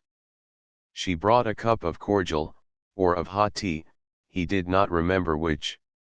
The man in the mask took it from her hands and gave it to the Persian. M. de Chagny was still sleeping. Eric poured a drop of rum into the Deriga's cup and, pointing to the Viscount, said, he came to himself long before we knew if you were still alive, Daragha. He is quite well. He is asleep. We must not wake him. Eric left the room for a moment, and the Persian raised himself on his elbow, looked around him and saw Christine Das sitting by the fireside. He spoke to her, called her, but he was still very weak and fell back on his pillow. Christine came to him, laid her hand on his forehead and went away again. And the Persian remembered that, as she went, she did not give a glance at M. de Chagny, who, it is true, was sleeping peacefully, and she sat down again in her chair by the chimney corner, silent as a sister of charity who had taken a vow of silence. Eric returned with some little bottles which he placed on the mantelpiece. And, again in a whisper, so as not to wake M. de Chagny, he said to the Persian, after sitting down and feeling his pulse, "You are now saved, both of you. And soon I shall take you up to the surface of the earth, to please my wife." Thereupon he rose, without any further explanation, and disappeared once more. The Persian now looked at Christine's quiet profile under the lamp. She was reading a tiny book, with gilt edges, like a religious book. There are editions of the Imitation that look like that. The Persian still had in his ears the natural tone in which the other had said, "To please my wife." Very gently, he called her again, but Christine was wrapped up in her book and did not hear him. Eric returned, mixed the Daragha a draught and advised him not to speak to his wife again nor to anyone, because it might be very dangerous to everybody's health. Eventually, the Persian fell asleep, like M. de Chagny, and did not wake until he was in his own room, nursed by his faithful Darius, who told him that, on the night before, he was found propped against the door of his flat, where he had been brought by a stranger, who rang the bell before going away. As soon as the Daragha recovered his strength and his wits, he sent to Count Philippe's house to inquire after the Viscount's health. The answer was that the young man had not been seen and that Count Philippe was dead. His body was found on the bank of the Opera Lake, on the Rue Scribe side. The Persian remembered the Requiem Mass which he had heard from behind the wall of the torture chamber, and had no doubt concerning the crime and the criminal. Knowing Eric as he did, he easily reconstructed the tragedy. Thinking that his brother had run away with Christine Das, Philippe had dashed in pursuit of him along the Brussels road, where he knew that everything was prepared for the elopement. Failing to find the pair, he hurried back to the opera, remembered Raoul's strange confidence about his fantastic rival and learned that the Viscount had made every effort to enter the cellars of the theatre and that he had disappeared, leaving his hat in the prima donna's dressing room beside an empty pistol case. And the Count, who no longer entertained any doubt of his brother's madness, in his turn darted into that infernal underground maze. This was enough, in the Persian's eyes, to explain the discovery of the Comte de Chagny's corpse on the shore of the lake, where the siren, Eric's siren, kept watch. The Persian did not hesitate. He determined to inform the police. Now the case was in the hands of an examining magistrate called for, an incredulous, commonplace, superficial sort of person, I write as I think, with a mind utterly unprepared to receive a confidence of this kind. M4 took down the Daragha's depositions and proceeded to treat him as a madman. Despairing of ever obtaining a hearing, the Persian sat down to write.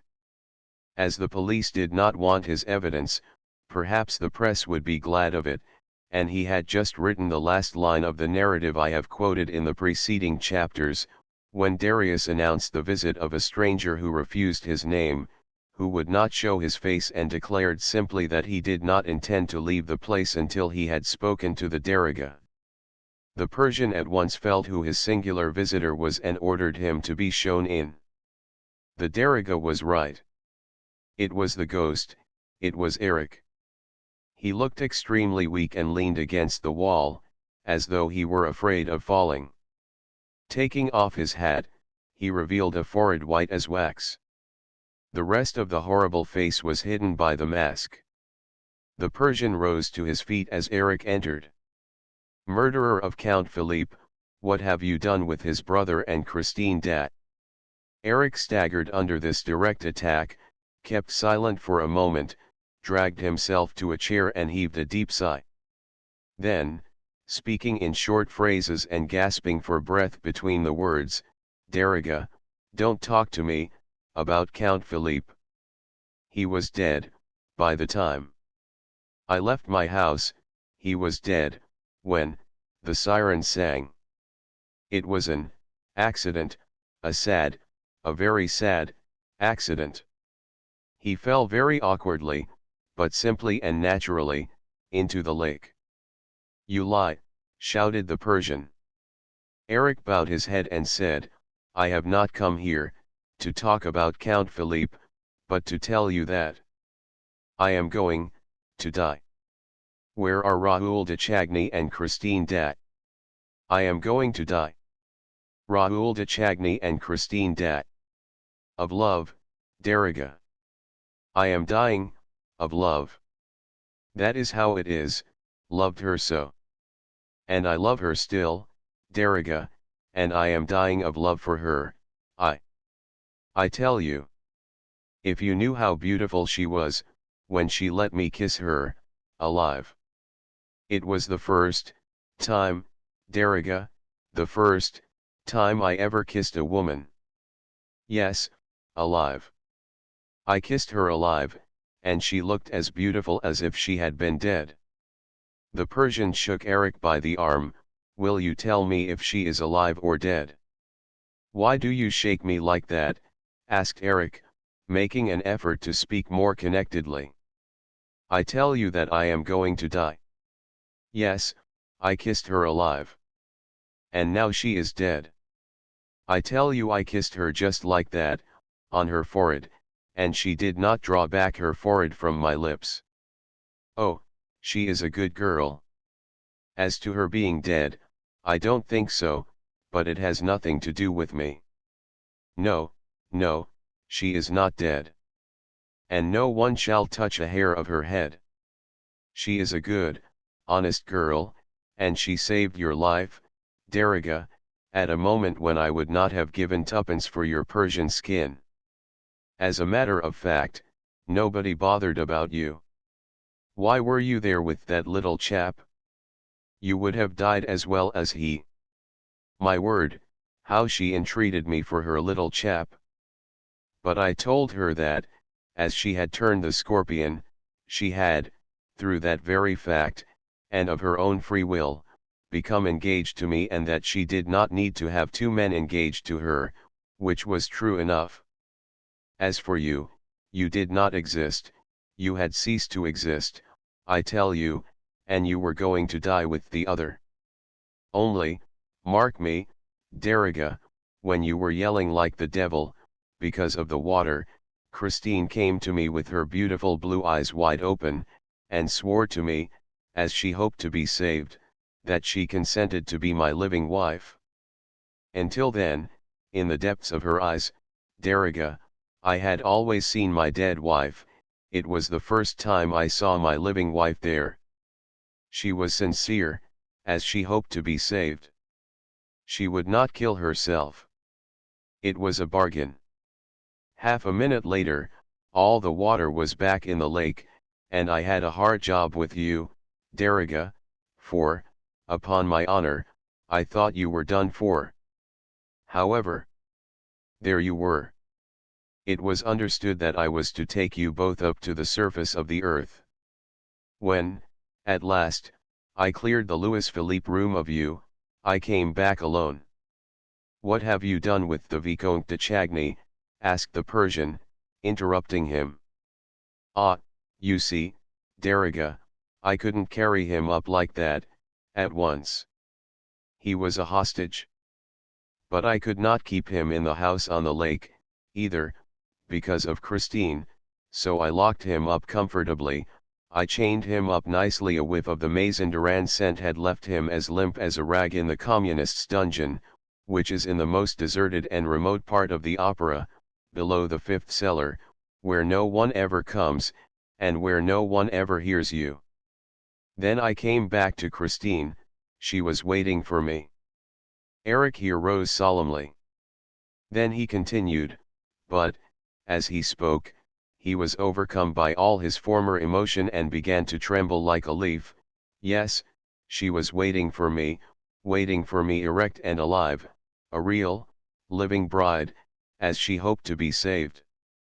And, when I came forward, more timid than a little child, she did not run away, no, no, she stayed, she waited for me. I even believe, Deriga, that she put out her forehead, a little, oh, not much, just a little, like a living bride. And I kissed her. I, I, I, and she did not die? Oh, how good it is, Deriga, to kiss somebody on the forehead. You can't tell. But my mother, Deriga, my poor, unhappy mother would never let me kiss her. She used to run away, and throw me my mask. Nor any other woman, ever. Ah, you can understand, my happiness was so great, I cried. And I fell at her feet, crying, and I kissed her feet, her little feet, crying.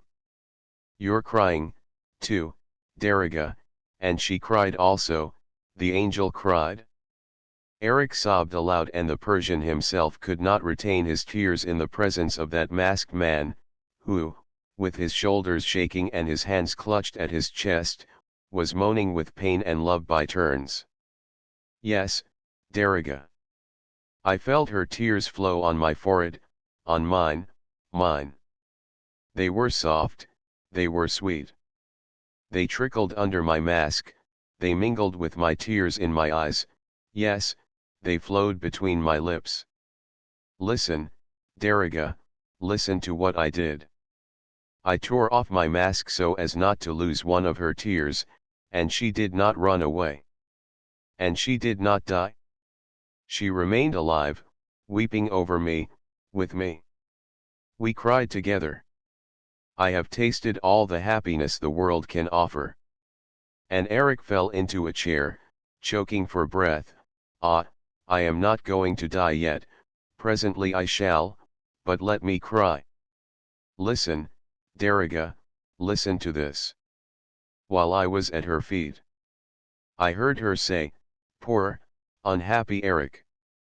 And she took my hand. I had become no more, you know, than a poor dog ready to die for her. I mean it, Deriga. I held in my hand a ring, a plain gold ring which I had given her, which she had lost, and which I had found again, a wedding ring, you know. I slipped it into her little hand and said, there. Take it. Take it for you, and him. It shall be my wedding present, a present from your poor, unhappy Eric. I know you love the boy, don't cry any more. She asked me, in a very soft voice, what I meant. Then I made her understand that, where she was concerned, I was only a poor dog, ready to die for her, but that she could marry the young man when she pleased, because she had cried with me and mingled her tears with mine.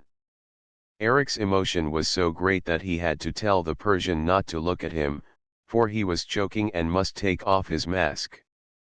The Deriga went to the window and opened it. His heart was full of pity, but he took care to keep his eyes fixed on the trees in the Tuileries gardens, lest he should see the monster's face.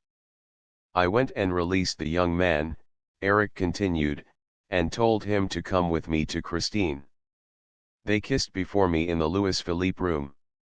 Christine had my ring.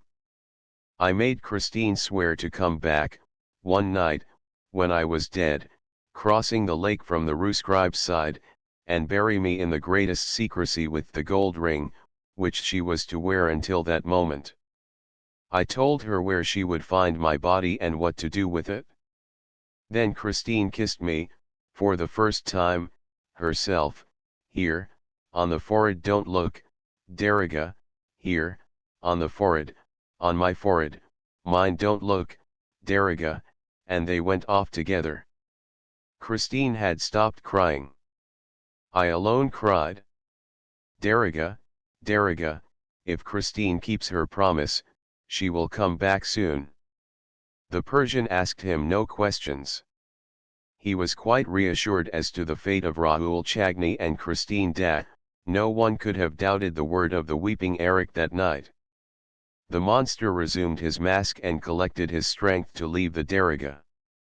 He told him that, when he felt his end to be very near at hand, he would send him, in gratitude for the kindness which the Persian had once shown him, that which he held dearest in the world, all Christine Des papers, which she had written for Raoul's benefit and left with Eric, together with a few objects belonging to her, such as a pair of gloves, a shoebuckle and 2 pocket handkerchiefs. In reply to the Persian's questions, Eric told him that the 2 young people, as soon as they found themselves free, had resolved to go and look for a priest in some lonely spot where they could hide their happiness, and that, with this object in view, they had started from the northern railway station of the world. Lastly, Eric relied on the Persian, as soon as he received the promised relics and papers, to inform the young couple of his death and to advertise it in the Epoque. That was all. The Persian saw Eric to the door of his flat, and Darius helped him down to the street. A cab was waiting for him.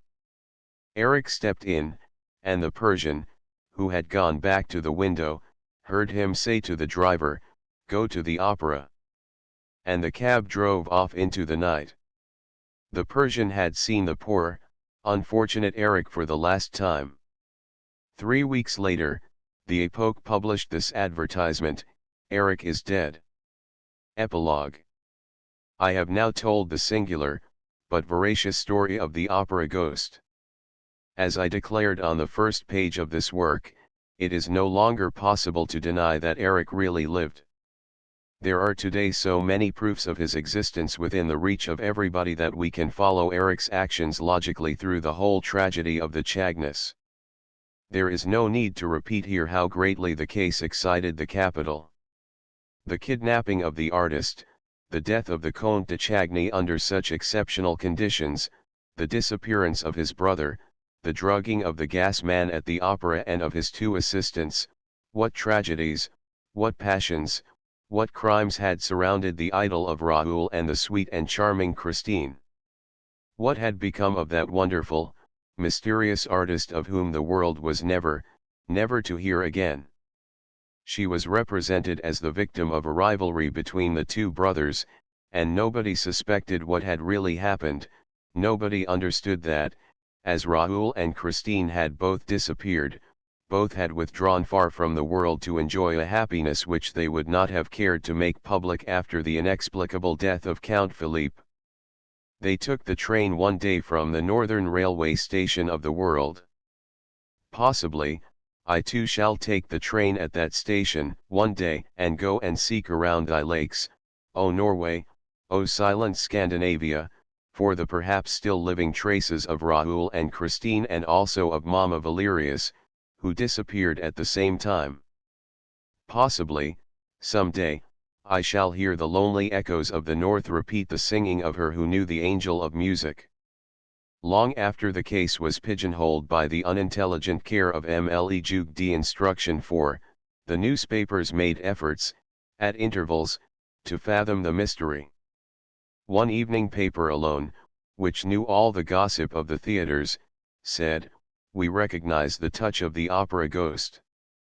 And even that was written by way of irony. The Persian alone knew the whole truth and held the main proofs, which came to him with the pious relics promised by the Ghost. It fell to my lot to complete those proofs with the aid of the Deriga himself. Day by day, I kept him informed of the progress of my inquiries, and he directed them. He had not been to the opera for years and years, but he had preserved the most accurate recollection of the building, and there was no better guide than he possible to help me discover its most secret recesses. He also told me where to gather further information, whom to ask, and he sent me to call on M. Poligny, at a moment when the poor man was nearly drawing his last breath. I had no idea that he was so very ill, and I shall never forget the effect which my questions about the ghost produced upon him. He looked at me as if I were the devil and answered only in a few incoherent sentences, which showed, however, and that was the main thing, the extent of the perturbation which Og, in his time, had brought into that already very restless life, for M. Poligny was what people call a man of pleasure. When I came and told the Persian of the poor result of my visit to M. Poligny, the Deriga gave a faint smile and said, Poligny never knew how far that extraordinary blackguard of an Eric humbugged him. The Persian, by the way, spoke of Eric sometimes as a demigod and sometimes as the lowest of the low. Poligny was superstitious and Eric knew it. Eric knew most things about the public and private affairs of the opera. When M. Poligny heard a mysterious voice tell him, in box 5, of the manner in which he used to spend his time and abuse his partner's confidence, he did not wait to hear any more. Thinking at first that it was a voice from heaven, he believed himself damned, and then, when the voice began to ask for money, he saw that he was being victimized by a shrewd blackmailer to whom Debienne himself had fallen a prey. Both of them, already tired of management for various reasons, went away without trying to investigate further into the personality of that curious Og, who had forced such a singular memorandum book upon them. They bequeathed the whole mystery to their successors and heaved a sigh of relief when they were rid of a business that had puzzled them without amusing them in the least. I then spoke of the two successors and expressed my surprise that, in his Memoirs of a Manager, M. Moncharmin should describe the opera ghost's behavior at such length in the first part of the book and hardly mention it at all in the second. In reply to this, the Persian, who knew the memoirs as thoroughly as if he had written them himself, observed that I should find the explanation of the whole business if I would just recollect the few lines which Moncharmin devotes to the ghost in the second part aforesaid. I quote these lines, which are particularly interesting because they describe the very simple manner in which the famous incident of the 20,000 francs was closed. As for Og, some of whose curious tricks I have related in the first part of my memoirs, I will only say that he redeemed by one spontaneous fine action all the worry which he had caused my dear friend and partner and, I am bound to say, myself. He felt, no doubt, that there are limits to a joke, especially when it is so expensive and when the commissary of police has been informed, for, at the moment when we had made an appointment in our office with M. Mifroid to tell him the whole story, a few days after the disappearance of Christine Dat, we found, on Richard's table, a large envelope, inscribed, in red ink, with OG's compliments. It contained a large sum of money which he had succeeded in playfully extracting, for the time being, from the treasury. Richard was at once of the opinion that we must be content with that and drop the business. I agreed with Richard. All's well that ends well. What do you say, Og?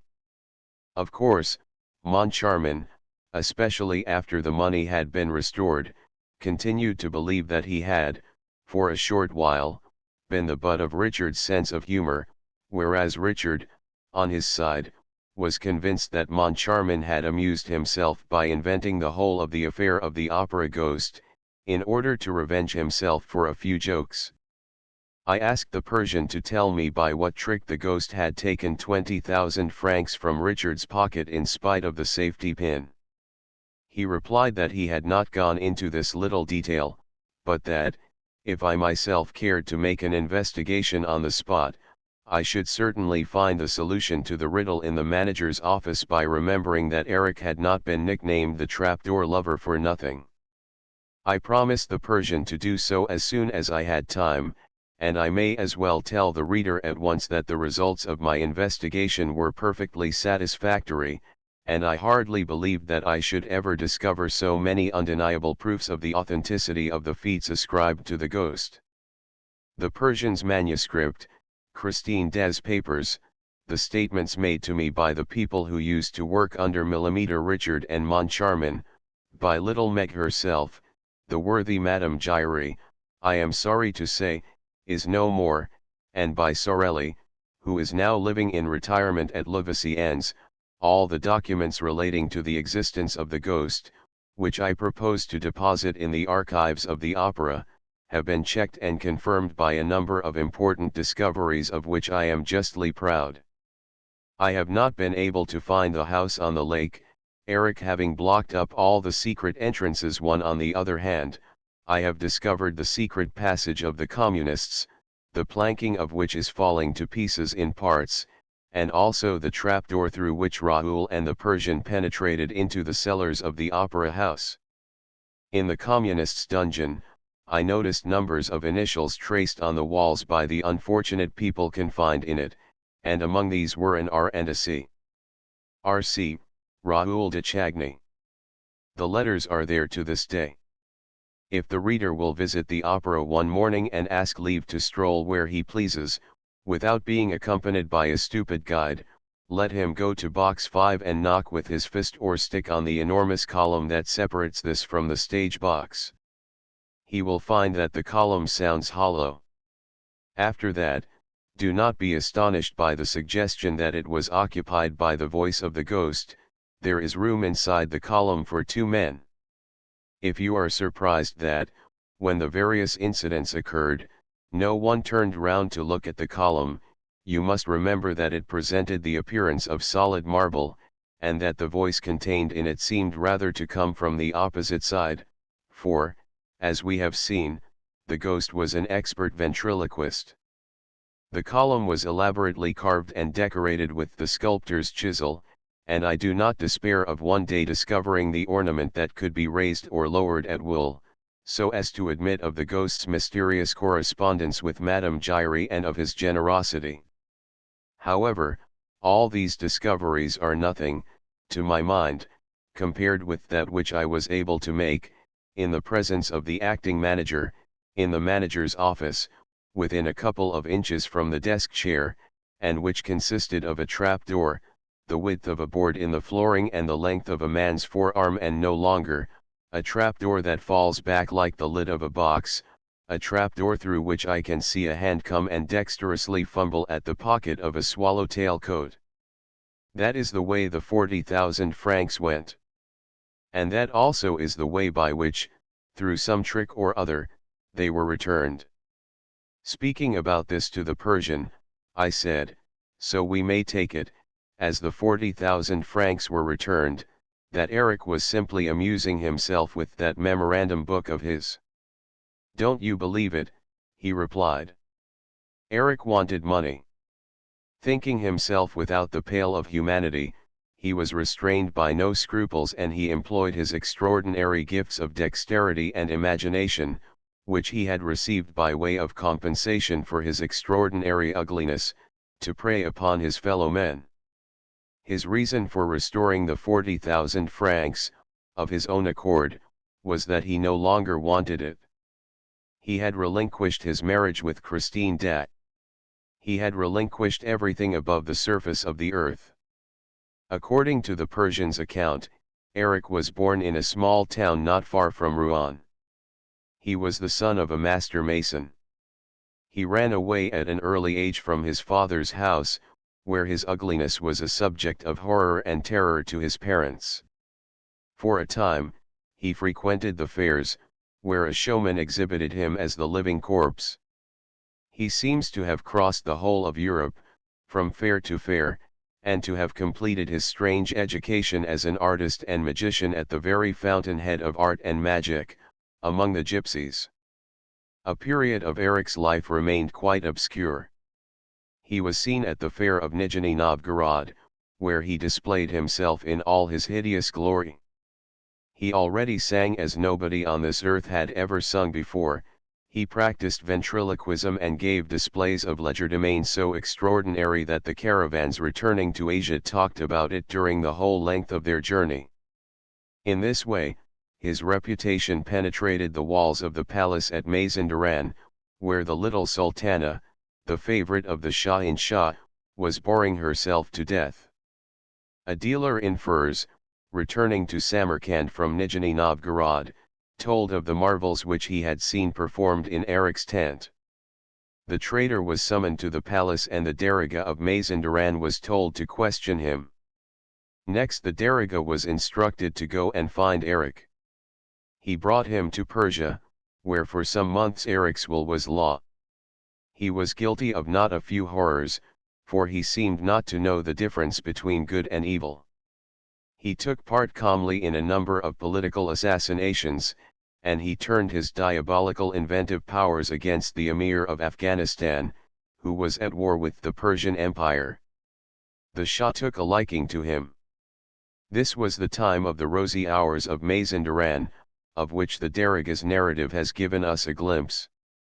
Erik had very original ideas on the subject of architecture and thought out a palace much as a conjurer contrives a trick casket. The Shah ordered him to construct an edifice of this kind. Erik did so, and the building appears to have been so ingenious that His Majesty was able to move about in it unseen and to disappear without a possibility of the tricks being discovered. When the Shah-in-Shah found himself the possessor of this gem, he ordered Erik's yellow eyes to be put out.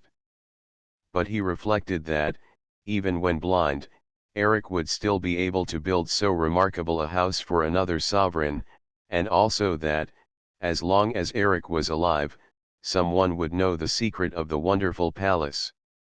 Erik's death was decided upon, together with that of all the laborers who had worked under his orders. The execution of this abominable decree devolved upon the Dargah of Mazandaran. Erik had shown him some slight services and procured him many a hearty laugh. He saved Erik by providing him with the means of escape, but nearly paid with his head for his generous indulgence. Fortunately for the Dargah, a corpse, half eaten by the birds of prey, was found on the shore of the Caspian Sea, and was taken for Erik's body, because the Dargah's friends had dressed the remains in clothing that belonged to Erik. The Dargah was let off with the loss of the imperial favor, the confiscation of his property and an order of perpetual banishment. As a member of the royal house, however, he continued to receive a monthly pension of a few hundred francs from the Persian treasury, and on this he came to live in Paris. As for Erik, he went to Asia Minor and thence to Constantinople, where he entered the Sultan's employment.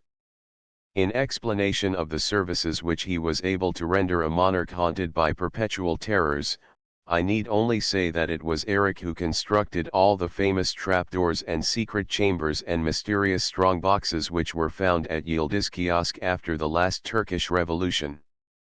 He also invented those automata, dressed like the Sultan and resembling the Sultan in all respects too, which made people believe that the commander of the faithful was awake at one place, when, in reality, he was asleep elsewhere. Of course, he had to leave the Sultan's service for the same reasons that made him fly from Persia: he knew too much. Then, tired of his adventurous, formidable, and monstrous life, he longed to be someone like everybody else. And he became a contractor, like any ordinary contractor, building ordinary houses with ordinary bricks. He tendered for part of the foundations in the opera. His estimate was accepted. When he found himself in the cellars of the enormous playhouse, his artistic, fantastic, wizard nature resumed the upper hand. Besides, was he not as ugly as ever? He dreamed of creating for his own use a dwelling unknown to the rest of the earth, where he could hide from men's eyes for all time. The reader knows and guesses the rest. It is all in keeping with this incredible and yet veracious story. Poor, unhappy Erik! Shall we pity him? Shall we curse him? He asked only to be someone, like everybody else. but he was too ugly. And he had to hide his genius or use it to play tricks with, when, with an ordinary face, he would have been one of the most distinguished of mankind. He had a heart that could have held the empire of the world, and, in the end, he had to content himself with a cellar. Ah, yes, we must needs pity the opera ghost. I have prayed over his mortal remains, that God might show him mercy notwithstanding his crimes. Yes, I am sure, quite sure that I prayed beside his body, the other day, when they took it from the spot where they were burying the phonographic records. It was his skeleton. I did not recognize it by the ugliness of the head, for all men are ugly when they have been dead as long as that, but by the plain gold ring which he wore and which Christine Daae had certainly slipped on his finger, when she came to bury him in accordance with her promise. The skeleton was lying near the little well, in the place where the angel of music first held Christine Daae fainting in his trembling arms, on the night when he carried her down to the cellars of the opera house. And, now, what do they mean to do with that skeleton? Surely they will not bury it in the common grave. I say that the place of the skeleton of the opera ghost is in the archives of the National Academy of Music. It is no ordinary skeleton. One even so, I am convinced that it would be easy to reach it by draining the lake, as I have repeatedly requested the Ministry of Fine Arts to do. I was speaking about it to M. Dujardin de Beaumetz, the Undersecretary for Fine Arts, only 48 hours before the publication of this book. Who knows but that the score of Don Juan Triumphant might yet be discovered in the house on the lake. To see the interview of the special correspondent of the Matin, with Mohammed Ali Bey, on the day after the entry of the Salonika troops into Constantinople. The Paris Opera House, the scene of Gaston Leroux's novel, The Phantom of the Opera, that Mr. Leroux has used, for the scene of his story, the Paris Opera House as it really is, and has not created a building out of his imagination, is shown by this interesting description of it taken from an article which appeared in Scribner's magazine in 1879, a short time after the building was completed. The new opera house, commenced under the Empire and finished under the Republic, is the most complete building of the kind in the world, and in many respects the most beautiful. No European capital possesses an opera house so comprehensive in plan and execution, and none can boast an edifice equally vast and splendid. The site of the opera house was chosen in 1861. It was determined to lay the foundation exceptionally deep and strong. It was well known that water would be met with, but it was impossible to foresee at what depth or in what quantity it would be found. Exceptional depth also was necessary, as the stage arrangements were to be such as to admit a scene 50 feet high to be lowered on its frame. It was therefore necessary to lay a foundation in a soil soaked with water which should be sufficiently solid to sustain a weight of 22 million pounds, and at the same time to be perfectly dry, as the cellars were intended for the storage of scenery and properties. While the work was in progress, the excavation was kept free from water by means of 8 pumps, worked by steam power, and in operation, without interruption, day and night, from March 2 to October 13. The floor of the cellar was covered with a layer of concrete, then with 2 coats of cement, another layer of concrete and a coat of bitumen. The wall includes an outer wall built as a cofferdam, a brick wall, a coat of cement, and a wall proper, a little over a yard thick. After all this was done, the whole was filled with water, in order that the fluid, by penetrating into the most minute interstices, might deposit a sediment which would close them more surely and perfectly than it would be possible to do by hand. 12 years elapsed before the completion of the building, and during that time it was demonstrated that the precautions taken secured absolute impermeability and solidity. The events of 1870 interrupted work just as it was about to be prosecuted most vigorously, and the new opera house was put to new and unexpected uses. During the siege, it was converted into a vast military storehouse and filled with a heterogeneous mass of goods. After the siege, the building fell into the hands of the commune and the roof was turned into a balloon station. The damage done, however, was slight. The fine stone employed in the construction was brought from quarries in Sweden, Scotland, Italy, Algeria, Finland, Spain, Belgium, and France. While work on the exterior was in progress, the building was covered in by a wooden shell, rendered transparent by thousands of small panes of glass. In 1867 a swarm of men, supplied with hammers and axes, stripped the house of its habit, and showed in all its splendor the great structure. No picture can do justice to the rich colors of the edifice or to the harmonious tone resulting from the skillful use of many diverse materials. The effect of the frontage is completed by the cupola of the auditorium, topped with a cap of bronze sparingly adorned with gilding. Farther on a level with the towers of Notre Dame, is the gable end of the roof of the stage, a Pegasus, by M. Lequesne, rising at either end of the roof, and a bronze group by M. Millet, representing Apollo lifting his golden lyre, commanding the apex. Apollo, it may here be mentioned, is useful as well as ornamental, for his lyre is tipped with a metal point which does duty as a lightning rod, and conducts the fluid to the body and down the nether limbs of the god. The spectator, having climbed 10 steps and left behind him a gateway, reaches a vestibule in which are statues of Lully, Rameau, Gluck, and Handel. 10 steps of green Swedish marble lead to a second vestibule for ticket sellers. Visitors who enter by the pavilion reserved for carriages pass through a hallway where ticket offices are situated. The larger number of the audience, before entering the auditorium, traverse a large circular vestibule located exactly beneath it. The ceiling of this portion of the building is upheld by 16 fluted columns of Jura stone, with white marble capitals, forming a portico. Here servants are to await their masters, and spectators may remain until their carriages are summoned. The third entrance, which is quite distinct from the others, is reserved for the executive. The section of the building set aside for the use of the Emperor Napoleon was to have included an antechamber for the bodyguards, a salon for the aides-de-camp, a large salon and a smaller one for the Empress, hat and cloak rooms, etc.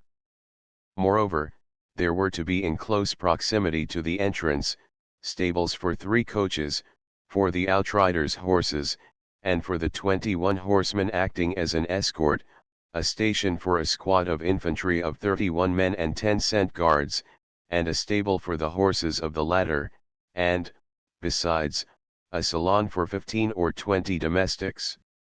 Thus arrangements had to be made to accommodate in this part of the building about 100 persons, 50 horses, and half a dozen carriages. The fall of the empire suggested some changes, but ample provision still exists for emergencies. Its novel conception, perfect fitness, and rare splendor of material, make the grand stairway unquestionably one of the most remarkable features of the building. It presents to the spectator, who has just passed through the subscriber's pavilion, a gorgeous picture. From this point he beholds the ceiling formed by the central landing, this and the columns sustaining it, built of Acheulean stone, are honeycombed with arabesques and heavy with ornaments, the steps are of white marble, and antique red marble balusters rest on green marble sockets and support a balustrade of onyx. To the right and to the left of this landing are stairways to the floor, on a plane with the first row of boxes. On this floor stand 30 monolith columns of Sarancolin marble, with white marble bases and capitals. Pilasters of peach blossom and violet stone are against the corresponding walls. More than 50 blocks had to be extracted from the quarry to find 30 perfect monoliths. The Foyer de la Danse has particular interest for the habitués of the opera. It is a place of reunion to which subscribers to 3 performances a week are admitted between the acts in accordance with a usage established in 1870. Three immense looking glasses cover the back wall of the foyer, and a chandelier with 107 burners supplies it with light. The paintings include 20 oval medallions, in which are portrayed the 20 danse uses of most celebrities since the opera has existed in France, and 4 panels by M. Boulanger, typifying the war dance, the rustic dance, the dance of love and the Bacchic dance. While the ladies of the ballet receive their admirers in this foyer, they can practice their steps. Velvet cushioned bars have to this end been secured at convenient points, and the floor has been given the same slope as that of the stage, so that the labor expended may be thoroughly profitable to the performance. The singer's foyer, on the same floor, is a much less lively resort than the foyer de la danse, as vocalists rarely leave their dressing rooms before they are summoned to the stage. 30 panels with portraits of the artists of repute in the annals of the opera adorn this foyer. Some estimate may be arrived at by sitting before the concierge an hour or so before the representation commences.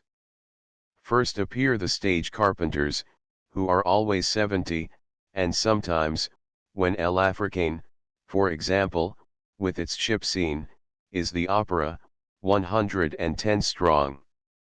Then come stage upholsterers, whose sole duty is to lay carpets, hang curtains, etc., gas men, and a squad of firemen. Claqueurs, callboys, property men, dressers, coiffeurs, supernumeraries, and artists, follow. The supernumeraries number about 100, some are hired by the year, but the masses are generally recruited at the last minute and are generally working men who seek to add to their meager earnings. There are about 100 choristers, and about 80 musicians. Next we behold equerries, whose horses are hoisted on the stage by means of an elevator, electricians who manage the light-producing batteries, hydrauliciens to take charge of the waterworks in ballets like La Source, artificers who prepare the conflagration in Le Profeta, florists who make ready Margarita's garden, and a host of minor employees. This personnel is provided for as follows: 80 dressing rooms are reserved for the artists, each including a small antechamber, the dressing room proper, and a little closet. Besides these apartments, the opera has a dressing room for 60 male, and another for 50 female choristers, a third for 34 male dancers, 4 dressing rooms for 20 female dancers of different grades, a dressing room for 190 supernumeraries, etc. A few figures taken from the article will suggest the enormous capacity and the perfect convenience of the house. There are 2,531 doors and 7,593 keys, 14 furnaces and grates heat the house. The gas pipes if connected would form a pipe almost 16 miles long, 9 reservoirs, and 2 tanks hold 22,222 gallons of water and distribute their contents through 22,829 2 to 5 feet of piping. 538 persons have places assigned wherein to change their attire. The musicians have a foyer with 100 closets for their instruments. The author remarks of his visit to the opera house that it was almost as bewildering as it was agreeable. Giant stairways and colossal halls, huge frescoes and enormous mirrors, gold and marble, satin and velvet, met the eye at every turn. In a recent letter Mr. André Gaston, whose remarkable pictures illustrate the text, speaks of a river or lake under the opera house and mentions the fact that there are now also 3 metropolitan railway tunnels, one on top of the other. End of the Project Gutenberg ebook. The Phantom of the Opera updated editions will replace the previous one. The old editions will be renamed. Creating the works from print editions not protected by U.S. copyright law means that no one owns a United States copyright in these works, so the Foundation, and you, can copy and distribute it in the United States without permission and without paying copyright royalties. Special rules, set forth in the general terms of use part of this license, apply to copying and distributing Project Gutenberg trademark electronic works to protect the Project Gutenberg trademark concept and trademark.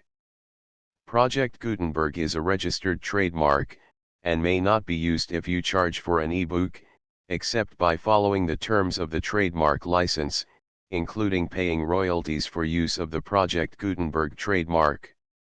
If you do not charge anything for copies of this ebook, complying with the trademark license is very easy. You may use this ebook for nearly any purpose such as creation of derivative works, reports, performances, and research. Project Gutenberg ebooks may be modified and printed and given away. You may do practically anything in the United States with ebooks not protected by U.S. copyright law. Redistribution is subject to the trademark license, especially commercial redistribution. Start. Full license. The full Project Gutenberg license. Please read this before you distribute or use this work to protect the Project Gutenberg trademark mission of promoting the free distribution of electronic works. By using or distributing this work, or any other work associated in any way with the phrase Project Gutenberg, you agree to comply with all the terms of the full Project Gutenberg trademark license available with this file or online at www.gutenberg.org/license. Section 1. General Terms of Use and Redistributing Project Gutenberg Trademark Electronic Works 1.a. By reading or using any part of this Project Gutenberg trademark electronic work, you indicate that you have read, understand, agree to and accept all the terms of this license and intellectual property, trademark/copyright, agreement. If you do not agree to abide by all the terms of this agreement, you must cease using and return or destroy all copies of Project Gutenberg trademark electronic works in your possession. If you paid a fee for obtaining a copy of or access to a Project Gutenberg trademark electronic work and you do not agree to be bound by the terms of this agreement, you may obtain a refund from the person or entity to whom you paid the fee as set forth in paragraph 1.e.8. 1.b. Project Gutenberg is a registered trademark. It may only be used on or associated in any way with an electronic work by people who agree to be bound by the terms of this agreement. There are a few things that you can do with most Project Gutenberg trademark electronic works even without complying with the full terms of this agreement. See paragraph 1.c below. There are a lot of things you can do with Project Gutenberg trademark electronic works if you follow the terms of this agreement and help preserve free future access to Project Gutenberg trademark electronic works. See paragraph 1.e below. 1.c. The Project Gutenberg Literary Archive Foundation, the Foundation or PGLOF, owns a compilation copyright in the collection of Project Gutenberg trademark electronic works. Nearly all the individual works in the collection are in the public domain in the United States. If an individual work is unprotected by copyright law in the United States and you are located in the United States, we do not claim a right to prevent you from copying, distributing, performing, displaying, or creating derivative works based on the work as long as all references to Project Gutenberg are removed. Of course, we hope that you will support the Project Gutenberg trademark mission of promoting free access to electronic works by freely sharing Project Gutenberg trademark works in compliance with the terms of this agreement for keeping the Project Gutenberg trademark name associated with the work. You can easily comply with the terms of this agreement by keeping this work in the same format with its attached full Project Gutenberg trademark license when you share it without charge with others. 1.d. The copyright laws of the place where you are located also govern what you can do with this work. Copyright laws in most countries are in a constant state of change. If you are outside the United States, check the laws of your country in addition to the terms of this agreement before downloading, copying, displaying, performing, distributing or creating derivative works based on this work or any other Project Gutenberg trademark work. The Foundation makes no representations concerning the copyright status of any work in any country other than the United States. 1.e unless you have removed all references to Project Gutenberg, 1.e.1. The following sentence, with active links to, or other immediate access to, the full Project Gutenberg trademark license must appear prominently whenever any copy of a Project Gutenberg trademark work, any work on which the phrase Project Gutenberg appears, or with which the phrase Project Gutenberg is associated, is accessed, displayed, performed, viewed, copied or distributed. This ebook is for the use of anyone anywhere in the United States and most other parts of the world at no cost and with almost no restrictions whatsoever. You may copy it, give it away or reuse it under the terms of the Project Gutenberg license included with this ebook or online at www.gutenberg.org. If you are not located in the United States, you will have to check the laws of the country where you are located before using this ebook. 1.e.2. If an individual Project Gutenberg trademark electronic work is derived from texts not protected by U.S. copyright law, does not contain a notice indicating that it is posted with permission of the copyright holder, the work can be copied and distributed to anyone in the United States without paying any fees or charges.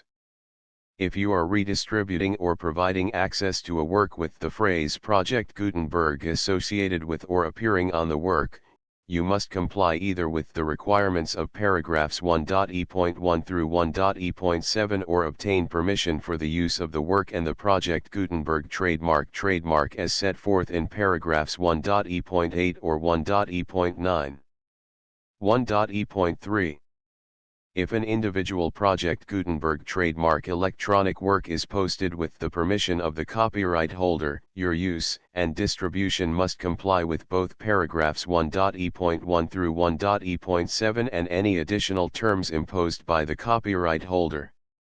Additional terms will be linked to the Project Gutenberg trademark license for all works posted with the permission of the copyright holder found at the beginning of this work. 1.e.4. Do not unlink or detach or remove the full Project Gutenberg trademark license terms from this work, or any files containing a part of this work or any other work associated with Project Gutenberg trademark. 1.e.5. Do not copy, display, perform, distribute or redistribute this electronic work, or any part of this electronic work, without prominently displaying the sentence set forth in paragraph 1.e.1 with active links or immediate access to the full terms of the Project Gutenberg trademark license. 1.e.6. You may convert to and distribute this work in any binary, compressed, marked up, non-proprietary or proprietary form, including any word processing or hypertext form. However, if you provide access to or distribute copies of a Project Gutenberg trademark work in a format other than plain vanilla ASCII or other format used in the official version posted on the official Project Gutenberg trademark website, www.gutenberg.org, you must, at no additional cost, fee, or expense to the user, provide a copy, a means of exporting a copy, or a means of obtaining a copy upon request, of the work in its original plain vanilla ASCII or other form. Any alternate format must include the full Project Gutenberg trademark license as specified in paragraph 1.e.1. 1.e.7. Do not charge a fee for access to, viewing, displaying, performing, copying or distributing any Project Gutenberg trademark works unless you comply with paragraph 1.e.8 or 1.e.9. 1.e.8. You may charge a reasonable fee for copies of or providing access to or distributing Project Gutenberg trademark electronic works provided that, you pay a royalty fee of 20% of the gross profits you derive from the use of Project Gutenberg trademark works calculated using the method you already use to calculate your applicable taxes. The fee is owed to the owner of the Project Gutenberg trademark, but he has agreed to donate royalties under this paragraph to the Project Gutenberg Literary Archive Foundation. Royalty payments must be paid within 60 days following each date on which you prepare, or are legally required to prepare, your periodic tax returns. Royalty payments should be clearly marked as such and sent to the Project Gutenberg Literary Archive Foundation at the address specified in Section 4, Information about donations to the Project Gutenberg Literary Archive Foundation. You provide a full refund of any money paid by a user who notifies you in writing, or by email, within 30 days of receipt that he does not agree to the terms of the full Project Gutenberg trademark license. You must require such a user to return or destroy all copies of the works possessed in a physical medium and discontinue all use of and all access to other copies of Project Gutenberg trademark works. You provide, in accordance with paragraph 1.f.3, a full refund of any money paid for a work or a replacement copy, if a defect in the electronic work is discovered and reported to you within 90 days of receipt of the work. You comply with all other terms of this agreement for free distribution of Project Gutenberg trademark works. 1.e.9. If you wish to charge a fee or distribute a Project Gutenberg trademark electronic work or group of works on different terms than are set forth in this agreement, you must obtain permission in writing from the Project Gutenberg Literary Archive Foundation, the manager of the Project Gutenberg trademark. Contact the Foundation as set forth in Section 3 below. 1.f.1.f.1. Project Gutenberg volunteers and employees expend considerable effort to identify, do copyright research on, transcribe and proofread works not protected by U.S. copyright law in creating the Project Gutenberg trademark collection. Despite these efforts, Project Gutenberg trademark electronic works, and the medium on which they may be stored, may contain defects, such as, but not limited to, incomplete, inaccurate or corrupt data, transcription errors, a copyright or other intellectual property infringement, a defective or damaged disk or other medium, a computer virus, or computer codes that damage or cannot be read by your equipment. 1.f.2. Limited warranty, disclaimer of damages, except for the right of replacement or refund described in paragraph 1.f.3, the Project Gutenberg Literary Archive Foundation, the owner of the Project Gutenberg trademark, and any other party distributing a Project Gutenberg trademark electronic work under this agreement, disclaim all liability to you for damages, costs, and expenses, including legal fees. You agree that you have no remedies for negligence, strict liability, breach of warranty or breach of contract except those provided in paragraph 1.f.3. You agree that the Foundation, the trademark owner, and any distributor under this agreement will not be liable to you for actual, direct, indirect, consequential, punitive, or incidental damages even if you give notice of the possibility of such damage. 1.f.3. Limited right of replacement or refund. If you discover a defect in this electronic work within 90 days of receiving it, you can receive a refund of the money, if any, you paid for it by sending a written explanation to the person you received the work from. If you received the work on a physical medium, you must return the medium with your written explanation. The person or entity that provided you with the defective work may elect to provide a replacement copy in lieu of a refund. If you received the work electronically, the person or entity providing it to you may choose to give you a second opportunity to receive the work electronically in lieu of a refund. If the second copy is also defective, you may demand a refund in writing without further opportunities to fix the problem. 1.f.4. Except for the limited right of replacement or refund set forth in paragraph 1.f.3, this work is provided to you as is, with no other warranties of any kind, express or implied, including but not limited to warranties of merchantability or fitness for any purpose. 1.f.5. Some states do not allow disclaimers of certain implied warranties or the exclusion or limitation of certain types of damages.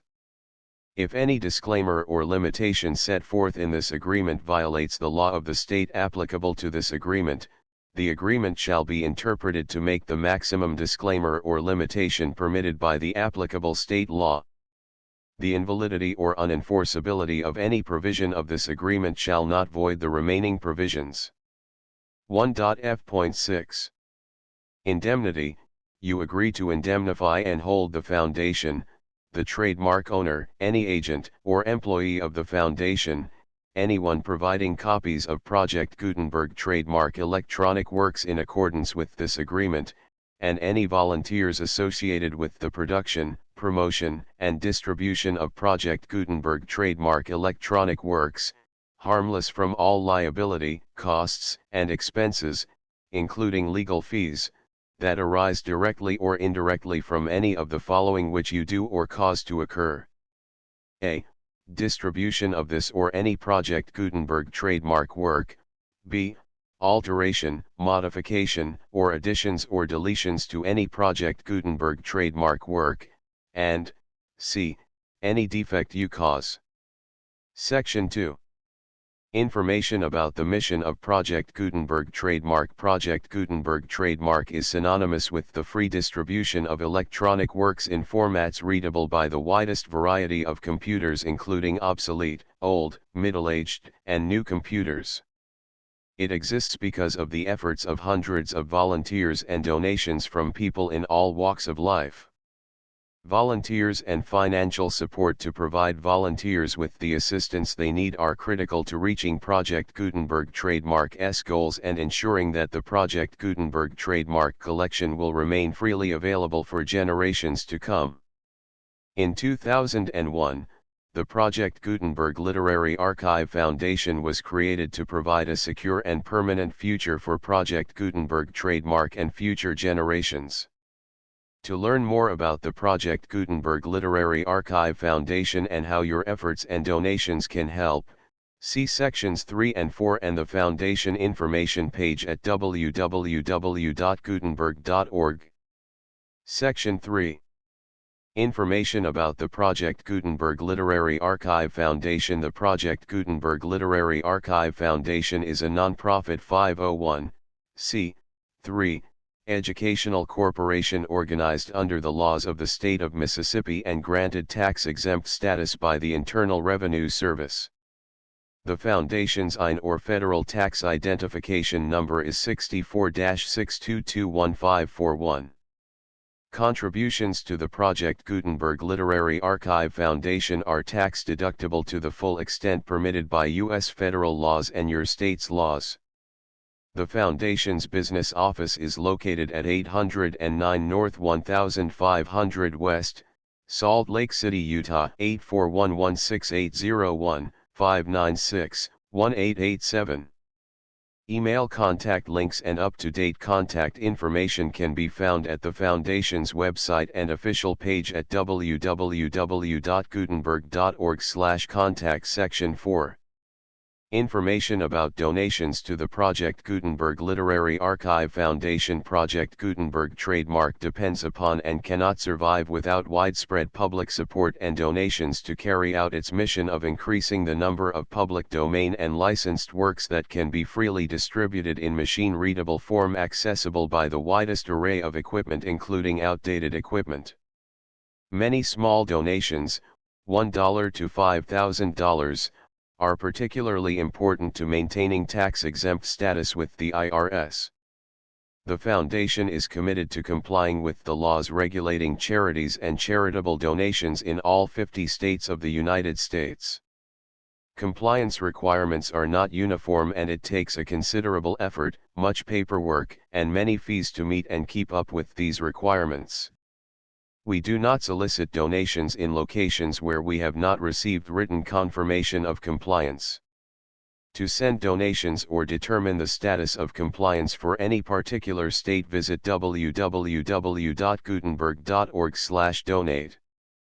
While we cannot and do not solicit contributions from states where we have not met the solicitation requirements, We know of no prohibition against accepting unsolicited donations from donors in such states who approach us with offers to donate.